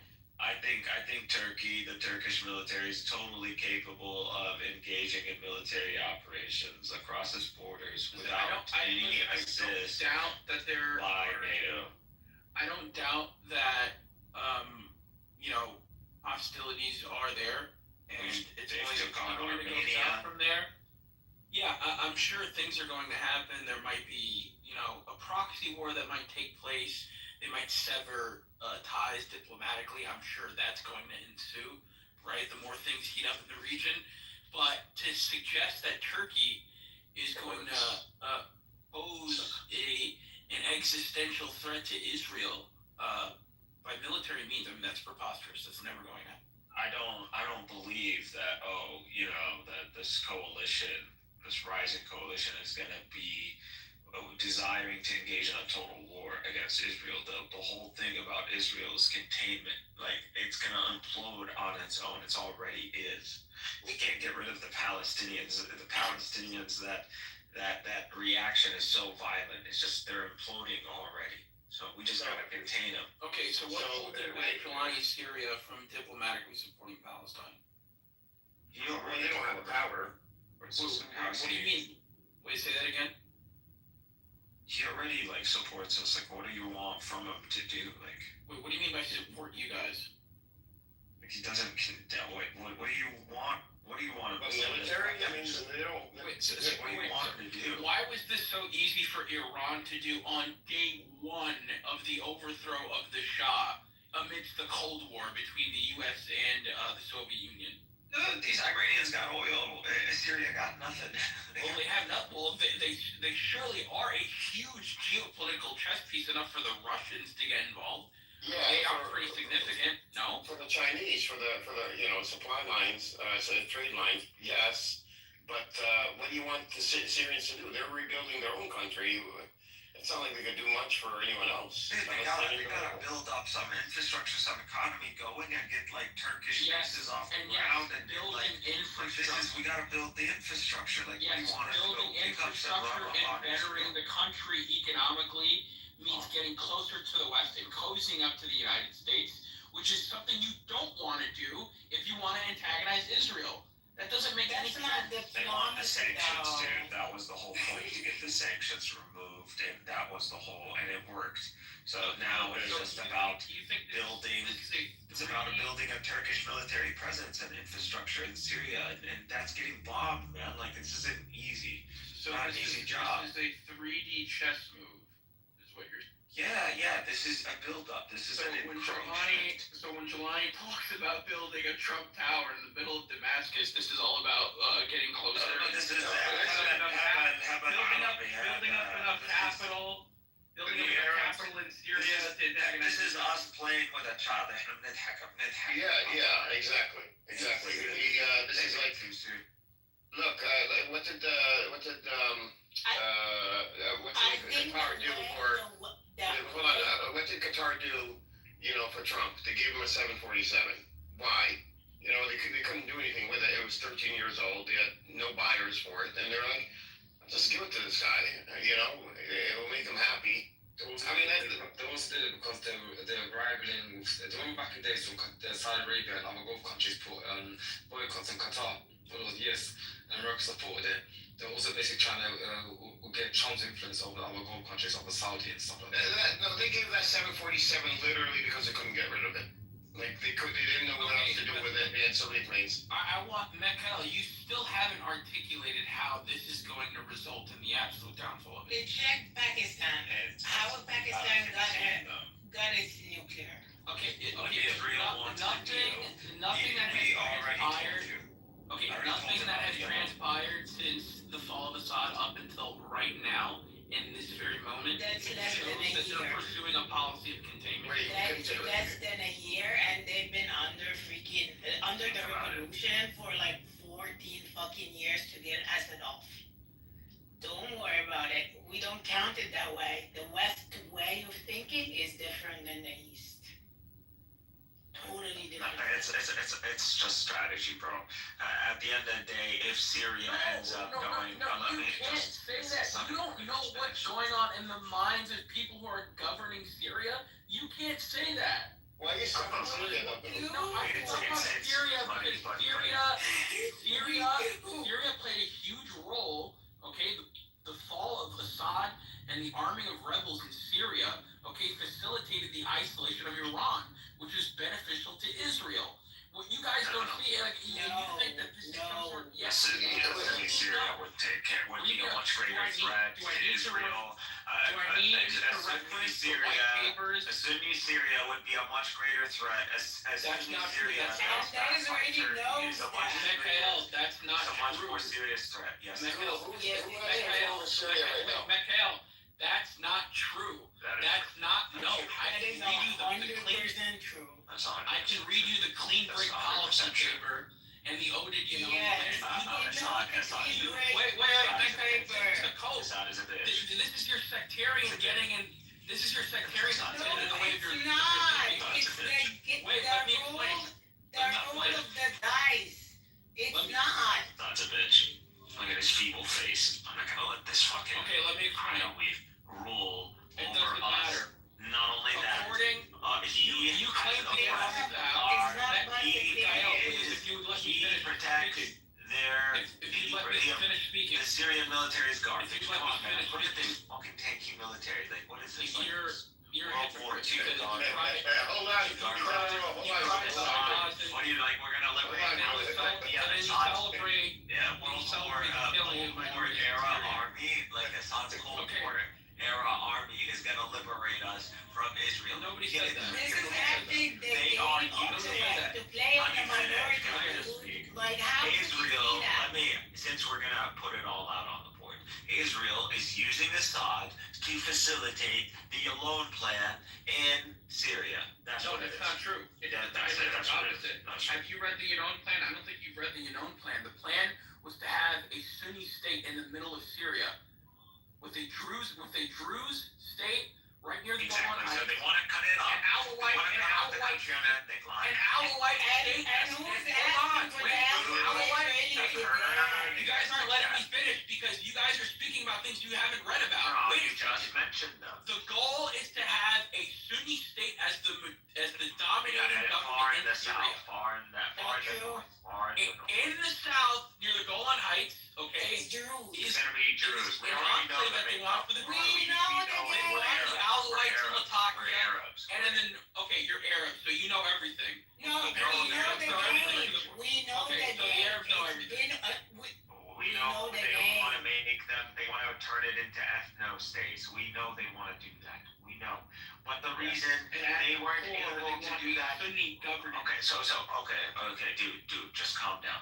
So if I'm gonna go and create ethno states, like if I want to do this in America, I swear we had this conversation before.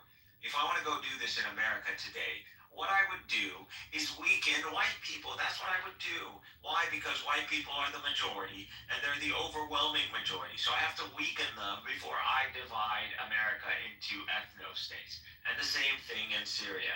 If I have to divide Syria into ethno-states, I'm going to have to weaken the main demographic in Syria, which is the Sunnis. Because the Sunnis, Actually, they're everywhere. you just need to weaken the governing ruling ideology, not the Alawites. Yeah, that's not the Odin nonsense. The Odin nonsense. Those were nonsense. It was always the sectarian. No, you want to divide. You want to divide the Middle East into small ethno-sectarian states. I encourage you to read the Odin plan. Again, you speak about things that you haven't actually read. I literally described to you exactly what it is. On Twitter. No. We've read it on Clubhouse. I've pinned it in the Pastor knows. They've seen it before. I've been popularized. If you read it, you wouldn't have come to such preposterous. No. It literally is dividing up the Middle East into sectarian ethno-states, where Israel can establish hegemony over all these smaller states, and they want the ruling majority in Syria. And there's no Arab unity. You would have a court. They didn't go divide up is because there was Sunni authority. There was Sunni control power. That's why these guys stay in tow. So the only way to go and divide all this region up is to weaken Sunni power. That's what it is. No, and so that's what they're committed. Assad's been doing that. Whether you like it or not, that's the fact. If that were the case, why did the United States support the Islamists in Syria against the Syrian government? Well, if it's a net negative to the interests of both the United States and Israel, why did they support the rebels in Syria? There was a push. So in Syria, there were several groups, and one of the ones that have been pushing is a group that was backed by Saudi Arabia. And yeah, maybe they wanted that one to rule over Syria. I'm not sure exactly where they wanted to go with Syria. Everybody knows that revolution. There were so many factions backed by so many countries: Saudi Arabia, Turkey, United States, France, even. Like there was so many foreign actors in that. But that's what it was, and then Russia kicked in. And if that's what it was, with all those foreign actors, basically funding this foreign terrorist insurgency. I mean, what was the ultimate goal? I'll get The ultimate goal was to topple the ultimate goal. There was, I think, was to just Assad now was occupied by Russia. It just gave Syria to Russia at that point. So Syria was now under Russian control.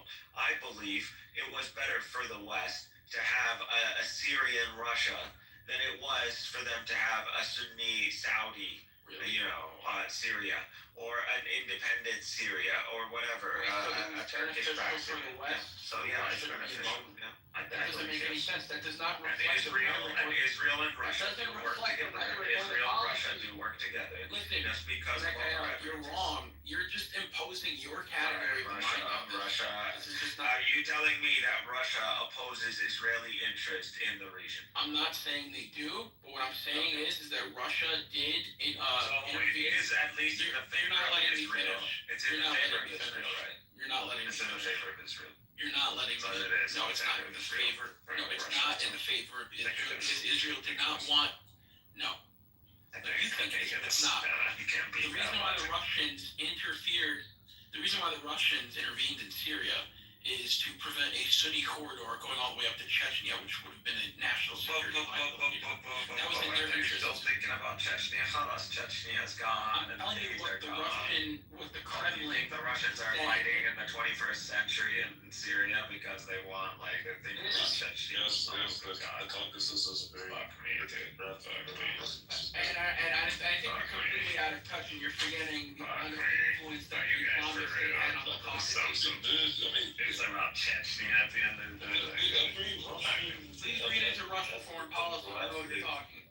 Yeah, dude, every Russian of every major ethnic demographic still has a very deep distrust and fear of Chechens being in their society.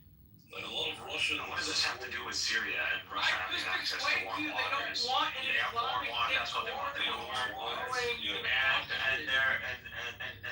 And they've put themselves in a place where they're working in the interest of Israel. So meanwhile, they're practically the broke queen, the Israel and Syria. You don't think there's a connection between the rise of ISIS and the intervention of Russia in Syria? Yeah, they're directly correlated. I think Russia was already in Syria. You had Assad already in Syria. And they didn't interfere. They didn't intervene until 2015. Yeah, because they wanted Assad begging on his knees for the Russians, like selling everything out. Who's they? Who's they? I believe the West, Russia, Israel. The West was vehemently opposed to Russia's intervention. Exactly. Listen, the West didn't want the Arab Spring to happen. The Arab Spring happened. In fact, they encouraged it. You're a liar. You know what I'm talking about. No, that's not true. The Arab Spring did happen. No. And the Arab Spring was a matter of time. We're talking about a 9/11. You don't know the street. A 9/11 project manager, chicken hawk, Philip Zelikow, okay, ultra Zionist Jew, okay, son of a rabbi, celebrated the Arab Spring. He helped Hillary Clinton overthrow Muammar Gaddafi. And what did he say? Oh, this is going to ignite a new Arab Spring. This is in our interest. He said that in the email. I'm sorry. Hillary Clinton says in her email, the best way to help Israel is to overthrow the government and topple the government of Bashar al-Assad. Just completely disregard what Hillary Clinton says, right? Hillary Clinton, the Secretary of State under Barack Obama, doesn't matter, right? This is part of the acid wash the emails, right? That doesn't matter, right, Mikhail? Because again, your sectarianism is getting in the way of your life. Let me tell you. So there is the Arab Spring, and then there's the counter-revolutions, and then there's those who wanted to take advantage of the situation for their own agenda, which are obviously the United States and the West. And so the Arab Spring is naturally there are people that, again, this is one nation, like regardless of Libya and all you see these borders, at the end of the day, it's all one nation. It's all one people. And eventually what is in one region is going to happen in some other region. And everybody was already fed up. It was only a matter of time. And so people naturally, there were uprisings. And obviously what happened in Libya, Gaddafi, with all due, I tapped the head. The guy, he said some bold things. I think they were obvious things for the times. I think he played some cards, but at the end of the day, he's a failure. Regardless of what he did, he's a failure. It's funny how your foreign policy... And you knew they were coming for you regardless. What's funny how long? But let me finish. What's funny to me... Wait, hold on, wait. I just want to say this one thing. I have to make this point, because I need this room to know this, is that Sunni Muslims typically always somehow, in some way, shape, or form, always align with the United States and Israel when it comes to their foreign policy takes. This is not a coincidence. And it's not a coincidence that you're saying this as an Islamist when it was Islamists who overthrew Gaddafi. Do we want It was Al-Qaeda. Do we want World War These were the same terrorists. And look, wait, and you have to understand. Do we want World War II? You have to understand the timeline. You have to understand the timeline. Which one? You have to understand the timeline. I don't really want World War III. After Gaddafi was killed, right, it led directly into the civil war in Syria. Directly. Those same rebels then started flooding into Syria and started antagonizing the Syrian government. This is also something that was noted. This is also something that was noted in the exchange of emails that Hillary Clinton had. They were watching this from start to finish. We know the early protests. We know where it started. We know the people were killed. We know the graffiti that it all started with. We have the whole narrative down. We know that there's been previously a history of uprising in Syria against his very father. We know that there's over 100,000 who were killed in that. So we know that there is a Sunni consciousness. There is a Sunni consciousness in Syria that is oppressed. and view Assad as an oppressor and view him as someone who is a godless motherfucker who just uses Israel as an excuse to continue his military dictatorship. And that's what it's all about. And then he uses Arabism to hide that he's an Alawite motherfucker. That's what it is. And he has sold his soul to the devil. So this guy and his father have used the struggle. Wait, but what's And the only thing that has been working out, the only thing that Assad has been progressively succeeding at is that the UNO plan is balkanizing Syria and putting us, and now we see the Kurds, who are now backed by the United States, they're putting up a front. And we got the Druze, who are half-armed by IDF Druze themselves, or by their weapons and their snipers and their night scopes and shit, and by tactical air support, apparently. So that's what we got. And we got an Alawite population that, still has Druze, still has Ba'athist sympathists, and now they're trying to do this Alawite jihad movement, and now we're seeing some SUVs being blown up. So this is what we have. This is Syria post-Assad. This is what Assad got us to. So now we have to deal with all this. Now we have to go and subjugate all these motherfuckers again. So this is what it is. We see that this is a combat. You're combating Sunni presence and dominion over these lands. That's what it is. That's what's happening. Wait, are you saying that? And that's what Israel does. Wait, German, wait a second. So are you saying that because of the overthrow of Assad, that Syria is now in a perpetual state of destabilization? Is that what I'm saying that now that we've removed the shithole that is Assad, when we've tried to assist this de-animation of Syria that is happening, this is the aspect. This is the spectrum that you're seeing. You're seeing all these. You're seeing sectarianism, and you're seeing these ethno states that are literally about to pop out. You literally they're literally. Okay, but who got us to this state? That's literally the goal. Who got us to this state? Mikhail. That's the No. The Assad should have Syrian society shouldn't have been shaped like this. The Syrian society itself has already been antagonized, and this antagonism comes from the Assad regime itself, yet alone from the historical understandings we have with these groups. These groups do not want our interest. They have genuine animosity towards Sunnis, man. It's just a fact. The Alawite and the Druze will stab me, bro. They'll literally eat me, and they'll put me in their stew, and they'll have a good time doing it. Don't feel the same way. No, I'm sorry. These are the Druze right now. Oh, You yeah, see the so Druze they're jumping. getting- You see these motherfuckers The only jumping thing is, across when you the are a Israeli traitor, border. dude, when that happened, when Druze are actually that motherfucking happened traitors, for the bro. sake of what they believe. They're not even Arabs. They lied, dude. Look at them. I swear to God, right now. Go to Grok. Go to Grok. Go to Grok. Paternal haplogroup. Paternal haplogroup Druze. They're all So you Jews. believe it's okay to ethnically cleanse them on the basis that they're not Arab? How are you any No, different from the not that they're not And I don't want Arabs. to hear this morality They're not that. Let me that you finish. play about, oh my God. Not that they're not Arabs.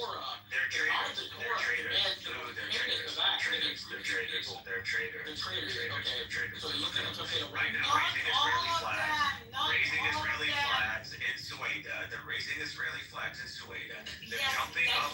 They're jumping across the Israeli border. They're jumping across Druze in Israel. Arabs who are supposed to be Arabs. Jumping across the Israeli border, going participating in terrorism. And I'll tell you why. And then you see Druze arming and accepting arms and calling for Israel to come and take over Sueda. So that's what we have. So yeah, if you're Arab and you're betraying Arabs, what should we do with traitors of their own kind? What should we do? Yeah, I remember the law for that is you colonize it. You cull them.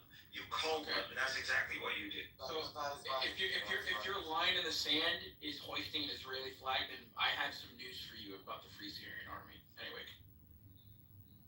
I'm sorry, bro, you're gonna come and tell me, I don't care, what leadership do I care about at the end of the day? I I don't know any of the leadership. All I know is that this Giuliani guy managed to get the shit show that was all these Islamist factions into line and got them to obey and align themselves with Erdogan, and they got something done. And that's what, and I measure them by their accomplishments. And I might not necessarily trust, I didn't trust Giuliani at the beginning, but I trust him. He's done enough that he has a record now. And so far, I'm going to judge him based on his record. But I've trusted Erdogan. So if Erdogan backs Giuliani, then I'm going to give Giuliani the benefit of the doubt. And so far, Giuliani has kept the Syrian people pretty happy when it comes down to standards in the shit show that is post-Assad. Everything I know about Why this person's off me.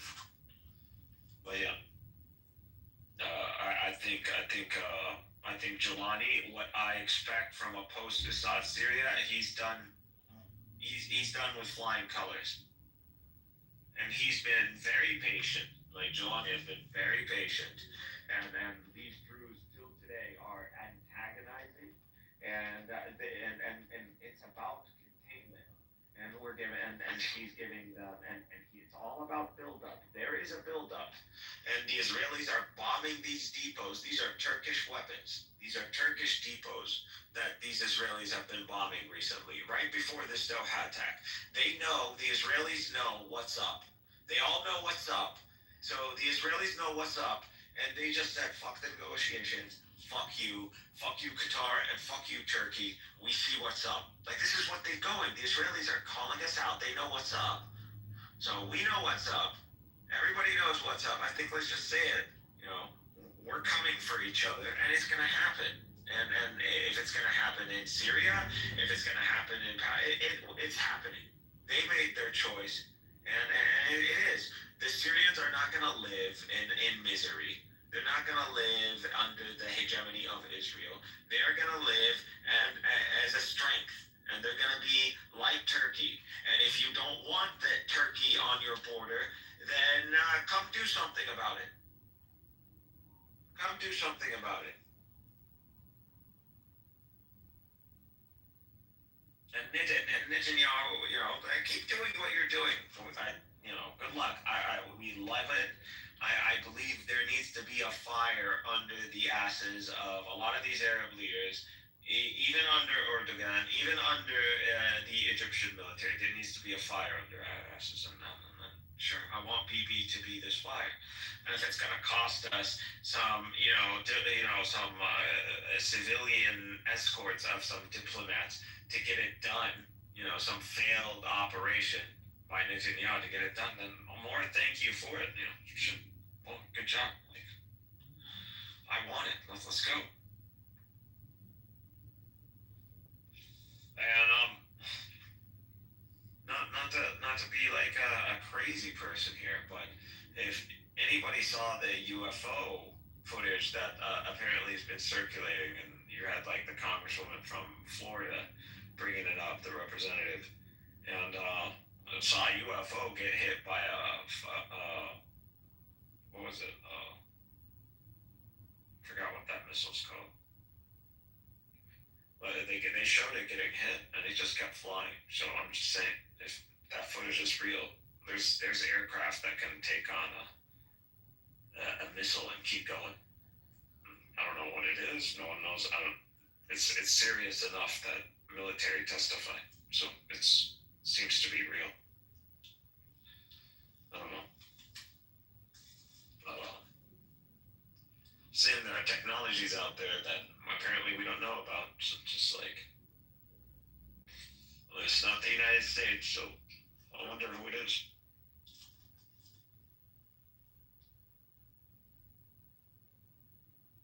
I wonder who it is.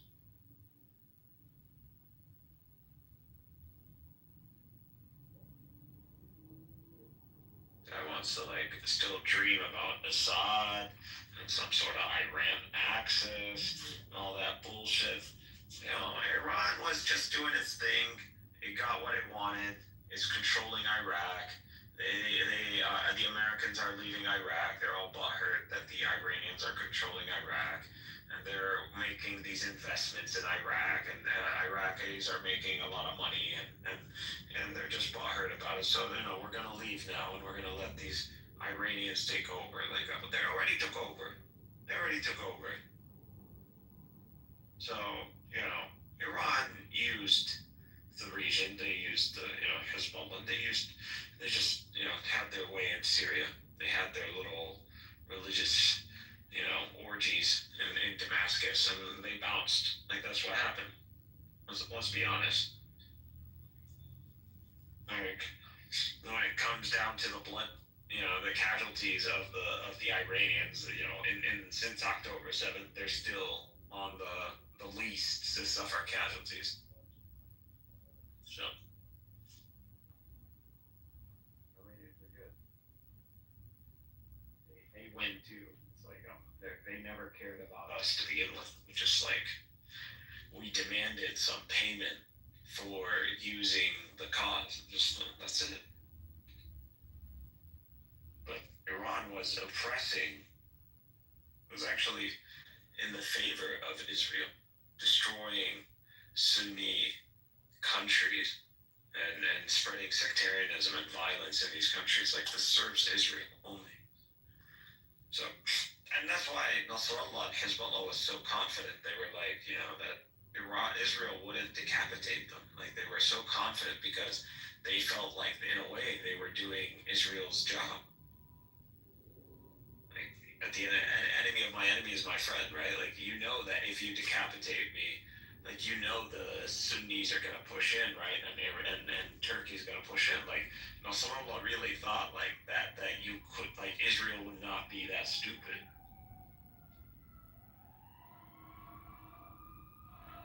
But he miscalculated, and he paid the price. Oh well.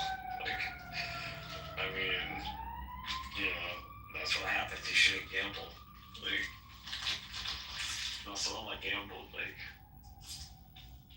I thought he was supposed to be some sort of imam or something.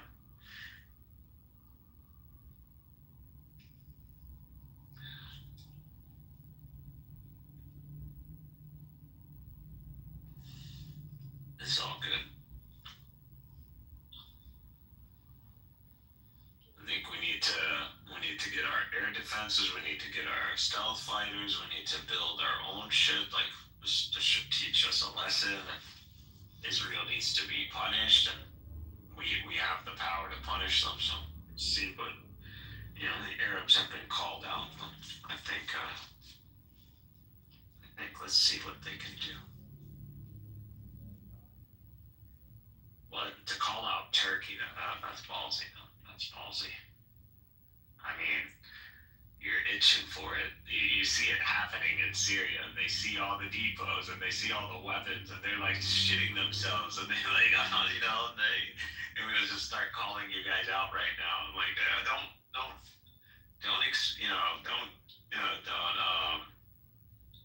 don't give away the plot. Like, don't reveal the movie.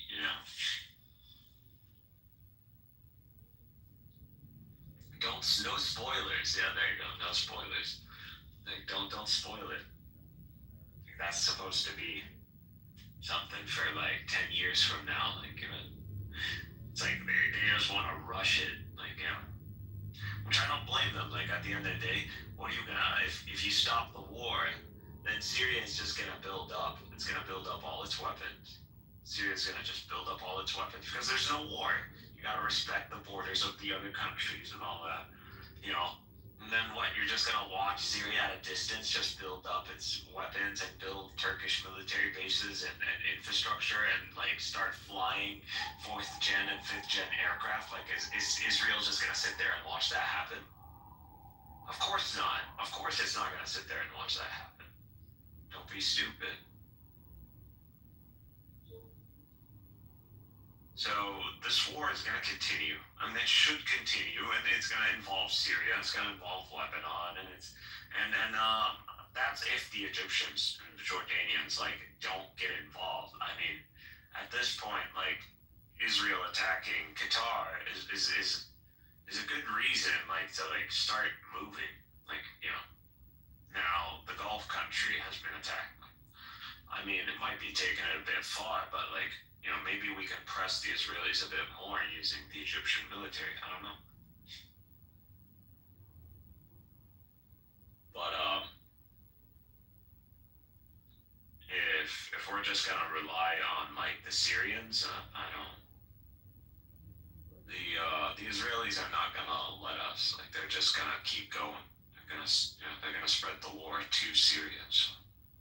And if the war spreads to Syria, like it's just gonna, Turkey's gonna have to get involved. So it's inevitable. It's inevitable. Like we're facing a global war, and Israel isn't gonna take the L. So it is what it is. I think this strike just proves it. Like Israel's committed at this point.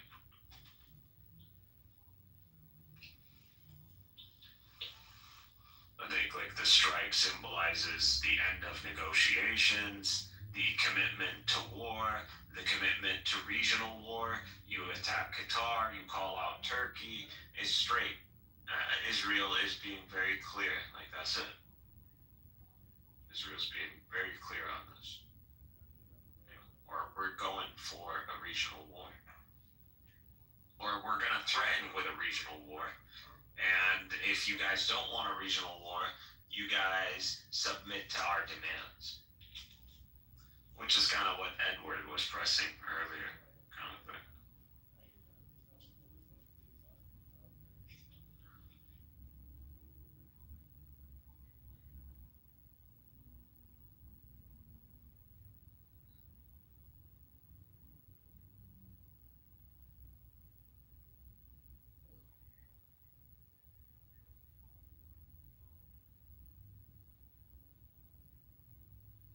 We'll see. Obviously, don't want to be frantic. They don't want to rush it. But I think kicking out the ambassador would be Israel's embassies, all that in the Arab world. That would be a start. I think that would be fair. And then going from there, that would be the first response. I just don't think Qatar is gonna let this slide. I don't think it's gonna. I think people underestimate Qatar a lot of times, and they forget that Qatar survived like a siege by other Gulf nations, and they brought Turkey into Qatar, and they have a pretty modern air force. Like I mean, you know, and they got a lot of wealth. They got a lot of money. And their gas is playing a key role in keeping Europe, you know, on its knees when it comes down to Russian gas. So that and American gas. So.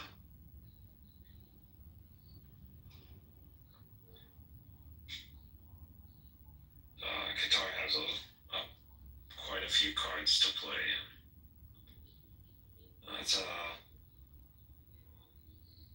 It's an act of desperation. I think,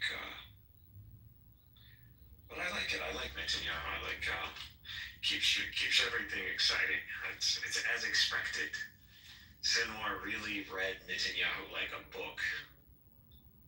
Like he read him like a book. Honestly, like I didn't.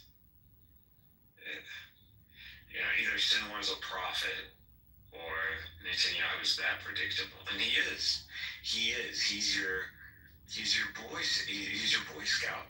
Like that thing is, he's so good, and because he's optimal, it makes him predictable.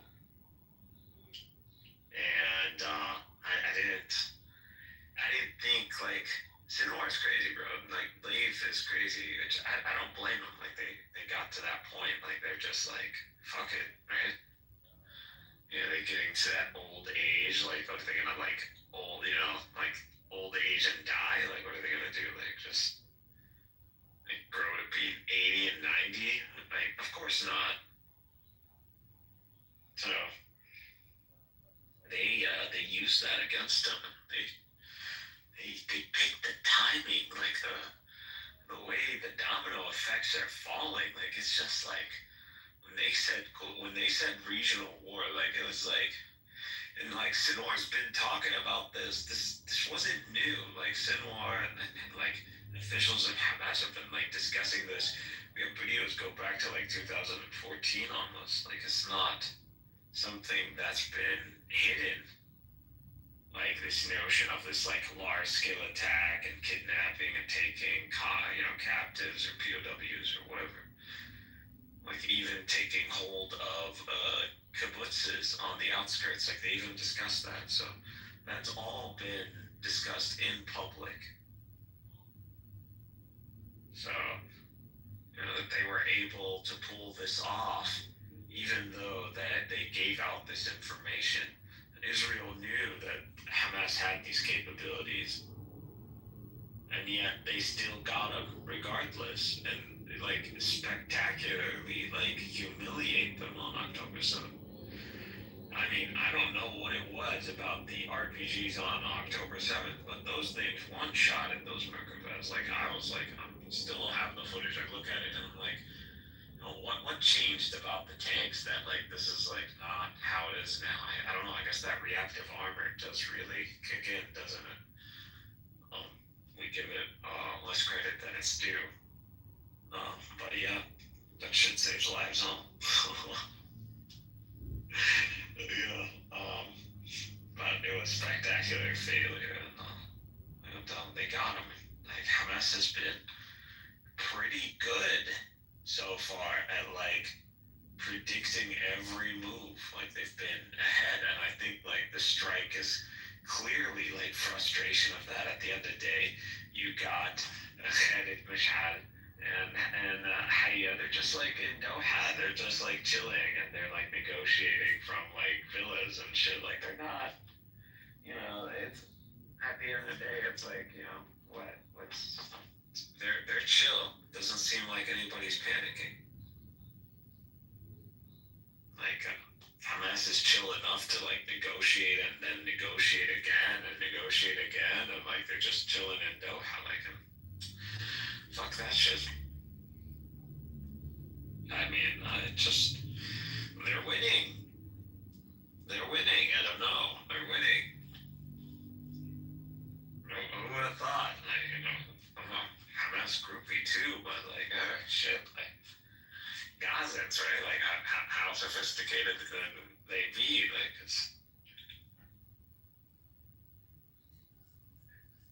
they're sophisticated, right? Yeah, they got it down to a formula. Listen, in Gaza, there was a very popular game we played, and all the top kids, like smart kids, and it was a skill. Like we would go to cafes and we would play strategy games, military strategy, and it was Command and Conquer Generals. And in Command and Conquer Generals, there are only 3 factions. There's the Global Liberation Army, which represents the Muslim Ummah.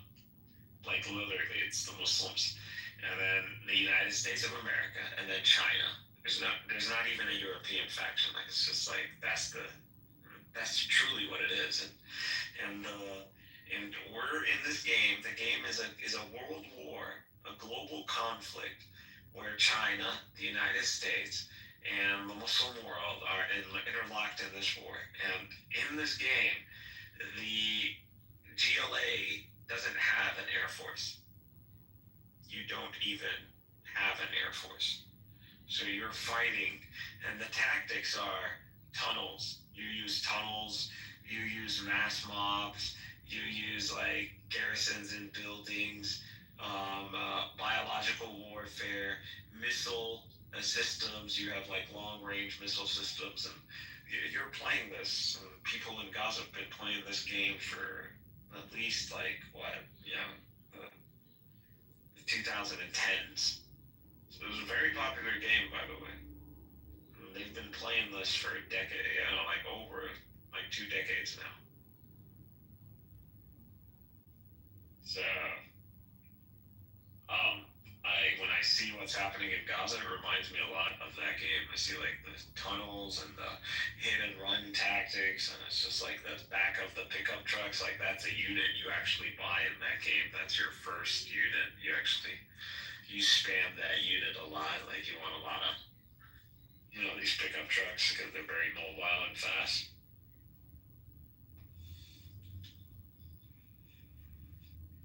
So I'm just saying, like the Gazan mind has been like tech savvy, dude. There's like strategy, and they strategize it. Like they're all about like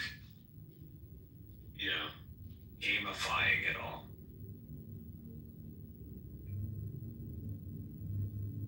And I mean, we have your strategy book. We've got the Israeli strategy book, so we know what you did in Lebanon. So we know the playbook. We know exactly what you got.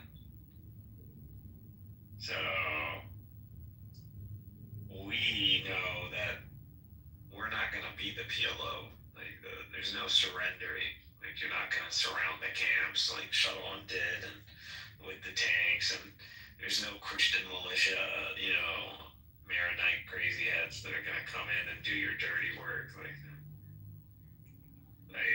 And you guys are too scared to do your own dirty work, so it's like you're checkmated.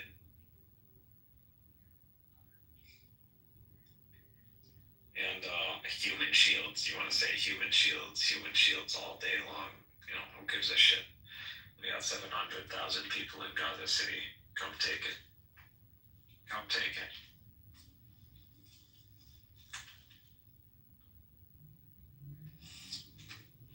Come take it. Gaza City is where it's all at. That's where the business is. That's where the mind, that's where the heart is. That's where it's everything is Gaza City. You know that. You left it for last. You went through it, okay, but you didn't.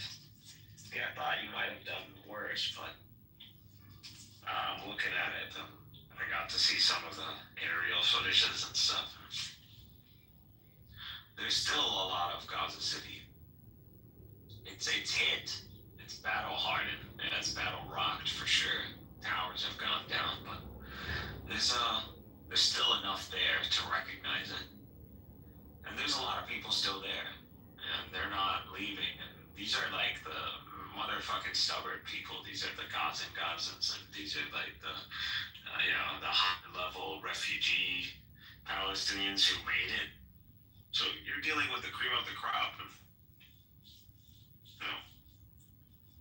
It's not going to be a cakewalk, and we already saw it's not a cakewalk, right? So,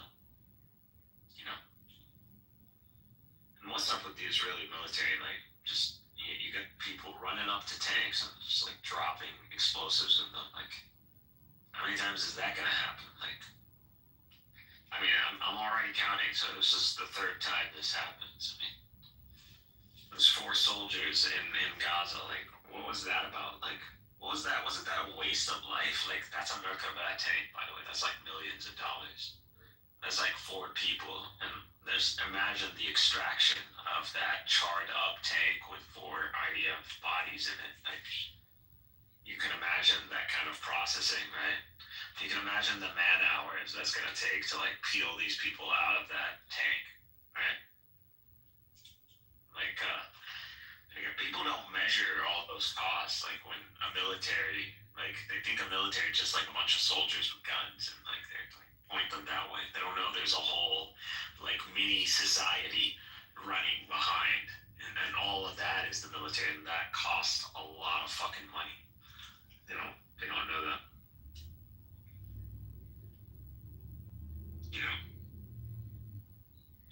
So just like parked there, like it's fucking weird in the middle of Gaza, like with a hatch open. Like, what the fuck mentality is that? Like, what kind of military training is that? Just like pops it, throws it an explosive, and just like runs off. Like, these kids are gonna be like movie stars, like in for the future generation. Like, these guys are just like, imagine now you're a 10-year-old Gazan kid watching this shit. Like, imagine that. Like, that's fuel for a whole new generation right there.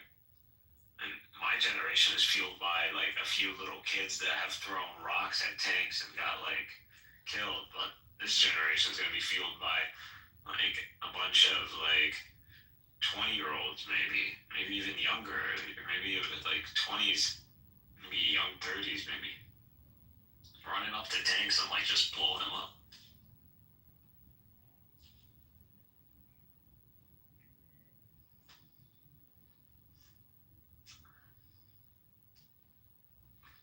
So, yeah. I don't know if this is what it means to have a Gaza. Okay.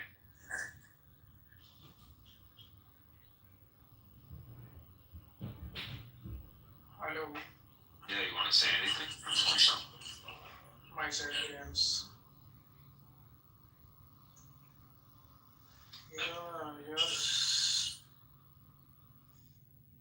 Well, you wake up and then come back.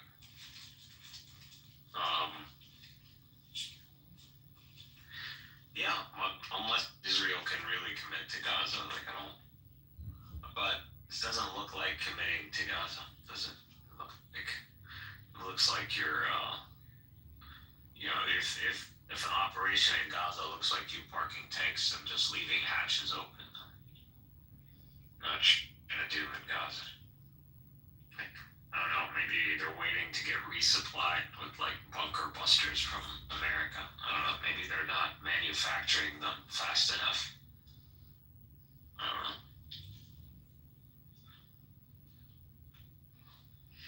Maybe the killer Death Star needs to be cooled down. But, you know, if they're like worse, if them doing their worst is gonna take them a year, then, you know, if it's gonna take a year, you already lost. Like, what the fuck? Like, it's gonna take you a whole year. You already should just call it. Starting wars with the whole region isn't gonna do you a favor. It's not gonna, you know, just accept it. The whole Zionist project, it was never meant to succeed in the region to begin with. Go down quietly, don't go down, you know, don't try to be a suicide bomber. Don't, you know, there's no honor in this. Just go down, you know, peacefully, everybody dies, you know, it's okay.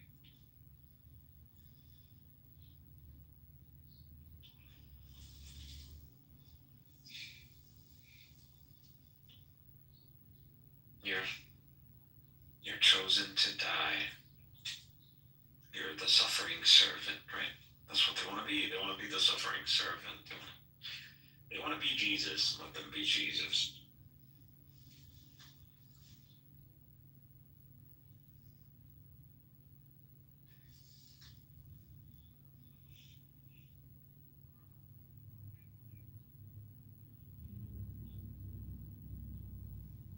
The Jews have to suffer for the coming of salvation, right?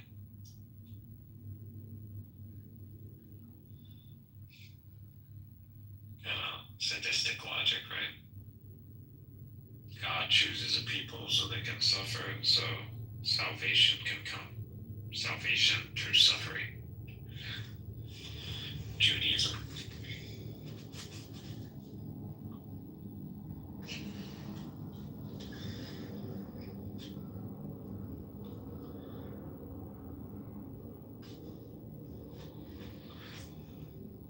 If I'm gonna suffer, I'm gonna make everyone suffer too.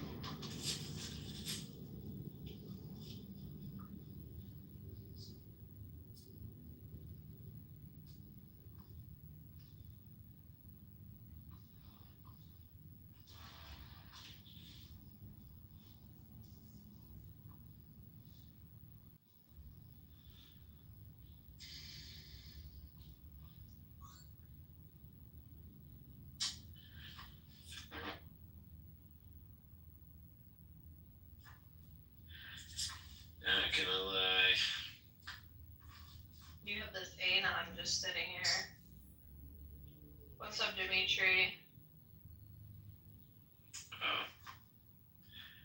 So lazy being a mod.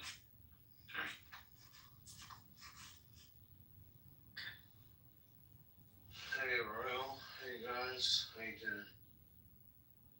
Good.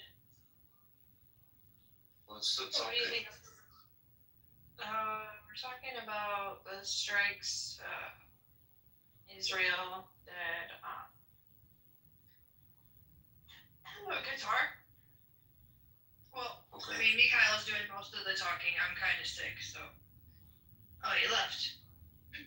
Yeah, I'm not really talking too much. I'm kind of just listening because I'm not feeling great myself. Yeah, the soul mods now. Doctor, why didn't you come out, bro? Dr. Omar. Hey guys, how's it going? Hello, Freddie. Hi, Earl. I heard that you're sick. I hope you have a speedy recovery from whatever disease you have. I don't have a disease, but yeah, Anyways, Royal, who are you thanking? You're thanking Israel for striking Qatar. This is not my room, dude. This isn't my room, bro. No, it's the satire title. Royal, do you actually have a cow? No. Oh. Royal, that's not even you in the picture, I swear. No, that's her. That's her. No, man, this is an AI of me, bro. I don't care. It's an AI, but it looks like you, right? Yeah, I'm not gonna post pictures of my actual face. No, of course I understand that. Of course. But, like, this is very much how you look like.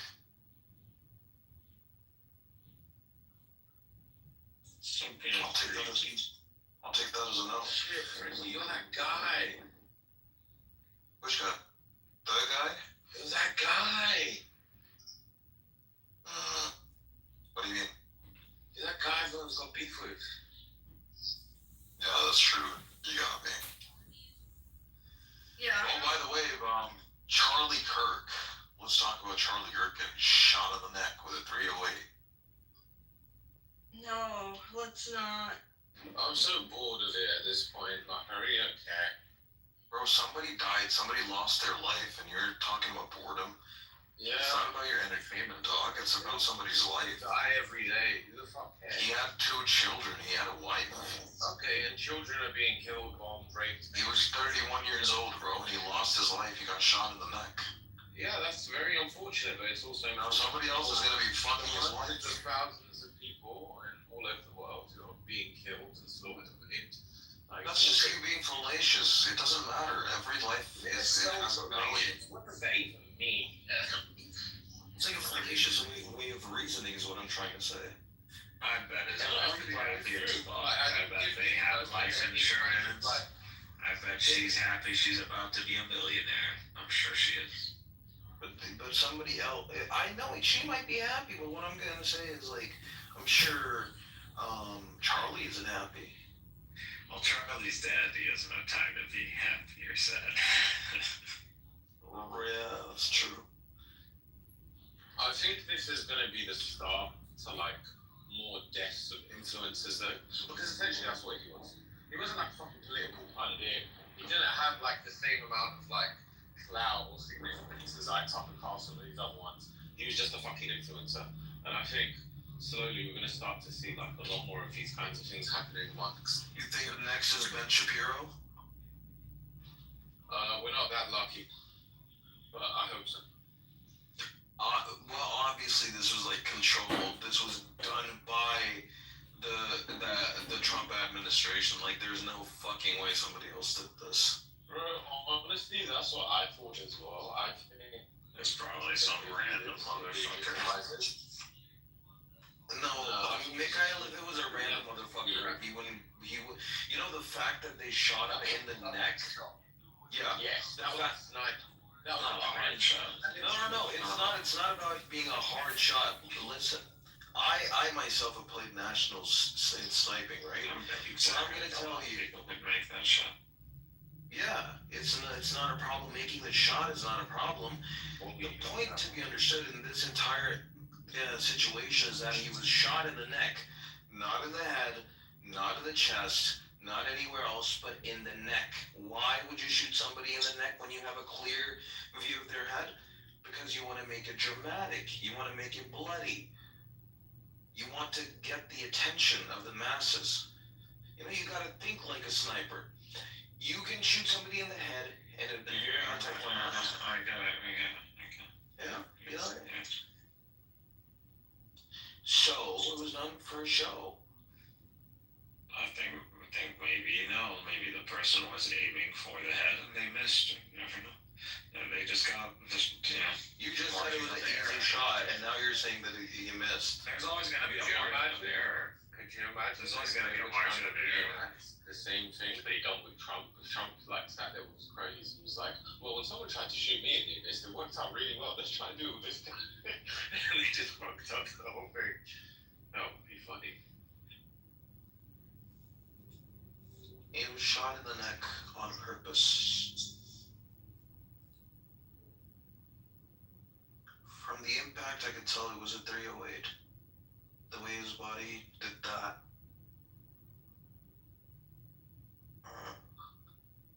It's fucked up. It's fucked up. This is the world we live in. I wouldn't kill somebody for their opinion, because I'm not like them. You know what I mean? But, did I like this guy? Fuck him, no. But now he's dead, so I'm not gonna talk bad about him. Because he's dead. Yeah. Wow. Look at what someone wrote. Well, that's an easy way to get your account banned. I would suggest you delete that comment if you want this account. Yeah.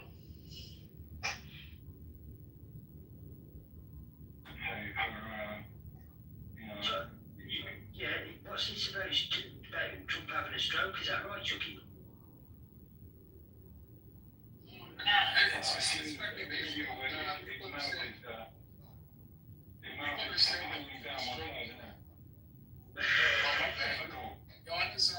I was watching the news earlier, when he was making his speech, people were speculating that he had a stroke, but nothing came out officially. What did he look? TV? His mouth was like falling down on one side, like it looked like he had a stroke, yeah, but a mild stroke. So we have to have a look. We didn't hear that, Mitch. I believe he deserves far more than that. Hi, Luna. Yeah, we didn't hear you then either. Sorry. So I said that Trump is far more bigger punishment than what you said with the mild stroke. Because you can't be complacent, yeah, with the same genocide. We think God is gonna give you good life. No. How are you, Luna? Yeah, good evening, Scotty. Good evening, everyone. Good evening, Sky. Long time no speak. A fellow Brit. A fellow Brit, innit? Get me. Guy does know me. Maybe he's just pretending he doesn't at this point. I was just talking. Yeah, hey, Lula, you got another new now. I know. I like to just keep people on their toes. How you doing, bud? You alright? Keeping well? Yeah, I'm okay. Yeah. Very pleased to hear that. Good to see you. Scotty's only been on this app for like a few weeks now, is it, Scotty? Yeah. And you haven't gone insane yet, no? I know that Lula's been on. I've been on this 5 years, and I think Lula's been on it like 4.5 at least. I'm 4 years next week, actually. Yeah, September 21. Yeah. Yeah, it's an interesting space, that's for sure. I managed to get a house up to 2,200 in 2.5 weeks. Well, that's very impressive. Well done.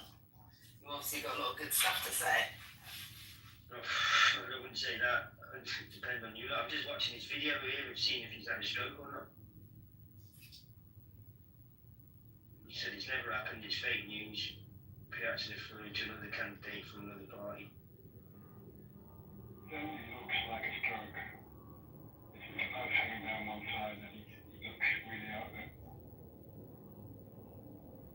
It's very interesting to listen to you guys, you know. Hey, have stroke, you know. It's like both of you waiting for that to happen. So you see, that's what everybody's saying that he can't use his face. So I want to see if he can use his face or not. Yeah, you can. Is this today that this has happened? Yeah, apparently. No, like the guy has like. It doesn't look any different to me though. No, I can't. I think you know, like from. Maybe with on, you just slapped him. Medically, he can have stroke. You know, he's probably obese, not just overweight. Sufficiently aged. Okay, and I don't know. I don't think that he's a healthy guy, so he can have stroke. He's prone to have stroke.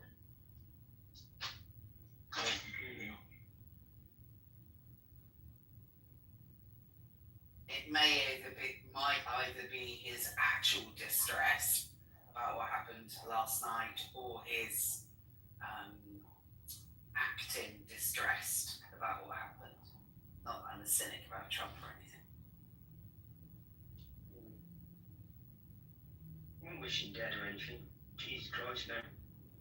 Oh no, I meant because of what happened with Charlie Kirk, he could be just so distraught by it because it was his mate, he's upset, and that's why he looks different today. Or it could be that he's putting that on slightly because he's also Donald Trump. But I don't wish harm on anyone, including Charlie Kirk. It's terribly sad. Me too. Exactly the same. Donald Trump doesn't care about anyone except himself.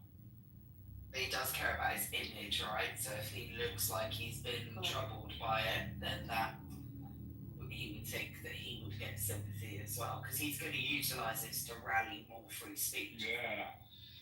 There's no doubt at all. I mean, there's actually a lot of conspiracy theories that he martyred Charlie Kirk in order to push that narrative. I mean, I so hope that's not the case. But honestly, I wouldn't put anything past him. Well, you do get a thing called free speech, but you can't get free speech without consequences.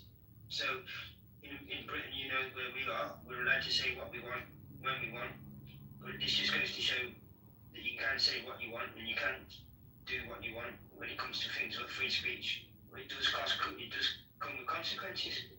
Yeah, and it's interesting. My dad was saying earlier that it's sad that a young man's lost. I was talking to my parents on the phone about it, and he was saying, it's sad that this is a young man, a father who's lost his life, but actually how much violence has he incited by some of the things he said against other people. So you're right, there are consequences to that. It doesn't mean it's right he's been killed, but it's violence, hate breeds hate.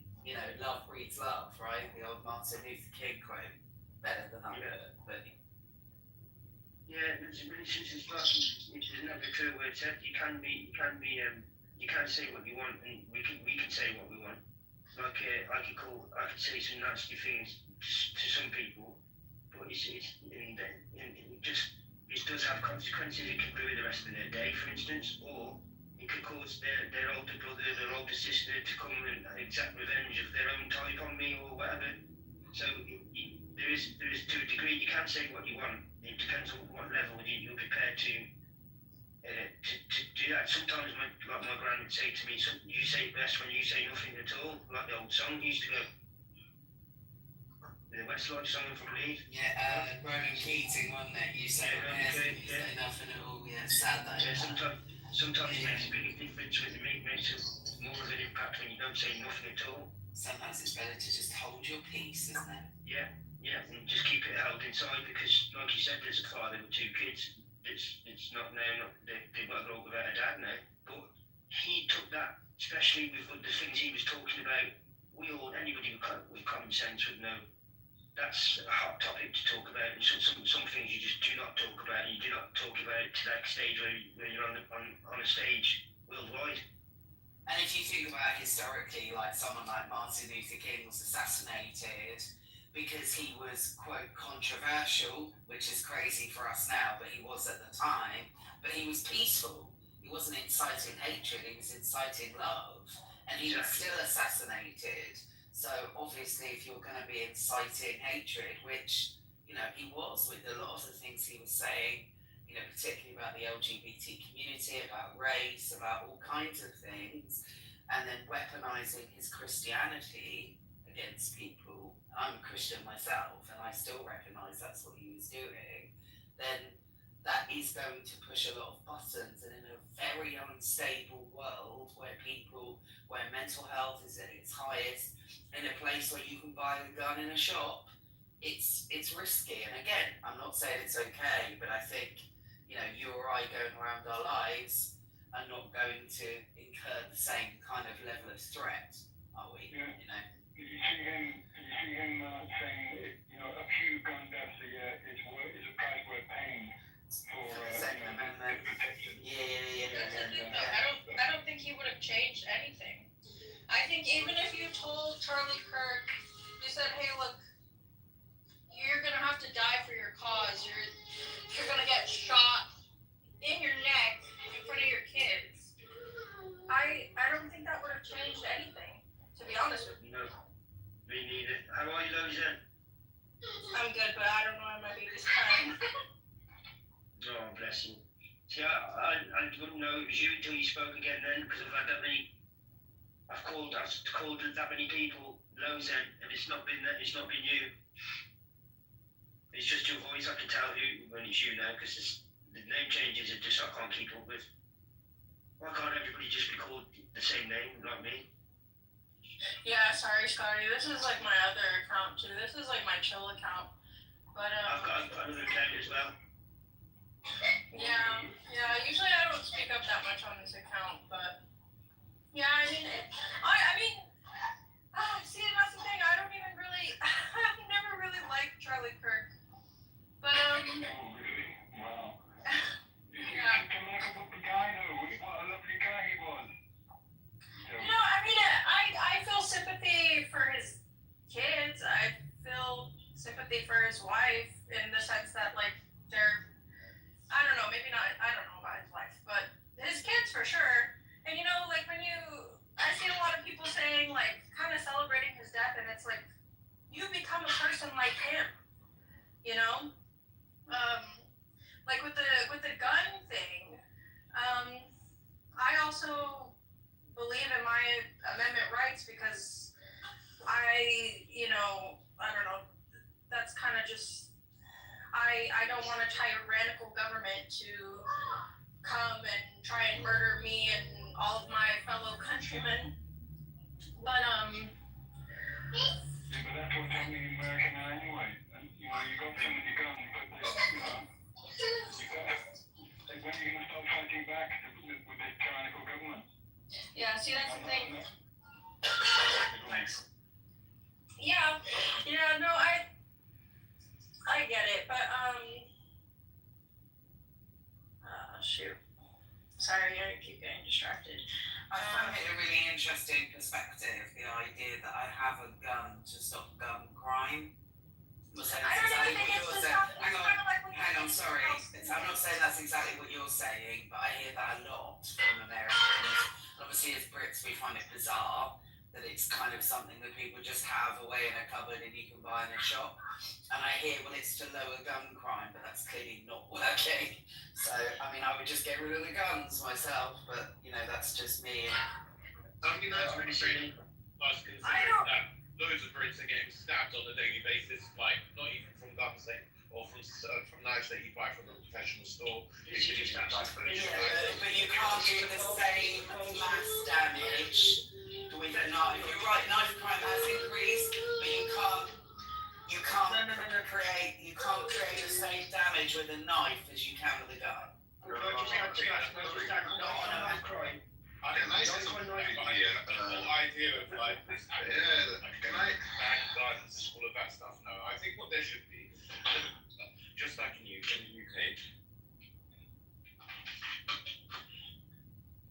Can I just add to that quickly? I think there's a level of extremes where one side just completely wants to ban them, another side think they're allowed to buy a fucking AK from a Walmart, and I think that's obviously ridiculous. But there needs to be a kind.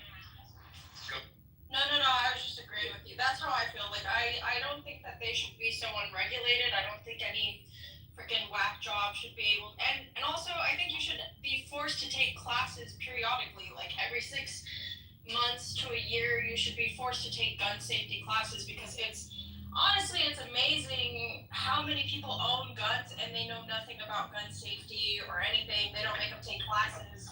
You know, I could go to Walmart right now and buy a gun. That's the thing that I really don't like. You know.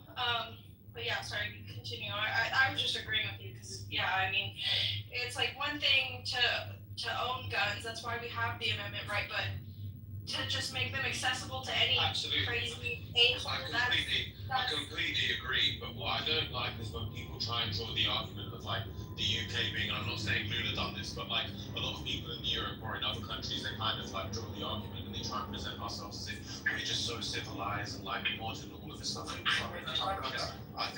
I think at the same time, Britain's a bit ridiculous. Like if someone comes into your house to try and burgle you or hurt you and your family, you can't fucking hurt them. Like it's ridiculous.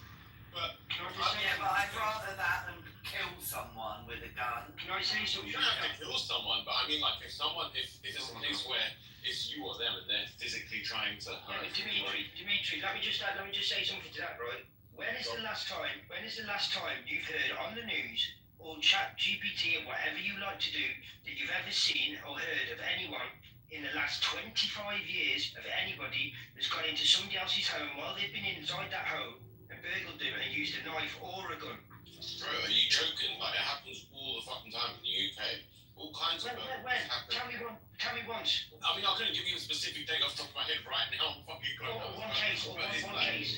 Bro, you're being ridiculous. Look it up yourself. I'm not being ridiculous. I'm not being. Listen. Bro, I've I'm joking. There's literally like.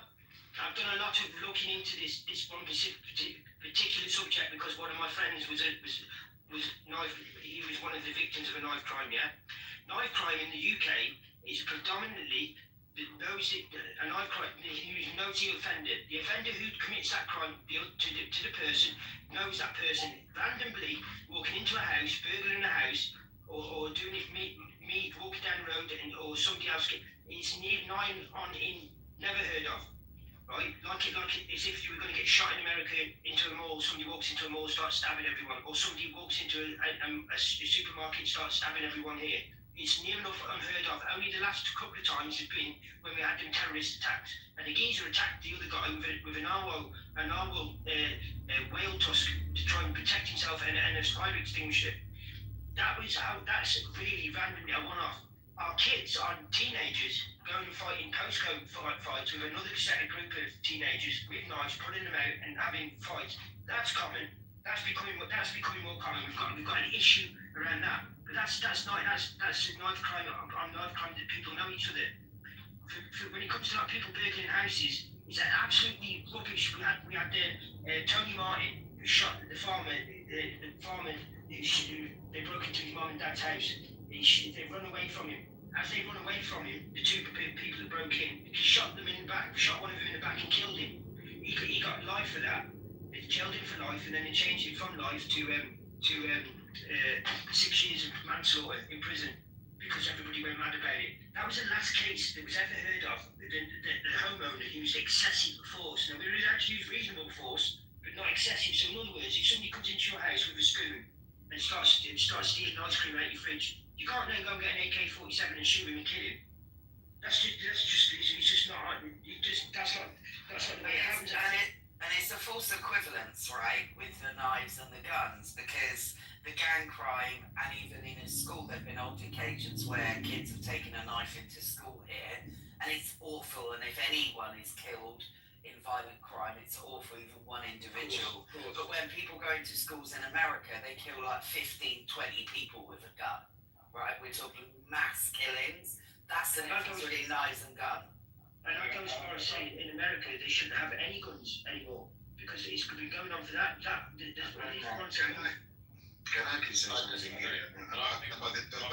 With all respect, Benji, just I need to talk because So of course. So I don't think that this issue of crime rates it would be resolved with like you guys have been talking like looking for the magical solution. Okay, hey, either ban all firearms, or just hey, let's compare it to no, let's keep them. But hey, look what you have. You have in your country, you don't have firearms, and yet you have a lot of crimes. Well, I think that you can't make first any comparison between the UK and the US because they are both so different countries, like very different countries. First, from the cultures, the mindset of people, the mindset of criminals. A criminal in the US would never do the same thing in the UK, or like someone in the UK. If you compare, the kind of crime in both countries are so different, so different. And to be honest, the UK, or in the UK, would have like, I think, I would correct me if I'm wrong, you expect, a more rapid and quick answer from security forces than the US, and then someone living in God knows where in the US, in that large territory, someone maybe in the mountains, or I don't know in which hole, and being aggressive, and he needs to defend himself. I have my young brother, by the way, living in the US. I didn't say this to anyone, and he is married there. He has his own firearms, and when he talks to me about like, because we've had this discussion for a lot of times, and when he explained to me his perspective, why he is having this firearm, okay, and how is that important in the US, and how the Americans, they see a personal firearm or a firearm inside your house, okay, you cannot disagree with him. You cannot, you see. And if you're gonna say, hey, those firearms are causing, occasional shooting, yes, they are so horrible, they are so terrifying. And personally, I would never, see myself living there. I hear about school shooting, and I say, hey, who knows that maybe, God forbid, my kid would have rather they would be there, okay, victim of those school shootings. So I say, you know what, that country is not for me, okay? There are people who can end up with that. Good luck. But at the same time, just a moment. It's great, but just a moment. So, but at the same time, I cannot, say that everything is okay in the UK because firearms are banned. You ban firearms, you know what you would have? You would have clandestine firearms. Or smuggling. Yeah, but that's not what we've had. We had. Can I just reference something really quickly? Right, so we had. I let him finish because We want you to respond. We want you to respond to it. It's called an interjection. Scotty, I'm gonna finish this sentence. You've been talking a lot. So, Can you land those? Right, so you would have, like, if you ban them, you would have other means of crimes, acid attacks, knives attacks, smuggling firearms, and maybe, if it's not really hard, explosive. And you never heard probably about the 3D printed firearms. You can have them. Those you cannot even trace them. You cannot even detect them. You cannot even know who shot that person with God knows which firearms printed in some house with a 3D printer. Thank you for this. Right, so we had.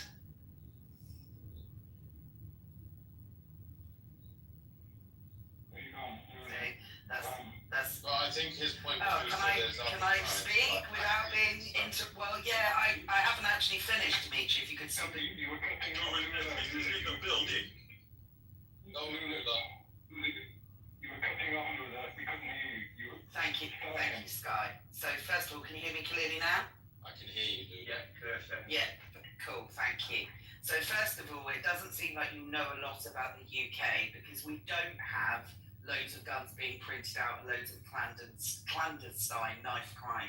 The last mass shooting in the UK was somewhere early 90s in Dunblane in Scotland, where a man who had an unregulated gun walked into a school and shot up a load of kids.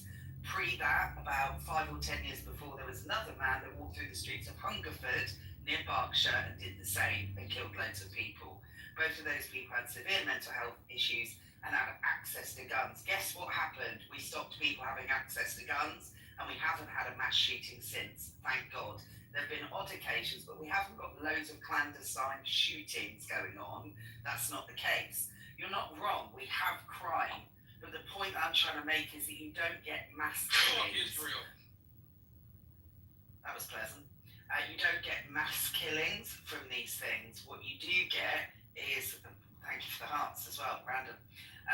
What you do get is individual or smaller amounts of people impacted with those attacks.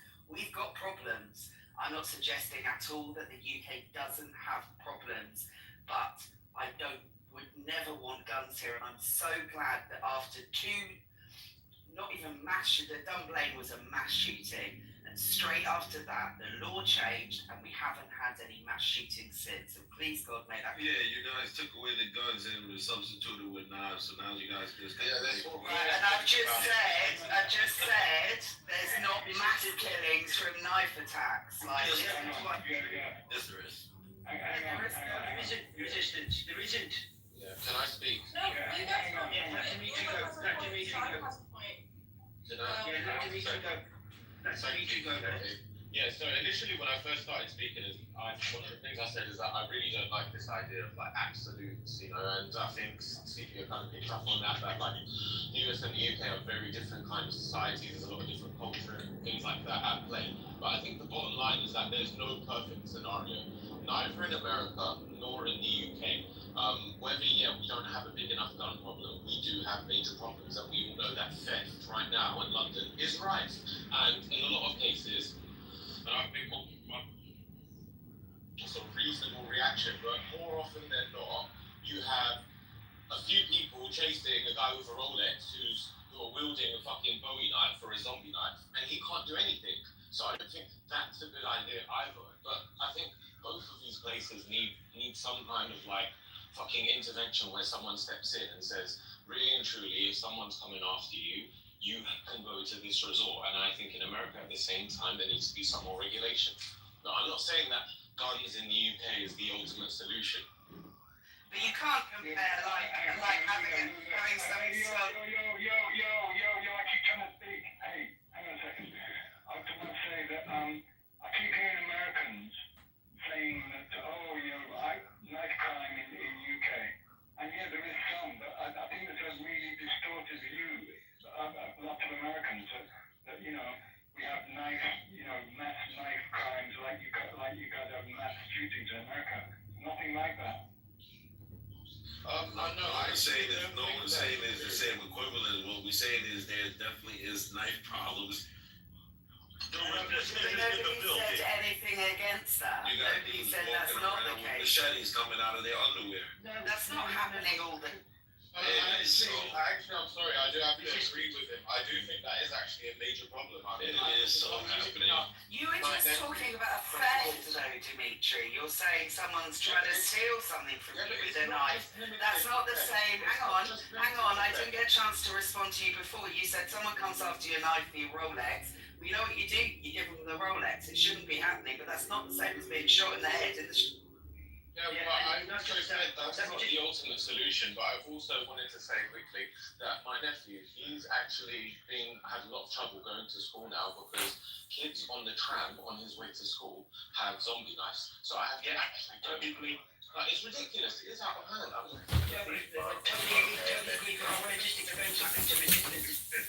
here or there, but I'm saying there is major problems we need to address. Right? Totally agree with you.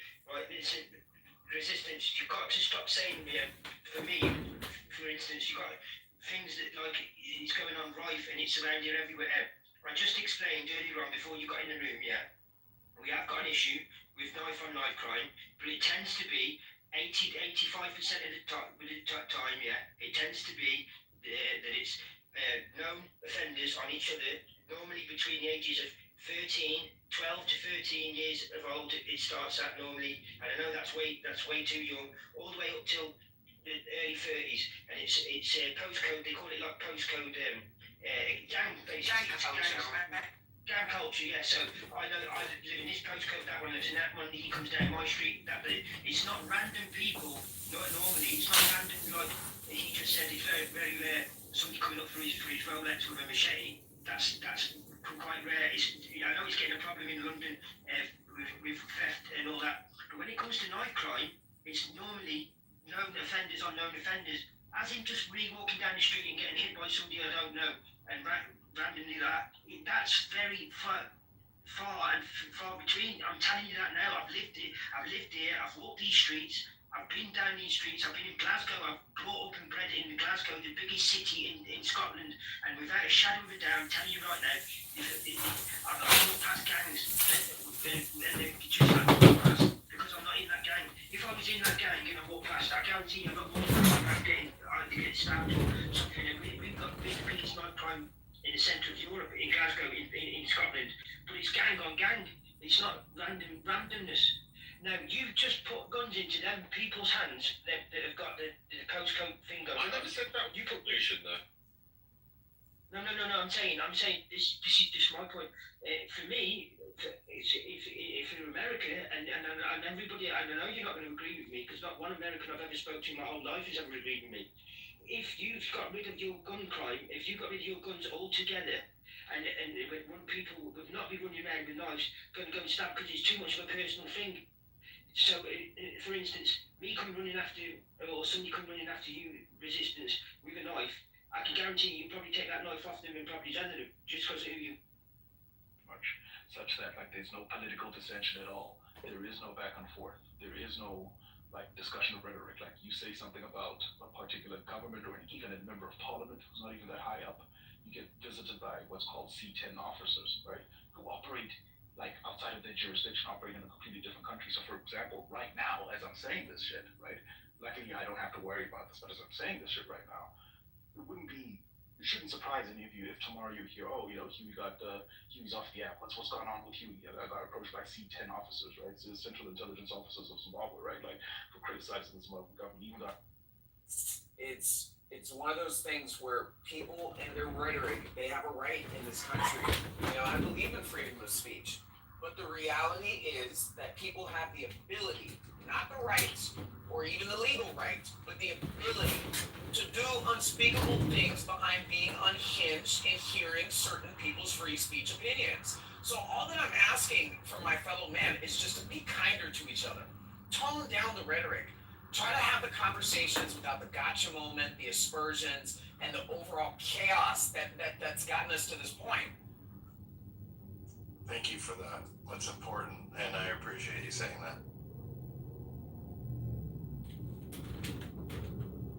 It seems like that's not very difficult to do, right? I mean, we're essentially doing that in the room right here. You have to pull out people. You have to have a group of people together that authentically care about other human beings and who are intellectually curious enough to want to actually know what other people think. I mean, those are the two things it requires, and that's what we're failing at. It shouldn't be that difficult. Mikey, The I've Mike been doing Boone this 5 years. You've been Show! around me for almost those 5 years, right? What is the last thing I always say before I close your room? Does anybody recall? Anybody? Let's be kind to one another. I know you say that. Yeah, it's free to be nice. Yeah. It costs you nothing. Just be nice to each other. We don't have to agree, but let's respect each other. I don't know why that's so hard. Because you're a Republican and I'm a Democrat or you're a Libertarian. Who gives a fuck? I just don't understand. And that's a message that needs to be said more than ever on 9/11 after yesterday. There's a lot of stuff going on right now. It's intense. It's deep. We're all feeling it from different perspectives. But we're all feeling the same thing. We're feeling the same thing from different directions. And we need to realize that we have more in common than we have in common. He lifted 2 buckets and it was 55 pounds of water. Now he had to pass through a narrow and sloping alley. He had to reach the top of the mountain and pour the water into the valley. And the condition was that his arms must remain open and his balance must not. I'm here. Right on, sister. Shout out to Sandra. I don't know how y'all have been feeling the past couple weeks, but after, oh Lord, let's see, the woman, the Ukrainian woman that was stabbed, the political violence that I've been following in Nepal, which is craziness. I'm surprised more people aren't talking about it on the clubhouse. I just don't think a lot of people know what's going on. the Charlie Kirk situation, and so many other little, school shootings. Today I was going on my daily walk, and there's this church by me. Now, mind you, I haven't gone to church in years. But today I'm like, you know what? I'm going to start going back to church to pray for healing for humanity. I don't know how many people have been feeling that way in light of recent events. How many people feel like they just want to get closer to God or pray more or just surround themselves with, like-minded spiritual people? Because there's power in prayer, power in that collective energy of prayer. So I don't know if anybody is feeling that. This is kind of a rhetorical question. I'm just putting it out there that I was just called to come back to church today and pray for healing, for humanity, because I'm really scared of the direction that we're going. For the first time in I think probably in my life, in a long time, I was afraid to go out of the house today. I was afraid to walk 2 blocks to the store. I had to pray before I left the house. Please, Lord, don't let me get shot in the neck or just let me get shot. And I don't live in a violent neighborhood, but you just don't know, right? So I don't know. We just need to collectively pray. I don't know. There's more of a statement than a question, ladies and gentlemen. I just want. Thank you for saying that. And I have to say, I want to shout out Yarl's comment in the chat, which was, yeah, let's all pray to Grok, because that's a whole other issue. Hey, I thought that was. how you doing, Sandra? I'm well, JB. I was wondering where you were. I've been looking for you the last few days. I took a I'm glad. I was on vacation. Oh, good for you. Good for you. I'm glad to see you. I'm glad to see you. The mic is yours, man. It is a little scary. It is a little scary. And I do still pray. And I have been praying. And I'm just hoping that we can get out of this alive, because it's just so many different things going on right now. It's a lot of different things going on right now. So I'm praying. I'm trying to stay focused. I'm trying to stay positive, and it is a little scary. I'm not gonna lie, it's a little scary. Do you know, Sandra, I'm listening to you, I'm listening to Sinai, both women who I have the utmost respect for. And I'm going to date myself here. Myself and probably Mike Moon and maybe Jordan and maybe a couple other people in the room. But I remember growing up under Ronald Reagan, right?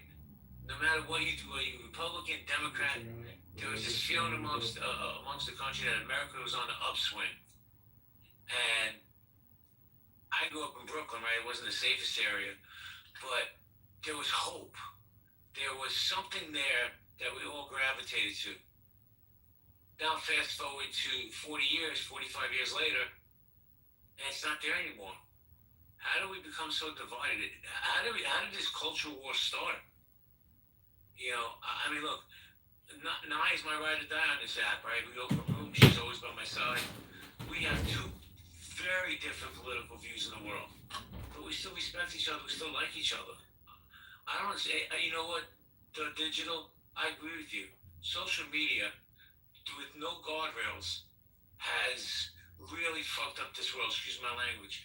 There's so much shit going on in this world. We haven't even spoke about the school shooting yesterday in Colorado, where the young man who was the shooter is dead, and two young kids were shot. Doesn't even make the news anymore. School shootings are failing to make the news now. Jay, yesterday there was a 13. Hold on. Let me just say this real quick. This young shooter, this young man, I think he was 16, he was radicalized online. He started following some Islamic websites, and that was it. Next thing you know, he's taking a gun to school. Get Adams. Well, can y'all hear me? Yes. Yeah. Yes. Okay. So there was a 13-year-old boy shot in a drive-by shooting in Santa Ana, California, yesterday, and nobody talked about it. Shot and killed. shot and killed. You know, it's crazy Let's to talk me about the how fucking nobody 1,000 wants murders to that have a happen every conversation day about in this these things, country. but then they want to latch on to the divisive arguments about all the bullshit that's going on in the culture wars. Like it's delusional. It's delusional. It's absolutely delusional. Well, let me ask this question real quick, Mike. Let me just ask this one question, and this is to anybody. Is there a violence problem in America? A people violence problem? Or is there a gun violence problem in America? Both. I think it's a gun violence problem. I think the nation and a mental health problem. I think that the mental health problem is largely brought on by social media. I think that the country took a major escalation yesterday when nearly everybody saw a close-up video of a man being shot in the neck and pouring out a quart of blood in 2 seconds. I personally have visited sites where I saw beheadings. I've sought them out to look at them because I'm just morbid like that. I've seen, Mexican cartel killings, but I know most people don't do that. They don't want to see them. They would choose not to. Yet, yesterday, for the first time, community the majority conversation. of our population saw very graphically at close-up range what it's like to take a bullet to your carotid artery. And I think that it was a turning point of sorts where the violence was so visceral that it's impacting people who were not fans or didn't even know who Charlie was in a way that I don't know where it's going to go, but I think in my opinion, people need to see the results firsthand of this kind of destruction, human destruction, in order to really fully understand oftentimes what they're supporting without even knowing it. So I think it took a graphic step forward in a really bizarre way yesterday that I'm personally reeling from, and I've seen worse personally, but I've never seen that bad on a regular streaming platform. That was literally shown to my son, who walked in from school and said, "Oh my God, some kid just threw this picture in front of me of some guy, shooting blood out of his neck." He's like, "I didn't even know." I'm like, "What the hell am I being shown this for?" That's different than the past. There's something changed because of that. Something's going to change in people because of that, and I hope that it results in something that isn't horrendous. And hopefully the opposite for some reason, maybe to give a little bit of a shit more about humanity. I don't know, but I'm just saying it was a big deal. Thank you, Mike. Let me say hello to Protagonist. Protagonist, how you doing? What's going on, JB? You're very low, my friend. Can you turn up your mic?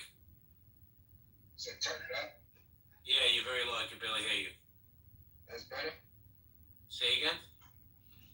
I said, is that better? Can you hear me now? Yes, sir. Yeah. Okay.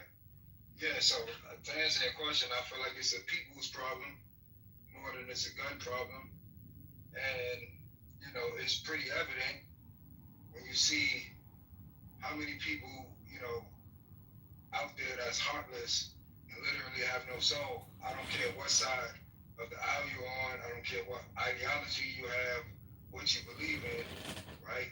To see a man sitting live on the stream in front of his wife and his kids get shot in the neck and die live in front of everybody, to see that and come on social media and start celebrating his death, there's some really sick people out there, right?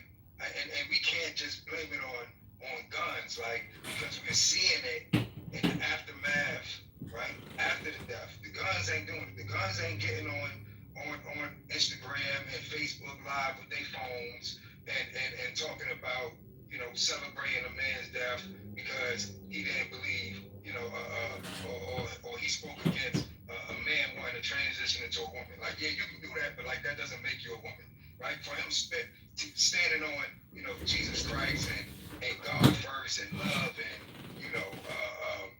being a good overall human being and being a good person, that's the type of messages he was pushing, right? To have somebody get killed for speaking the truth is I wouldn't say an eye opener because we all know we have assassinations of, JFK for, speaking some truths and going against the grain with the system.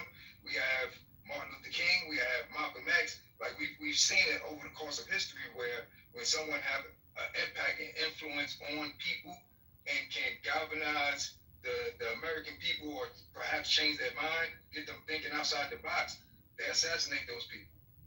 It's just that we heard about stories of that. We didn't actually see it. This is the first time, like, for us to actually see it, right? Not just hear about it, but, and that's what makes it even more, like, real because it's like, yo, like, and this is why everybody is, like, where they at and viewing the world different. And some people are, like, probably reluctant at this point in time to even, speak and say certain things. I think that was done on purpose to inject fear into the world, to have people who speak the truth or go against the system to fall back into their shell and not be vocal. I think this was a message. So one of the things he said, and I may lose my battery, is that he would not get on a plane with a black pilot. In 2025, that kind of intolerance is probably going to provoke someone out there among the 330 million people in America.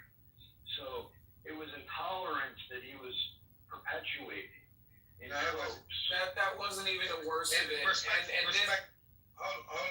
on. Respectfully, context means everything, right? So I don't like the fact. I don't like bashing people in their death. Slippers, relax. This is what I'm saying, like, because I heard a lot of people say that, right? He said the comment about him with the black pilot, right? And y'all never put it out. Y'all never put the context out there. He was asked a question, right? And it was based off of a ruling that came down in the judicial system about DEI, and it was a suit against a company, for practicing or not practicing, whatever the case may be. And he spoke about how the airline said that they was going to increase. It was only 3 or 4% of the pilots were black, and they wanted to increase that to 50%. This was their goal, to have 50% of pilots black. And because they were trying to do that, they had put in there that they was going to lower the standards of certain things. Not just black, I'm sorry. They wanted 50% of black and women. That's what it was. It wasn't just black people. It was black people and women as pilots. They wanted to increase from 4% to 50%. That is a dramatic jump, which means that you would literally have to stop hiring white people or other ethnicities of people to specifically get this done.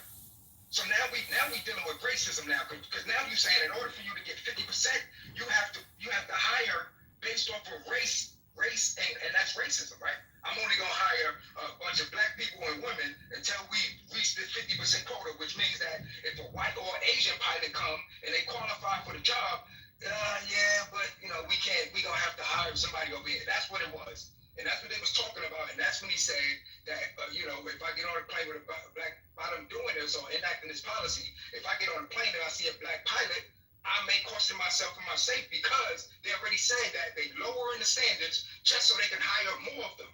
So that means they may be okay pilots. They may not be the best, the cream of the crop.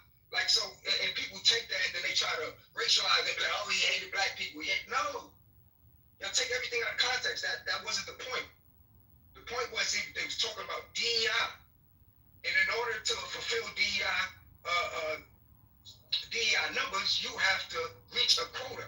That's what it is. It's the same thing we complain about with police officers. The reason why police officers harass people in inner city communities is because when they at job and they go in and they have that meeting, the chief or whatever want to know, what was your quota? How many people you arrested? So now they out here pressured trying to fill quotas or they lose their job. And that's what happens when you implement quotas. Quotas aren't a good thing.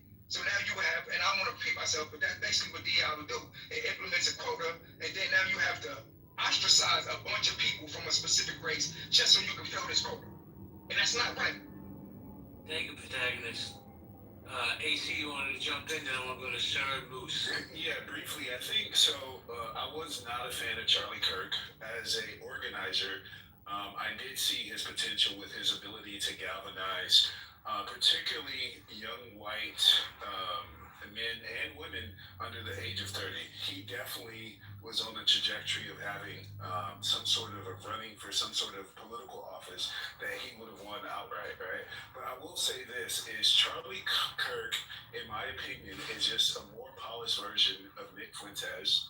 And what he did is he normalized far right ideology in the public. And so Charlie Kirk spread a bunch of lies about DI. As a DI practitioner, somebody that built not only JP Morgan's diversity, equity, inclusion initiative, but also Salesforce's, what I'll tell you is he spread so much misinformation, which protagonist, you kind of repeated what he wanted people to think about DEI. And so I will say this without hijacking the conversation and staying on topic, is Charlie Kirk spread lies of DEI that people actually believe. When people say the term DEI hire, that really is supposed to mean the most qualified candidate and the most vetted candidate, right? In terms of we're going to market this opportunity to everyone, and the most qualified person gets the role. But I will say this to both protagonists and Charlie Kirk's sort of position on DEI is that a lot of organizations did implement it incorrectly. And so some of the criticisms of DEI is valid, but that's based more so on poor execution than it is the actual the actual implementation of the work. And I'll let my plane with that. Thank you, Avery. Everybody hold on, Slippers, I got you. Let me just say this real quick. Whether we want to agree or disagree or argue over it, the Donald Trumps, the Charlie Kirks, and the people of that ilk, they speak to a certain segment of America that feels that they hadn't had a voice in many, many years. Now, is Donald Trump a racist? I don't know. I have my opinion, everyone has their opinion. Was Charlie Kirk a racist? I don't know. I like Charlie Kirk because I thought at least he wasn't, and I felt disingenuous in his debates. He gave people a chance to push back. But like I said, there's a segment of America that resonates with these people. Again, Slippers. So I really wish that people, in kind of breaking down the main rhetoric that was behind the platform that Charlie Kirk had, DEI was just a small part of that. I'm talking about the dehumanization that came behind him discussing the death of Black people in modern times in America, especially during 2020.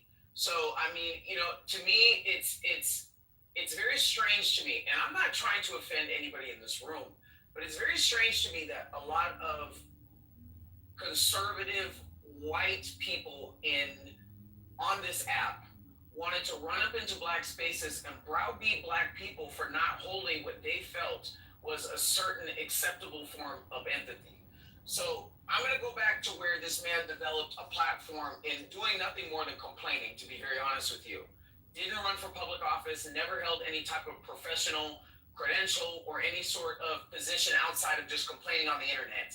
Okay, completely disrupted the grieving process of many Black families in America by attaching his demonizing statements and bashing people after their death. So again, I go back to the point that I initially made, that I do not believe that what happened to him was okay. But I'm explaining to you why there's a certain ilk of Black America that, quite frankly, isn't necessarily not empathetic, but more indifferent, given his vicious attacks against people and bashing them after their death. Thank you, Adams. Moose, you want to chime in on this? Moose, are you there? Jersey Moose? All right, let me go to Sir. Mr. Skilled Tradesman, how you doing? What's up, JB? What's up, everyone? You want to chime in? No, I'm just listening, bro. I'm just listening in. But what's up? I know that voice. It's my man, the librarian. You changed your name. Librarian, yeah. Why'd you change your name for? That was like your trademark, dude. Don't just go being crazy and just invite a bunch of people.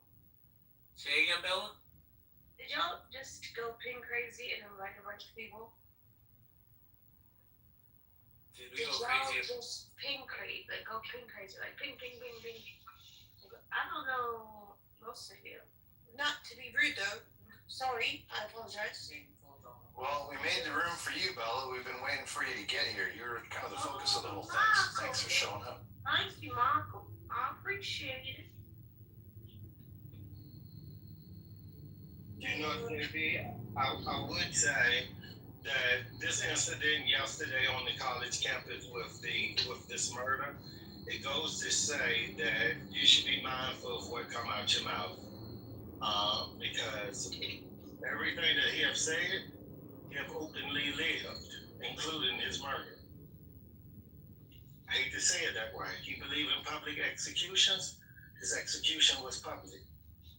I apologize for being so cruel, but it's the reality in which we live in. Where do you say he believed in public execution? You Who said that? You need to do your research on them. No, I don't need to do no research. This is what I hate. Y'all come up here, y'all make claims, and then you know it, substantiate your claim.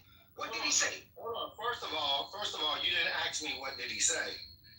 What I said was, if you want to know exactly what he said, word for word, go and you can research the man. You can type in his name, and you know it's gonna come out. I watch a lot of his videos. I've never heard. That's why I'm asking you. I'm not asking you that as if I don't know who he is or I never heard his material.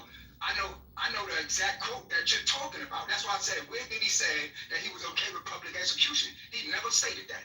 Not one time. You sure? So he just came up here and lied.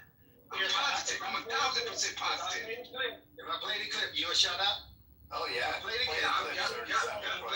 On this one. Play the clip. He explained that he believed in public execution for those who commit horrible crimes as a deterrent.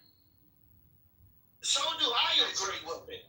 But I'm not gonna openly say that, hey, yeah, we should just take every person that's convicted of a crime and put them out in it. Sir, wouldn't that only be ironic if he actually committed a horrible crime then? He was publicly executed, but you're missing the other half of what he said. He didn't commit any horrible crimes. Hey, he asked for the execution. There's no irony there. Yeah. The irony will give execution. What are you talking about? See, this is the evil people I was just telling y'all that exist in the world. He asked for the execution. Who the fuck asked to be executed alive like that? Come on, bro. You're a grown-ass man. You have a good point, protagonist. People take the quote and then they paraphrase it in their own words, but when they do that, they skew it based on what they hear from it, and then they re-quote it in their own words as if that's what was said. And then if you say that's not what was said, they'll play the quote, but then they'll double down on their version of what he meant. It's like this game that people play. I can't tell you how many times in the last day I've heard people talk about the time that Charlie Kirk said that the loss of some lives may be necessary in order to preserve the right for the Second Amendment for everybody else to have. And then they'll say, oh, yeah, they'll talk about the irony of it. Listen, it is ironic that he said that and it happened to him. I'll give you that. But the idea that he's responsible for answering to the deaths of every single gun death in America just because he supports the right to bear arms, he is not responsible for needing to explain those deaths. So the very premise of the question was unfair in the first place. The only thing, in light of the fact that he said what he said and was killed the way he was, is that there is irony involved, and we can talk about how isn't that ironic, but we don't talk about how that he should have expected it or he deserved it because of what he said. That's a step too far, and it's a paraphrasing that doesn't coincide with what the actual words were. So I agree with you, protagonist, 100%. If people want to stand by the quote and leave it for the listener to interpret, that's fine.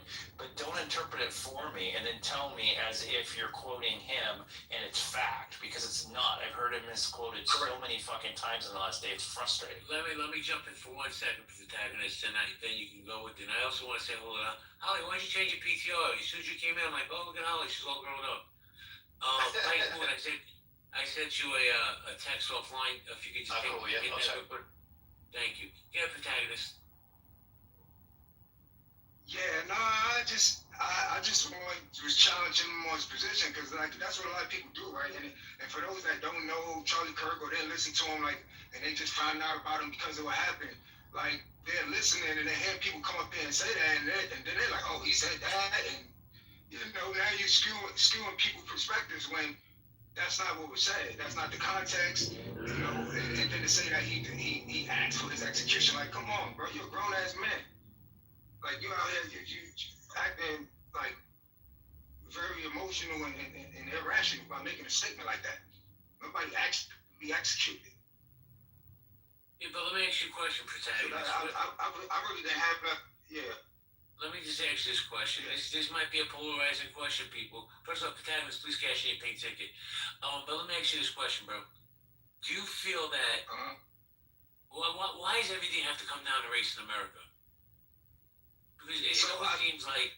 Because I think it's big business, man. It's a money grabber, and they want to keep pushing it because a lot of activists make money off of it. If you know, I'm not one that's. I know racism exists, but I'm not one that's big on pushing the whole race thing. Like everything isn't about race. It's not. Like I would align with people more if they wanted to make the argument that it's about class, right? Because that's what it really boils down to. Like that, like if you poor and you white and you poor and you black and you poor and you Asian, like they don't give a fuck about nobody poor more than other, right? So we want to talk about how impoverished communities, you know, are like from all ethnicities, you know, have issues. I'm with that argument, but like just this whole race thing, like we got to get past that. That's the divide and conquer. That's what they've been using the whole time to keep us divided. And if we learn from history, we would see everybody that was on that tip wound up changing their mind. That's why you had the Rainbow Coalition with Fred Hampton and them. That's when Malcolm X came back from Mecca. He had a whole new perspective. He wasn't on that old white people bad shit. Like you've seen it over and over again with coalitions of the poor people coming together to change their predicament because we had more in common than we had, you know, differences. But yeah, that's all I got.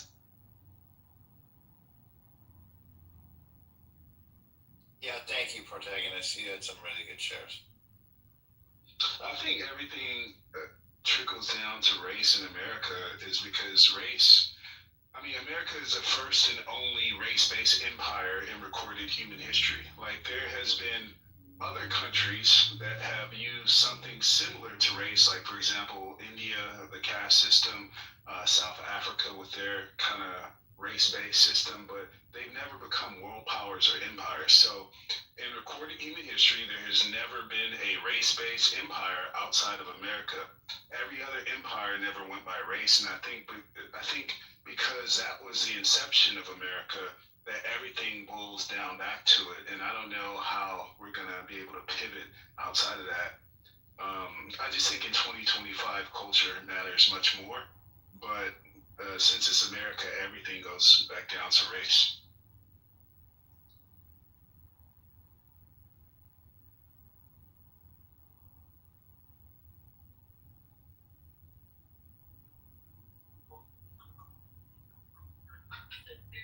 Mikey, you're top left, baby. No, I made you a moderator. Yeah, I'm on the top left. You are top. You're still top left, bro. I don't want to be. I think it's time you step in. I think you get promoted to the big leagues, man. You've earned your Congratulations, Mike. The promotion was due any day. Wow, I still prefer being Ed McMahon to Johnny Carson, but fair enough. Holly and Marshall, welcome to the stage. We have, just a recap, we've been talking about the room topic. We started there. We've also talked a little bit about Kamala Harris and her comments about her mistakes she made with Joe Biden. Although she didn't really admit that she made the mistakes. She said it was a mistake. She took no responsibility for it. We've talked a little bit about that. And then, of course, Charlie Kirk's on everyone's mind, so we're allowing that conversation as well. So, Holly, welcome. Interesting. I might not have the best service at telling me if I'm chopping up. You're fine. I'm okay. Now you're not. I've been, No, you're good now, go ahead. You're good now. I'm still really hurting. My heart is still really hurting. I don't know. I'm just really struggling with all of this, honestly. It's, I'm still struggling. I don't know how to tell you. I don't know what else to say. I'm heartbroken still. And I'm trying to move past the fear that I find myself in the heaviness. I'm sorry to hear that. As your friend and recently even met you offline in real life, I can tell you that you're not alone. I know that a lot of people may think that it's unbelievable to feel personally really sad when it's a celebrity and somebody we don't know. I personally have been really sad about it too. I even broke down and cried a tiny bit when I was telling my wife about UFC. She doesn't follow politics or news much. And I found myself doing it, but my perspective, I wasn't a huge Charlie fan necessarily at all, actually. Although I did watch a lot of his videos because I enjoyed his intellect sometimes. My perspective was that I felt like it was a major step in the decline of American patriotism that I heard so many people justifying the killing of somebody who was the clearest example I can possibly imagine of just exercising his Second Amendment or First Amendment rights. And it was, I haven't heard until recently somebody, he's not a politician, he wasn't elected, he was just a guy with an opinion that was popular enough to make him famous, and he was killed for his opinion. And I hear people celebrating that, and I see that as an unpatriotic thing to do as Americans. I think any American that can celebrate the killing of somebody for expressing their constitutional rights, therefore doesn't believe in the Constitution enough to be a patriot of their own country. And it's pathetic and it's sad. And then there was also the video which I talked about earlier. It's the first time that a lot of people have seen anything that graphic. Most people don't search that shit out, even though beheading videos and things have been on the internet a long time. It was kind of in our face, you know. X just doesn't freaking censor anything anymore. So I think a lot of people saw a quart of blood shoot out somebody's neck for the first time in their life. I think it's impactful. I think it hit a lot of people really hard, and it hadn't, for a lot of people, had nothing to do with who it was. Had everything to do with what it represents, the whole action itself. So I'm sorry that you've been feeling that way. I've been struggling too, and that's why we tried to do a room that didn't make it to highlight. Well, let's say hello to Moose. Let's see what he thinks about Charlie Kirk. I got you, Marshall. Moosey, what's up? Hey, Joe, how you doing? Good, how you doing, Marshall? I've been trying to call on Moose for 5 minutes. He don't answer me. I know, I like Moose too. Come on, Moose. Is it a New York, Jersey thing, Moose? All right, let's go to Marshall. Marshall? So I just wanted to provide some historical context of something I looked up. AC made the claim that America is the only empire based off ethnicity or skin color is what his claim was. I looked this up. Most empires in antiquity, for example, in the Middle Ages, used ethnicity, culture, language, or religion. Roman Empire emphasized Roman citizenship, cultural assimilation, not color. The Chinese dynasty saw themselves as a middle kingdom, often drew lines between Han Chinese and the barbarians, but these were cultural, ethnic boundaries, not radicalized by skin color. Radicalized empires in the modern era, ideas of race as tied to skin color really solidified during the age of exploration, the 15th to the 19th centuries, when European powers built overseas empires. So there are three empires that find themselves in this classic definition: Spanish, Portuguese empires, the British and the French empires, apartheid South Africa. Pseudo-racial empires or states would have been Nazi Germany and Jim Crow America specifically. I just thought that might be useful. AC wasn't trying to spill a jar out and just the history would be useful to you. No, that's actually right, but the wrong part about it is the term race actually was redefined. Race used to mean your family group, right? So when we talk about our modern definition of colorized races, America is the only world power that's that way. You mentioned South Africa, they're not a world power. I specifically said world power, world leader. So if you weren't a world empire, like the #1 country in the world, then you don't count. I don't know how, Mike. How does Marshall retain all these thoughts? I don't know, but I love the angle he brings in. I always appreciate his shares. Unbelievable. Like, it just puts things into perspective. I like to hear about history. They say history, doesn't necessarily repeat, but it rhymes. It's really helpful when you have those submissions. I appreciate it. Welcome, Jason. And on top of that, Mike, before you go to the next speaker, yeah, and this is no bullshit. Marshall's probably the nicest human being on this app. Always has been. He is. Hell yeah, he is, dude. He invited me to stay in his family's cabin recently, and I was like, oh my god, that's so kind. I might take him up one of these days. Yeah, but Christine, Marshall, Mike, you didn't tell Marshall that if you stay, you're not gonna leave. I'll probably leave. Texas is too fucking hot for me to stay there very long. Christine, you're up, and then Jason. Thank you. Hi. Yeah, I just wanted to respond. Chris, you're very low, hon. Can you hear me now? Yeah, we can hear you. Just talk. Yeah, get close, loud. Oh, okay. There you go. You sound great now. Okay. Yeah, I was just wanting to respond to what you said, Mike, about watching such a graphic, violent video. JB knows and Marshall knows I teach, and that's what's breaking my heart, is that kids are exposed to this. I mean, I had one class today, 2 groups of students were discussing the whole incident, and, you know, I don't know. I mean, I have different thoughts on each side. You know, historically, people have been exposed to violence in the past. You know, they weren't sheltered, but we were talking about it like it's the accessibility of the news and the constant accessibility, or the constant in our face. And, you know, I told one student, I said, unless you stop using your cell phone and any tech device, we're really never not going to be overexposed. I mean, it gives me hope that they're conscious of it, they have issues with it, but it's obviously room's not about that. I mean, kids are exposed to a lot of really bad things via tech, so I don't know. It's just heartbreaking to me, and I knew that, you know, they're going to be able to watch it, but I didn't know if they'd discuss it, and they did. They pretty much confirmed. On a side note, I did give a disclaimer to the class that I don't mind them discussing some issues, but be aware of other people in the room, and because we're on computers, I said absolutely no videos, because I'm afraid, and I've had this before years ago, that students have watched something on a computer that was inappropriate like that in a. What grade do you teach, Christine? Well, I'm in high school, but that incident happened in college because I also taught cop. Okay. So, Mike, you remember when we were kids?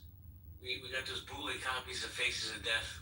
Yeah. It was a big deal. It was shocking. Yeah, it was. And it wasn't nearly as graphic as the shit that video shows. You know, even that.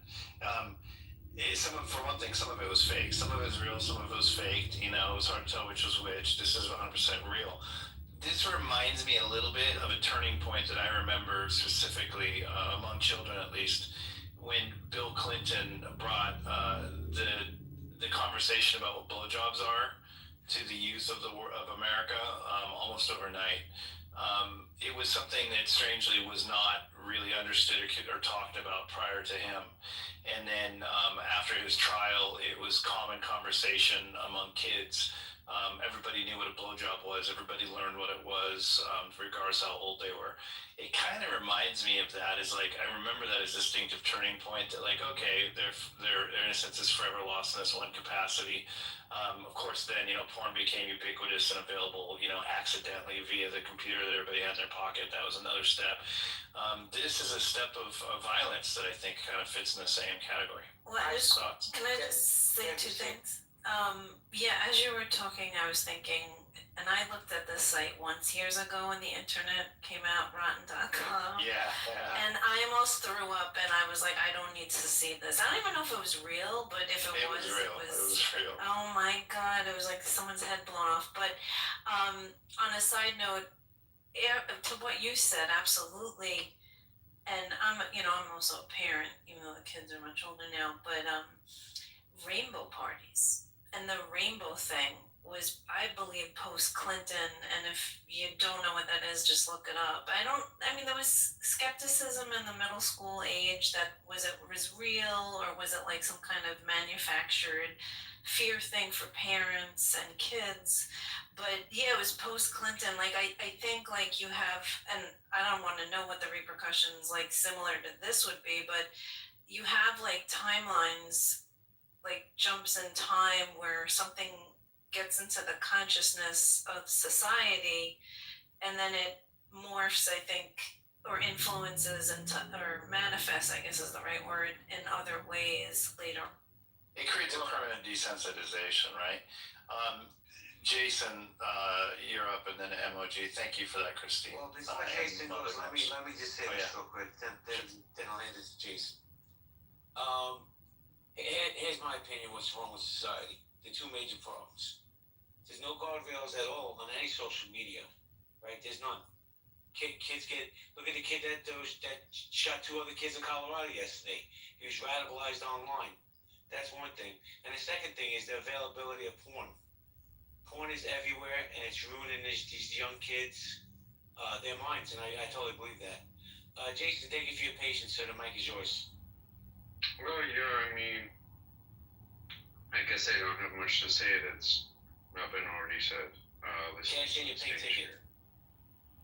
Jason, you don't seem like a deeply emotional person, although I'm not saying you aren't.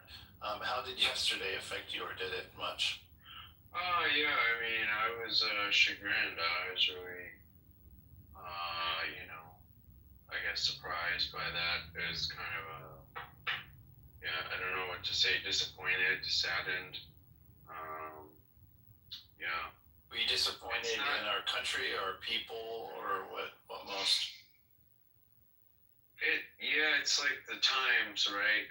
Like, how did we get here? I've not watched very much of Charlie Kirk's content, and a lot of the time I've been like, there's a better way to say what he's saying. If there's when I think there's something good that he's saying, I don't find myself agreeing with him very much or supporting him, but at least he's out there trying to talk to people, right? And then for him to get killed like this, I mean, that's just, it's kind of unbelievable. It's like, I don't know. It's like they picked low-hanging fruit. They're like, well, if we try to kill Trump, it doesn't work, okay? So I guess I can't, the lone wolf or whatever, okay, he's not going to try to go for a political figure. He'll go for a minor celebrity. That guy is not going to have very much, security or anything. So he'll kill that guy. And it's like not even, at that point, it's kind of like, I don't know. I love the way you think. It's really pragmatic and really common sense, and you always bring an extra component to something I'm not thinking about, like the simplicity of going after the soft target, in retrospect and after the fact of missing Trump, and possibly it's the same sort of motives, but just a softer target. Something I never really thought about. It just makes a lot of sense. I appreciate that. Let me say this. I don't know if people are aware that Charlie Kirk a couple of weeks ago met with a security agency, and they highly recommended that he put a bullet resistant glass around whatever speech he's going to give. And he said he would get back to him, and he never got back to him, and look what happened. But guys, I'm going to step aside for 5 minutes. Mike Moon is on top left. It's his room. Let's respect his rules. Get Mike. Mike, can I? Yeah. Thank you. Yeah, absolutely, Mother. I was actually going to invite MG, and then you were next. So MG, if you have anything to say, go ahead, and then Mother's, of course, next. And welcome. All right, man. Greetings to the room. R.I.P. Charlie. Now, let me speak. See, I didn't even know about this guy at all, like, period. So, I just started hearing about him yesterday, and first of all, let me say, praise to his family and stuff, because that's crazy. So, I had to do a little research on the guy. And some of the things I saw first was like some outlandish quotes and shit about like some things about black people. It was just kind of crazy. But I also saw some things that I agree with as well. So, But I was criticizing people. I was like, I don't understand why you all are happy stupid opinion somebody has. Why are y'all happy somebody got shot in the neck in 4K? Like, it's a disgusting time in American society when people are happy because of somebody with their different opinions that you don't agree with. They can't stop you if you have any willpower. They can't, like, why would you celebrate them getting shot in the neck in 4K? See, there's a couple elements around this. You saw the guy get shot, okay, and the way the bullet entered the man's body was crazy. And his children are going to have to grow up, and they're going to have to see that one day. That day, their lives will be ruined forever. And it's crazy that I see women celebrating this shit, and these leftist crazy heads. That's why they lost this election, because they're fucking possessed by the goddamn devil. Like, what the fuck is wrong with y'all? So I'm like, bro, now I just want, I was gonna get on the white people, man, but I'm giving y'all enough. All right, can I jump in? Wait, you can, but hold on. Mother comes up after MG, then I can throw you in next. Okay, yes. MOG, I appreciate the share, and I appreciate your resistance to chastising white people for the time being. I appreciate it. I'm not going to do it. I got a lot right now. Hey, what you're saying puts you as an outsider among your own people as well, right? You're being logical about it. You understand this guy wasn't perfect, but you also find disgust in it.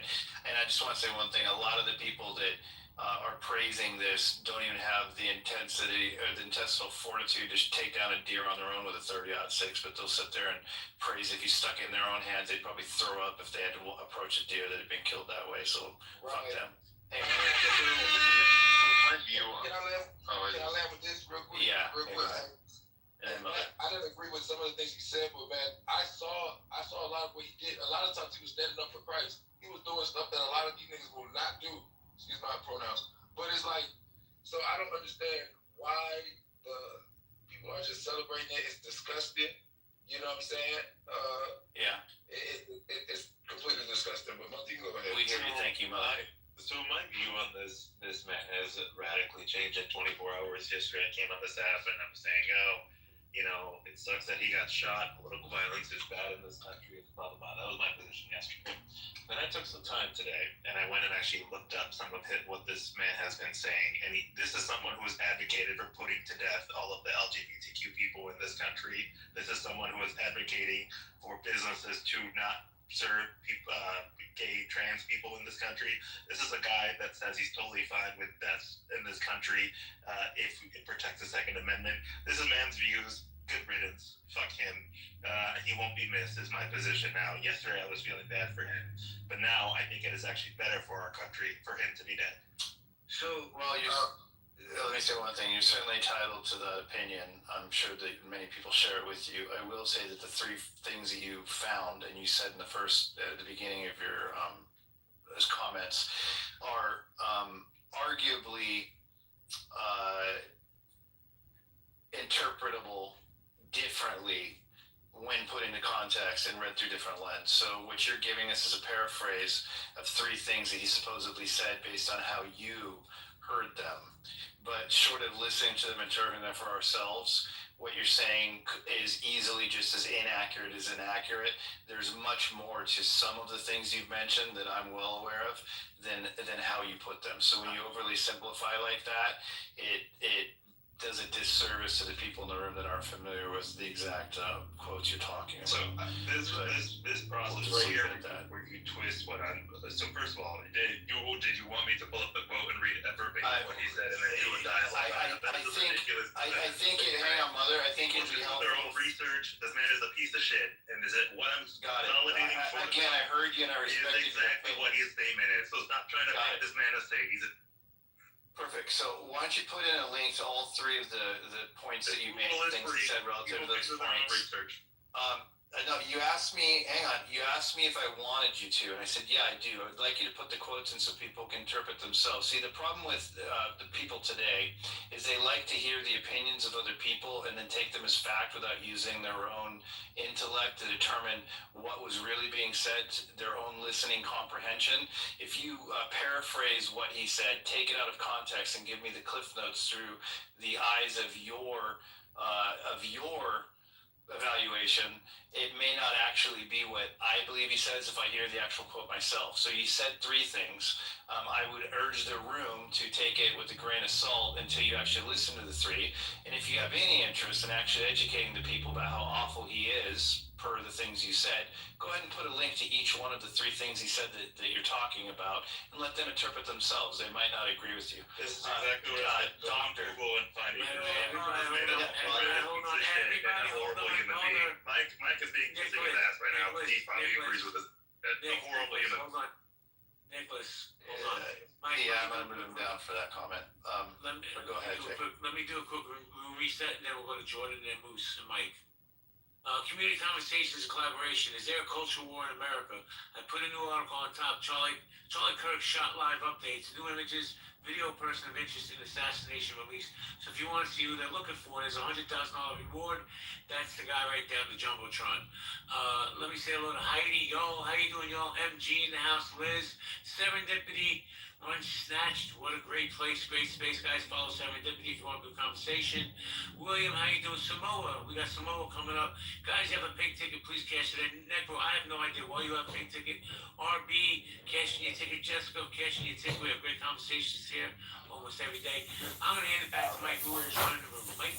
If protagonist, please cash in your ticket at William Shares. Next, because I told him I would, and then it looks like and then Moose if he ever shows up. Doctor, go ahead. You're from Solo this time. I see the anonymous folks in the audience, so I'm a little reluctant to even speak, but I'll say this much. I don't think Charlie is a person, but similar to Mother, when I dug deeper into his but I believe in Jesus. Dual perspectives on the Jewish community, I shared this with the Gentile room. I got a lot of pushback, and quite frankly, I think it's because they too were surprised that he said some of the things that he did. Certainly, it was tragic. He didn't deserve to be shot, die the way he did. Very unfortunate, but I think we have to remember that this is a public figure. Public figures have a lot of threats on their lives, particularly public servants. He's not a public servant, but I mean he's a political influencer, and he said some really questionable things about Nancy Pelosi's husband and the perpetrator of the crime when the guy assaulted Nancy's husband. So, I mean, you know, he was I don't want to hate on this guy other than say that he was a very controversial figure, and when you're in the public eye, and we're in such a polarized world that he contributed largely to for younger generations of Trump fans, I mean, like. I would never say anyone had anything like this coming, but what I would say that, you know, it's dangerous out there. And it's like, it's not entirely, it's probably not as surprising as, we probably shouldn't be as surprised as people are.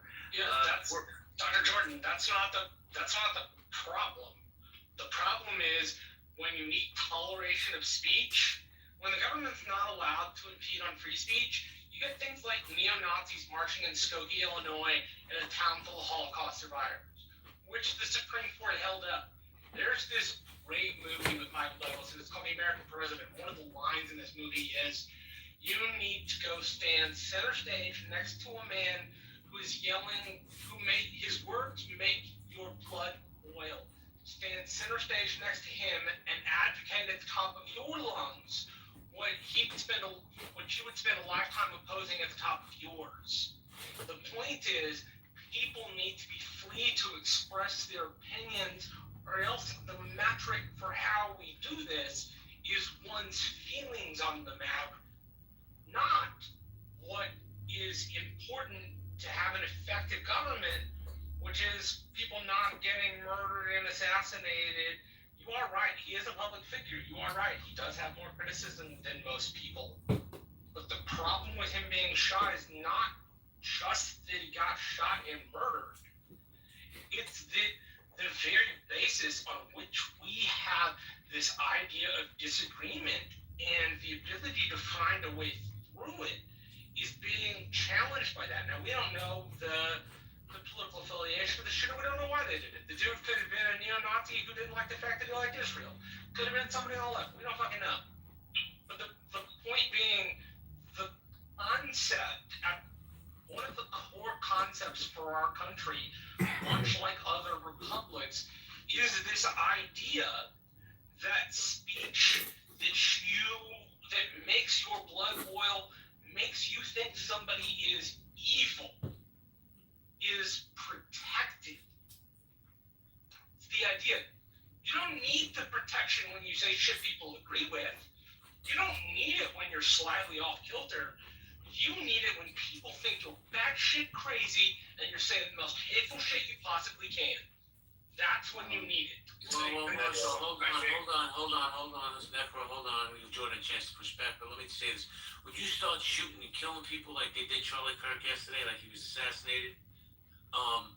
You're really shooting at the fundamental foundation of our country. I believe that wholeheartedly. Yeah, Jordan. Yeah, so people who are saying, or people who know that what they say may be received as controversial, choose, I'm not faulting this guy, but they choose to protect themselves with security personnel, right? Like, there are, and I'm not saying that someone couldn't circumvent security, but there's so many things that didn't go right here. For example, and this applies to everyone, not just Charlie Kirk, as unfortunate as the loss of his life is. What I want to say is that I'm losing my train of thought. What happens is that you know that sound bites are going to be amplified. You know things are going to be taken out of context. There are politicians who have great success because they've mastered the sound bite, right? So this selectivity is part of our current culture and our political landscape. And if you say one thing that could be slightly taken out of context, I don't want to say the consequences are on you, but they are, quite frankly. And so you've got to be so careful. Now, if it benefits him... Wait a second, Jordan. You're saying that this violence is normalized in our country? No. What I'm saying is that you have to make the assumption that what you say could be clipped and taken out of context. You're arguing for the rule of the mob, which is the exact reason the founders didn't give us a direct democracy. That's not ruled by law. That's not ruled by Constitution. That's ruled by whatever airy-fairy thing the entire public thinks. What Marshall's giving is hard love at this point, but he's dead fucking serious. I mean, it's factual as hell. Black had a good saying. People are... person is smart. People are dumb, flighty, stupid animals. They react like that as a group. So if we are to let rights be defined by the mob, then our rights will flip with the flip of a coin. And in what universe do constitutional rights get to change with the flip of a coin? It doesn't work that way. Marshall, Jordan, hold on a second. Because Necro's been trying to jump in for like 15 minutes. Yeah, I'm going to get Necro on it. Yeah, Necro, please. Thank you. Yeah. Thank you. I just want to know if my mic's working right now. Yeah, it's working. It's not. Go ahead. Okay. So, I mean, just in general, it's like, I think, Jordan, you're right with the idea that all your words are accountable. But the point is, essentially, is that, freedom of speech is still something that's still protected to protect the minority opinion. That includes the opinions of hateful, racist people. And that is, it's like, a lot of bad ideas, it gets spread. It's like, how do you, protect, the good ideas that are also unpopular without also stopping the bad ideas? It's just not possible. And so, yes, you should be held accountable.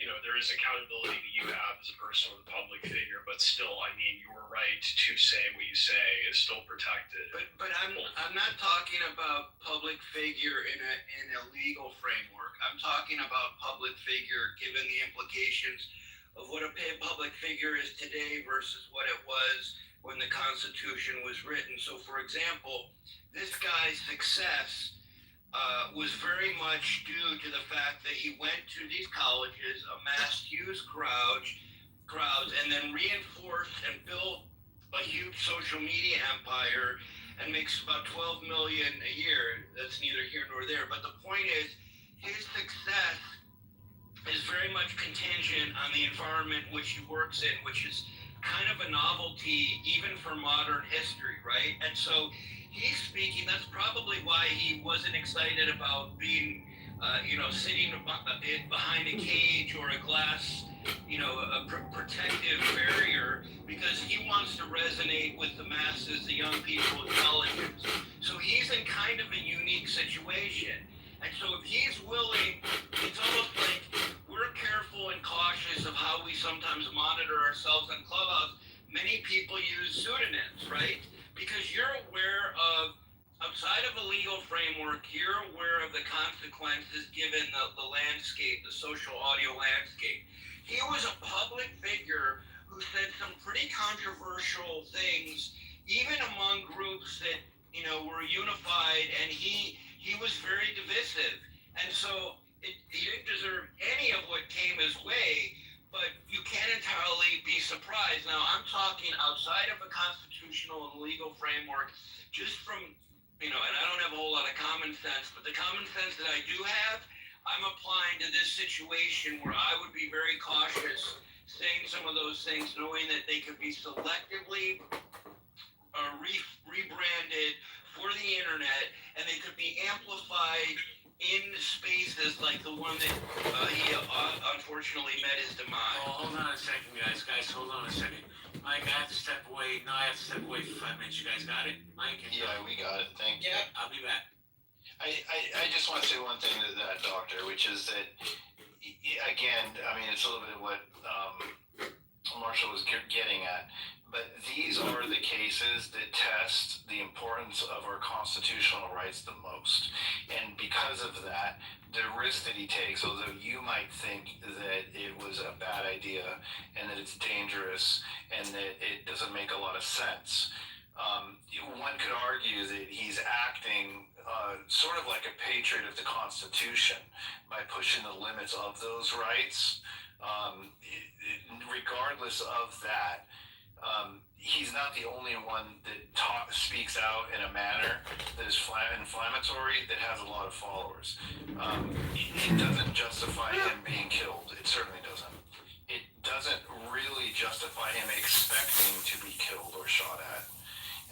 What it does is it provides an example of how little many Americans feel about the importance of their constitutional rights. If they're willing to think that this man doesn't deserve his, then they're certainly willing to give up their own. And I really think that's what he represents. In some ways, whether or not you agree at all with what he says, even if you hate his political takes on things, he is a patriot. At this point, he died a patriot of the First Amendment. And he's not the only one who will. But I'm really tired of hearing he didn't deserve to die, but it's getting tiresome. I'd like to hear he didn't deserve to die and if your only take is he didn't deserve to die and it was dangerous what he was doing because it's inflammatory, then I would fully agree with you. Necro, do you have anything to add to that? Follow up? Yeah, can I ask you a question? In a second, Slippers. I want to give Necro. Yeah, right after Necro. Necro, do you have anything to say since he was talking to you? And you're next, Slippers.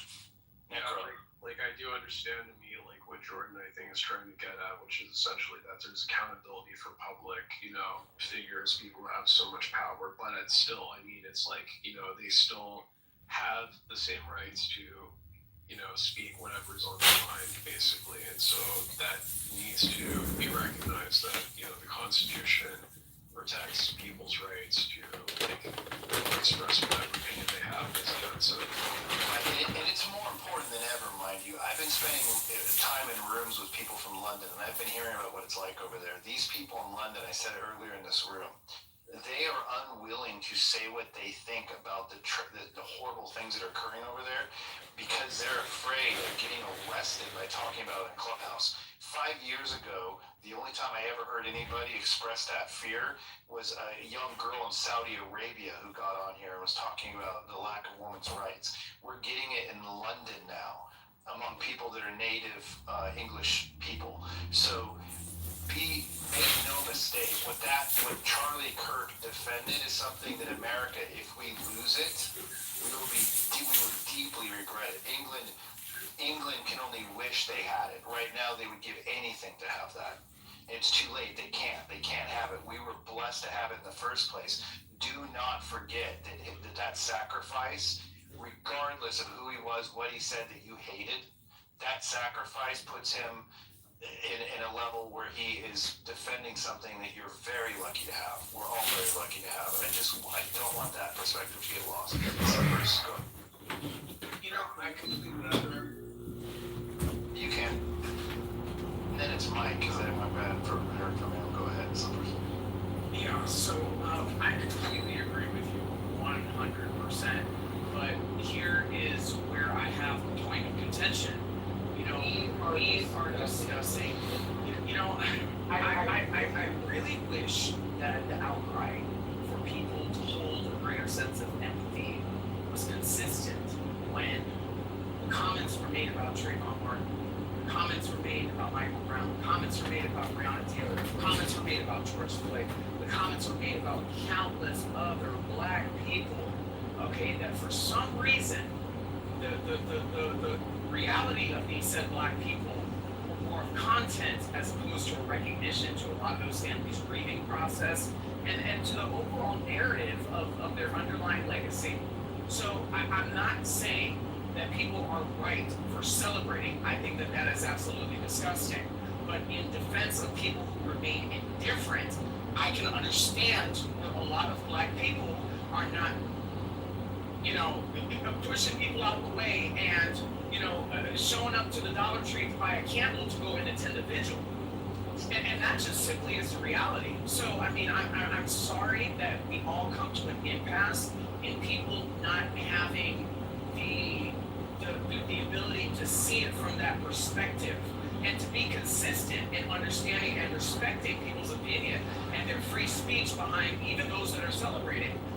We're mourning a person because I am mourning this man as an American that was fallen, over something that was senseless.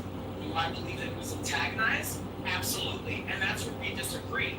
But at the end of the day, I just don't feel like we're being consistent here. Okay, the man was fallen because of what people feel was attack against his free speech. Yet I'm seeing, Scott Pressler and a lot of far-right conservative people that are doxing people on Twitter and other social media spaces because they feel that them as the arbiters of morality have not been a moment. So let's cancel them.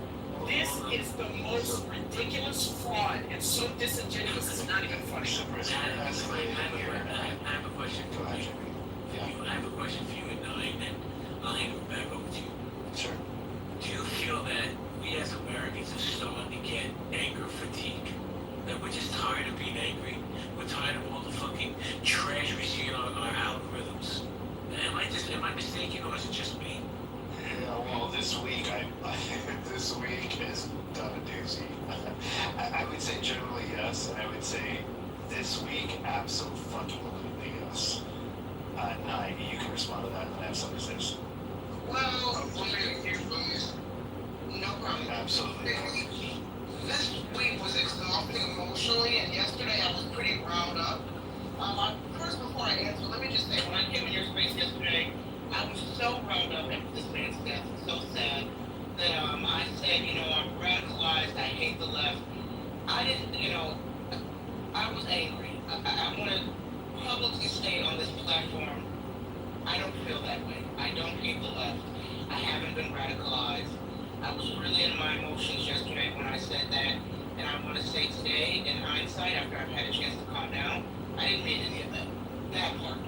With that said, JB, I'm overall not angry because these politicians, while they're divisive, whether it's the right or the left, and they say things that will get us passionate because as individuals and as voters, we feel a certain way about certain topics, but angry, I don't have anger fatigue because these people don't keep me angry 24/7.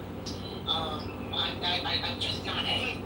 Because I understand what the play is. The play is to use religion, race, and gender to divide us and distract us. And once you understand the play and start paying attention to the play, you become more politically savvy and less angry. You know what the next move is and you prepare. And if you're prepared, mentally, physically, and spiritually, you're not angry. You just know how to respond and kind of defend and protect yourself, and you know how to stand on your moral code. So no, I'm not angry and I don't have anger fatigue. What I do have is fatigue over people being played. Americans still don't understand that we're being played and we fall for the okie dokie. Thanks to Jordan. Hold on 1 second, because I definitely have to shout out.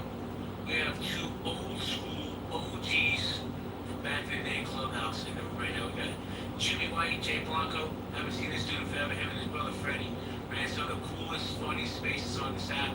We got John DeBomb. Man, I haven't seen John DeBomb in forever. So I just want to say hello to those two. I love Jay Blanco. What's up, Jay Blanco? I haven't seen you in ages. Thanks for stopping by the room.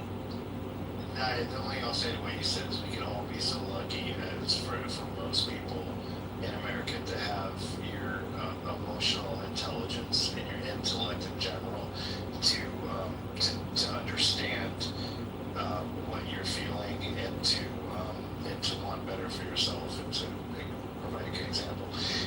I'm gonna let MOG make his comment and then I got one thing to say, so let's go ahead, MOG. MOG there. Okay. I'm here. I'm a warrior. I'm in a not so great area, so I might go up. But my white people, I love y'all, but I gotta let y'all know something, man. I've seen a lot of things online. About we're white, we're mad, we're angry, we've had enough, right? Okay, right. I got you, my white brother. Now, who are you upset with? Because I'm a little confused here. Now, a white person just killed another white person after the white person that the white person said something about gang violence. So it's a white on white crime. So I'm not sure who you're upset with. Do y'all are familiar with the child? When the child is like upset and they look around and they look at the other kids, and if a kid is laughing or looking at different, they kind of like project onto the other child like, "Why are you gonna be if you're white?" That's kind of what I'm seeing. So I need y'all, my white brothers, like y'all gotta take accountability for this, man. Y'all got an issue in y'all community, and I don't hate y'all when I say this, because we got issues in our community. And MOG, respectfully. Have they ID'd the shooter? Do we know that he's white? Man, you got it. You know what? We don't, but you gotta be. You just gotta be. Or you gotta be. Based on the pictures we've seen, MOG, perhaps you can understand. Look, I don't want to speak for all white people. What I'm angry at is my country. I'm angry at my fellow Americans. That's white and black people. I'm angry and pissed off at my country for putting us all through this. I mean, I'm mad at the media. I'm mad at Twitter for letting teenage kids see somebody get shot in the fucking neck and making an everyday common occurrence to look at. I'm mad that we have so many killings in 3 days that we're actually not even paying attention to a school shooting that happened during the process, during the time frame. I'm mad at my country. I'm very mad right now at it, and that includes the people in it of all fucking colors.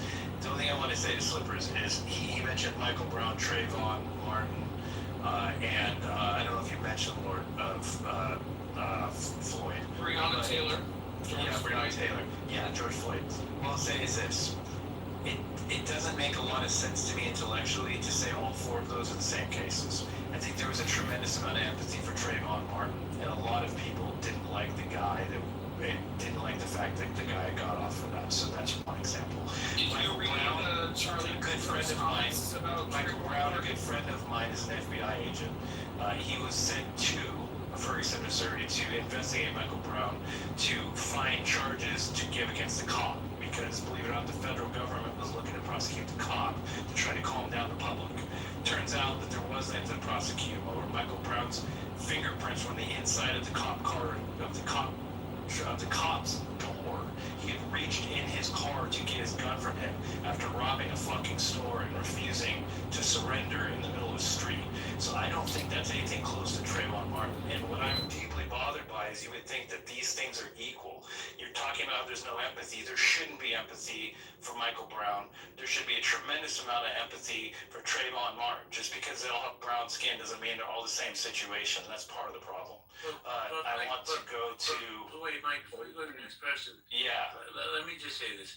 I think that I don't understand where we became as a country, as a culture, that we demonize the victim. And what I mean is, I don't give a and this can be polarizing. People stay on mute, please, until I'm done. I don't give a fuck what George Floyd's history was. He was murdered.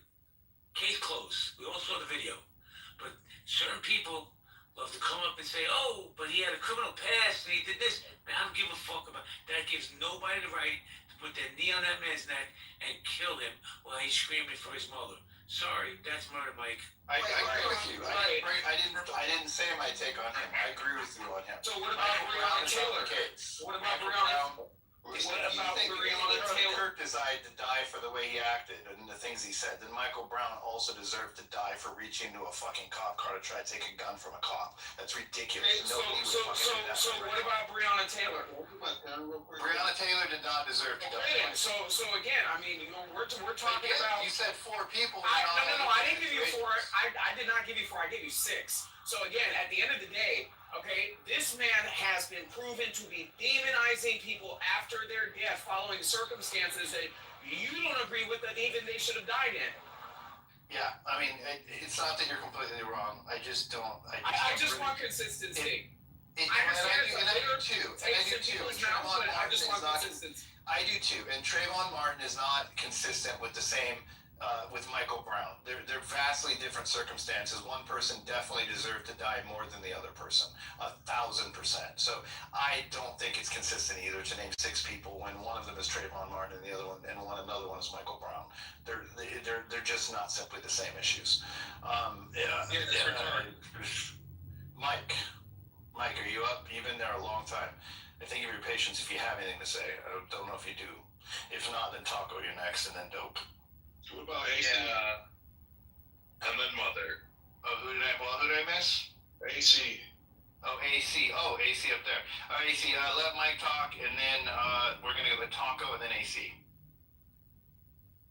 Yeah, thanks. What about Dope? What happened to Dope is next. Dope is after AC. AC, keep it short. Thanks. Again, Mike. Thanks. Alright, I've been listening for a while. I had a few points to make, sorry, bear with me. One, because I was listening from, I think it was Christine, that was talking to the teacher. She made some good points, and I'm kind of like aligned with her and MOG in the way where Christine was talking about how, the phones, social media, those kinds of things all play a role into what's happening today, I think, in forming, the minds of the youth and just people. And then, I align with MOG on, I don't think it's up to any of us to judge for anyone to die. And so I'm a Christian. I know that might be controversial in itself, but for me, it's not up to me to judge anybody for anything they do. Like, so yesterday when this happened to Charlie Kirk, I'm seeing all the comments about like what you guys are talking about him, him praising other people's deaths. And this is kind of wild, but I try to take it to the extreme of, okay, Adolf Hitler. Is it up to me that guy dies, for the things he did? No, it's not. What he did was bad, but I'm not going to be the ultimate judge and have him pay for whatever he did. He will have an opinion about it for sure, and then, but ultimately, what I think boils down to with all of what's happening right now is that I haven't heard much people talk about is mental health. We don't know why this guy killed Charlie Kirk yet, but if it's because he didn't like what he was saying, ultimately, that's mental health. That you cannot control emotions enough to just let this man speak to where you feel like you need to kill him. You know, like I think a lot of the shootings that mass shootings that happen is all mental health. Like no one is addressing these things that it's mental health. Like I get people want to argue guns, but still at the root of it is mental health, really. Like and no one is really talking about that yet. You know, the only other thing I could see happening is, this is a op from say Israel, that because he was anti-Israel and they send the agent in, which is far-fetched too. But again, I think it really, really boils down to a mental health issue right now.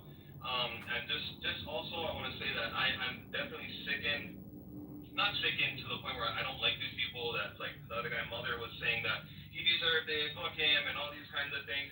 Like yesterday I prayed for those people. At first I was I was kind of sickened by it, and I stopped and I prayed for those people. I prayed for those people to soften their heart and not have such hard hearts, because that is just gonna continue this cycle. So what's to stop another guy on the street from the guy Mother saying, oh yeah, fuck him, he deserves to die. Someone that had a different experience from Mother coming and shooting Mother now saying you deserve to die because you said you deserve to die. We're just gonna keep going in this cycle right now, and it's just really dangerous.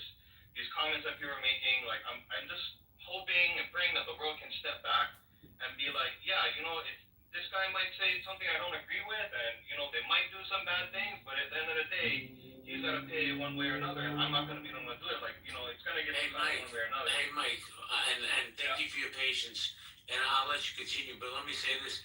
They say that some of the evidence they've already gathered on ammunition was pro-trans rhetoric. If it turns out that this guy is some kind of pro-trans lunatic, that's going to set this country on fire. There's going to be even more division. But please go ahead. Okay, yeah, and I heard those things too, but again, that still boils down to what I said, right? Mental health, correct? Like, I'm not gonna bash any trans people or anything like that. Like, again. So at what point are you gonna start holding young, disgruntled white men accountable for blowing their classmates away in elementary schools? At what point are you gonna start doing that? Because again, that may be part of the frustration that a lot of people have with the narrative and the rhetoric. People wanting to demonize a certain group of people that they don't like, okay, and making them the problem that America should be paying attention to, when statistically the good majority of mass shooters in America, okay, in K through 12 education are white, disgruntled young men. School shooters are black though. They don't report that shit. Hey, Slippers. We got a couple people online, so I appreciate it, but I need to keep moving through the queue here. And Mike, I hear your passion, and I feel like it's pretty heartfelt, to be honest with you. Wait, who just said I can really tell. School shooters are black? Can I address that? What Slipper said? Yeah, go ahead. Yeah, of course. It's just again, go ahead. Said, like, I'm not the one to hold them accountable. I would like to see the root of it addressed. That's what I'm talking about right now. We need to catch that before it happens. Like if it's a disgruntled white shooter, it's a disgruntled black shooter, disgruntled trans shooter. I don't care what it is. At the root of that issue, every time is going to be a mental health problem. That's gonna be a spiritual problem, but y'all really don't want to talk about that right there. It's I agree, MOG, but not everyone's gonna go. I saw in the chat, Necro was, he's not a believer, and that's fine. I'm not gonna press anybody to believe any type of religion, and it doesn't take that to know that this is a mental health issue. So yeah, and JB spoke to mental health as well, and social media's influence on hurting it. Right, Mike, and that's what I'm saying. When are they going to address the mental health crisis amongst young, disgruntled white men in America? It's a younger Slippers, young, disgruntled men in America, and women and kids, black, white, all the fucking. You just had our president trying to influence people to create legislation to take guns. Stop making it a racial fucking issue, Taco. Go ahead. What's really sad is he's not even that extreme. Charlie is pretty much just normal.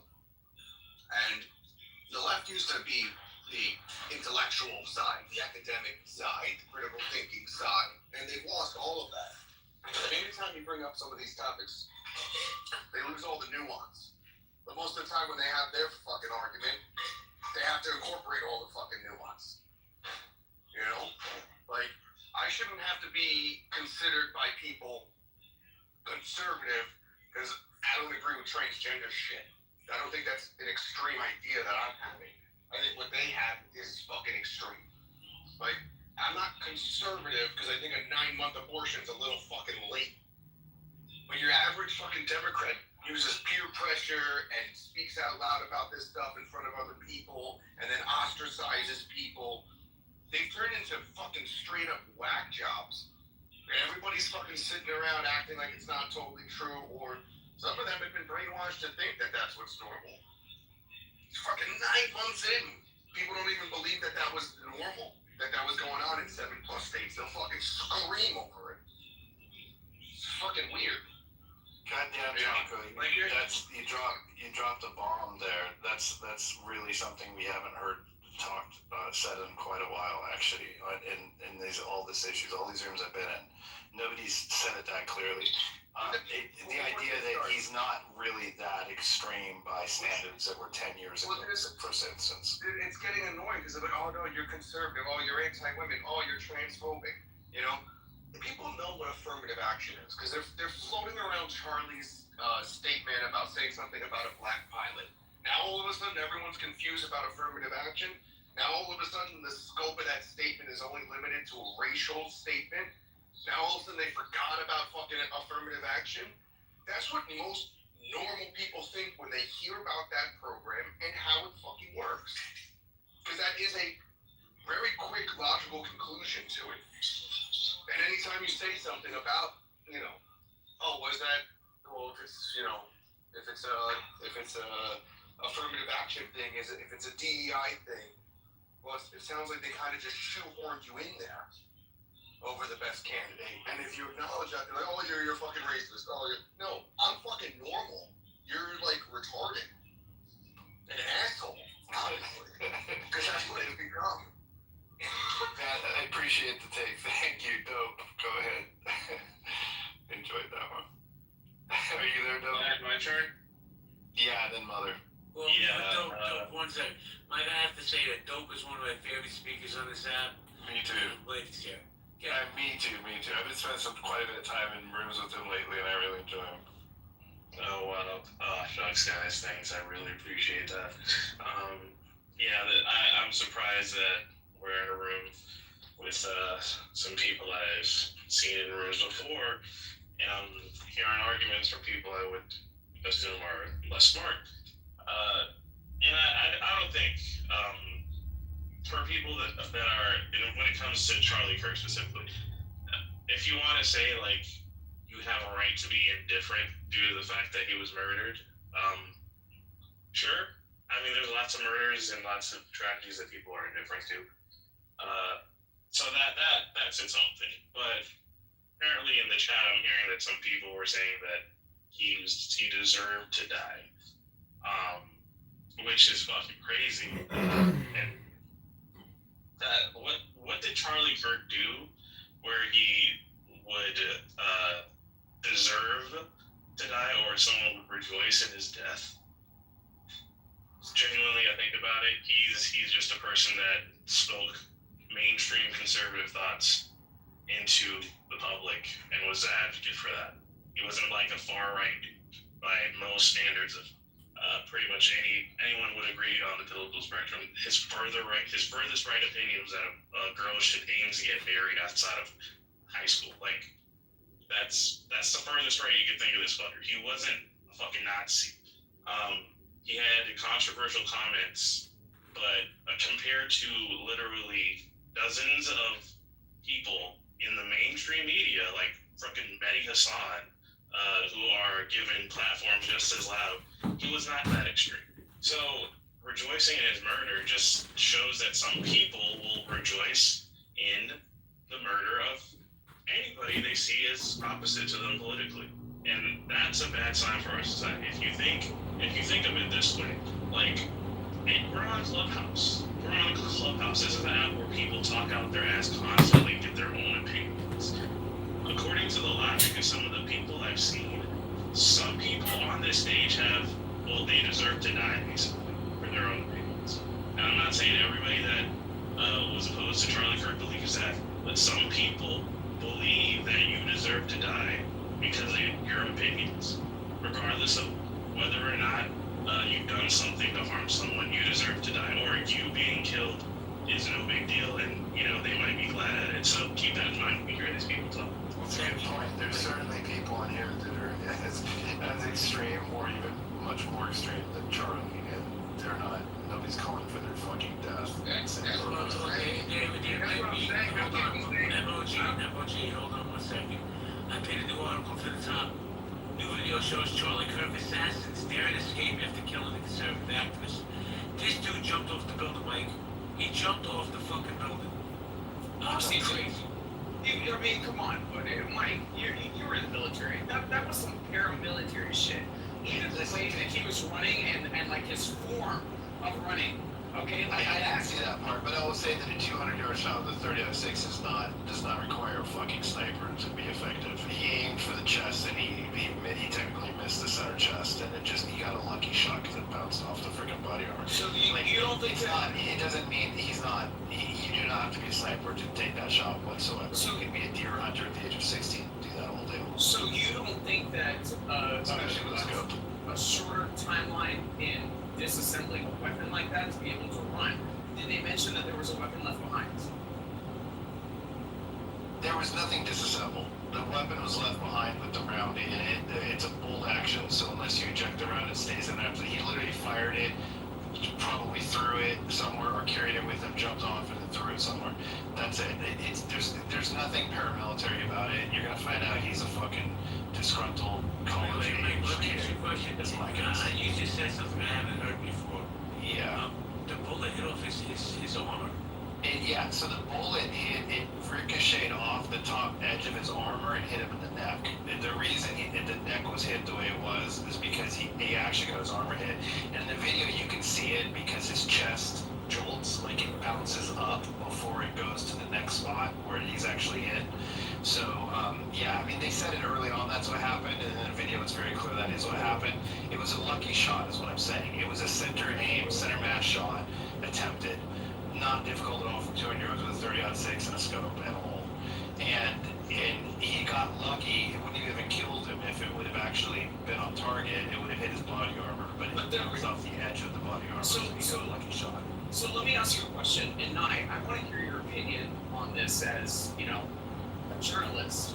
Looking at what Mike just said, the fact that this man was able to jump off a building, the whole entire campus was completely encompassed by people that were fleeing exits. Nobody saw anybody carrying anything that looked like it was a weapon. That's through the bushes. They found it in the bushes on his escape route. So that was my question. Did they find a weapon? Yeah, they did. They found the weapon. It had a round in it, and the round had transgender something written on it about transgender issues on the actual casing. The casing they had because it was still in the bolt. So they found the rifle. The rifle was thrown in the bushes. It was nearby on the grounds itself. They found it on the grounds. And like I said, it had the round. That was all released today. The jump, he's just young. If he was 60, he probably would have broke his fucking knee or something. But since he's a teenager, he can probably jump 20 feet and be okay, especially with enough adrenaline.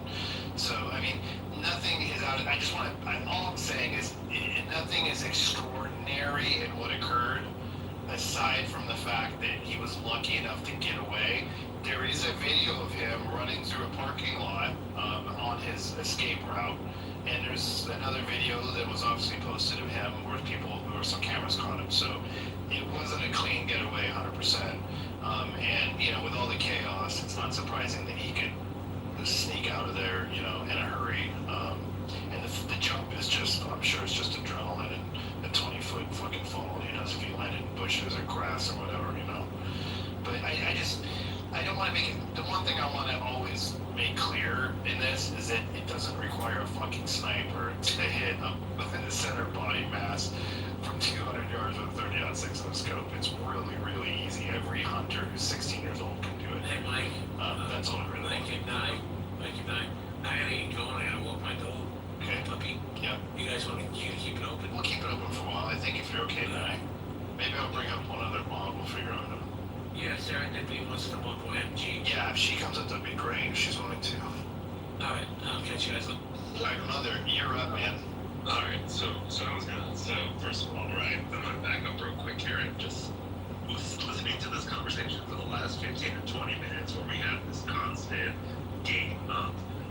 wasn't that bad.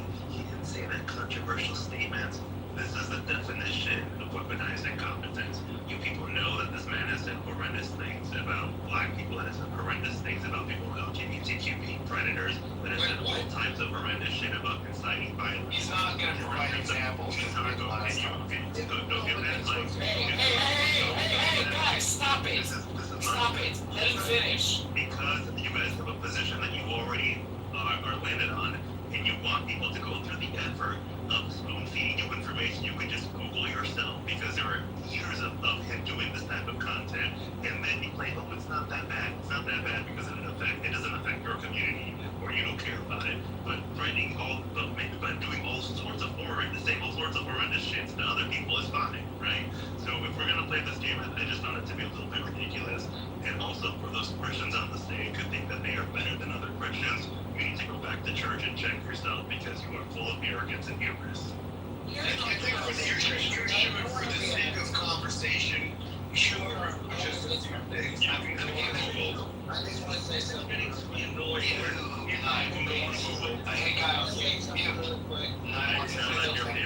Taco, Nicholas, mute up. Go ahead, Nine. Mute up, Nine.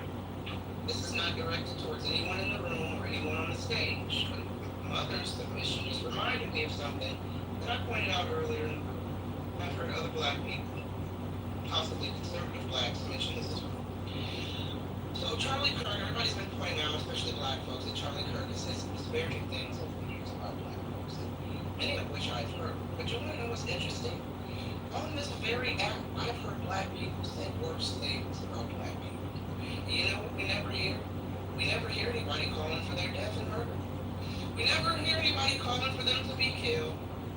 I've heard black people, black men and women say horrendous things about black women, about their bodies, their hair, their skin complexion, and heaven forbid she be a single mom. She's not even worthy of love and respect. Hell, she's not even worthy of a coffee date. I've heard black women host a room on here saying, if you're pregnant with a black boy, abort him. If you're pregnant with a son, a black son, abort him before he grows up to become a criminal. And guess what? Never heard anybody say they deserve to be killed. And I hate to be the asshole that brings up black on black crime, but let's just talk about black on black crime. We never hear anybody say, let's go round up the blacks, the black men, the black criminals, and kill them and hang them, because they're killing up all the good black men in the community. We don't get outraged about black people disparaging and saying demonic things about their own people on it. Hell, Charlie Kirk's death has given the Clubhouse algorithm a break from all the anti-black rooms that go on 24/7 on this app hosted by black folks. And we never hear anybody say, them niggas deserve to be killed because of what they said about black folks. Right. But all of a sudden, Charlie Kirk said something about DEI and black women this, and it's, oh well, he deserved it. Nice. So, hold on. So,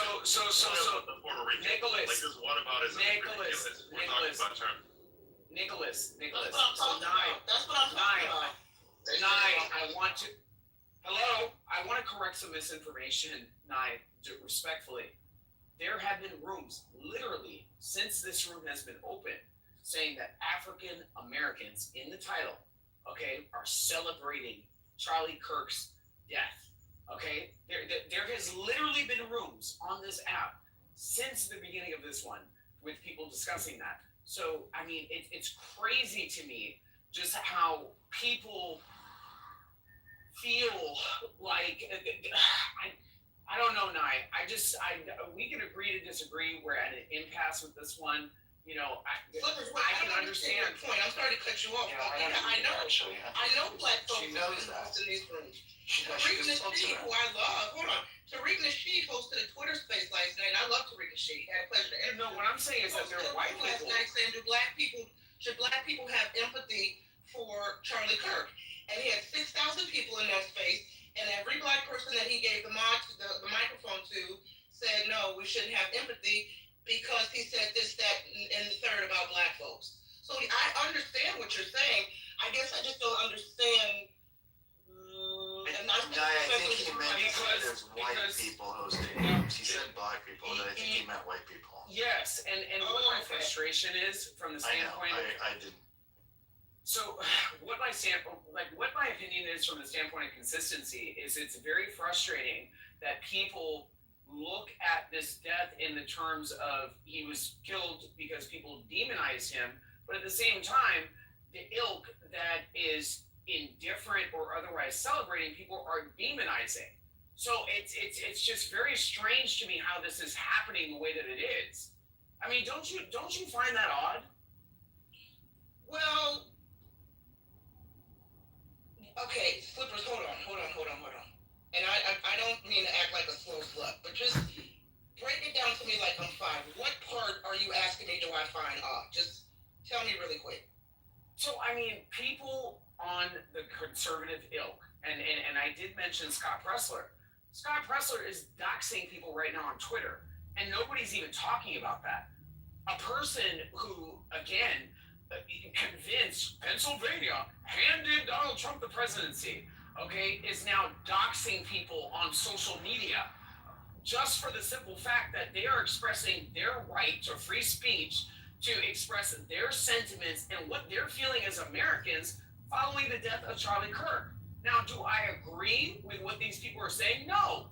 I feel like what a lot of people are saying in the sense of glorifying his death is morally repugnant, okay? However, I'm not going to ignore the fact that the same ilk asking for free speech is now calling for people to be canceled on one of the biggest social media platforms on the planet. No, I agree with you. I agree. Yes, I agree. 100%.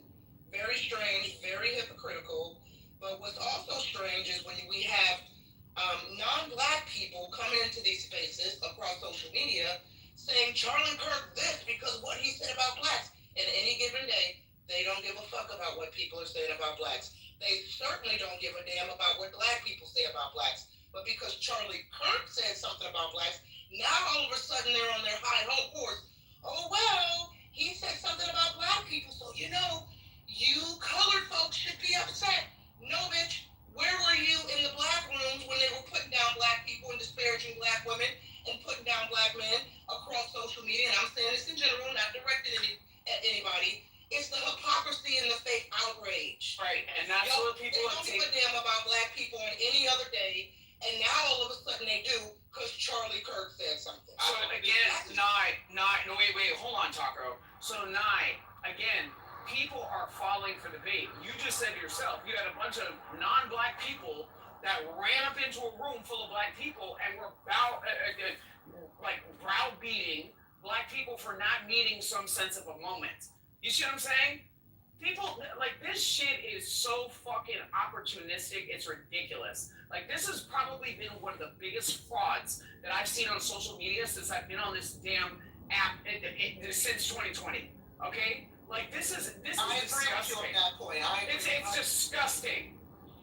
Yeah, I want to get some other voices in here. I want to let Lord and Joe say something. Taco, if you have something quick to say, go ahead. I know you can. Yeah, I think part of this topic seems to be part of this idea that it seems to be that there's a thing going on in the African American community where it appears that they hate other races and other people more than they're given credit. And that's what they're letting in this African league, obviously, with your experience. They let the other black people slide with whatever they say. But if someone else who's not black says it, they want to fucking enemy. And people are starting to notice this, and they're seeing it all throughout social media. There's fucking studies out there that show the in-group preference and out-group bias of black people. It's for all races. It's not just them in that study.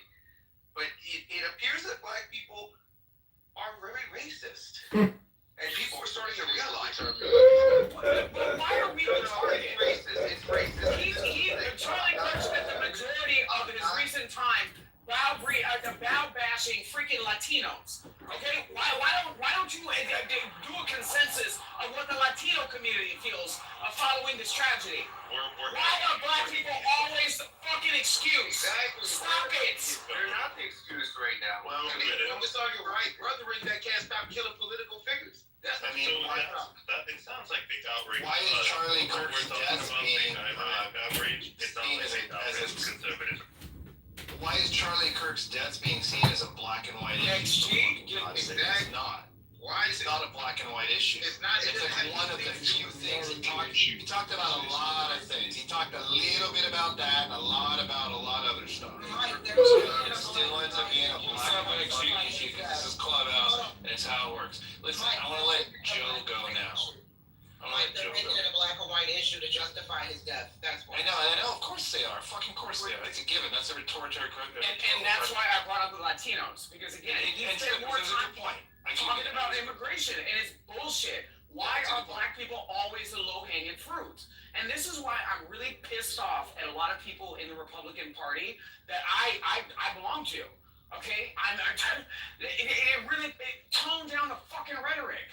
Tone down the rhetoric. Why does it always have to come to this polarizing bullshit? You had a white man that literally blew the head off of a white conservative pundit. Okay, what the hell does that have to do with black people? Then you have a bunch of white people that come into a black space, one of the biggest spaces that have been on this app. And I know you got pissed off at my comments, okay, but at the end of the fucking day, I am tired of people sitting there on my side of the aisle antagonizing this shit to the point where it's like, whoa, I don't want to sit next to you or stand next to you without a bulletproof helmet because you're soaking division in a way that doesn't make any fucking sense. Slippers. You said it was a white-on-white violence. You're right. And guess who doesn't ever talk about black people in relative to this entire occurrence? It's white people. White people are not talking about black people when they talk about what happened to Charlie Kirk. Black people are talking about him, and they're also talking about how he deserved it. But white people are not talking about black people in this conversation.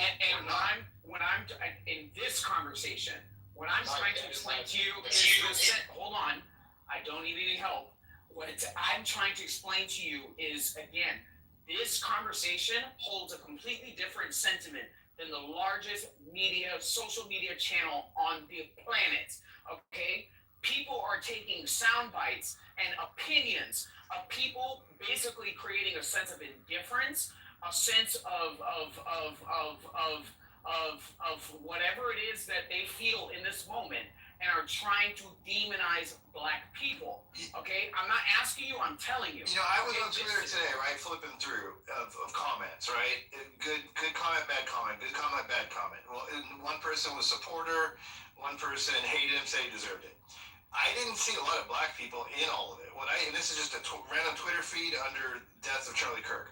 What I saw was a lot of freaking far left libs with colored hair and fucking facial piercings laughing and celebrating his death, mostly fat, ugly white chicks. That's right. So I did not see a lot of black people on the Twitter feeds. It was a lot of stupid fucking libtards celebrating him, and almost all of them were fat, ugly white chicks with facial piercings and colored hair. And Charles brought up a good point in the chat, Mike, really quickly.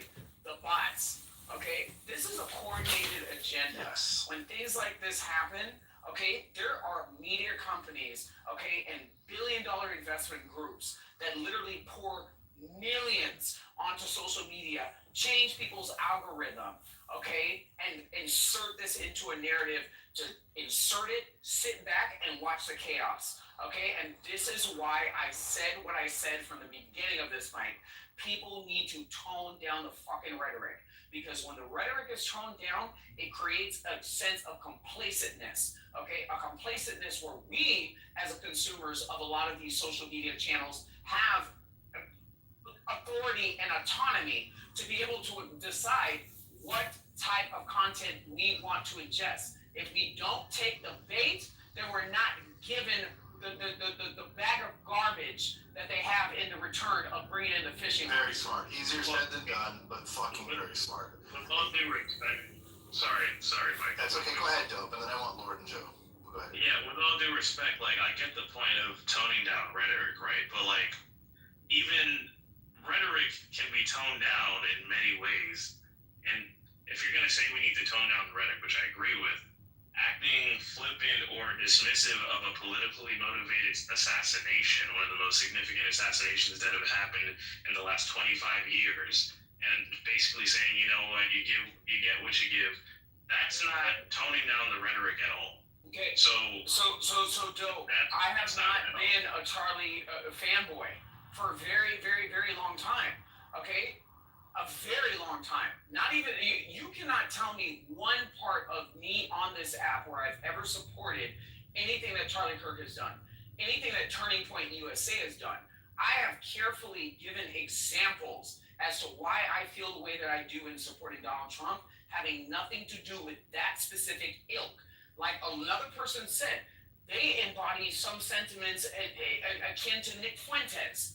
So for me, in my personal identity as an American, conservative, Republican or not, okay, it's not consistent with what represents me. So again, the same type of warning that people are doing on the conservative side or the Republican side of this app is not the same type of reality of what I experienced and what I have supported up until you guys knowing me on this app.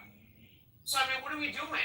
But that you're not toning down the rhetoric. That's my point. I have consistently said with another person that you guys continue to bash Marshall in saying that the rhetoric and the type of delivery of bashes Marshall. No, I'm not saying I'm not saying you, Mike, but again, Marshall has been bashed in a lot of places that Dope and I have shared spaces with of looking of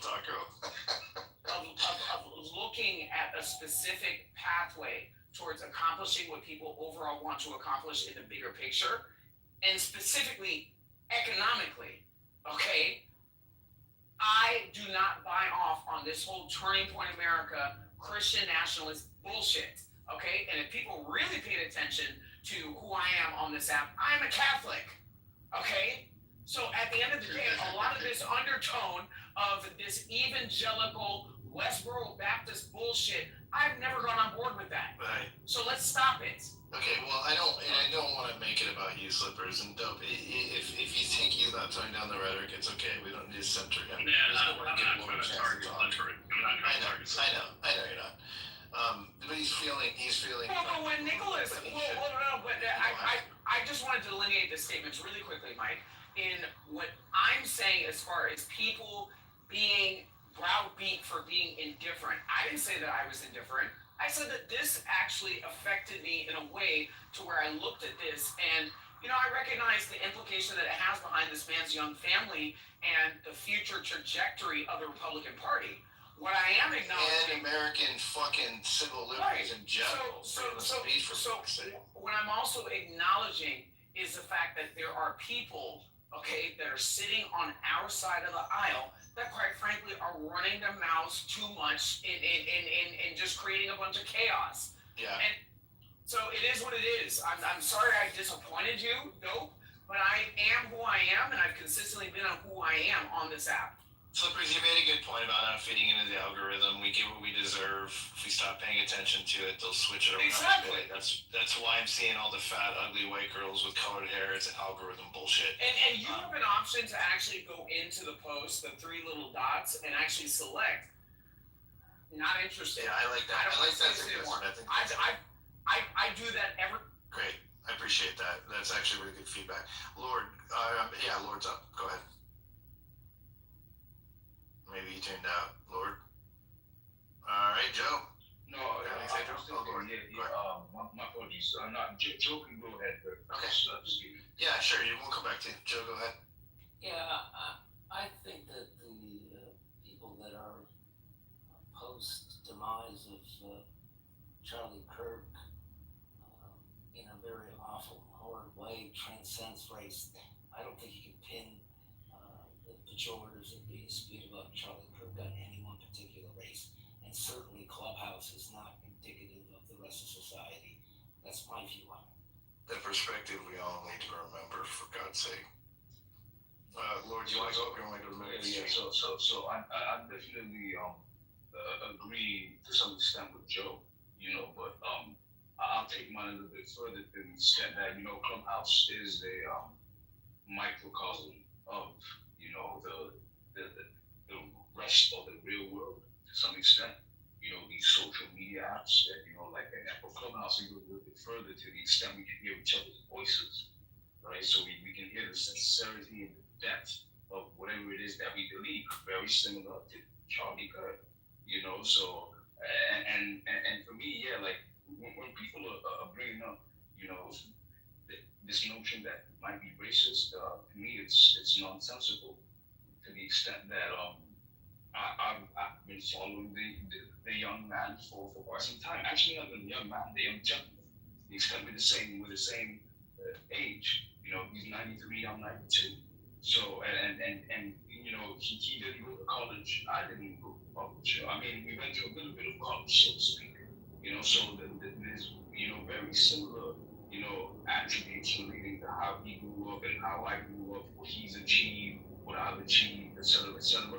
So when people start bringing up, these notions of trying to divide using, skin tone, to me it's nonsensical, right? Because I've watched and listened to him, and there's times he lost debates. There's times he lost debates, in particular scenarios, but at the end of the day, right, there's aspects of a family household which benefits America as a whole, whether you're black or white, the family values, the Constitution, knowing how the hell your fucking government is being ran and controlled. You have to know the Constitution and the power and the value of the Second Amendment. Simple aspects like that. So at the end of the day, like even for me, I'm actually I'm very saddened. To the extent that even amongst people that look like me, which is quote unquote black, right? Like y'all are not seeing the value because in the times that he's spoken on black issues, one that sticks out to me is how he presented the fact that if black people want to move forward, well, he provided there was a problem question, and then he provided the solution. Keep your fathers in the household. Stop relying on these, government subsidized welfare. Keep your fathers in the household and see how that's going to work for you. You know what I'm saying? That sounds like some controversial shit, Lord. I think someone ought to shoot him for that. Oh man, bro.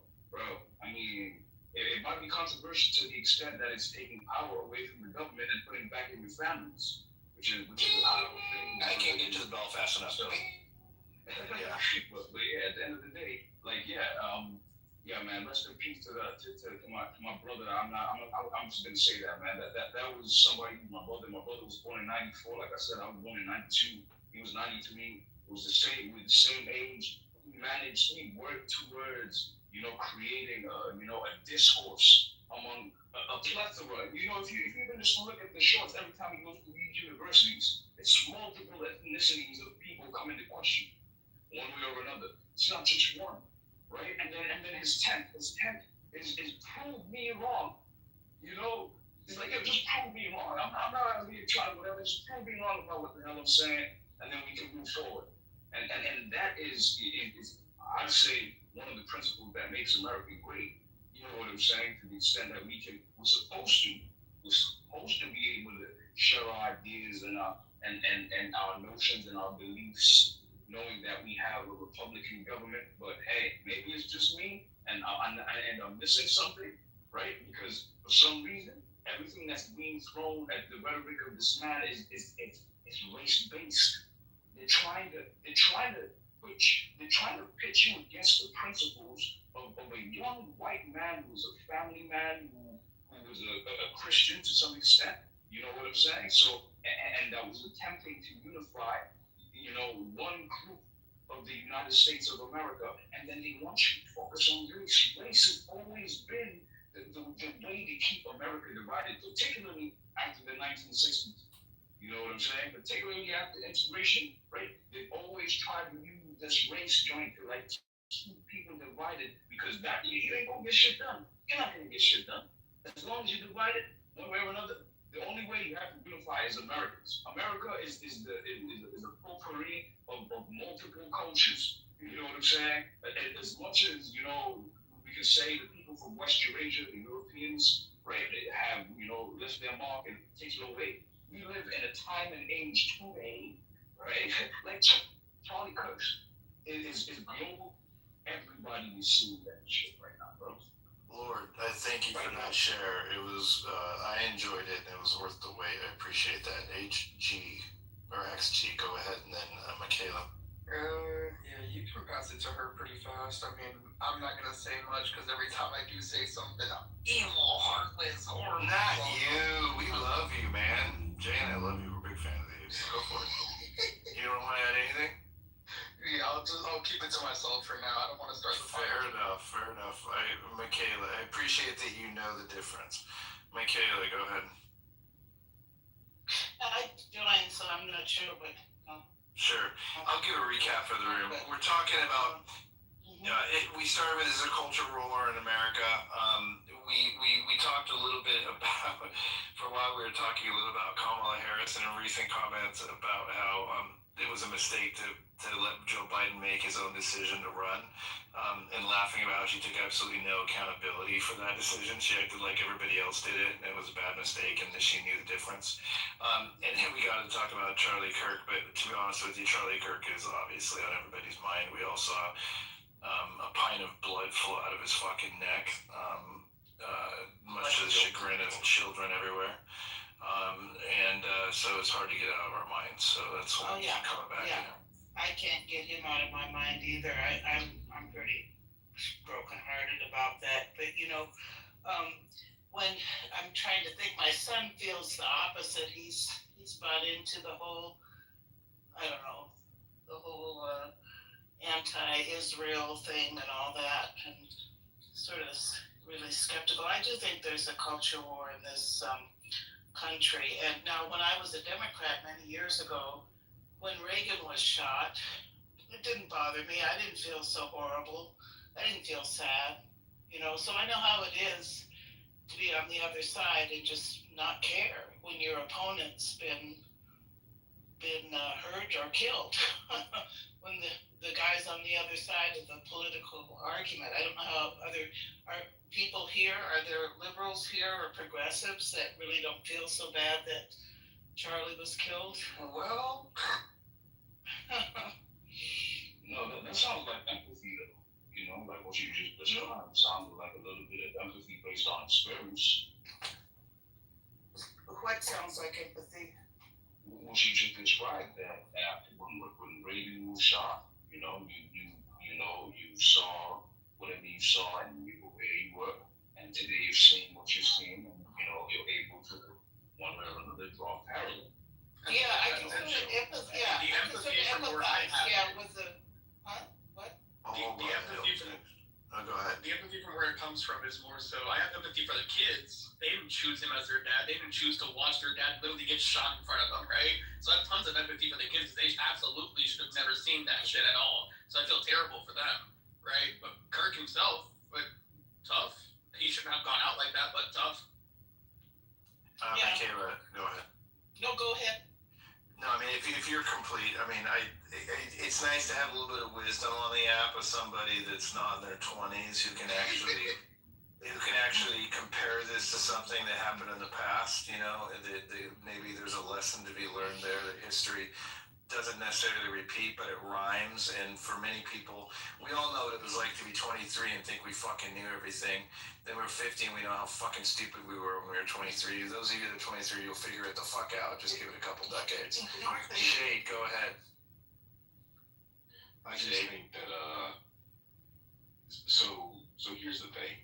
Like, we all know that there are whack jobs on every side of the political spectrum, right? All types of beliefs, and I'm just saying, as it pertains to how people feel and how people take in the rhetoric you espouse and the reaction you get from it, like, you don't get to dictate how some people feel. So when, you know, I'm just saying, like, and here's the thing too, and I think, you know, as men, especially when you have a family, you know, I think one of the main objectives, right, is to have a lifestyle that kind of keeps you able to protect that You know what I'm saying? And again, look, much to him to saying what he says, but he got a lot of courage for that. But at the same time, he's let's be very clear, like he said some very, very divisive shit. Like again, putting in perspective, he said divisive shit, but the shit he said was really not that divisive by regular standards. We talked about this. Like, it is only divisive by 2025 inflamed rhetoric standards. It's not divisive. He literally questioned DEI, for God's sake. Like, so fucking what? You think that we don't question it every fucking time? That's not all he said, though. No, it's not all he said. But what I'm saying is the things he said were not very that bad. I mean, literally, guys, listen. If this is the worst things you're gonna fucking hear out of somebody's mouth is any of the shit that Charlie ever said, okay? Then please, you are so goddamn sensitive. When we call you fucking snowflakes on the left, you fucking deserve it. Because that is ridiculous. Like, go put on your fucking helmets and reach down and grab a hold of your fucking nutsack and get some goddamn balls. Because it's not that bad. If you can't hear fucking words without feeling like they're hurting you, if words are violence toward you because you can't tolerate it, then go find a way to fucking deal with it on your own. But don't kill the people that have fucking opinions different than yourselves. This guy, anybody who gives their life for a First Amendment right ends up being a martyr by default, okay? Because that right is something that we're extremely lucky to have. I don't give a fuck what he was saying. That right exists for the people that do say things that we don't like. That's exactly why it exists. It doesn't exist for the people that tell us the shit we already want to hear. Just remember that. And he's not that goddamn extreme, for fuck's sake. The world had Hitlers in it, okay? Just fucking seriously. Goddamn. Okay, I feel like you guys are so fucking young you don't know any different. It's just crazy. If this is the worst fucking thing you heard in your 20s since you're 20, Wait. So Mike, don't do that. We had the same childhood under Ronald Reagan, right? No, we don't have the same childhood. I was born. I graduated high school in '92. This fucking guy just said he was born in '92, and he's not the youngest one here. I was born in It's not the same fucking thing, guys. I never said that.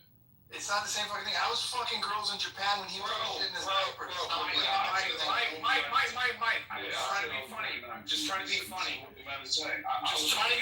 Like, chill out. Lower your level. No. I'm not mad at you. I'm really not. I'm just kidding.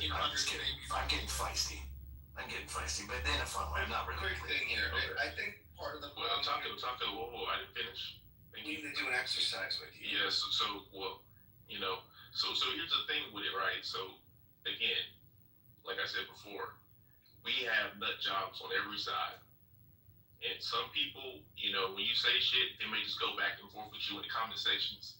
And some people don't really take it to you, And that's People gonna pull up. what it is. Right. Like, people have the freedom of speech, but at the same time, while people don't have the freedom of response, people have the ability of response. And I don't think that people pay attention to that shit enough. That's a risk he took, and he paid the price. Like, Exactly. I mean, there are some people that are willing to take that risk. There are other people that avoid that risk at all costs. The fucking true patriots aren't the ones that run away afraid. They're the ones that fucking stand in the face of danger. For God's sake, fucking in World War II, not that goddamn long ago. I understand that even millennials don't have grandparents that fucking did this, so you're pretty far removed from it. But my generation has grandpas that did this. Okay, they ran toward bullets on purpose for their country, okay? And they didn't come out of it saying, "Oh, we made a big mistake. Woe is us." They came back of it proud. They were coined the greatest fucking generation for a reason. Like, it's not that long ago, guys. 100 years ago at this point. But I understand shit moves fast now. Shit's changing quicker and quicker as we go. I just